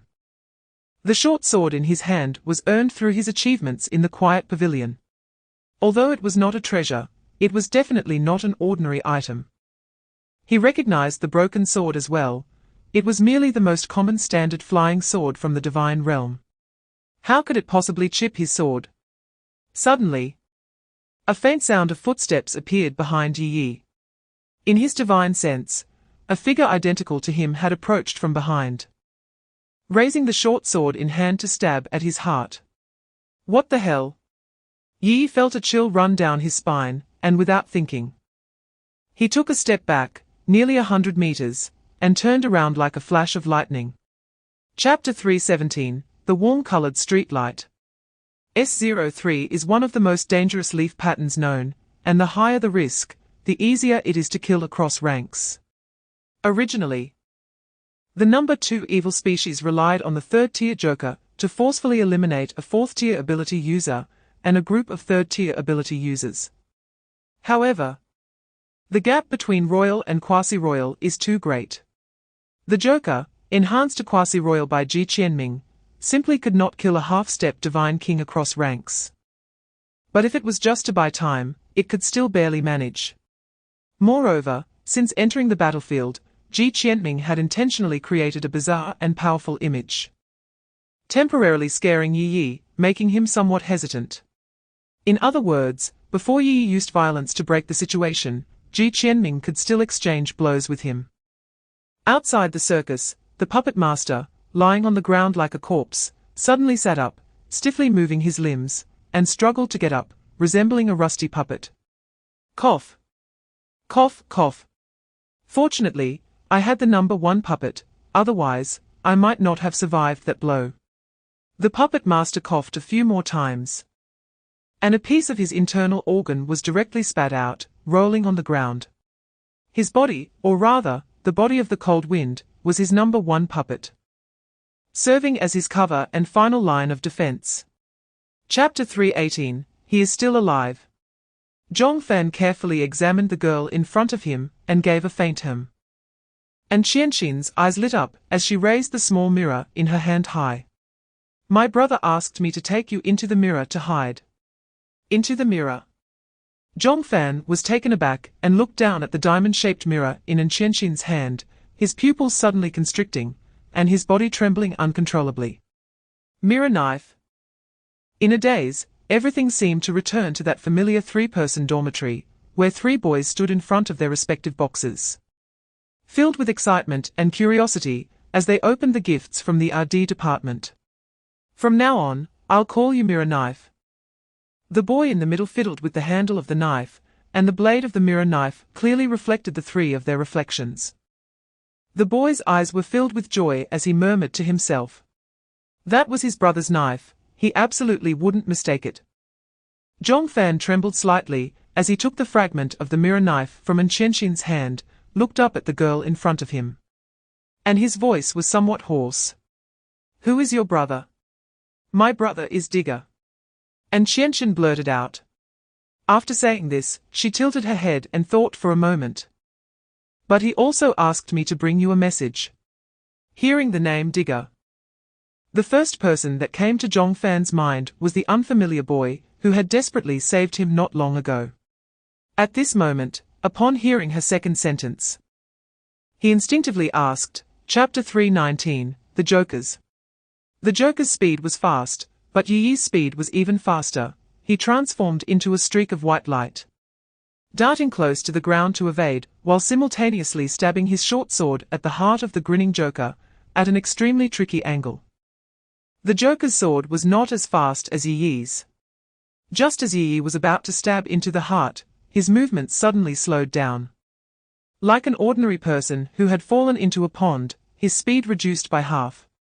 Of course, in Yi Yi's eyes, it was the world that had sped up by half. In the distance, a tearful Joker looked on with a resentful gaze. The grinning Joker mocked space. The crying Joker mocked time. Clang! Just as the broken sword was about to chop off Yi Yi's head, a short sword timely blocked the broken sword. producing a crisp sound of impact. How is this possible? This time it was Ji Qianming who was shocked. He saw clearly that under the time slowdown of the crying Joker, Yi had actually caught up with the speed of the grinning Joker again, and blocked this sword. This meant that at that moment, Yi's speed had surged again by double. TSK. So this is what it means to be on par with a royal level half-step divine king. Winning ISNT so easy after all. The most troublesome thing was that Ji Qianming's mental power was running low.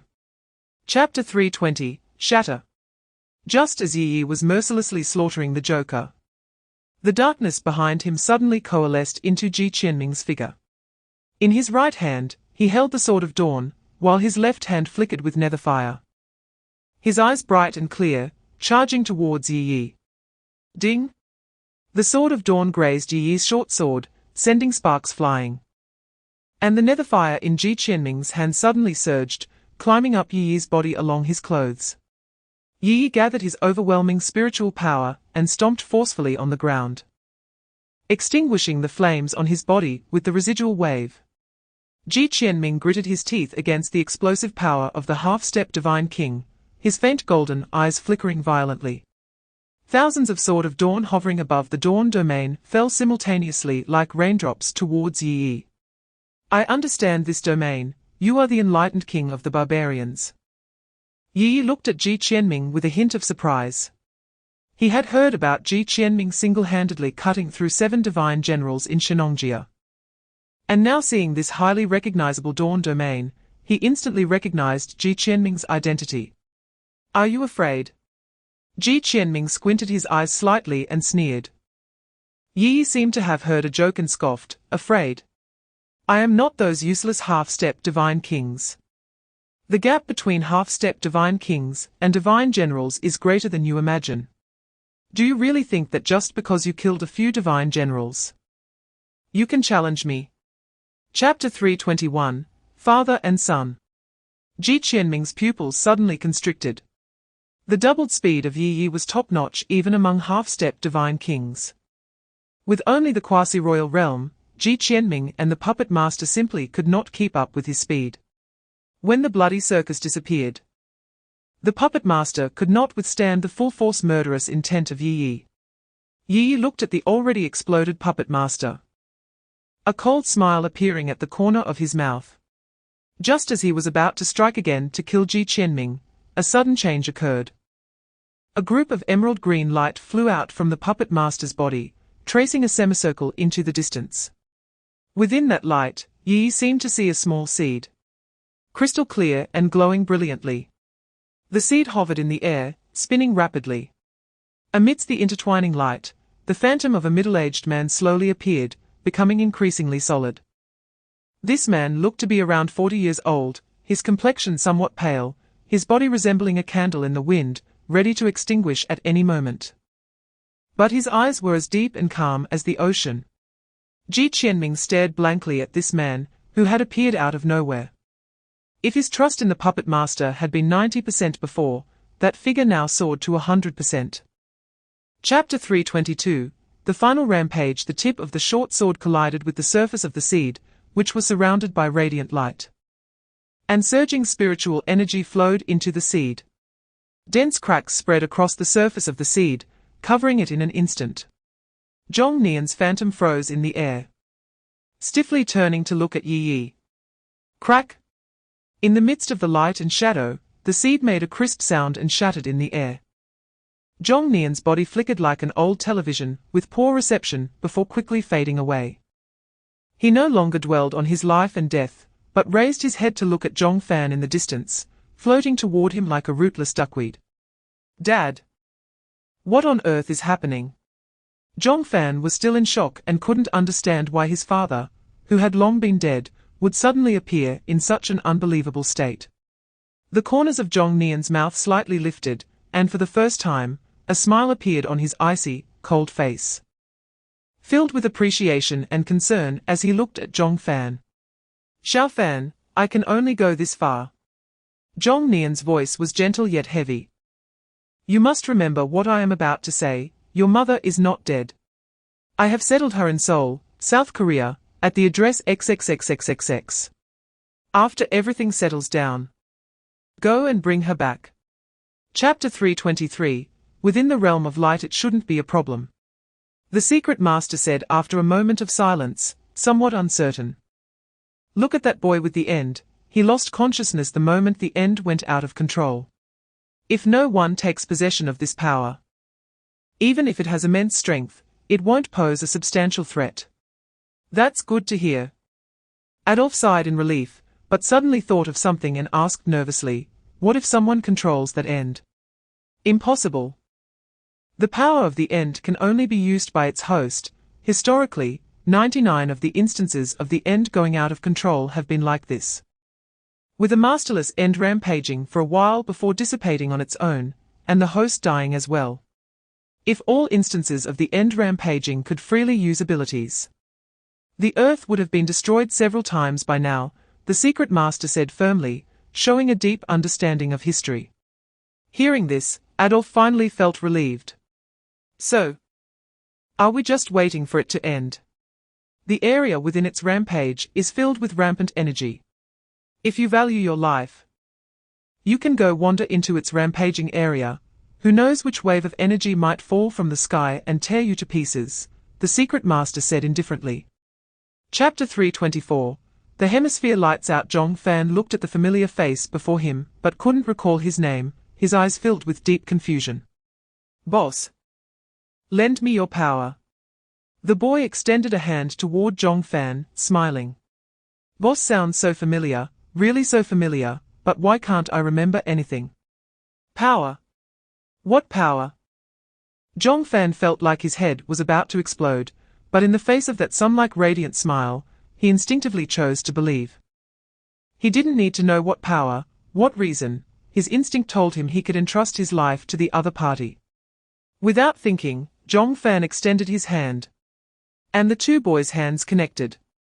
White light radiated from the boy, and in an instant, it spread to the entire surging ocean world. The rolling waves immediately calmed down, and became peaceful and compliant upon contact with this white light. The boy's body disappeared into thin air. At that moment, Zhong Fan finally remembered the other party's name. Ji Qianming. Within the realm of light, Ji Qianming's eyes suddenly opened. The eighth end in Zhong Fan's left eye gently trembled, and an invisible, ethereal essence was stripped away, slowly flying toward Ji Qianming's body and merging with it. Chapter 325, Ascending to Royalty. What the hell? Adolf was startled by the sudden darkness, instantly lighting several orbs of arcane light, but those lights, although lit, emitted no brightness at all. In the darkness, Zhong Jingyan's voice came, "Don't panic, it's just that the light is temporarily gone. It should be a similar wish granted by the one below, who holds the power of wishes." Is he crazy? Adolf muttered quietly. At the same time, humanity across the hemisphere fell into turmoil. The disappearance of light made them feel uneasy and irritable. China was fine, as there were no accidents under the protection of the fortress, but some other countries overseas were unfortunate, experiencing an explosion in the frequency of accidents within those few seconds. Ji Qianming seemed to realize he had caused trouble, hurriedly waving his hand to disperse the darkness enveloping the hemisphere, coughing a few times sheepishly before looking up at the sky again. This hemisphere blackout lasted 3 seconds and consumed about 4 of the power of wishes. The sudden darkness did not affect Yi, who possessed divine consciousness, his short sword accurately thrust toward Ji Qianming, with spiritual energy circulating around it, releasing a sharp sword light. The pressure of his half-step divine king level erupted instantly. Chapter 326, The Zhuanyuan Sword. Flipping to the version update page, Ji Qianming's smile froze at the corner of his mouth. On the mirror surface, apart from the vast amounts of soul energy collection information, no other prompt messages appeared. The version was still the previous one, and the level of ability remained the same as before. What is going on? So it means that even though I have clearly advanced to the royal level, all the leaf patterns are still stuck at the 4th level. I have a royal level body, yet can only unleash 4th level abilities. Is this royal level just a promotional giveaway? It seems relying on these wishes to directly elevate to royal level is still unrealistic. But does this mean that even the end cannot control the data on the mirror in my mind, implying that this mysterious mirror's rank is higher than the 8th end? If it were another ordinary quasi-royal, under this wish power, they should be able to truly become a royal level, right? Sigh in the end. I can't blame the end for being ineffective, I can only blame myself for being too special, Ji Qianming sighed helplessly. Being a royal in the flesh is also not bad, at least I don't have to worry about insufficient mental power, he consoled himself. After figuring this out, Ji Qianming felt that this wave wasn't too much of a loss, so he turned his attention to the soul energy collection data that was still frantically scrolling. Most of this soul energy was pure shock energy, not only in Chinese, but also in a large number of names in English, Japanese, Korean, Latin, and dozens of other languages. Chapter 327, Killing Dust in Shumi. This scene was like vengeful spirits seeking souls, as pale bones wrapped around Yi Yi in an instant, slowly sinking toward the underworld beneath his feet. Boom! An explosive sound erupted, and the bones covering Yi Yi's body suddenly burst. Various broken and shattered bones raining down in the realm of light. Yi Yi's expression twisted, and his spiritual energy surged like waves, releasing the pressure of a half-step divine king level. Amidst the scattering bone fragments, Ji Qianming suddenly disappeared from Yi Yi's divine consciousness. Before he could react, the scene before him suddenly blurred, and 3 golden long swords, radiating imperial might, slashed in from different directions, trailing golden tails, moving as fast as lightning. Are they deceiving my divine consciousness and vision? Yi Yi's brows knitted tightly, with no time to think, spiritual energy surged in his right leg, stepping heavily onto the ground without retreating. Boom! The mad spiritual force exploded around Yi Yi, and the powerful shockwave caused the 3 Zhuanyuan swords to pause slightly before dissipating into the air the next moment. All of it was fake. Yi Yi didn't have time to think more, his body darted forward like a shadow, skimming close to the ground.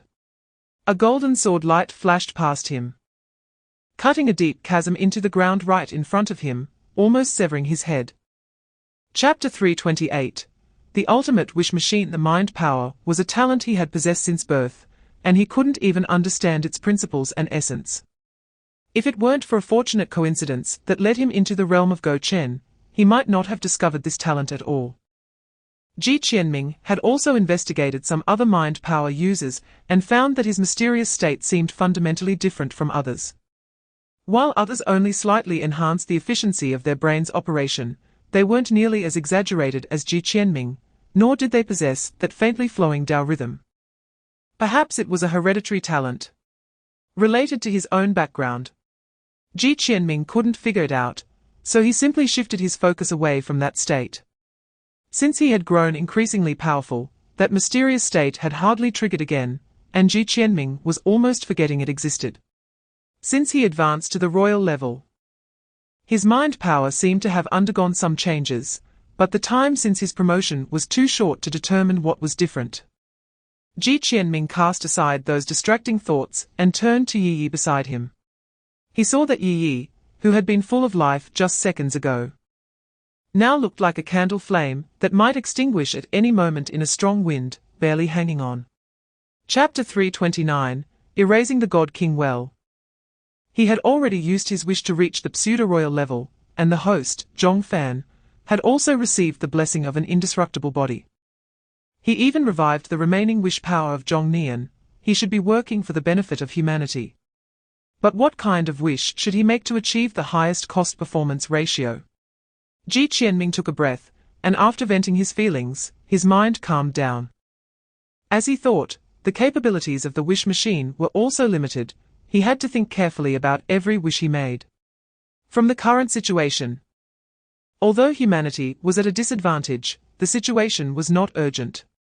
With technological power, the accumulation of holy relics, as well as Gou Chen and Zero, along with those 8 or rather 9 royal level guardians, there shouldn't be any major problems as long as the God King level did not descend upon Earth.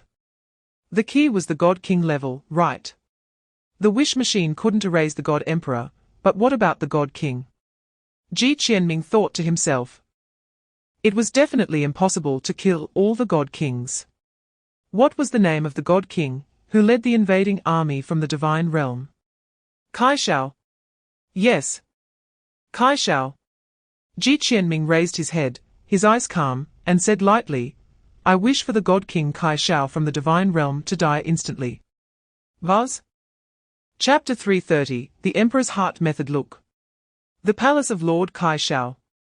What is that thing? A sword. I see a sword piercing through the palace of the God King Kai Shao, turning the entire palace into ashes. How is this possible? That is a God King.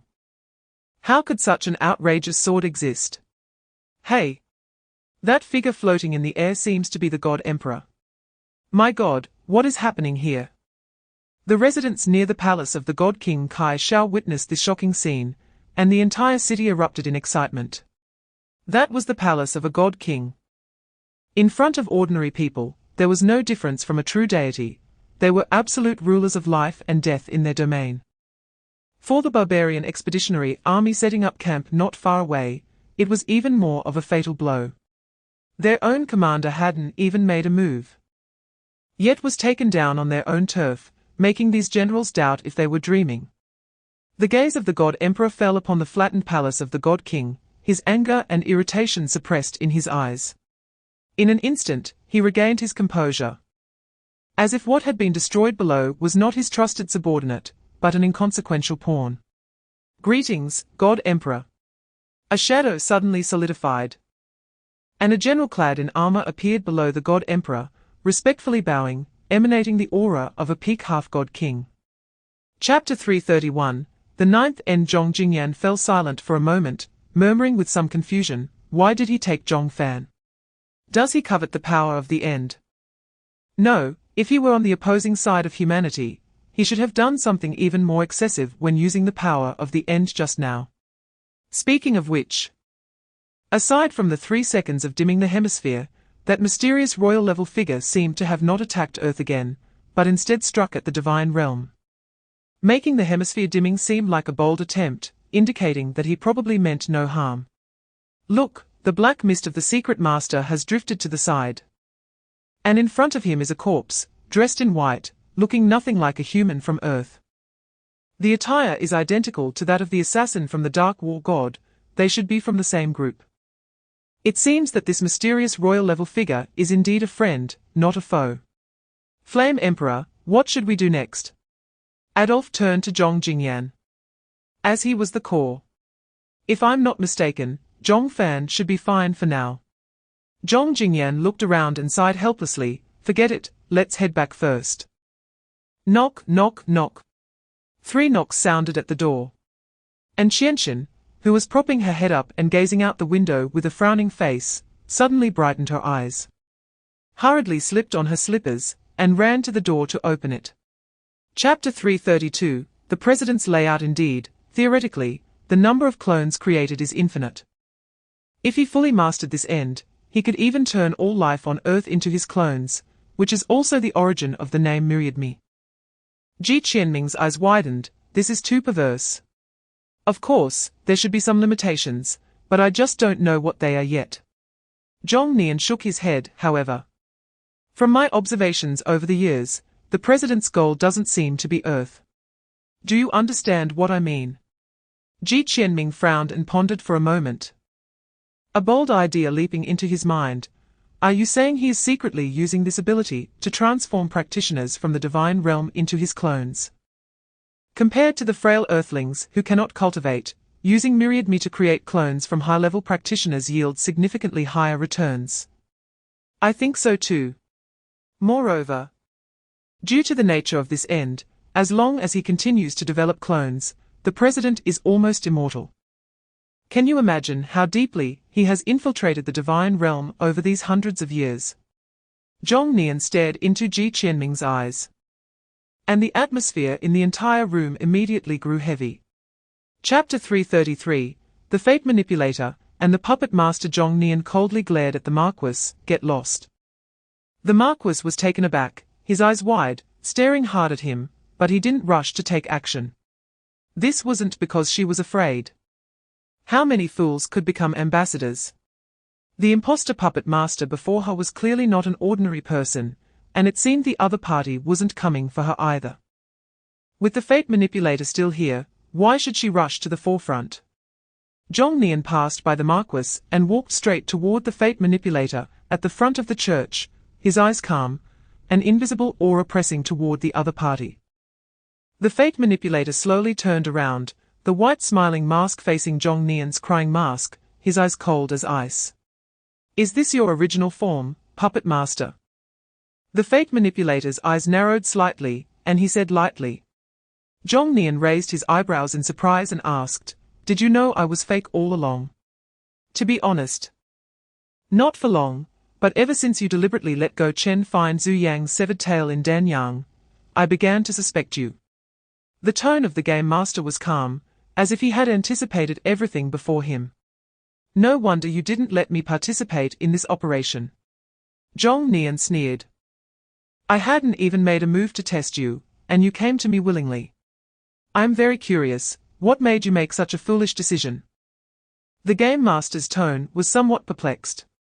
Chapter 334, The Imperial Seal Ji Qianming left the Marquis and stepped into Zhong Nian's space. The 3,000 mirrored worlds suddenly opened beneath his feet, and the two figures simultaneously disappeared on the mirror surface. Almost at the moment the mirror world dissipated, another figure appeared out of thin air. Although the game master had some injuries, most of them were minor and much better compared to Zhong Nian. The disheveled smiling mask swept around, but found no trace of Zhong Nian. The brows beneath the mask slightly furrowed as the domain quickly enveloped the entire deep mountain. But the opponent seemed to have vanished as if evaporated. He actually let him escape. The game master gritted his teeth, his eyes filled with rage. Ever since he took on the position of the first envoy of the Shaanxi society, he had never experienced such a significant loss. The second envoy openly betrayed him and stole the imperial seal right under his nose. It was as if he had turned his face into a football to be kicked. His gaze fell on the unconscious Marquis, and with a cold snort, he kicked the other party, waking the Marquis up. "Game master." The Marquis was stunned, looking around in confusion, and when he met the furious eyes of the other party, he suddenly felt a bit guilty. Chapter 335, The Fall of the Fragments. You want to go abroad. There's no way to hide domestically. I have to go overseas. I happen to miss the child's mother. So I'm going to Seoul to hide for a while. Zhong Nian turned back to look at Zhong Fan. Seemingly wanting to imprint his appearance in his mind, he still has his mission. I can't let him follow me to hide abroad, right? Ji Qianming watched Zhong Nian for a while and slowly spoke, "I understand." Zhong Nian thought for a moment, then wrote down a string of addresses on paper. "If you run into any trouble, you can find me here. You have greatly helped both me and my son. I, Zhong Nian, will remember this favor." Ji Qianming took the note, which had an address in Korea, seemingly a factory. "Speaking of which, I actually have something to ask you." Ji Qianming suddenly remembered something and said, "Go ahead. Did you guys at the Shaanxi Society get your hands on that thing that Poison Master said he found?" Zhong Nian was taken aback and pondered, "So you were undercover for that thing?" When Poison Master's news was relayed back to Shaanxi, not long after, the Game Master took a trip.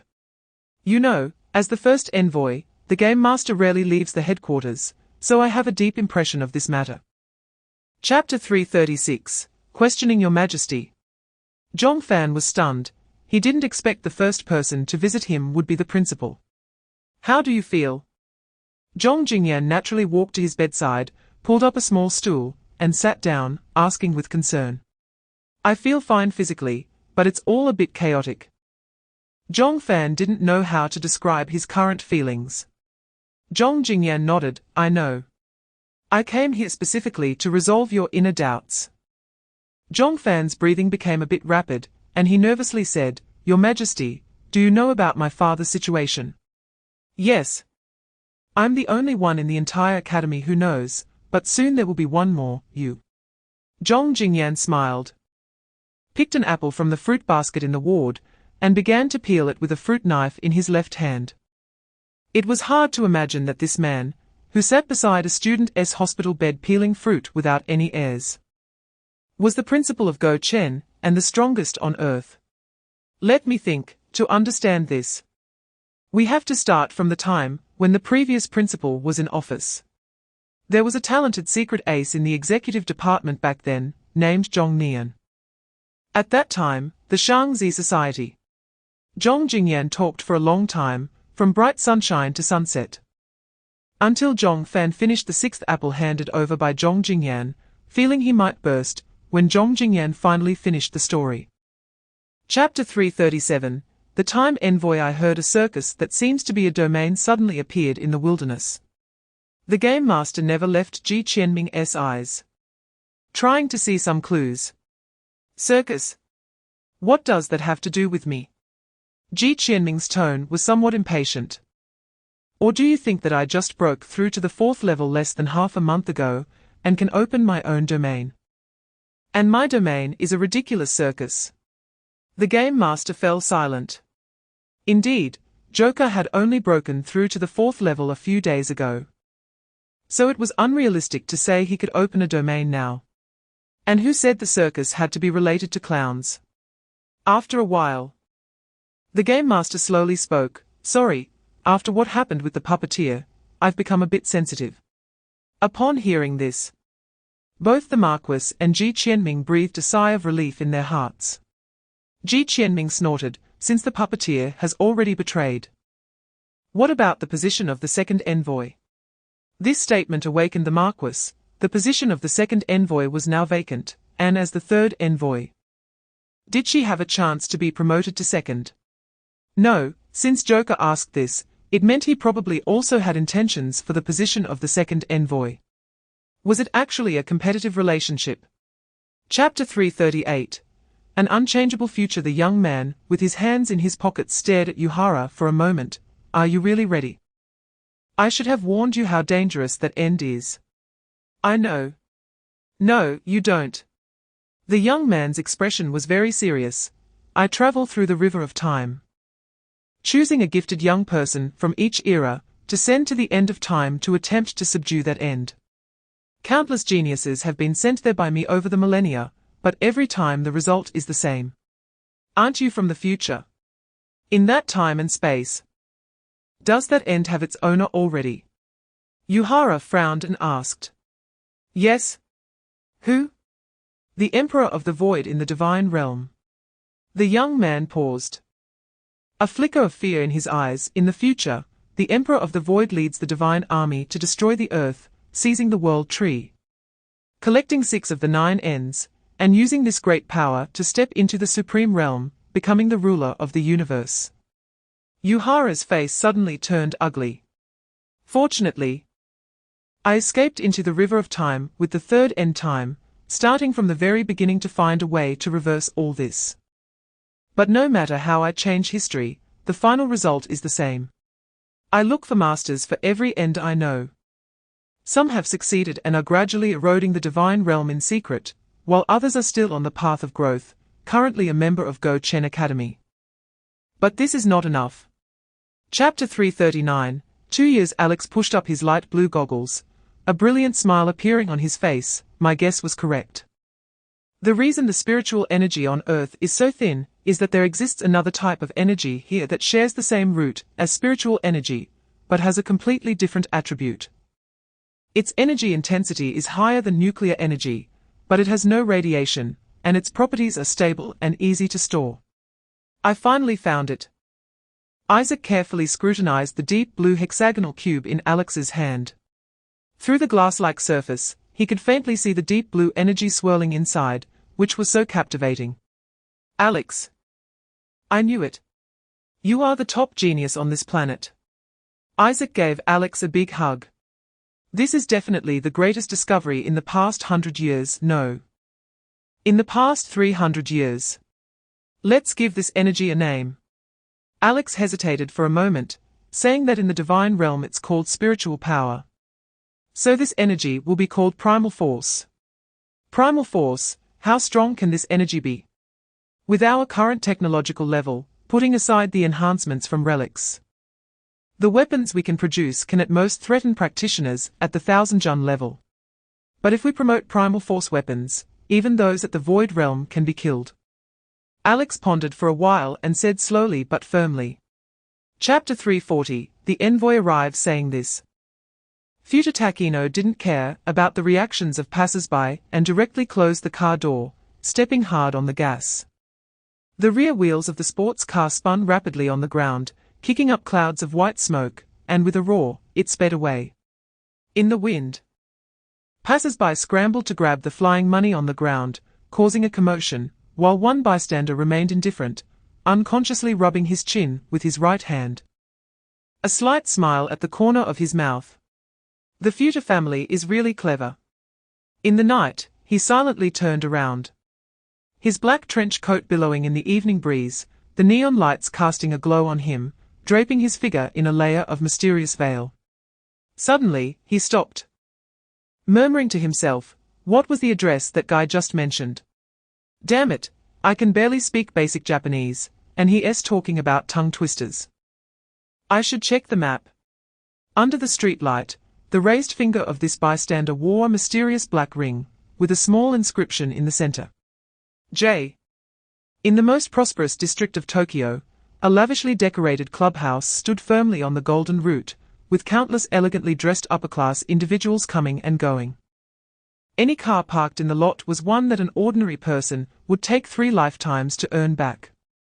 Chapter 341, Renowned Reputation. The 3 people in the room suddenly turned their heads, and upon seeing that mask, their faces went pale. The saying that every envoy of the Z sect wears a white expression mask echoed in Futa Takino's mind, as he stared fixedly at the eerie and chilling mask, his body visibly trembling. Z sect's 4th envoy, Joker. The head of the Futa family almost bit down his words, his clenched palm already dripping with sweat. Looks like my reputation is quite significant, Ji Qianming sneered. But I must correct you, I am now the 2nd envoy. Over the past 2 years, he had almost perfectly completed every task assigned by the Z sect, with his footprints across the globe, the Philippines, France, Kazakhstan, Australia, Japan. He had killed politicians, wiped out gangs, acted as a pirate, stolen treasures from other countries, and killed countless strong opponents. His notorious name had long spread overseas, instilling fear in many. That laughing crying mask had become a taboo for countless people. In their understanding, encountering that mask was as dangerous as facing death itself. In some sense, his notoriety was even more useful than that of the 1st envoy, the Fate Master. Chapter 342, Kill the hands of the head of the Futa family trembled slightly. This guard was a hard-earned 4th-tier ability user. He thought that even if they couldn't stop the envoy, they could pose some threat and create a glimmer of hope for the Futa family. Who would have thought it would be so easily killed? Are the envoys of the Z sect all such monsters? The head of the Futa family, having seen storms, quickly calmed himself. Envoy, there must be some misunderstanding here. Ji Qianming shot him a cold glance, reaching out to tug at the air, and Futa Takino, who had shrunk in the corner, seemed to be pulled by an invisible force, suddenly dragged into Ji Qianming's grasp. After a brief moment of dazedness, a scream like that of a slaughtered pig echoed throughout the room. So if your son dies, is it just a misunderstanding? Ji Qianming lightly tapped his fingers on the low table, saying calmly. The head of the Futa family stood up abruptly. Envoy, please don't be agitated. Let's discuss this slowly. I don't have time to discuss slowly with you. If you're waiting for those useless people outside to come in and save you, you can give up on that. There are only 3 of us left alive on this floor. Chapter 343, Mortal Ruler in a remote, deserted alley. A man wearing a black trench coat and a white laughing crying mask turned back to look at the water-glass clubhouse, which had become a sea of flames. Slowly turning his head and walking into the night, cutting the grass and removing the roots. This was not only to prevent potential future troubles, but also to stabilize Ji Qianming's persona. After all, the former second evil seed was bloodthirsty and loved to dismember. If he left survivors everywhere he went, he would have long been suspected by the Fate Master. Ji Qianming couldn't bring himself to dismember. So he could only rely on fire to destroy everything. Moreover, the Tokyo underworld was not good at all. Killing them could be considered a service to the people. Ji Qianming took off his mask, casually found an izakaya to enter, ordered some sake, and sat alone in a corner of the small shop, sipping quietly. Unknowingly, he had been with the Z sect for 2 years. During these 2 years, Ji Qianming had deeply immersed himself in the role of envoy. Unconsciously, his disposition had changed. The sharpness of his youth was no longer present, and his aura had deepened. Speaking of which, he had only been in the ability user world for a little over 3 years. And his time in the Z sect was longer than his time in the Gou Chen. The training and endurance of these years had shaped a Ji Qianming, who was completely adapted to the dark world. Chapter 344. Call me your majesty. Ji Qianming hesitated for a moment, deciding to stay in Japan for a few more days. After all, he had a certain curiosity and longing for Japan. Since he was here, leaving without exploring would be somewhat regrettable. Who knows what kind of tasks he would be assigned when he returned. Sigh, when will he be able to get in touch with the last piece of the puzzle? Ji Qianming looked up at the sky, murmuring to himself. A bright full moon peeked out from the dense dark clouds, illuminating a corner of the night. After 2 years of undercover work, running around, and killing, he felt somewhat tired. The deeper he sank into it, the more he realized how difficult it was for Zhong Nian. If he felt this way after 2 years, how had Zhong Nian endured for over a decade? Now he had taken over the position of the puppet master, and become the second envoy, while the Marquis remained the third envoy. And the fourth envoy was a newly promoted first evil seed, currently just an ordinary fourth tier. It was said that during his absence from the country, the Marquis had almost eliminated this fourth envoy several times. Truly the fourth killer. Ji Qianming couldn't help but smile wryly. Speaking of the Marquis, he hadn't seen her for a few months. He wondered if she had found a way to turn back into a man. Caribbean Sea. The surging waves crashed heavily against the deck, and the strong winds rocked the ship back and forth. Amidst the rolling dark clouds, lightning occasionally struck down, illuminating a dark corner, and the booming thunder echoed through the sky, deafening. Chapter 345. Sakurajima, my speaking of freshmen, a bitter expression appeared on Zhong Fan's face. Although this year's freshmen are quite strong, their personalities are a bit radical. I only found out today that King Gui Yuan actually tricked the logistics department with 2 other team members and secretly took an A-level mission, quietly heading to Japan. Zhong Jingyan was taken aback. A-level? Did they take any senior students with them? No, just the 3 of them. Zhong Fan suddenly felt a headache. They all have second-tier strength, right? Taking on a fourth-tier mission like that is too reckless. Zhong Jingyan frowned slightly. So I've decided to go to Japan and bring them back, Zhong Fan said. According to the information from the logistics department, the 3 freshmen should have set off the night before last. They don't have passports or identification, so getting to Japan shouldn't be easy. If I go to Japan now, I might be able to bring them back before they get themselves killed. Zhong Jingyan nodded. How do you plan to find them? The Heavenly I just passed over Japan the day before yesterday, and can't provide you with their location again in a short time. So I plan to make a trip to Nanyang first, Zhong Fan said calmly. Chapter 346. The Recluse of Nanyang I mean. They claim to be from the Ghost Mountain group. Wu Qingqing suddenly felt a bit exhausted. It's truly a case of searching everywhere, and unexpectedly. We casually wandered around and really found clues about the Ghost Mountain group. They actually want to make a move on Senior Mai, truly seeking their own demise. Anan seemed to not hear what Wu Qingqing was saying at all and turned to look at his side. Gui Yuan, shall we go together? Where is he? When the two turned their gaze back to the alley, they found that a boy had already stood firmly in front of Sakurajima Mai, facing a group of fierce-looking Japanese gangsters, with a cool smile on his lips. "Hey, you all can come at me together." Hearing such an overly dramatic line, Wu Qingqing couldn't help but rub her forehead, while Anan gritted his teeth in anger on the side. This guy actually wants to monopolize Senior Mai's favor. It's over. There's no saving. Wu Qingqing lost her dreams. "You little brat, do you dare to meddle in the affairs of our Ghost Mountain group?" The burly man seemed not to have expected such a fearless fool of a boy to jump out, swinging the baseball bat in his hand, and said fiercely. Before Qin Gui Yuan could speak, another member of the Ghost Mountain group had already attacked, roaring as he swung his weapon towards Qin Gui Yuan's back, showing no mercy just because the opponent was a boy. Chapter 347, The timing is not right. Duanmu, did you know I was coming? Zhong Fan looked around in surprise, not seeing any place of residence, guessing that the other party must have specifically come here to wait for him. Duanmu Qingyu put away his scroll, calmly walked down from the giant rock, a bitter smile appearing on his lips. "I figured you would come today, but I didn't expect you to get lost. I've been waiting for you for 4 hours, this damn weather, aren't you?"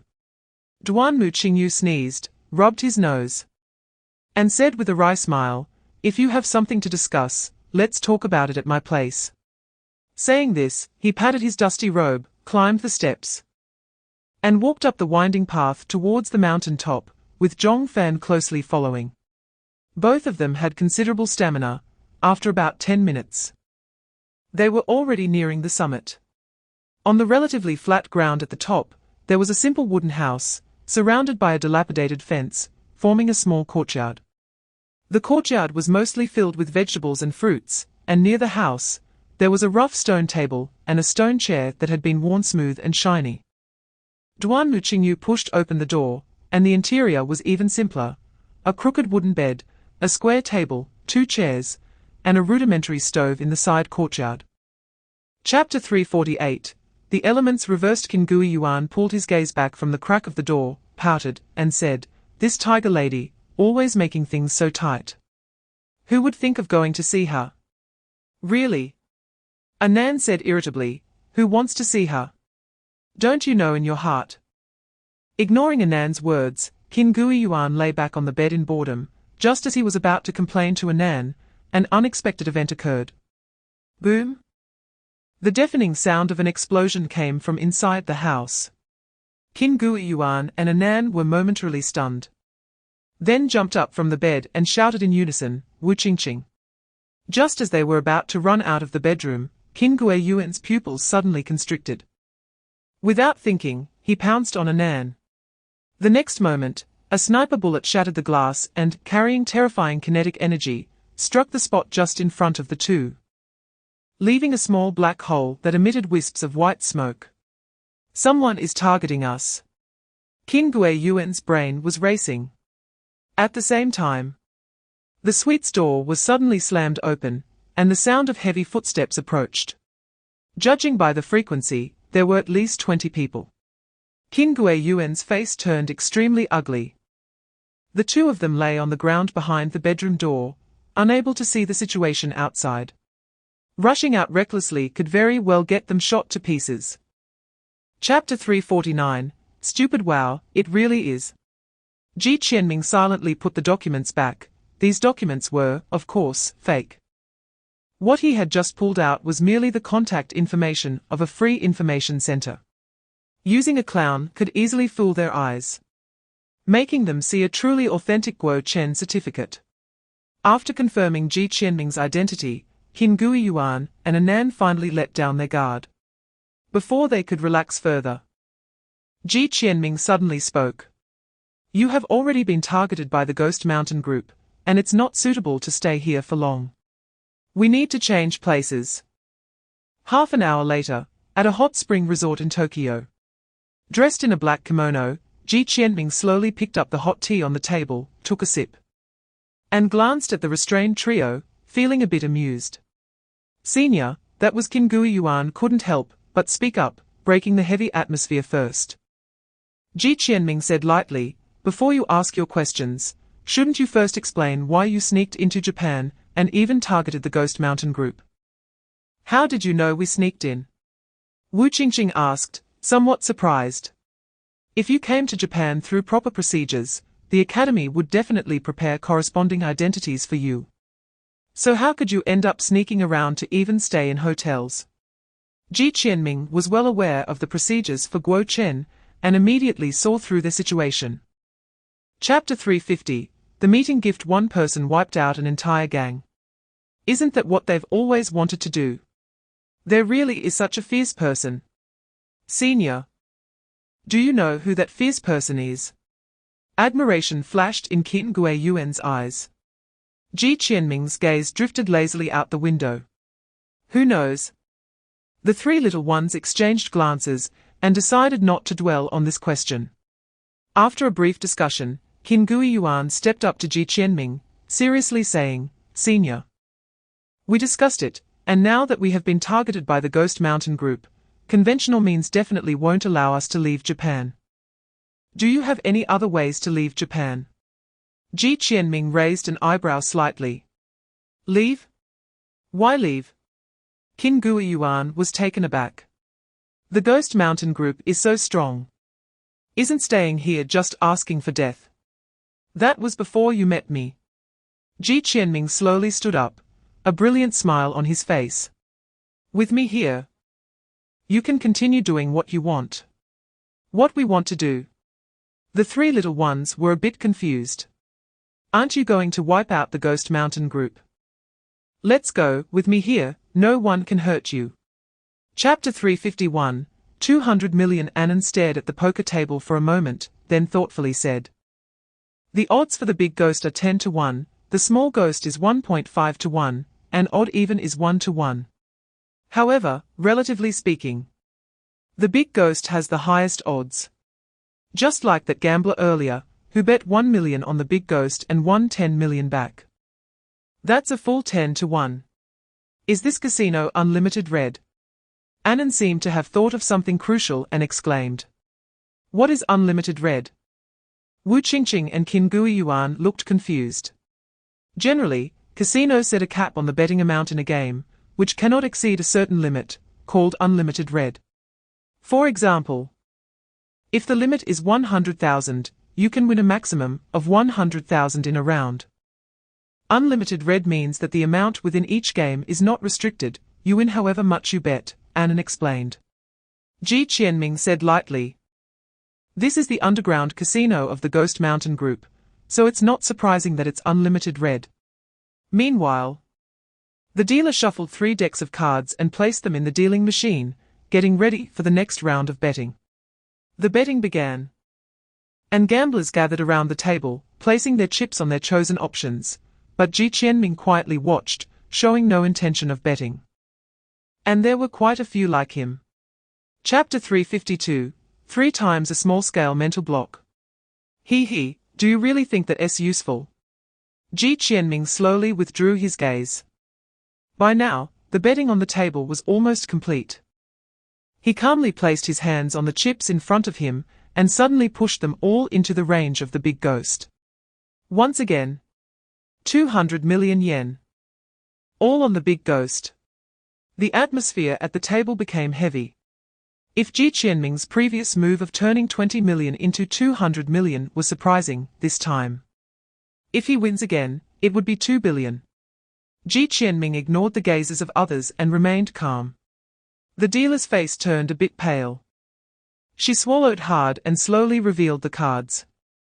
It's the big ghost again. 2 billion. The exclamations echoed through the hall, and all the gamblers stared at Ji Qianming, as if they wanted to dissect him to see how he did it. The huge outcry drew the attention of nearby gamblers, who curiously inquired about what had just happened. Then looked at Ji Qianming with faces full of shock. Not only them, but the scholar, who had been standing silently on the side, was equally astonished. He was confident that under his mental block, no one could use leaf patterns, even if someone could, he would definitely sense it. Chapter 353, Playing Cards Before Long. The only ones left in the hall were the Ghost Mountain group, Ji Qianming, and the three little ones behind him. Facing nearly 100 unfriendly members of the Ghost Mountain group, Ji Qianming seemed completely unaware of the pressure they brought, silently sipping his ice cola. His eyes showing no emotional fluctuations. Fujiwara Jiro saw that the area was cleared and smirked. At this long poker table, the two looked at each other from a distance. Who exactly are you? Our Ghost Mountain group has never provoked you, right? Fujiwara Jiro lit a cigarette, took a deep drag, and calmly said. Ji Qianming fiddled with the chips in his hand and replied lightly, your Ghost Mountain group indeed hasn't provoked me, but these kids have a past with me. Since you've made a move on them, I, as their senior, can't just sit back and do nothing, right? You don't seem like a member of the Five Lords of Gou Chen. Since you're not a quasi-emperor, what gives you the courage to trouble our Ghost Mountain group? Guess. Fujiwara Jiro's brow furrowed slightly, then a sinister smile appeared on his face as he reached for the card on the table. Since you're unwilling to speak, let me see what abilities you really have. Chapter 354, Where is the North? At the moment the blade was about to touch Ji Qianming's neck. He turned to look at the hidden Fujiwara Jiro with a smile. He did it on purpose. Fujiwara Jiro's heart suddenly stopped for a moment. North Star One Sword Style. Contract slash. The long-lost sword technique was unleashed from Ji Qianming's hands, and the broken table leg in his hand acted like a real fast sword, blocking Fujiwara Jiro's blade in a flash, shaking his hand numb. You actually know Japanese swordsmanship. Fujiwara Jiro didn't have time to be shocked, as Ji Qianming's next strike had already come. North Star One Sword Style, One Flash. Fast, too fast. The speed of the broken table leg completely surpassed Fujiwara Jiro's imagination. His gaze couldn't capture Ji Qianming's movement at all. Before he could raise his katana to defend, the broken table leg had already slashed across his chest. Puff! A shocking sword mark appeared on Fujiwara Jiro's torso, blood gushing out like a fountain. His eyes bulging in horror and despair. No one could survive such a terrifying loss of blood. Ji Qianming calmly glanced at Fujiwara Jiro, who lay in a pool of blood, unable to close his eyes. Then turned to look at the battlefield with the three little ones, and nearly 100 members of the Ghost Mountain group.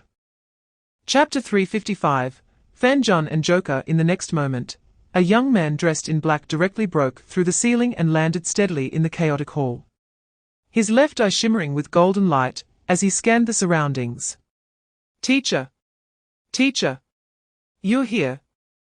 The three little ones saw the newcomer, and their eyes lit up with joy, quickly getting up from the ground and exclaiming in surprise. What happened? Zhongfan frowned and asked, filled with confusion. The three little ones exchanged glances, and finally, Qin Guiyuan stepped forward to briefly explain the situation. But Zhongfan's confusion only deepened. You're saying a fourth-tier senior with the code name Joker saved you, and then you wiped out the entire Ghost Mountain group? Yes. The senior is so amazing. Those two fourth-tiers were no match for him at all. Qin Guiyuan's eyes sparkled with admiration, then he sighed, I wish the senior hadn't left. If you saw his strength, you would definitely be shocked. Zhongfan's eyes narrowed slightly. Impossible, Gou Chen Academy has never sent anyone to Japan. And there's no member called Joker in the execution department. Since Ji Qianming had previously deceived Zhongfan by claiming to be a member of the execution department with the code name Dijia. Zhongfan immediately checked the personnel list after gaining Lord-level access, and there was no one named Dijia. Chapter 356, Confrontation. Why would the special envoy help his own students wipe out the Ghost Mountain group? Is there some unmentionable secret? Or is it purely out of malicious fun? Zhongfan didn't dare to gamble. He took a deep breath, looked into Ji Qianming's eyes, and said lightly, Sorry. I can't let you go. Come back to the academy with me. The corner of Ji Qianming's mouth twitched slightly behind his mask. Boss. Are you not going to let me go until you kill me? Just based on you. Ji Qianming scoffed twice, his tone full of disdain. Zhong Fan slowly raised his hand. In this realm of end, the willpower rolled endlessly. He calmly said, I wish for this place to prohibit flying, prohibit spatial movement, and prohibit all living beings from entering or exiting. 3 consecutive orders were issued, and Ji Qianming could clearly feel the rules here being altered by the willpower. Invisible shackles laid upon him, sealing off his abilities related to flying and space. He was already able to use bitter wish to this extent. No wonder he could become the quasi-emperor of Earth, Ji Qianming thought to himself. Although his situation was not good, he was not flustered with his own rank and abilities. It was not difficult for him to break free from these orders. Moreover, he had once used the complete version of bitter wish, and his understanding of it was no less than that of Zhong Fan himself. Chapter 357, Win after a brief hesitation. The golden leaf pattern in his left eye spun rapidly, and the speed of the 36 flying swords surged. The offensive of the sword formation had completely stepped up a level. If the previous attack was a gentle drizzle, then what Ji Qianming was about to face was a storm with fierce winds. The pressure on Ji Qianming suddenly increased. It was already impossible to simply rely on his sword techniques to block the dense sword intent. He sighed slightly in his heart, his gaze somewhat helpless. Boss, you're forcing me. A strange light flashed in his eyes as he directly stopped his midnight, letting the overwhelming sword intent pierce him like a beehive. Countless blood-red flowers bloomed on Ji Qianming's body, and in just a moment, he had already become a bloody and mangled corpse. Zhong Fan was shocked. He had originally just wanted to test Joker's strength and figure out why he was approaching his student, with no intention of erasing him. Although the envoys of the upper evil society were all damned, Zhong Fan was not a person who enjoyed killing and had no interest in doing such things. He never expected that the Joker, who had just been handling things with ease, would die so easily.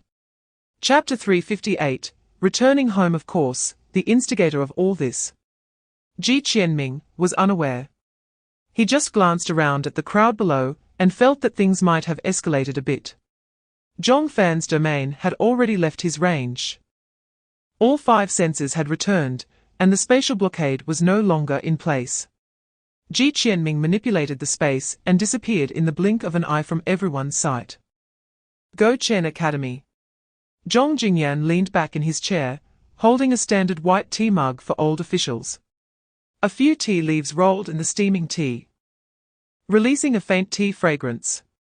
With the other hand, he casually flipped through the Apocalypse website on his phone. Puff! Zhong Jingyan seemed to see something. His expression suddenly changed, and a mouthful of hot tea was sprayed out as he began to cough violently. Cough, cough, cough, what the hell? Zhong Jingyan placed the tea mug on the table, wiped his lips with his sleeve, and observed carefully. The more he looked, the weirder his expression became. After a long silence, he set his phone aside and smiled wryly. How did this guy end up in Japan and get into conflict? Luckily, nothing serious happened this time. Otherwise, that kid would probably cry himself unconscious in the bathroom. Chapter 359, Collective Mission. At the back of the church, a thin man wearing a white hateful mask stood, exuding a chilling aura, cold and terrifying. Upper Evil Society, once the number 1 evil species, the newly appointed 4th envoy, Frost Ghost. Upon seeing the newcomer, the Queen's expression changed, as if she had seen something disgusting that polluted her eyes. Frost Ghost noticed that the Queen was also present, and his face changed under the mask as he steeled himself to walk inside. When he had just become the 4th envoy, the Queen had repeatedly shown him hostility, even taking ruthless action during a mission. If it weren't for Frost Ghost's good fortune, he would have been sliced to pieces by the Queen long ago. This woman is a complete lunatic. Absolutely cannot get involved with her. Frost Ghost thought silently. Oh, isn't this our 4th envoy? Have your injuries healed? The Queen narrowed her eyes, her previously charming demeanor now radiating a hint of killing intent, her tongue lightly brushing over her crimson lips, revealing a cruel smile. Frost Ghost froze, like a quail, in the center of the church, feeling the unhidden killing intent. For a moment, he found himself unable to advance or retreat. Feeling extremely awkward. Chapter 360. Fragment Clue. Ji Qianming forcibly suppressed his excitement, his brain operating at high speed. This day, he finally waited for. He had abandoned everything and silently lurked in the upper evil society, waiting for nothing but the whereabouts of the last fragment. Ji Qianming speculated that ever since the gambler discovered the puppeteer had issues, the gambler had forcibly suppressed the mission regarding the last fragment. After all, this thing involved too much. Even if he failed the mission alone, he was unwilling to risk exposing its existence until he clarified the puppeteer's background. He waited until the puppeteer completely defected and assessed the situation of other envoys for 2 years before reopening this mission. However, it also seemed inconsistent, since the puppeteer, who had been lurking for over a decade, could be a mole. How could the gambler, this old fox, so easily trust them? Ji Qianming vaguely felt that there was something fishy about this matter. But in any case, this was his only opportunity to contact the last fragment in 2 years. No matter what tricks were involved, he had no other choice. Where is this fragment? Even the first envoy cannot obtain it. Frost Ghost asked. This fragment is in the divine realm, the gambler said calmly. Chapter 361. South Africa Gambler. Do you have any objections? The gambler finally reacted. His expression under the mask somewhat helpless. Why the hell are you shouting so loudly if you have no objections? Seeing that Ji Qianming and Frost Ghost had no objections, the gambler nodded and said lightly, prepare, we will depart the day after tomorrow. 2 days later, the buzzing jeep sped along the road in northwestern South Africa. With yellow sand swirling in the air, covering the jeep's windows with a thin veil. Gravel hit the roof of the car, making a pattering sound like rain. Inside the car, the driver's back was already soaked with cold sweat. This jeep was not small. Even with 6 or 7 people, it wouldn't feel too crowded. But even though there were only 5 people in the car now, the driver inexplicably felt a bit suffocated. Aside from him, 4 pale masks sat neatly in the car, their eerie and creepy expressions making the already hot weather feel as cold as winter, freezing him to the bone. The driver swore he had never felt as anxious as he did now. Of course, this driver was not an ordinary person. As the leader of the South African underground gang, he considered himself well experienced and had committed many crimes, including murder, arson, and robbery. His temperament was not to be underestimated. Even a year ago, when he caught his best brother in the gang secretly sleeping with his wife, he could calmly smile as he personally cut the pair into 36 pieces. Chapter 362. Fangsuan Mountain. The yellow sand rolled, making the black cloaks of the 4 flutter loudly. The gambler, wearing a mask with an exaggerated smiling face, calmly glanced at the 3 and said lightly, let us set off. Under the pressure of the other 3, the Frost Ghost reluctantly stepped forward, took a deep breath, and stepped into the 2-world passage. The black vortex in the passage swirled, swallowing the Frost Ghost's figure without making a sound. Noticing the gaze of the game master, the Queen coldly snorted in displeasure and boldly walked to the edge of the passage, crashing in without any hesitation. Ji Qianming took a deep breath. It was finally his turn. He walked leisurely to the edge of the passage and extended his consciousness inside. But it was as if a mud cow had entered the sea. He couldn't perceive anything. The divine realm had not expected this day to come so quickly and suddenly. The corners of Ji Qianming's mouth slightly lifted as he held his head high and stepped in. Meanwhile, in the divine realm, South Region, Qianshan Pavilion. Qianshan Pavilion was not merely a pavilion, it was more than that. At present, the entire area within 100 miles of Fangsuan Mountain had been included in the territory of the Qianshan Pavilion's opposition. Beyond 100 miles, a dense army of practitioners was stationed. The Kaishao army, the major sacred places, and the family alliance had surrounded the Qianshan Pavilion completely, with various forces' banners fluttering in the wind, creating a grand scene. Chapter 363. Chen Fuxing in the Divine Realm, East Region, 50 miles of dense forest. Deep within a dark cave, a twisted spatial passage flickered slightly, and a man wearing a white mask with a disdainful expression staggered out, steadying himself and cautiously surveying his surroundings. Then, 3 figures appeared one after another, making the already narrow cave somewhat crowded.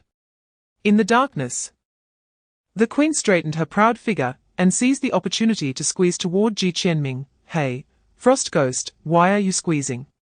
"Far on the other side," the Frost Ghost replied. Feeling the softness at his arm, Ji Qianming felt a chill and hurriedly stepped toward the outer side of the cave. His speed so fast that it seemed to leave an afterimage, as if a malevolent ghost was chasing him. The cave was not deep. After a few steps, the 4 arrived under the sky. Beneath the azure sky, clouds as white as snow drifted lazily by, and a few birds Ji Qianming had never seen before flew across the sky, leaving behind crisp bird calls. The sky here seemed bluer and fresher than that of Earth. The fragrance of the soil mixed with the unpolluted fresh air filled his nostrils, a sensation Ji Qianming had never experienced before. Standing on the mountainside, looking at the lush forest below and the distant village with curling smoke, Ji Qianming was momentarily dazed. Chapter 364, Mixed Chen Fuxing furrowed his brow, seemingly sensing something.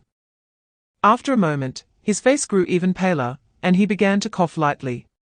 "Pavilion Master, your injury hasn't healed yet, don't use your consciousness again," Lin Zimu urged anxiously upon seeing this. "The heavenly transformation technique has led me here, which means the Emperor's son is not far from us. Zimu, please take them nearby to search." Chen Fuxing sighed helplessly.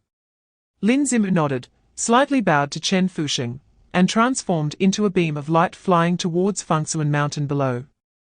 In less than the time it takes to burn a stick of incense, the dense crowd of white-clad pavilion members dispersed in all directions, vanishing into the night. Once most of the people had moved out, Lin Zimu, carrying a jade-green long sword on his back, walked out from the pavilion. Slightly tilted his head to look at the pavilion's peak, and then his figure disappeared from the spot. Under the bright moonlight, Chen Fuxing, in a snow-white Taoist robe, moved with the wind. A trace of worry flashed across his somewhat pale face, as he silently gazed into the night for a while. He slowly descended from the pavilion's peak, murmuring to himself, "The time has not yet come." Early morning. The fresh air mixed with a faint grass fragrance, while distant birds emitted high-pitched clear calls. A gentle breeze rustled the leaves, creating a soft sound. This ancient and unchanged dense forest welcomed the first ray of dawn today. Chapter 365, Cold Crow City. Every city has its own protective array, and the city lord is at least at the void realm level. Not to mention the possibility of possessing some unique treasures. Sneaking in recklessly poses the risk of exposure. Entering through the main gate openly would definitely not raise their suspicions. The game master said lightly. "A mere void realm practitioner. With the 4 of us envoys here, even if we wanted to slaughter the city, it would be a piece of cake, right?" The queen said, feeling that the game master was being overly cautious, displeased. Slaughtering a city is not difficult. But what happens after that? Do you want to face the entire Divine Realm's pursuit to wipe out the Qingshu sect? The game master's brow slightly furrowed as he retorted. The queen fell silent. Before we obtain the fragments, everything must be done cautiously. Walking on the streets of Cold Crow City, Ji Qianming curiously observed everything in the city. Feeling somewhat emotional. The rich aroma of dishes wafted from a nearby tavern, the shouts of sugar sellers echoed throughout the street, and the brightly colored dyed fabrics hung in the dye house fluttered in the breeze from afar. Groups of young women walked out of the spice shop, bringing with them a waft of fragrance. In the distance, elegant young ladies stood in the brothel, waving their red handkerchiefs and smiling, their eyes seemingly filled with charm and tenderness, making people cough cough cough. Chapter 366. A powerful little immortal. She glanced down a few times and sighed with boredom. Isn't it just a practitioner relying on their power to bully others? I thought something was going on. Although she said this, the the queen had no intention of leaving. What was happening downstairs was indeed not a big deal. A practitioner from the Qingshu sect, who had just entered the city in front of Ji Qianming and the others, had knocked an elderly man down to the ground, tightly clutching a wooden carving in his hand, which radiated faint waves of spiritual power. "Old man, where did you get this wooden carving?" Liu Heng said fiercely, pulling at the old man's collar. The old man struggled, his face turning red. This is our family's heirloom, little immortal, please return it to me." The queen, leaning by the window, rolled her eyes. "Little immortal. Just a weakling at the Thousand-Jun realm, I could knock over 100 of them with a single finger." Ji Qianming glanced at her. In the eyes of these ordinary people, there was no difference between a Thousand-Jun realm practitioner and a divine king. Both were beings they could not resist. "Oh?" Liu Heng carefully examined the wooden carving in his hand, his eyes filled with joy. Although the spiritual power fluctuations were not obvious, they were indeed present. And it should be considered a weaker magical artifact. If sold, it could fetch at least a few spirit stones. What a profit. Chapter 367. Taking action. The long spear in his hand exploded with a loud bang, sending fragments flying everywhere. Liu Heng's right hand was injured by the shockwaves, instantly mangled and bloody. Before Liu Heng could react, the queen moved like lightning and closed in on him, her right fist slamming into Liu Heng's chest. Enhanced by military might, this punch from the queen could easily shatter a small mountain. The terrifying kinetic energy instantly shattered Liu Heng's entire skeleton, sending him flying like a cannonball, soaring over half the street, crashing through two thick walls, and lying in the ruins like a dead dog. With his bones completely shattered, Liu Heng could no longer be recognized as a human. Beneath the blurred flesh and blood, there was no longer any trace of life. The queen shook her hand and casually glanced at the distant Liu Heng. Immortal. What a load of nonsense. The entire street was silent as a grave. All the ordinary people hiding at home and watching this scene unfold looked as if they had seen a ghost. Bewilderedly glancing at the queen and then at the utterly lifeless Liu Heng, a wave of unreality washing over their hearts. This mortal, with a single punch, had taken down a deity. Inside the house, someone wanted to go out to collect the old man's body, but was stopped by others. What are you going to do? Chapter 368. Destruction. Crack. The moment that hand touched the jade slip, the slip began to tremble violently and shattered with a loud bang. The senior brother stiffly raised his head, and that pale, crying laughing mask had somehow passed through the sword formation and stood beside him. What do you want to do? Ji Qianming's voice drifted over, but to the senior brother's ears, it seemed to come from the underworld. The disciples behind him were dumbfounded at this scene. Their sword formation was obviously still operating normally. How did this guy silently slip in? This is not science. This is impossible. How did you get in? The senior brother, seeing the communication jade slip in his hand turn to ashes so easily, was thoroughly frightened and exclaimed. Everything happening in front of him today was so absurd. He had painstakingly cultivated for decades and had never experienced such a terrifying event. Wait. No spiritual power, yet possessing mysterious and bizarre abilities. How does this sound like? Although the Qingshu sect is just a second-rate small sect, the recent events concerning the barbaric lands had long spread throughout the divine realm.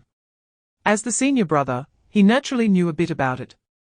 It was said that people from the barbaric lands could not cultivate and were dabbling in a side path called science, and that among the barbarians, there were some who possessed a completely different ability system from cultivation. Chapter 369.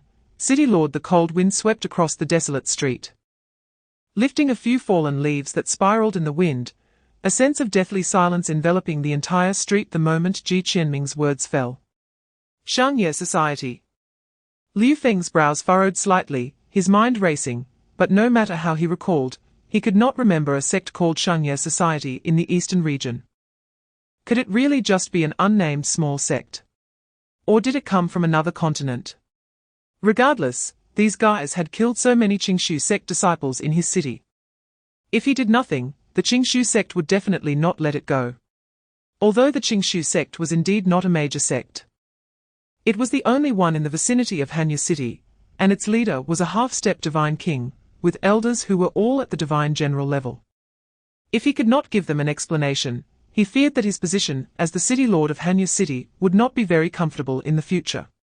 Moreover, they were just 4 unnamed small sect members. Did they really dare to do anything to him, the city lord? It should be known that city lords are directly appointed by the imperial city. In earthly terms, they are on the public payroll. If these 4 dared to act against him, they would face endless pursuit from the imperial city of the central divine continent. Having thought through the pros and cons, Liu Feng straightened his back and sneered, "Dare to threaten Hanya City? What audacity! Seize them all." Chapter 370, Which one? Liu Feng stared blankly at his own hands, uncontrollably trembling all over, looking at the fate manipulator, with eyes like he was staring at a demon. You took away my cultivation." He could clearly sense that the vast amount of spiritual power that once resided within him had vanished, and his once proud Danqian was now completely empty. Even his divine sense could no longer spread out. The fate manipulator glanced faintly at the faint light swirling around his fingertips and sneered. "I only temporarily stripped away your cultivation's fate. It will soon be returned to you, provided you can survive until then." With his other hand, he brushed against the terrified Liu Feng, and ghastly wounds appeared on his body, as if the fate that originally belonged to that corpse had been transferred to Liu Feng. Impossible. Such a technique absolutely does not exist in this world. "I know you. You are barbarians." Liu Feng, enduring immense pain, thought of that seemingly impossible answer amidst the suffering. Wasn't it said that barbarians were pitifully weak? Wasn't it said that they were being unilaterally suppressed by the divine army? How did they cross the interworld passage and descend into the divine realm? Chapter 371, Forcefully breaking into Qingshu sect, but half-step divine kings are rare in the entire eastern region, mostly high-ranking members of major sects and families, who would travel thousands of miles to Hanya City to kill the sect leader. Furthermore, our Qingshu sect has always been low-key in the cultivation world. Where would such a powerful enemy come from? The second elder threw out a bunch of questions, and the other elders fell silent. Yes. Half-step divine kings are not cabbages found on the street, easily grasped. Moreover, the sect leader had never provoked such powerful beings. This matter must have its twists. The elder said after a long silence. What if it has twists? The sect leader is dead. Can we afford to offend a half-step divine king? I think it's better to quickly choose the next sect leader. A sharp, piercing voice sounded from the side, and the third elder spoke casually, with a petty demeanor. You? Zheng Yuan? What are you saying?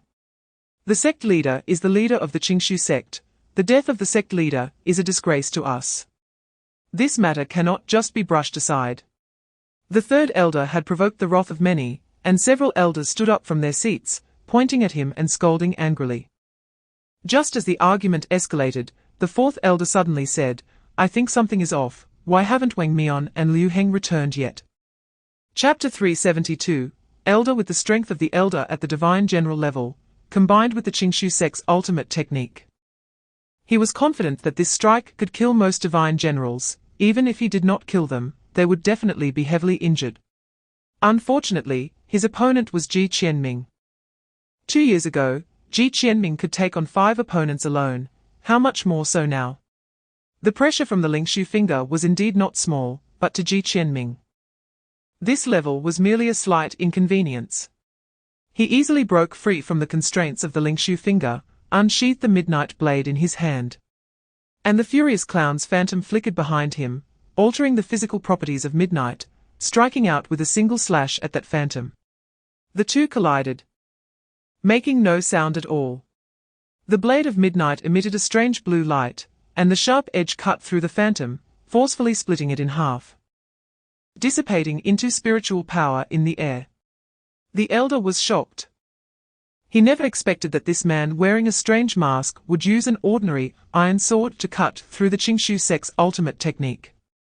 A barely noticeable cut suddenly appeared at the tip of the elder's index finger, and blood oozed from it. The elder's index finger trembled uncontrollably, as if enduring immense pressure. Chapter 373, What Can You Fight Me With? The Qingguang sword halted the moment it touched Ji Qianming's skin, its spiritual light fading, trembling twice. And then fell straight to the ground. Its owner, the elder, was dead. Naturally, it became a weapon without a master. Mocking reality, the elder and the puppet exchanged identities, resulting in the elder dying in place of the puppet. In the end, the elder could not withstand Ji Qianming's blade. Ji Qianming calmly glanced at the elder's corpse before shifting his gaze to several other battlefields, letting out a soft "oh." The Fate Master, in a 1-against-2 situation, surprisingly ended the battle. Ji Qianming originally thought that with the Fate Master's strength, even if he could win, it would take some effort. But he didn't expect him to win so easily. The Fate Master's strength was indeed not as simple as it appeared, Ji Qianming thought to himself. On the other side, the Queen had already beaten the third elder to the point of spitting blood. It was only a matter of time before she killed him. Facing the joint attack of 2 Void Realm opponents, the Frost Ghost only had a slight advantage, suggesting that its strength wasn't impressive. The Fate Master surveyed the battlefield and calmly said, "You take care of the rest. I will look for the fragments." After saying that, his body vanished into thin air, disappearing without a trace. Chapter 374, The death of the Fate Master. Ji Qianming was stunned for a moment, then revealed a strange expression. He finally realized what he was missing. The super dangerous leaf mark Joker that had accompanied him for more than 2 years had disappeared. Even when he looked into the mirror in his mind, 4 small words had appeared next to Joker's ability, temporarily sealed. So that's how it is. The Fate Master can not only extract a practitioner's cultivation, but also a power user's leaf mark. Ji Qianming quickly recalled the battle between the Fate Master and Zero-Number Shilling when they captured the Poison Lord. He remembered that Shilling's ability seemed to make others' abilities ineffective against him. No wonder he could entangle with the Fate Master for several hours. If it weren't for the Fate Master's inability to use the ability to seize fate against him, he probably wouldn't have lasted even a few minutes. What a perverse ability.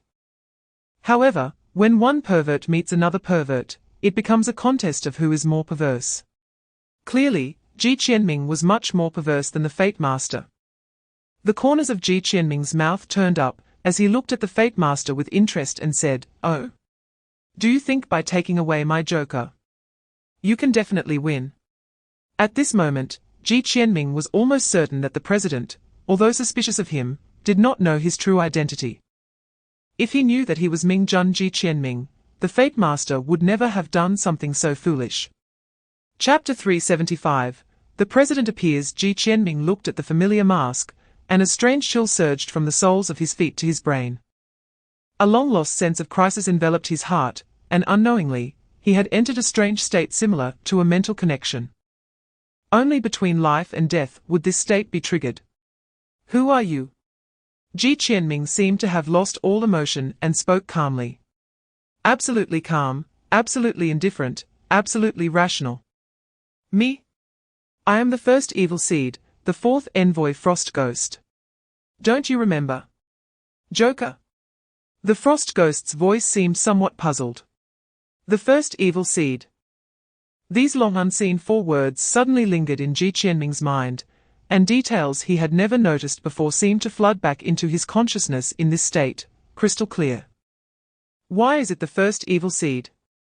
Even the one with the extremely rare S03 Joker leaf mark is only the second. So why does this seemingly ordinary, and even somewhat weak Frost Ghost get to be the first evil seed? Memories flowed back like a movie.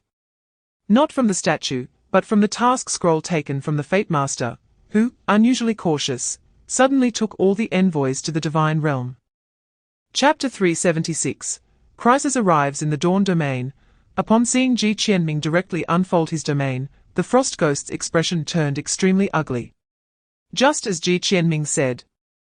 The Frost Ghost's body itself wasn't strong, with Ji Qianming's strength, killing him would be a piece of cake.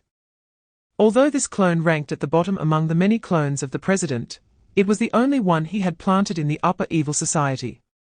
If the Frost Ghost died, his connection to the upper evil society would be completely severed, with some time left before he could use his ability to create clones again. And with all his forces in the divine realm, this meant the upper evil society would be completely out of his control. Within the Dawn domain, the Dawn swords, like stars, hung in the sky. Ji Qianming casually picked one and pointed it at the Frost Ghost, his gaze intense. Today, he must bring back this last fragment, no matter what.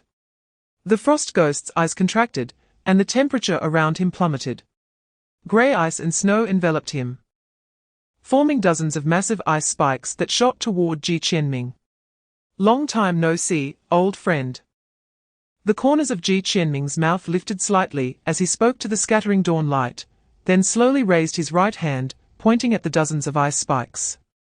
The dawn light around him shone brilliantly, floating around him like suns, and a golden robe coalesced on him, making Ji Qianming appear as a deity, with scorching and sacred golden flames bursting forth.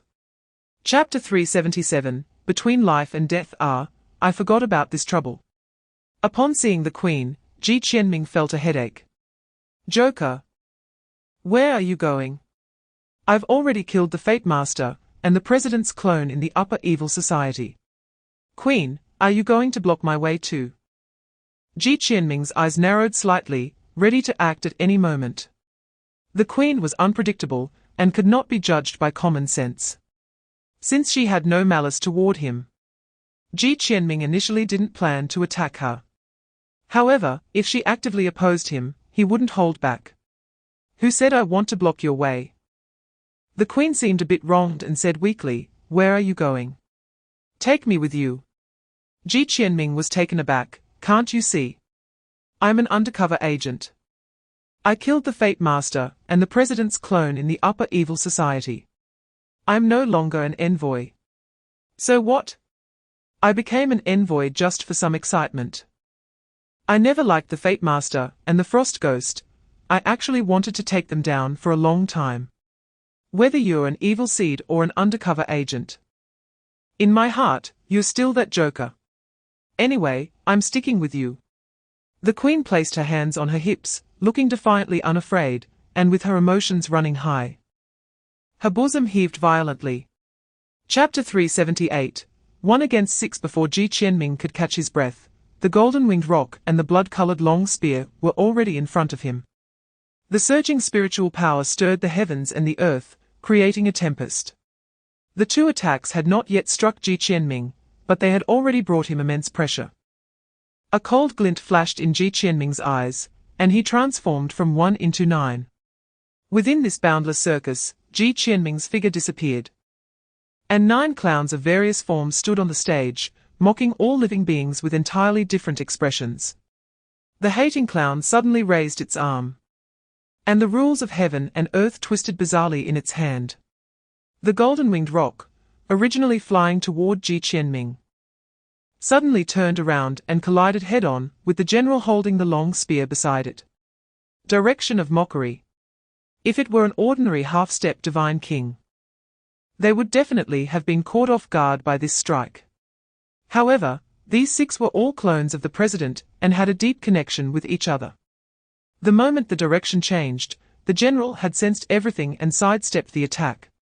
Perfect cooperation. Damn it. The End's ability is really troublesome. Ji Qianming cursed inwardly.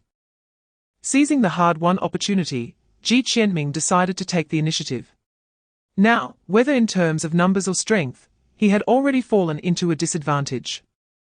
If he lost the initiative again, his situation would become extremely passive. Chapter 379, Turning the Tide. However, this thought was fleeting. All members simultaneously changed direction and flew towards where Ji Qianming was located. 6 half-step divine kings. Not far away, Lin Zimu, carrying a green jade longsword, slightly furrowed his brows, a hint of worry flashing across his face. Everyone noticed that, apart from the 7-star masters, others could not act recklessly. 6 half-step divine kings were no laughing matter. After a moment of contemplation, Lin Zimu solemnly used a jade slip to send a message. His figure showing no signs of stopping, as he directly turned to fly towards the battlefield. Boom! Boom! Boom! Deafening explosions echoed in the night sky. And the originally tranquil and harmonious forest had transformed into a wasteland. In the sky, 6 half-step divine kings stood expressionless, staring intently at the young man before them. Ji Qianming was clad in a dawn-holy robe, standing on the edge of the underworld, one hand holding a spear, and the other gripping the imagined Zhuanyuan sword. With 13 shards of mirror blades floating around him like stars, and 9 clown phantoms flickering in and out behind him. Beneath his crimson eyes lay absolute calmness and indifference. Faced with the attack from 6 half-step divine kings, in this life-and-death crisis, Ji Qianming once again entered that mysterious state, an indescribable aura emanating from him, as if resonating with heaven and earth. Chapter 380, Star Master of Qianshu. As the dust settled, the 2 incomplete corpses of the loose cultivator and the Holy Land steward fell helplessly from the sky. Only the bell ringer sheltered by the bronze gong barely preserved his life. But his limbs had been reduced to scraps. Ji Qianming stood in mid-air, gasping for breath, as if that last strike had exhausted all his strength. His consciousness a bit hazy. Having entangled with the 6 half-step divine kings for so long, his mental energy had already been greatly depleted. And having forcibly reversed the full-force attack of 3 half-step divine kings, while twisting space, had drained his mental energy to the bottom. These 6 half-step divine kings shared a common mind. With Ji Qianming's current strength, it was extremely difficult to take down one of them. So he could only resort to this method of using one to kill another. Fortunately, after accurately calculating his own mental energy and the intensity of the opponent's attack, he successfully eliminated 2 half-step divine kings and seriously injured one. To achieve such results against 6 opponents, this news would undoubtedly shock the entire divine realm. The Emperor's son killed 2. What the hell? How did he do it? Old Zhao, pinch me. Am I still asleep? Strong, really strong.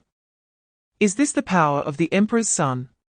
Chapter 381, Meeting the Emperor's son. Looking at the apocalyptic scene behind him, Ji Qianming's mouth twitched slightly.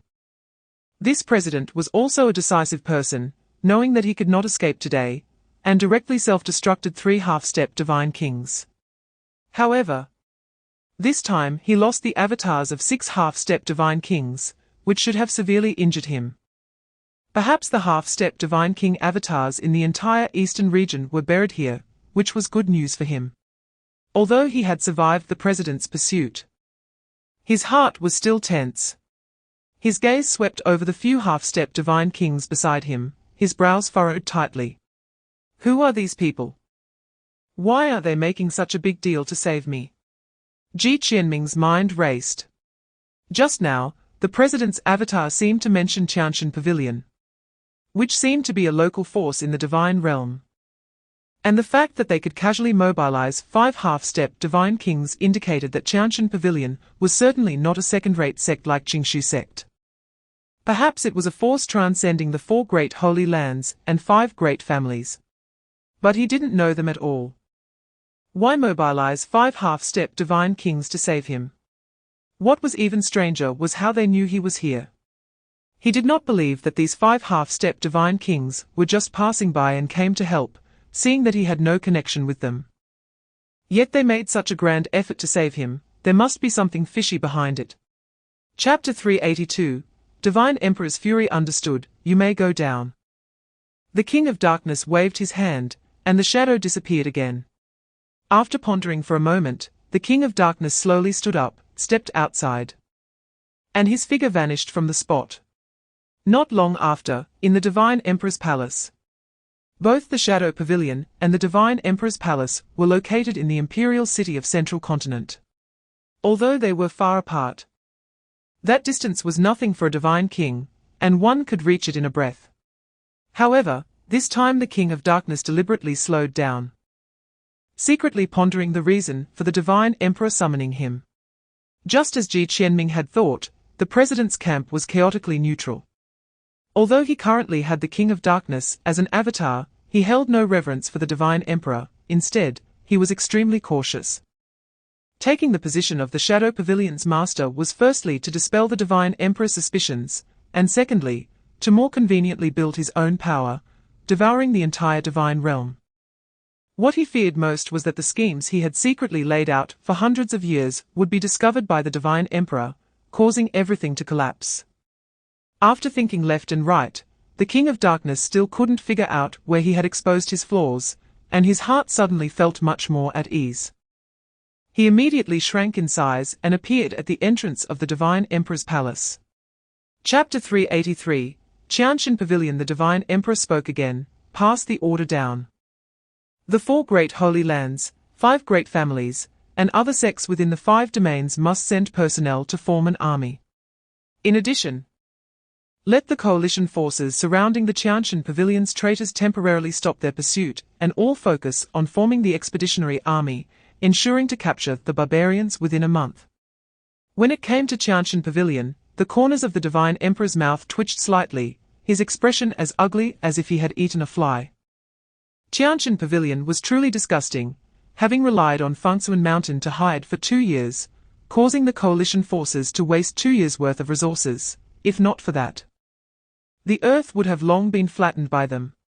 Hearing the Divine Emperor's words, a hint of seriousness flashed in the eyes of the King of Darkness. Although he was chaotically neutral, the best situation for him now was for the divine realm and earth to maintain a balance. He did not want to see the defeat of either side. This time, the Divine Emperor was clearly serious. Not only mobilizing 3 divine kings, but also increasing the scale of the expeditionary army against the barbarians by several times compared to last time. Under such an offensive, it would not take a month for the earth to completely fall. This is not good. Should I secretly help the earth a bit? The King of Darkness thought to himself. Chapter 384, Dao Zhuan Divine Emperor. That sword tassel. As soon as Ji Qianming entered, he noticed the existence of the sword tassel. But it looked no different from ordinary sword tassels, so he only glanced at it a couple of times. It actually belonged to the Dao Zhuan Divine Emperor. But why leave nothing else and only a sword tassel? Although Ji Qianming felt a bit puzzled, he still stepped towards the table where the stone statue was placed. He hadn't seen it clearly at the door, and upon getting closer, Ji Qianming could finally see the details of the statue.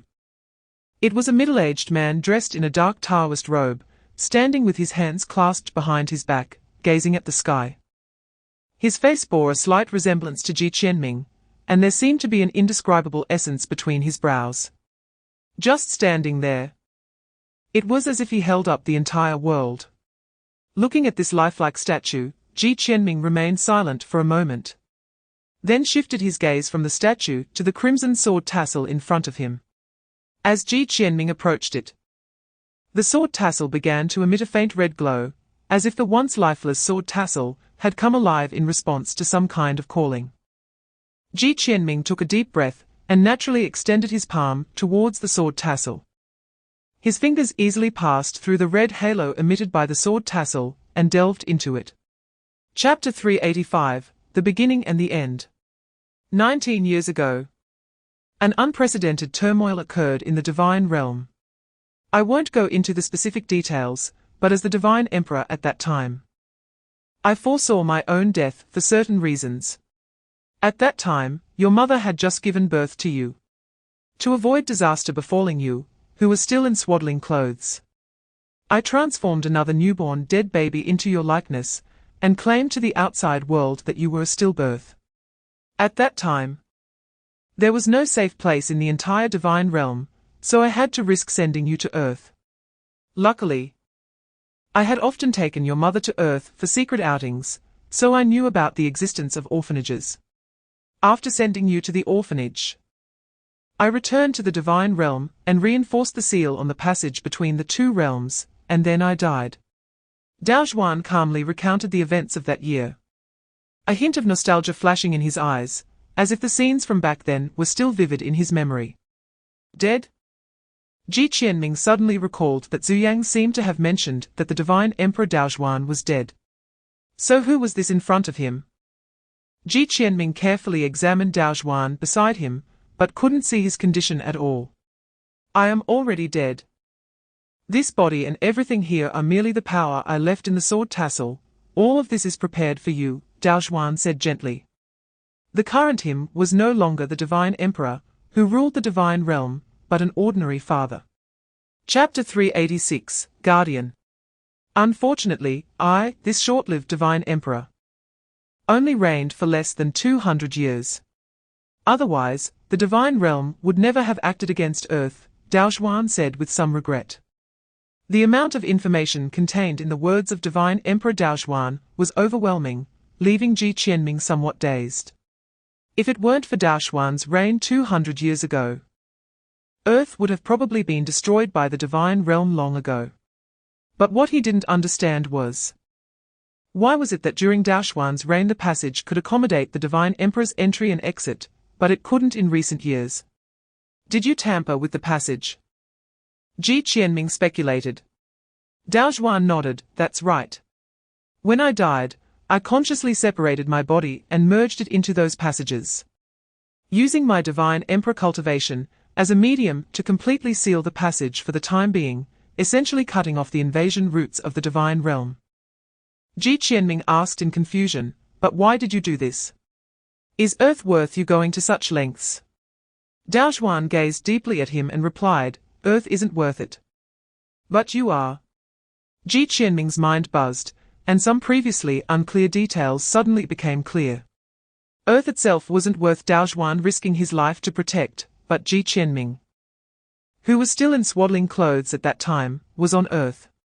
If the divine realm had acted against Earth, Ji Qianming would naturally have died too. Chapter 387, Departure. The voice of divine Emperor Daojuan grew more and more distant, and everything around Ji Qianming was shrouded in darkness. The only presence of divine Emperor Daojuan began to burn like paper, and slowly disappeared into the night. At the moment his figure completely vanished. A voice echoed in Ji Qianming's mind, Qianming, you must stay safe. Darkness receded like a tide, and Ji Qianming's consciousness felt as if it were falling from a height of 10,000 meters back into his body. A bright room, a low table, familiar deities, and an ordinary sword tassel. Ji Qianming paused for a moment before coming to his senses, exhaling deeply, feeling utterly exhausted. As he expected, everything that had just happened was merely an exchange of consciousness. Chen Fuxing saw Ji Qianming return, and calmly brewed him a pot of tea. The steaming tea rolled in the white porcelain cup, and the rich aroma filled the entire room, making one feel tranquil just by smelling it. Did you see your master? Chen Fuxing asked as he watched Ji Qianming sit down, his eyes filled with excitement. Ji Qianming nodded. And then? Did you promise him? No, Ji Qianming replied calmly. Chen Fuxing was taken aback, sighed helplessly, and took a sip of the tea with a bitter smile. It seems the timing isn't right after all. Chapter 388, Return. Gou Chen Academy. Trial Ground. A loud noise echoed, and amidst the flickering flames, a boy wearing glasses was engulfed in wisps of black smoke, flying out from the trial ground. In the audience, the leisurely Qin Mo, munching on sunflower seeds, sighed lightly and waved his hand towards the flying boy. A dark vortex directly swallowed the boy, who fell onto the prepared stretcher beside the field. Anan began to cough violently, his face covered in soot. He opened his eyes and looked towards the arena, using the last of his strength to shout, Gui Yuan. Ching Ching. Go for it. Take down that group from the 16th group. We must get first place. On the wide trial platform, Qin Gui Yuan swung the blazing metal sword in front of him, repelling two strong boys of the same age. Hearing Anan's voice, he revealed a cool smile. Don't worry. They are no match for me and Wu Qingqing. Qin Gui Yuan, don't be too arrogant. You only have 2 people left, while we still have 4. Do you really think you've got us beat? A cold-eyed boy with a buzz cut said indifferently from across. Wu Qingqing broke free from the control of the other two and nimbly retreated to Qin Guiyuan's side. The two stood back to back, cautiously watching the four people surrounding them. Chapter 389, Rebuilding the Shangye Society. Ji Qianming waved at him. Zhong Jingyan's mouth twitched crazily as he locked the door behind him and whispered, "Now you have some skills, huh? A special envoy dares to barge directly into Principal Gou Chen's office. Aren't you afraid of being discovered?" Ji Qianming casually took off the crying and laughing mask on his face and smiled, "They won't discover me." Zhong Jingyan drew the curtains, rolled his eyes, and sat down on the sofa. "Speak, you took such a big risk to find me. Did you encounter some trouble?" "In a sense, yes, it's quite troublesome." Ji Qianming slowly stood up from his chair, gently tossed the dark fragment in his hand towards Zhong Jingyan. Zhong Jingyan instinctively caught the fragment, paused for a moment, and suddenly looked up. "Why, you succeeded." Ji Qianming sat on the sofa opposite him, smiling without speaking. Zhong Jingyan confirmed the fragment in his hand multiple times, nodding heavily. "That's right, it's similar to the one in the academy. This is the missing piece." "How did you get it?"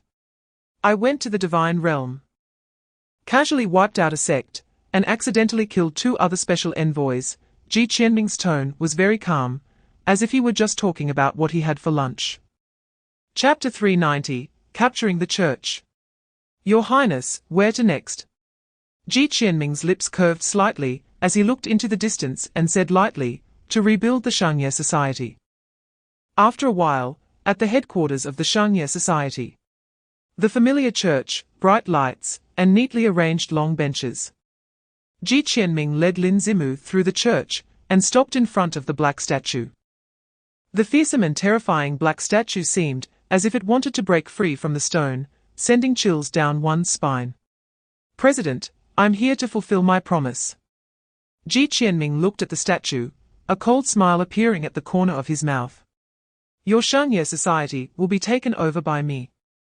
As he spoke, he suddenly stepped forward, and the dawn domain opened up. A blinding dawn sword spiraling down from the sky, transforming into a torrent of dense light swords that surged towards the black statue. However, no matter how the light swords attacked the black statue, they could not leave a single scratch on its surface, as if the statue itself had been branded with an indelible mark of invulnerability and untouchability. The golden torrent strangled it for several minutes without causing any harm. Indeed, ordinary attacks could not harm the mutated ninth end, Ji Qianming thought to himself. Chapter 391, Soul. Ever since the Queen was brought into the mirror world by Ji Qianming, she had been eagerly anticipating his punishment. However, even at this moment of emergence, her prayers had not been fulfilled. Lin Zimu, standing nearby, heard the Queen's words and his expression immediately turned strange, pondering as he looked at Ji Qianming, secretly thinking that the Crown Prince had such interests. Ji Qianming's mouth twitched. He accidentally forgot not to say it. "You could say less, and no one would take you for a mute." The Queen looked at Ji Qianming with a pitiful expression, and with her peripheral vision, she glanced around and suddenly realized she was in the headquarters of the Z Society, exclaiming in surprise, "Aren't you an undercover agent? How did you come back?" Ji Qianming stared at the Queen for a moment, contemplating whether to keep her. Although the Queen, as a former third envoy, had committed her share of evils, after so much time spent together, Ji Qianming understood that her nature was not bad. At least she had a sense of chivalry, as evidenced by her stepping up for the elderly man killed by the Qingshu sect. Furthermore, the Queen had only killed some scoundrels, gangs, and pirates over the years and had not committed any heinous crimes. Keeping her as an envoy seemed feasible, especially since it was not easy to find a loyal 4th-tier ability user like her. Chapter 392, Visit. Ji Qianming casually took Lin Zimu into a clothing store and helped him pick out a trendy outfit. When Lin Zimu emerged from the store wearing a flashy hoodie, Nike shoes, and frog glasses, the Queen couldn't help but burst into laughter. Lin Zimu looked at himself in the mirror with a strange expression, feeling awkward all over. "Your Highness, I want to wear my original clothes back." Ha ha, when in Rome. Do as the Romans do, Ji Qianming laughed as he patted Lin Zimu's shoulder. Besides, you look great in this outfit. Lin Zimu touched the yellow frog glasses on his nose, hesitating for a moment before saying, "Oh," and obediently following behind Ji Qianming. By the way, Your Highness, what was that white paper you just handed out? Is it the universal currency of Earth? Lin Zimu seemed to recall something and asked curiously. Ji Qianming's mouth twitched. Don't mind those details. Who told us we didn't have any Korean one on us? Cough cough cough, Zimu, do you want to drink milk tea? Milk tea? What is milk tea? Come on, I'll take you to enjoy some, not to mention, to borrow a cup of milk tea. Ji Qianming laughed as he draped his arm over Lin Zimu's shoulder and led him to a nearby milk tea shop. Chapter 393, The Return of the Puppeteer. Ji Qianming spread his hands helplessly, wearing an expression of I don't want to do this, but I'm just too strong. In any case, the Z Society had existed in China for hundreds of years, and its foundation and power should not be underestimated. With a little restructuring, it could become an incredibly sharp sword, a sword hidden in the darkness, protecting humanity. After hearing Ji Qianming's words, Zhong Nian began to ponder. Speaking of which, the reason he left China was that he had offended the Z Society. To avoid causing trouble for Zhong Fan, he had chosen to fake his death and escape. But was this calm and undisturbed life really what he wanted? He had entered the Gou Chen Academy with passion, serving as an undercover agent in the Z Society for over a decade, so it was evident that he had that fervent heart. Yet, for Zhong Fan's sake, he had given up everything and fallen into darkness. But now, a brand new opportunity lay before him. His blood had not yet cooled, and his son was still fighting on the front lines. How could he remain in a corner, living a self-deceiving, tranquil life? Zhong Nian did not hesitate long, in fact. He had already had his answer in his heart the moment Ji Qianming finished explaining the situation. I agree, Zhong Nian raised his head and looked into Ji Qianming's eyes, responding earnestly.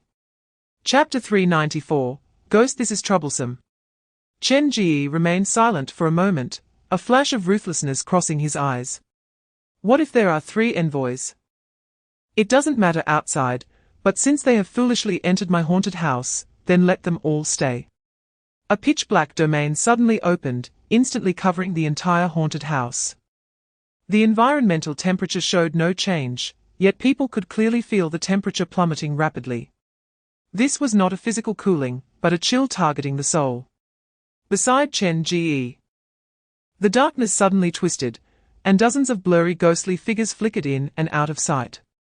Among them, a few ghostly figures were particularly special, as if draped in bright red blood clothes, making one feel a chill just by looking at them. Go, Chen Ji waved his hand, and the multitude of ghostly figures vanished into thin air, not knowing where they had gone. After hesitating for a moment, Chen Ji grasped a skull-crushing hammer in the corner. This hammer was half a human tall, grotesque and terrifying, resembling the weapons used by those psychopathic killers in movies. Dragging this large hammer, Chen Ji emitted a chilling scraping sound as he expressionlessly walked through the employee passage towards the depths of the haunted house. In the dim classroom, Lin Zimu's eyes narrowed slightly. It seemed that his divine sense was restricted here, only able to spread within 3 meters around him. However, as a half-step divine king, if he wanted to forcibly extend his divine sense, it was not impossible. Yet seeing Ji Qianming's expression, he felt there was no need. Chapter 395, Goodbye Chen Ji. Where did those dance shoes come from? Just as Ji Qianming was puzzled by this question, a figure in a red dress slowly emerged from the air, with long black hair cascading down like a waterfall. A red-dressed female ghost appeared in front of everyone, her lifeless eyes staring fixedly at Ji Qianming and the others. A red-dressed female ghost. Ji Qianming gasped. It was his first time seeing a ghost. And although this female ghost was quite beautiful, it did not dispel the chill in his heart. This ghost is at the quasi-emperor level. The previously silent puppeteer suddenly spoke up. Quasi-Emperor. The queen trembled, hiding behind Ji Qianming, her face turning even paler. She couldn't even defeat this ghost now. Just as the red-dressed female ghost confronted Ji Qianming and the others, a radio placed on the classroom podium suddenly turned on. After a brief crackling sound, a chilling male voice came through, "It hurts, it hurts." With the emergence of this voice, a man also dressed in red walked out of the air, standing on the podium and glaring fiercely at Ji Qianming and the others. Although this ghost was not at the quasi-emperor level, it was close enough. Ji Qianming's brow slightly raised. It seemed that Chen's strength was even greater than he had imagined. Chapter 396. Blood-clothed Ji Qianming walked outside, took a shard of a mirror knife from his pocket, and gently tossed it into the sky. The shard rapidly extended, and in the blink of an eye, it covered the entire haunted house like a dark cloud, its mirror surface clearly reflecting the ghost house's shadow. Seal. Ji Qianming softly sighed. And the huge floating mirror slowly descended, gradually engulfing the haunted house on the ground. Another identical haunted house began to solidify in the mirror, replacing the reflection. After a dozen seconds, the entire haunted house had vanished, leaving only an empty plot of land.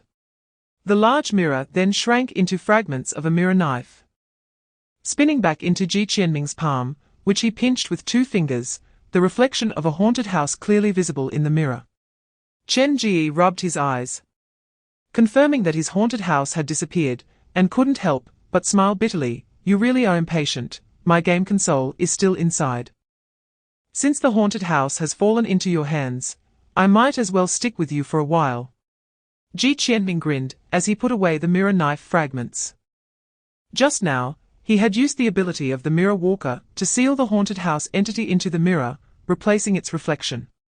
This way, the haunted house only existed in the mirror world, essentially making it absolutely safe. Once the war was over, he would release it, and it would be intact. Chapter 397. Welcome to the Shanye Society. Qingya finished reporting a series of plans to respond to the Divine Realm's attack in one breath, closed the documents, and quietly waited for Zhong Jingyan's reply. After a moment of silence, Zhong Jingyan slowly nodded and said, Progress is good. Post more positive content on the Qianchu website to stabilize public sentiment. We must not create chaos at this time." "Yes, Your Majesty." On a dark night, amid the black wind, a ghostly figure darted through the forest. The hazy moonlight fell on the green ghost eye mask, exuding a chilling aura. Suddenly, 2 figures appeared before him. One wore a black mask, and the other a brown one. They stood on a protruding area halfway up the mountain, seemingly sensing something. And both looked back at the same time. "Ghost Eye, you are here too," the figure in the black mask said, recognizing the newcomer under the moonlight. "Qianmian, Heian, ha ha. I am also a member of the Shanye Society. Since you can come, I can naturally come too," Ghost Eye sneered. Heian, upon seeing Ghost Eye, seemed to recall something, and a strong killing intent erupted in his eyes. "Ghost Eye, last time you killed my 2 lovers. I haven't settled this score yet." Chapter 398. Who wants to die? Who wants to live noisy? A flash of killing intent flickered in Ji Qianming's eyes, and his figure vanished into thin air. The next moment, he appeared above Heian, reaching out to grip Heian's head and violently smashed it down to the ground. Bang! Ji Qianming's speed was too fast. None of the members present could see his actions clearly. They only felt a blur before their eyes. And the loudest Heian was pressed to the ground by Ji Qianming like a dead dog.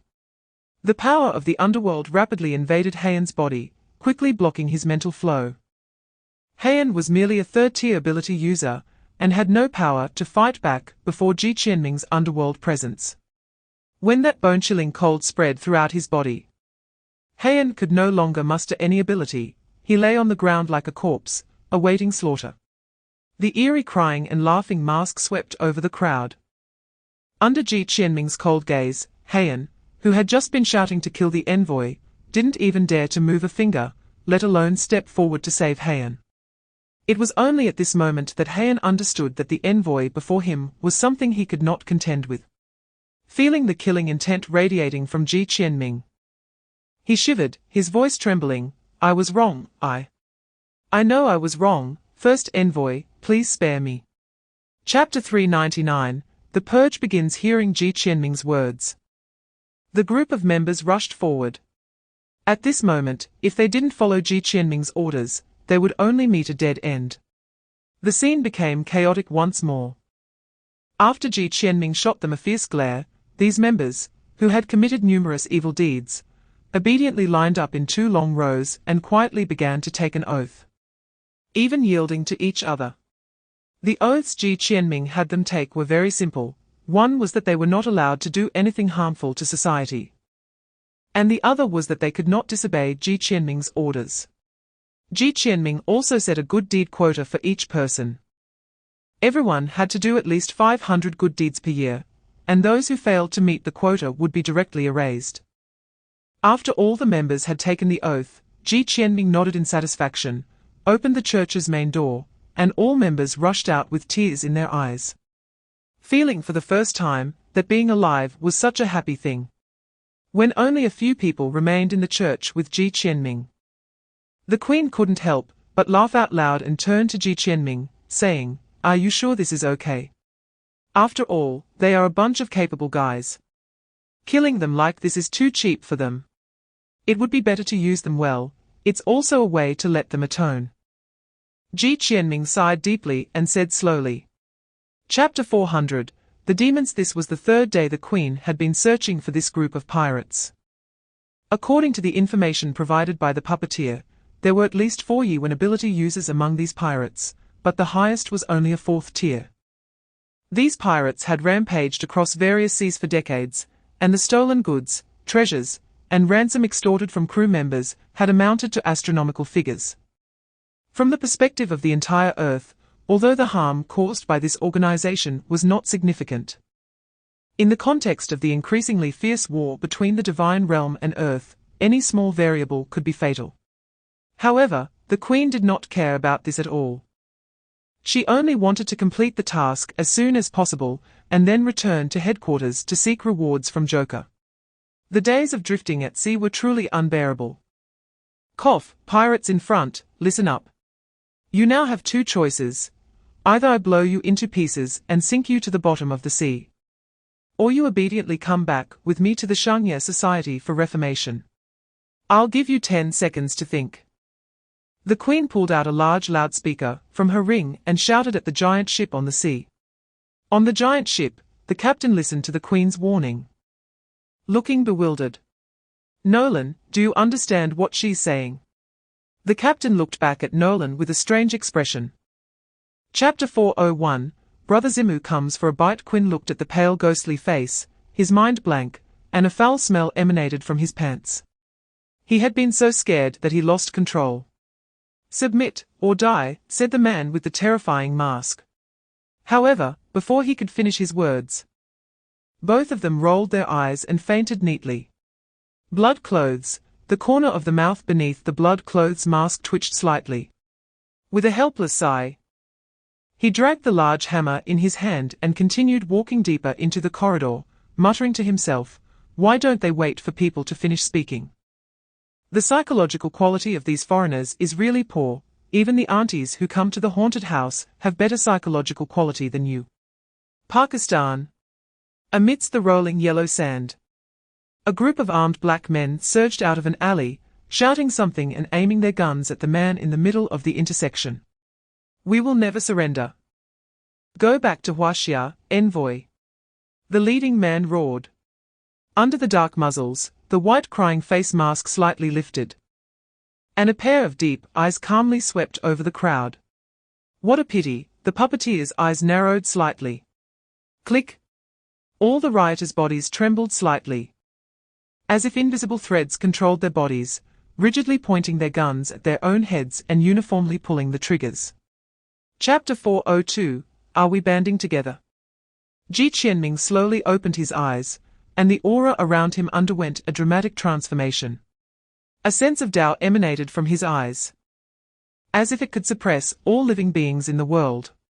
Even Lin Zimu, who was at the half-step divine king level, couldn't help but feel a tremor in his heart.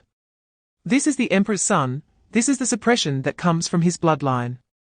The blood flowing in his veins is the blood of a divine emperor, containing the principles of heaven and earth. It's fine if his cultivation is not high. But the deeper his cultivation, the stronger this suppression will be. Under Ji Qianming's intentional restraint, that sense of Tao vanished without a trace, as if it had never appeared.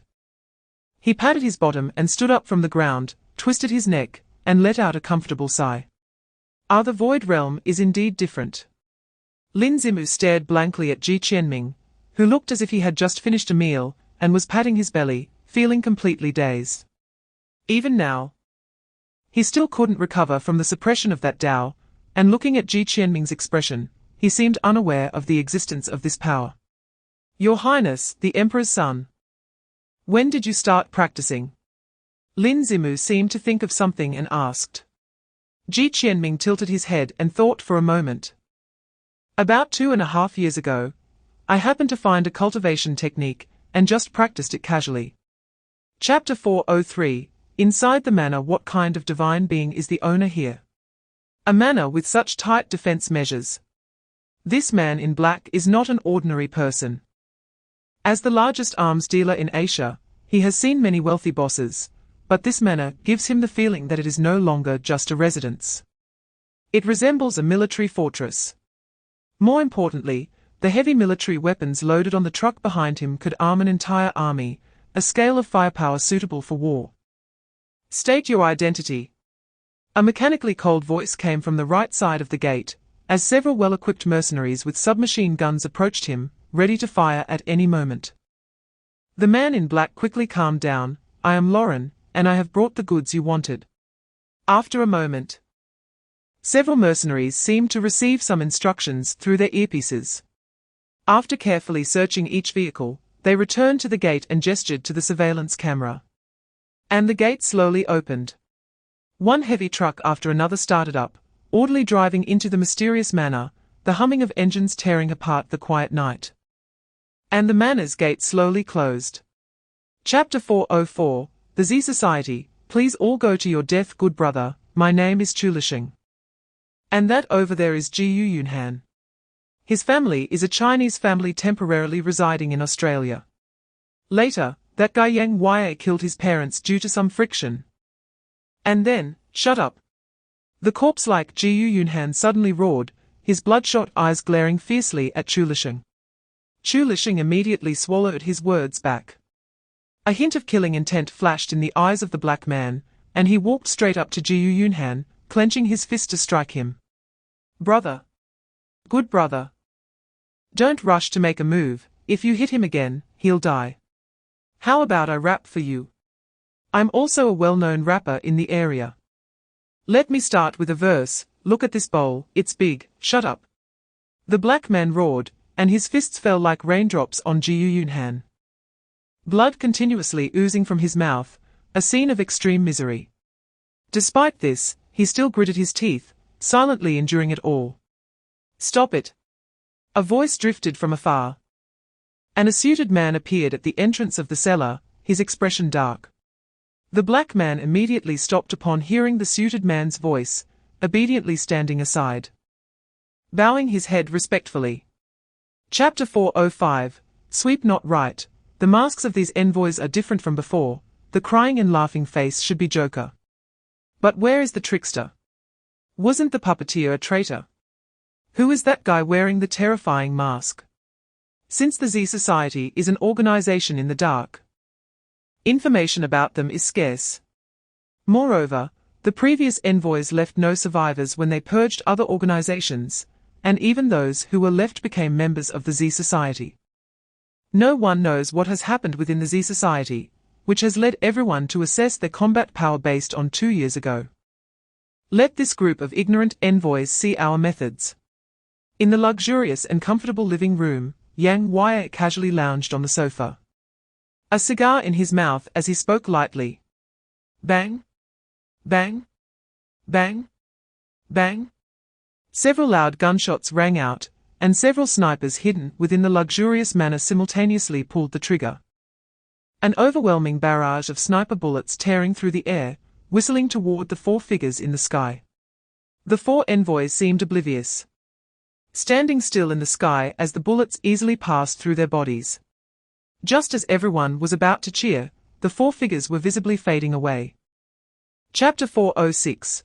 Containment failure. Before her words could finish, she suddenly raised her right hand and grabbed towards her side and back.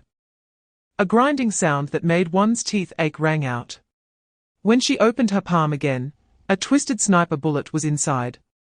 "If you have the ability, come out and fight me face to face," the Queen shouted loudly. In the next moment, the ruins around her trembled, and the steel and concrete structure surged out, quickly forming a hexagonal prism that trapped the Queen inside. Moreover, after several flashes of blue light, the surfaces of the steel and concrete were covered with several layers of unknown material membranes, completely sealing her inside. In the distance, two men wearing glasses strolled over, speaking into their walkie-talkies casually. "Containment of the fourth envoy, the Queen, is complete." Hiss! They really came. The Queen, trapped inside the regular hexagon, grimaced, her hands enveloped in dazzling silver light, fiercely smashing against the blue membrane. Her fists, capable of shaking mountains, had no effect on this strange blue membrane at all.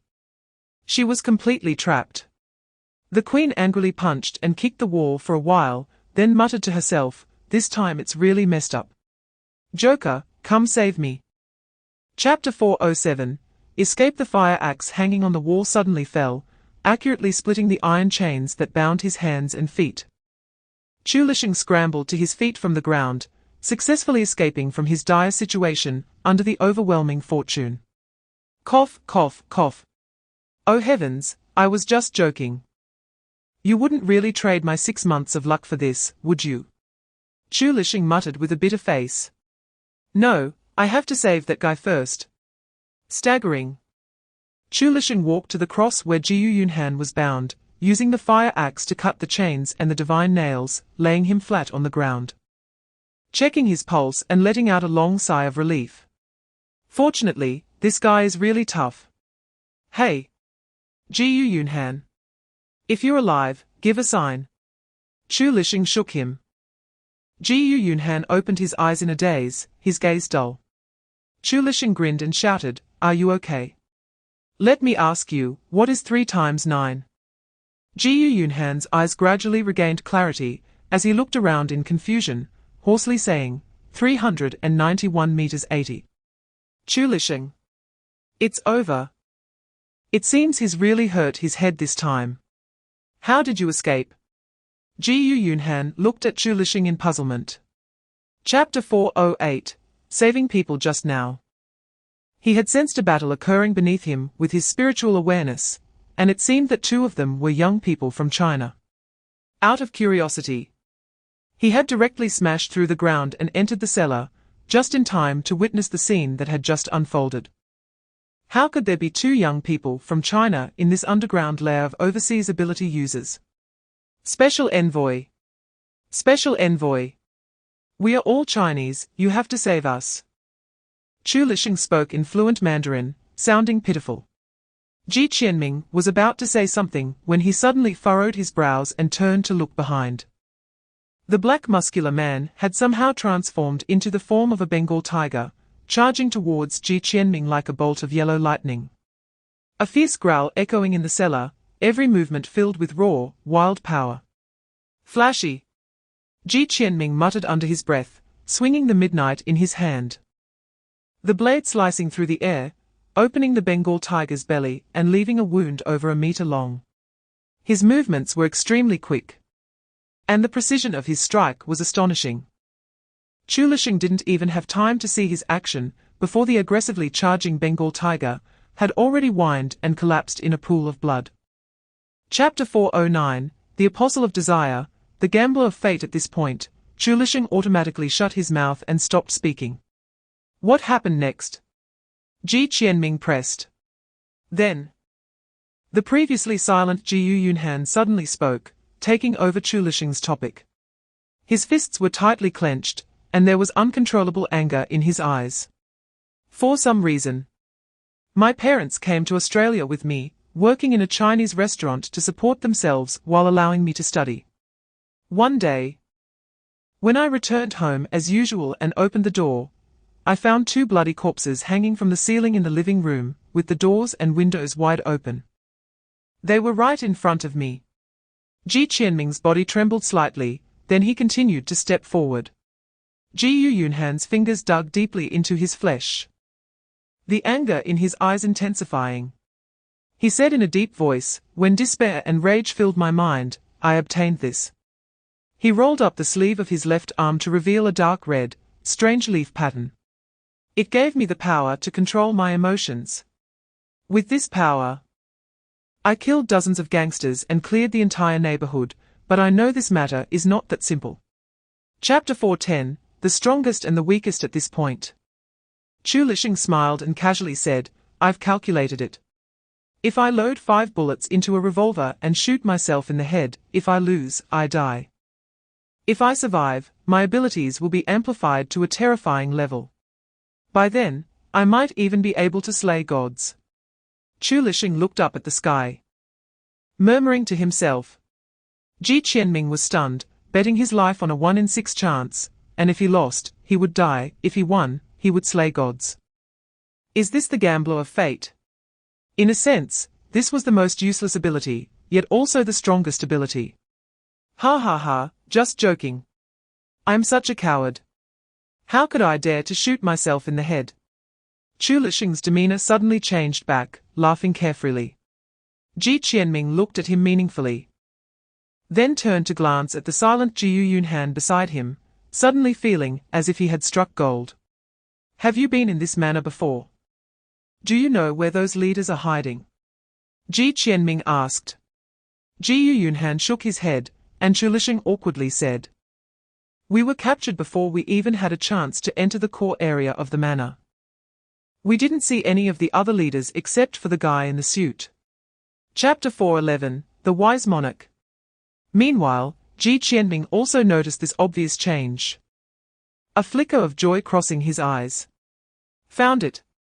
Just as Chu Lixing and Ji Yunhan were still puzzled, he grabbed both of their collars and transformed into a shadow, darting across the sky.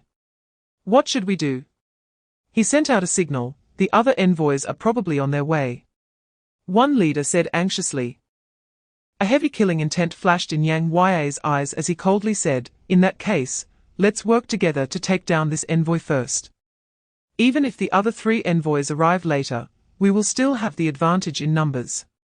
After saying that, his body turned into a cloud of smoke and floated out the window, and the other leaders exchanged glances before following suit. In this small villa, a dozen figures surged out, just as Ji Qianming and the others had guessed, 4 quasi-kings and 10 4th-tier fighters. Nearly all the high-end combat power in this manor had gathered here. Bloodclothes looked at the 14 people charging at him like madmen, the corners of his mouth twitching slightly. "This is cheating."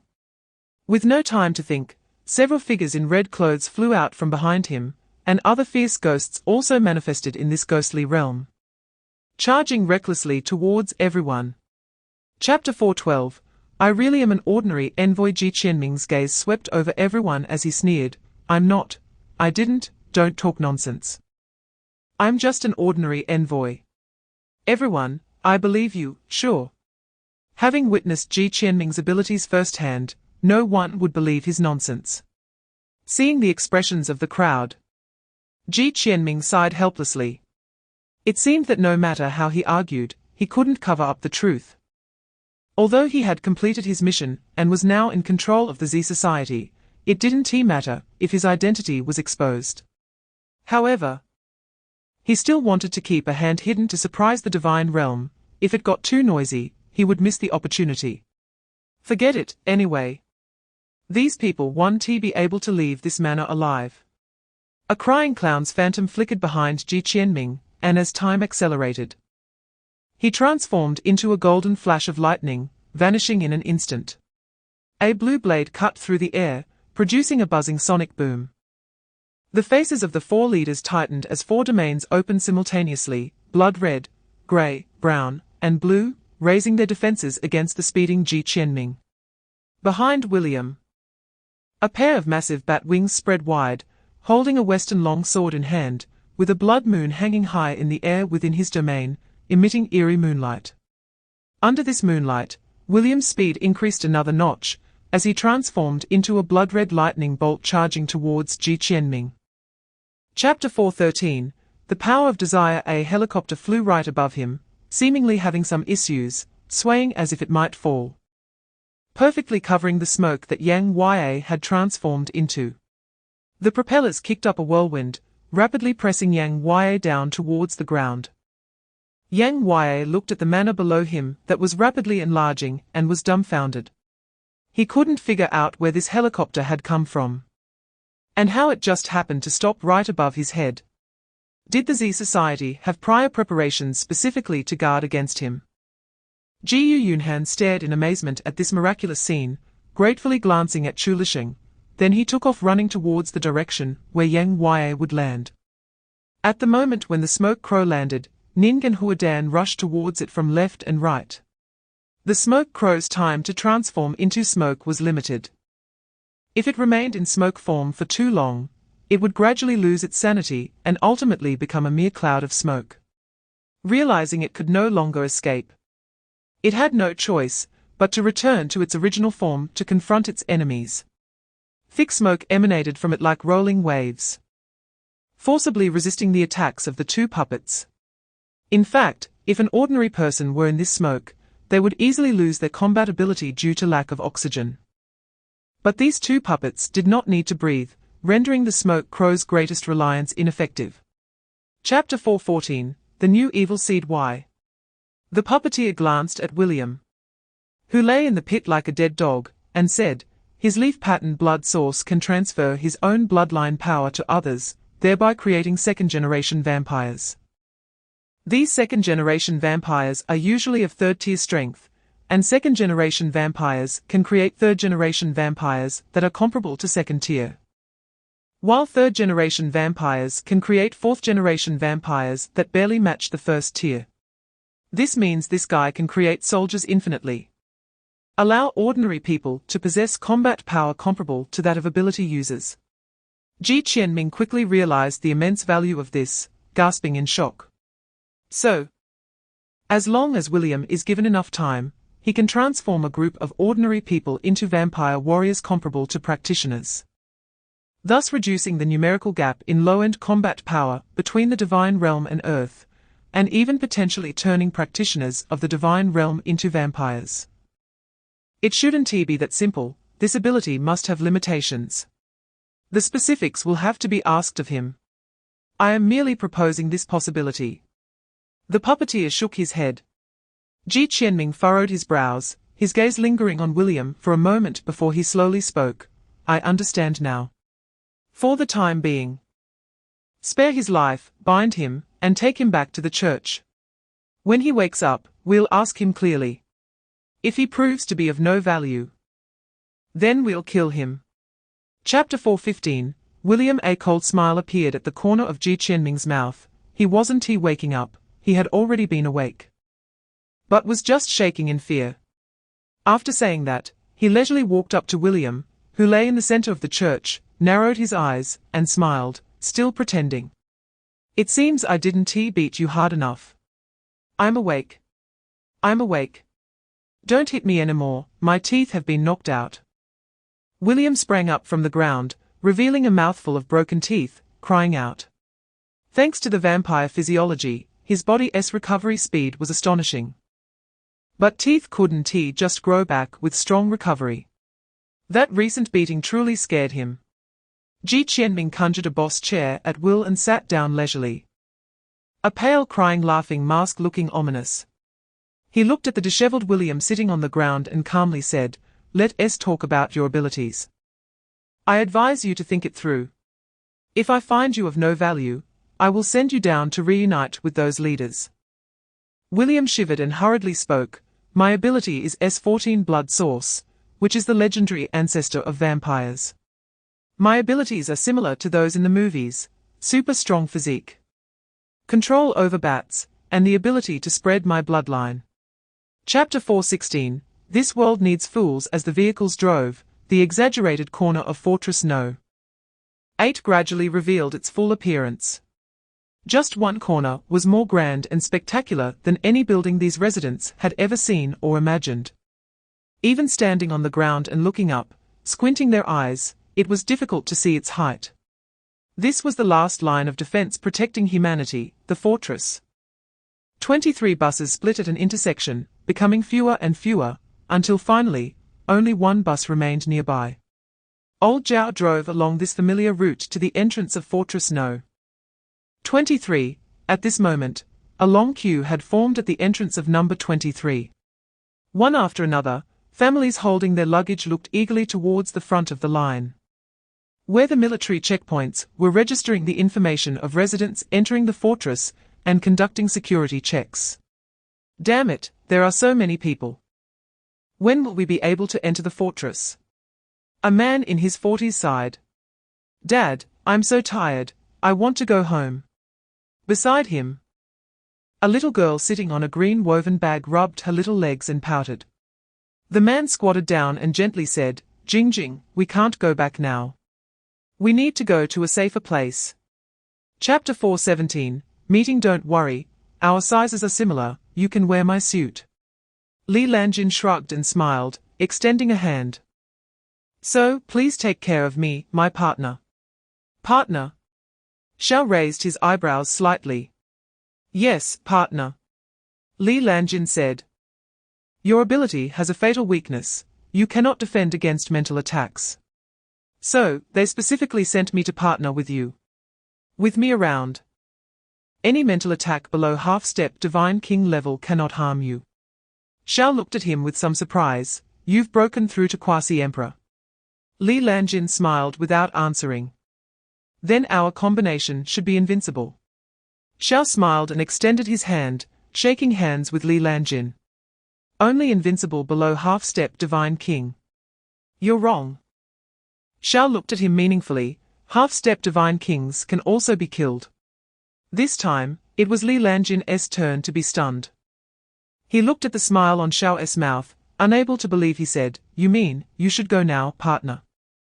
Xiao turned around and strode toward the exit of the forbidden area, leisurely speaking. East Sea. Gentle sunlight fell on the azure sea, and hundreds of silver array platforms swayed slightly with the waves. From the sky, it looked like a layer of silver powder scattered on the sea, sparkling like stars. Chapter 4:18. Stage. As Qingya's voice fell, a deep sense of helplessness emerged in everyone's hearts. Yes, no matter how much preparation they made, they could not pose a threat to a Divine King level. Now, all the Emperor-level beings on Earth combined could barely contend with one Divine King. If two appeared simultaneously, they would undoubtedly be defeated. Then does that mean we're doomed? A military leader said with a serious face. Qingya pushed up his glasses and calmly said, Currently, our only hope is that the two-dimensional passage cannot support two Divine Kings at the same time. On this basis, we must make arrangements to have a glimmer of hope. I know this is disheartening, but it is the reality. The room fell silent. Then, what are the odds that we can win in the end? The leader of the Civil Yi pattern ability users slowly spoke. Qingya paused for a moment, slowly extended a finger, and said solemnly, 10%. A 10% chance means that Earth has only a 10% probability of stopping this wave of divine army, while the other 90% signifies the extinction of human civilization. This probability was appallingly low. Despair spread in the meeting room. A 10% chance is already very good. In this tense and anxious atmosphere, Zhong Jingyan suddenly spoke, standing up and scanning the crowd. Chapter 4:19. Cake. Ji Qianming listened carefully to Zhong Jingyan's introduction, gaining a preliminary understanding of the current arrangement, and fell into contemplation. Well, that's about it. I didn't pay attention to the other details, Zhong Jingyan said. So, what are your plans? Are you going to follow our Gou Chen Academy's actions, or? Ji Qianming paused for a moment, shook his head, and said, If I follow the main force this time, I would lose the initiative. I will act alone. Don't worry, I have a plan. Unexpectedly, Zhong Jingyan did not try to dissuade him, but nodded seriously, I believe in you. By the way, here is the audio number of our combat system, remember it. It will help you stay informed about the battlefield situation. Zhong Jingyan took out a prepared note from his pocket and handed it to Ji Qianming, who was taken aback and looked at Zhong Jingyan in surprise. This means he had already planned to let Ji Qianming act freely. From the perspective of a general manager, allowing a royal-level combatant to roam freely is not a wise choice, but Zhong Jingyan did just that. This indicates that he highly recognizes Ji Qianming and believes that letting him act freely will create greater value. Chapter 420. The Horn of War. Ji Qianming was silent for a moment before slowly speaking. Don't worry, trust Gou Chen, trust the strength of Earth, and also trust Zhong Fan. He is destined to do great things, and won't easily get into trouble. Besides, isn't there me? Ji Nian knew very well what Zhong Nian was truly worried about. The divine realm is too powerful. With such a huge disparity in strength, Zhong Fan, as the current ceiling of quasi-royal combat power, must face crises and pressures that are several times more than others. What might happen on the battlefield is still unknown, which makes Zhong Nian have to worry for him. By the way, I have already prepared most of the Blood Clan Army's matters. I have screened a batch of peripheral members who are absolutely loyal to the Shangzi Society and have no personality issues as candidates. They are all ordinary people. In the past 10 days, I have transformed 3 of them into second-generation Blood Clan members with William's help. These 3 second-generation Blood Clan members have then transformed 10 third-generation Blood Clan members. However, considering the significant drawbacks of the 4th-generation Blood Clan and their insufficient combat power, I did not proceed with that transformation. The puppet master said. Ji Qianming nodded, what you did is right. The Shangzi Society only needs elites. And the Blood Clan Army is the same. There is no need to cultivate the 4th-generation Blood Clan anymore. Also, gather all the members who are out in the field. The Divine Realm is coming soon. Chapter 421. Old soldiers. When the war horn from another world resounded across the earth, the vast majority of people were at a loss, with only a small number of individuals clearly aware that something had already happened. Gou Chen Academy. Beep, beep, beep. The urgent alarm echoed in the command room of Gou Chen Academy. Qing Yue burst in like a gust of wind, adjusting his tie and speaking seriously. Report the situation. Half a minute ago, 6 passages in Huaxia, except for Changbai Mountain, simultaneously emitted astonishing energy fluctuations, with various indicators nearly several times greater than the last time. We are currently conducting a 3-dimensional modeling of the situation inside the passages. A 3-dimensional model of the passage was projected onto the large screen in the command room. It was a funnel-shaped passage, wide at the entrance facing Earth and narrow at the exit facing the Divine Realm. At this moment, a large number of red dots were slowly moving from the narrow end towards the Earth side. Is every passage like this? No, only the passages in Modu, Xinjiang, and Donghai have people passing through. The other 3 passages only have the energy fluctuations from the horn, with no one passing through. Qing Yue's face looked somewhat grim.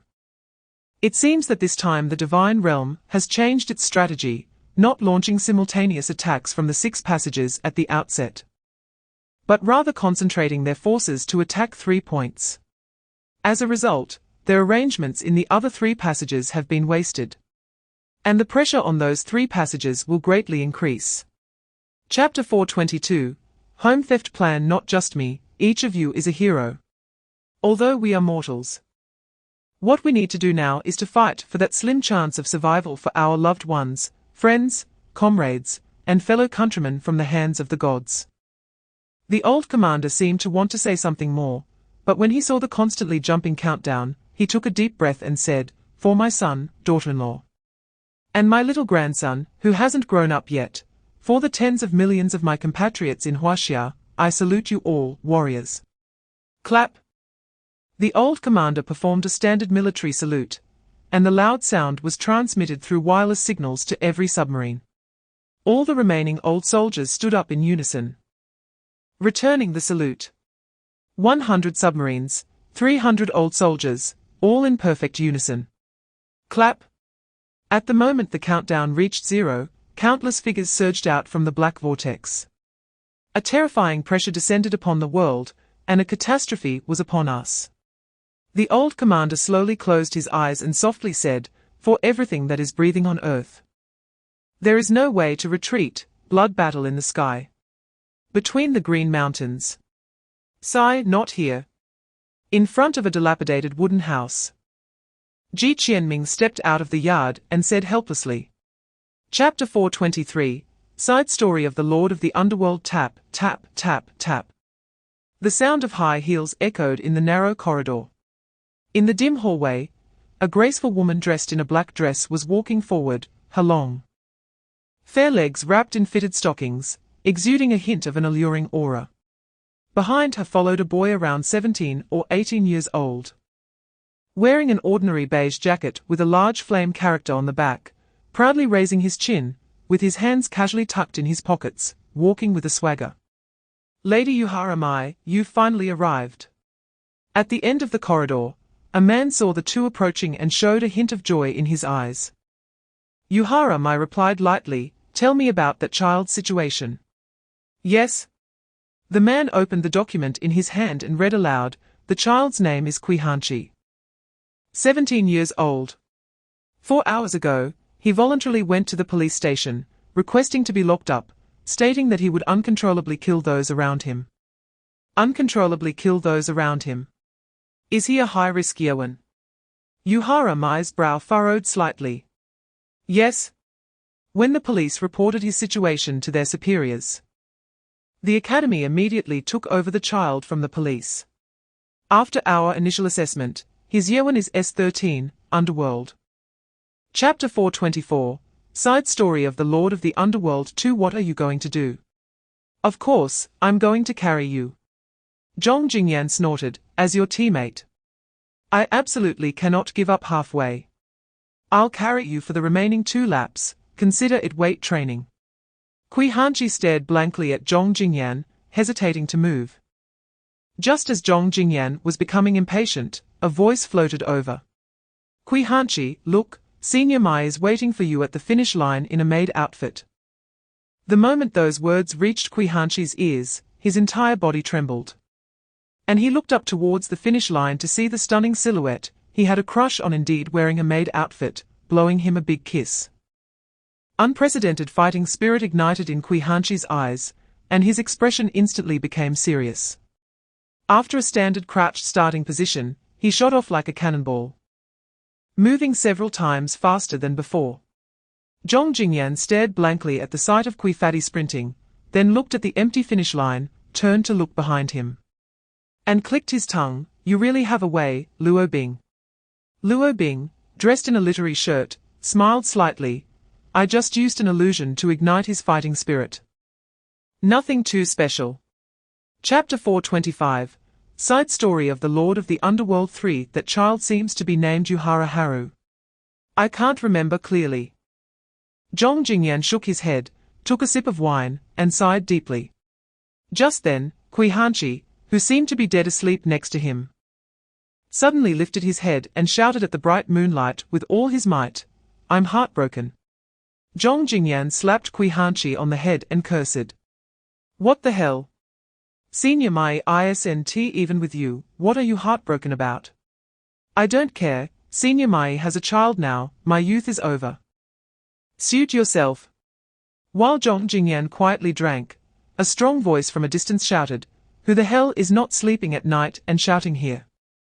Zhong Jingyan twitched the corner of his mouth, picked up the dazed Qifatty, and ran away. A balding middle-aged man chased after them with a flashlight, shouting, Zhong Hunyuan. I saw it was you. Are you out drinking again in the middle of the night? What the hell are you carrying on your shoulder, you even corrupted Kui Fatty? You little brat, don't run. At this moment, Kui Hanchi, who was leaning on Zhong Jingyan's shoulder, opened his eyes and asked, "Who is chasing so enthusiastically?" Chapter 426. The Underworld Lord Extra 4. After crossing the wide square and winding mountain paths, he successfully avoided the attention of all the night watchmen and arrived in front of the black triumphal arch. Just as he cautiously approached the control panel, preparing to secretly activate the arch, another shadow suddenly turned around and collided with him.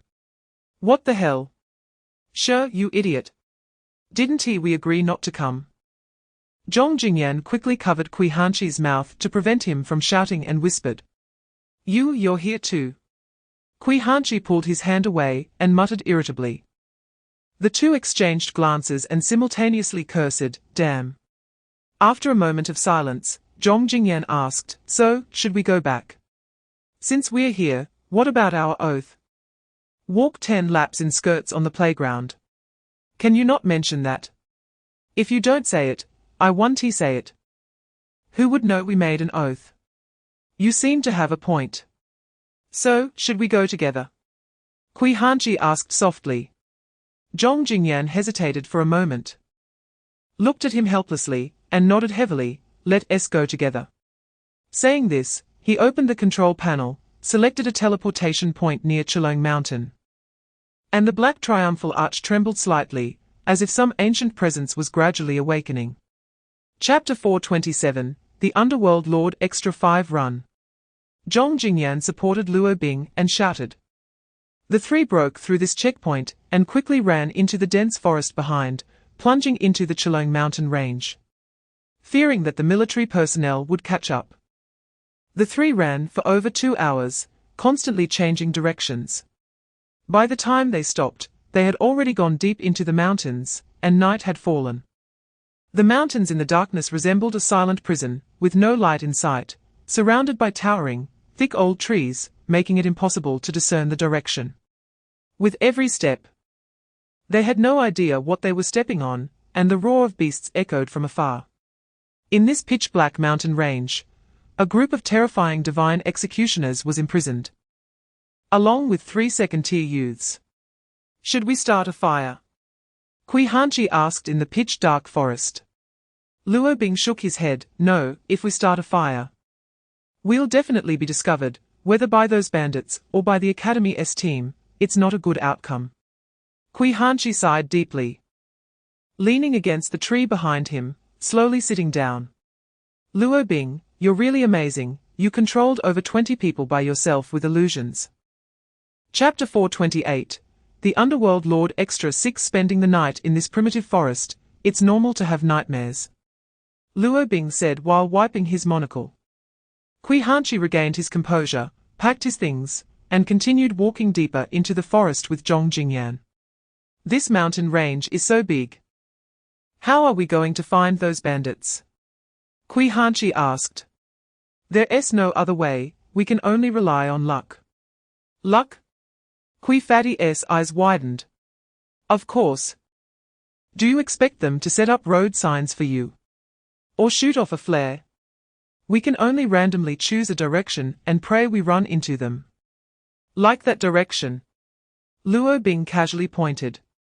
"This is too random." Kui Hanchi's mouth twitched slightly, but realizing there was no better plan, he had no choice but to step towards that direction.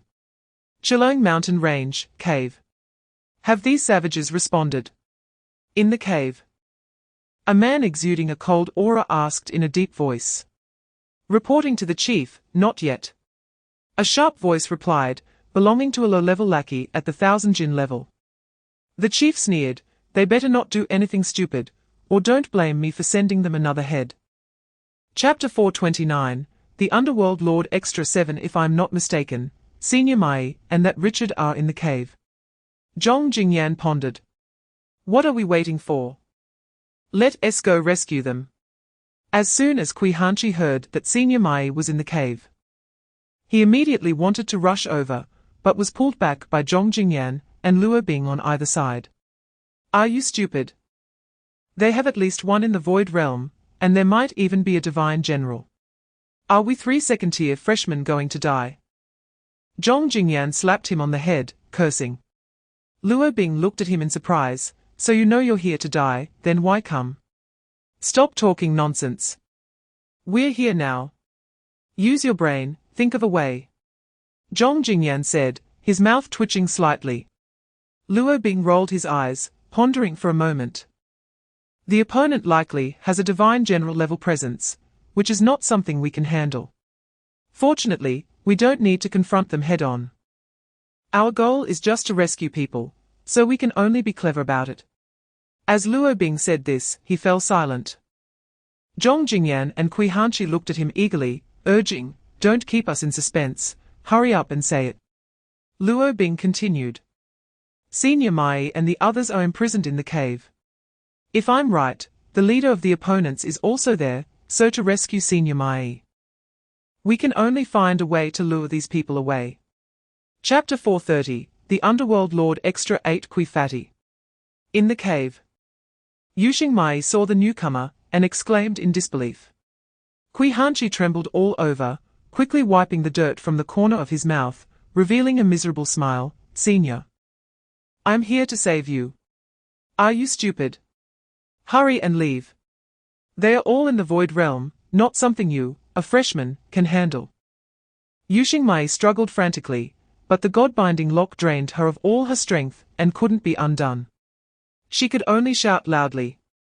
Senior, I will definitely save you.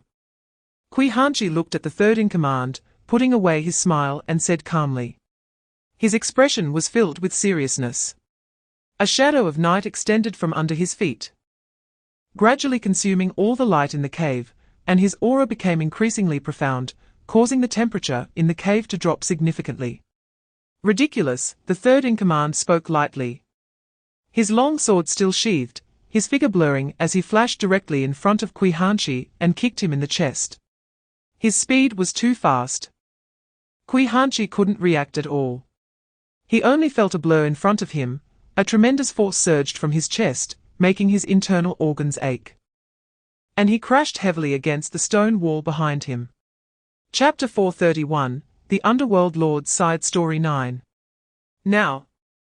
That smile was forever buried in his heart along with the pale face before him. Senior Sister Mai Yi, Kui Hanchi stared blankly at the scene before him. The blazing anger in his chest suddenly extinguished, and a coldness began to invade his body madly. His light had vanished. Thus, night fell. An exchange. The black night sky trembled, the wailing of wronged souls echoed, and the barren earth began to crack. That familiar voice reappeared in Kui Hanchi's ear. He lowered his head and looked at the twisted characters under his feet. Now he could understand them. This was an ancient contract. Anyone who made a pact with the underworld would possess the power of the netherworld in life, and after death, would not enter reincarnation. Tasked with managing the souls of the dead, eternally imprisoned here. The implication was that as long as one made a contract with the underworld, they could completely master the power of the netherworld, but the price was that after death, they could not enter reincarnation, and would be eternally imprisoned in the underworld. Overseeing the management of souls. Would it exchange for my soul after death? Kui Hanchi looked at the contract under his feet, murmuring to himself. He smiled. I exchange. Kui Hanchi bit his fingertip. A few drops of crimson blood flowed out, and he slowly crouched down, pressing his fingertip onto the barren earth, marking it beneath the ancient blood contract. Chapter 432, The Underworld Lord's Side Story 10. He stood there, as if embedded in the night sky, emanating a chilling aura of the netherworld, clearly standing under the warm sun. His body remained cold. Kui Hanchi stared blankly at his somewhat pale hands, a bitter smile appearing at the corners of his mouth. He could no longer return to the past. Kui Fatty, was that netherworld just now? Zhong Jingyan, covered in blood, struggled to rise from the ground, placing a hand on Kui Hanchi's shoulder, but felt a coldness rapidly eroding his body. Kui Hanchi's eyes slightly narrowed. He suddenly took a step back, remained silent for a moment, then slowly nodded. Your current state is not right. Zhong Jingyan looked down at the white frost on his palm, frowning as he spoke. Kui Hanchi's voice was somewhat hoarse. I can't control it now. Nor can I control my own body. You should stay away from me. Just then, Zhong Jingyan was about to say something when a whistling sound came from the sky. Several large planes swept across the sky, dropping a dense barrage of missiles, raining down upon them like raindrops. Blinding flames mixed with the roaring explosion sounds came from afar. And the shockwave from the explosions swept the surrounding trees into the sky. The two barely steadied themselves, shock flashing in their eyes. Chapter 433, The Underworld Lord's Side Story 11. You don't want to go back, do you? A woman's figure outlined in the air beside him. Her eyes red as if she had just cried. She looked seriously into Luo Bing's eyes and softly said, You are reluctant to leave here. You have developed feelings for Earth, otherwise, you wouldn't have needed to save me. Luo Bing glanced at her and calmly replied, I just did it casually. Senior Sister Mai Yi. See, you still call me Senior Sister Mai Yi, which means you have completely immersed yourself in the role of Luo Bing. Yu Sheng Mai Yi's lips curled up slightly. Why did you create the illusion of me being killed? Why not let me go back? Both of them have great talent. But they still lack some motivation and opportunity. This is my gift to them. As for you, senior sister, in their eyes, you are already a dead person. Let's go to the divine realm for now. When the time is ripe, I will send you back. I really want to see their expressions then. Luo Bing seemed to think of something, a faint smile appearing at the corners of his mouth. Yu Sheng Mai Yi thought for a moment and nodded heavily, okay. So straightforward. As long as I frequently hover around you, you won't forget your life on Earth, won't easily take action against Earth, being able to limit a divine king. This deal is definitely not a loss. Yu Sheng Mai Yi smiled. Chapter 434, The Catastrophe Begins. I have no objections. Blood-clothed Dao said. Where you go, I will go. The queen showed no hesitation. Ji Qianming then turned his gaze to the two evil beings beside him, Chu Lixing and Ji Yunhan. Ji Yunhan nodded calmly. While Chu Lixing shrank his neck and mumbled, If you all have no objections, then I have no objections either. Ji Qianming looked at the crowd below, some hesitated. But no one dared to stand up and oppose, so it could be considered as a tacit agreement. Which passage do you plan to take to the divine realm? The puppet master walked to Ji Qianming's side, holding a map that detailed every passage and defensive arrangement. Ji Qianming initially intended to choose one from the three unengaged passages, the Yunnan border, Shenongjia, or the deep mountains of Guizhou. But just as he was about to speak, a piece of information in his earpiece made him shudder. East Sea Report. Submarine combat forces completely annihilated, unmanned mecha combat forces completely annihilated. The Ice Emperor is under siege by several royal-level beings. The situation is critical. Unable to escape. Without any hesitation, he pointed to a corner on the map. East Sea. East Sea. The black waves rolled violently, like a ferocious sea beast roaring to tear down the sky. Waves dozens of meters high crashed onto the platform, shattering the already abandoned temporary combat unit into pieces, swallowing them into the sea.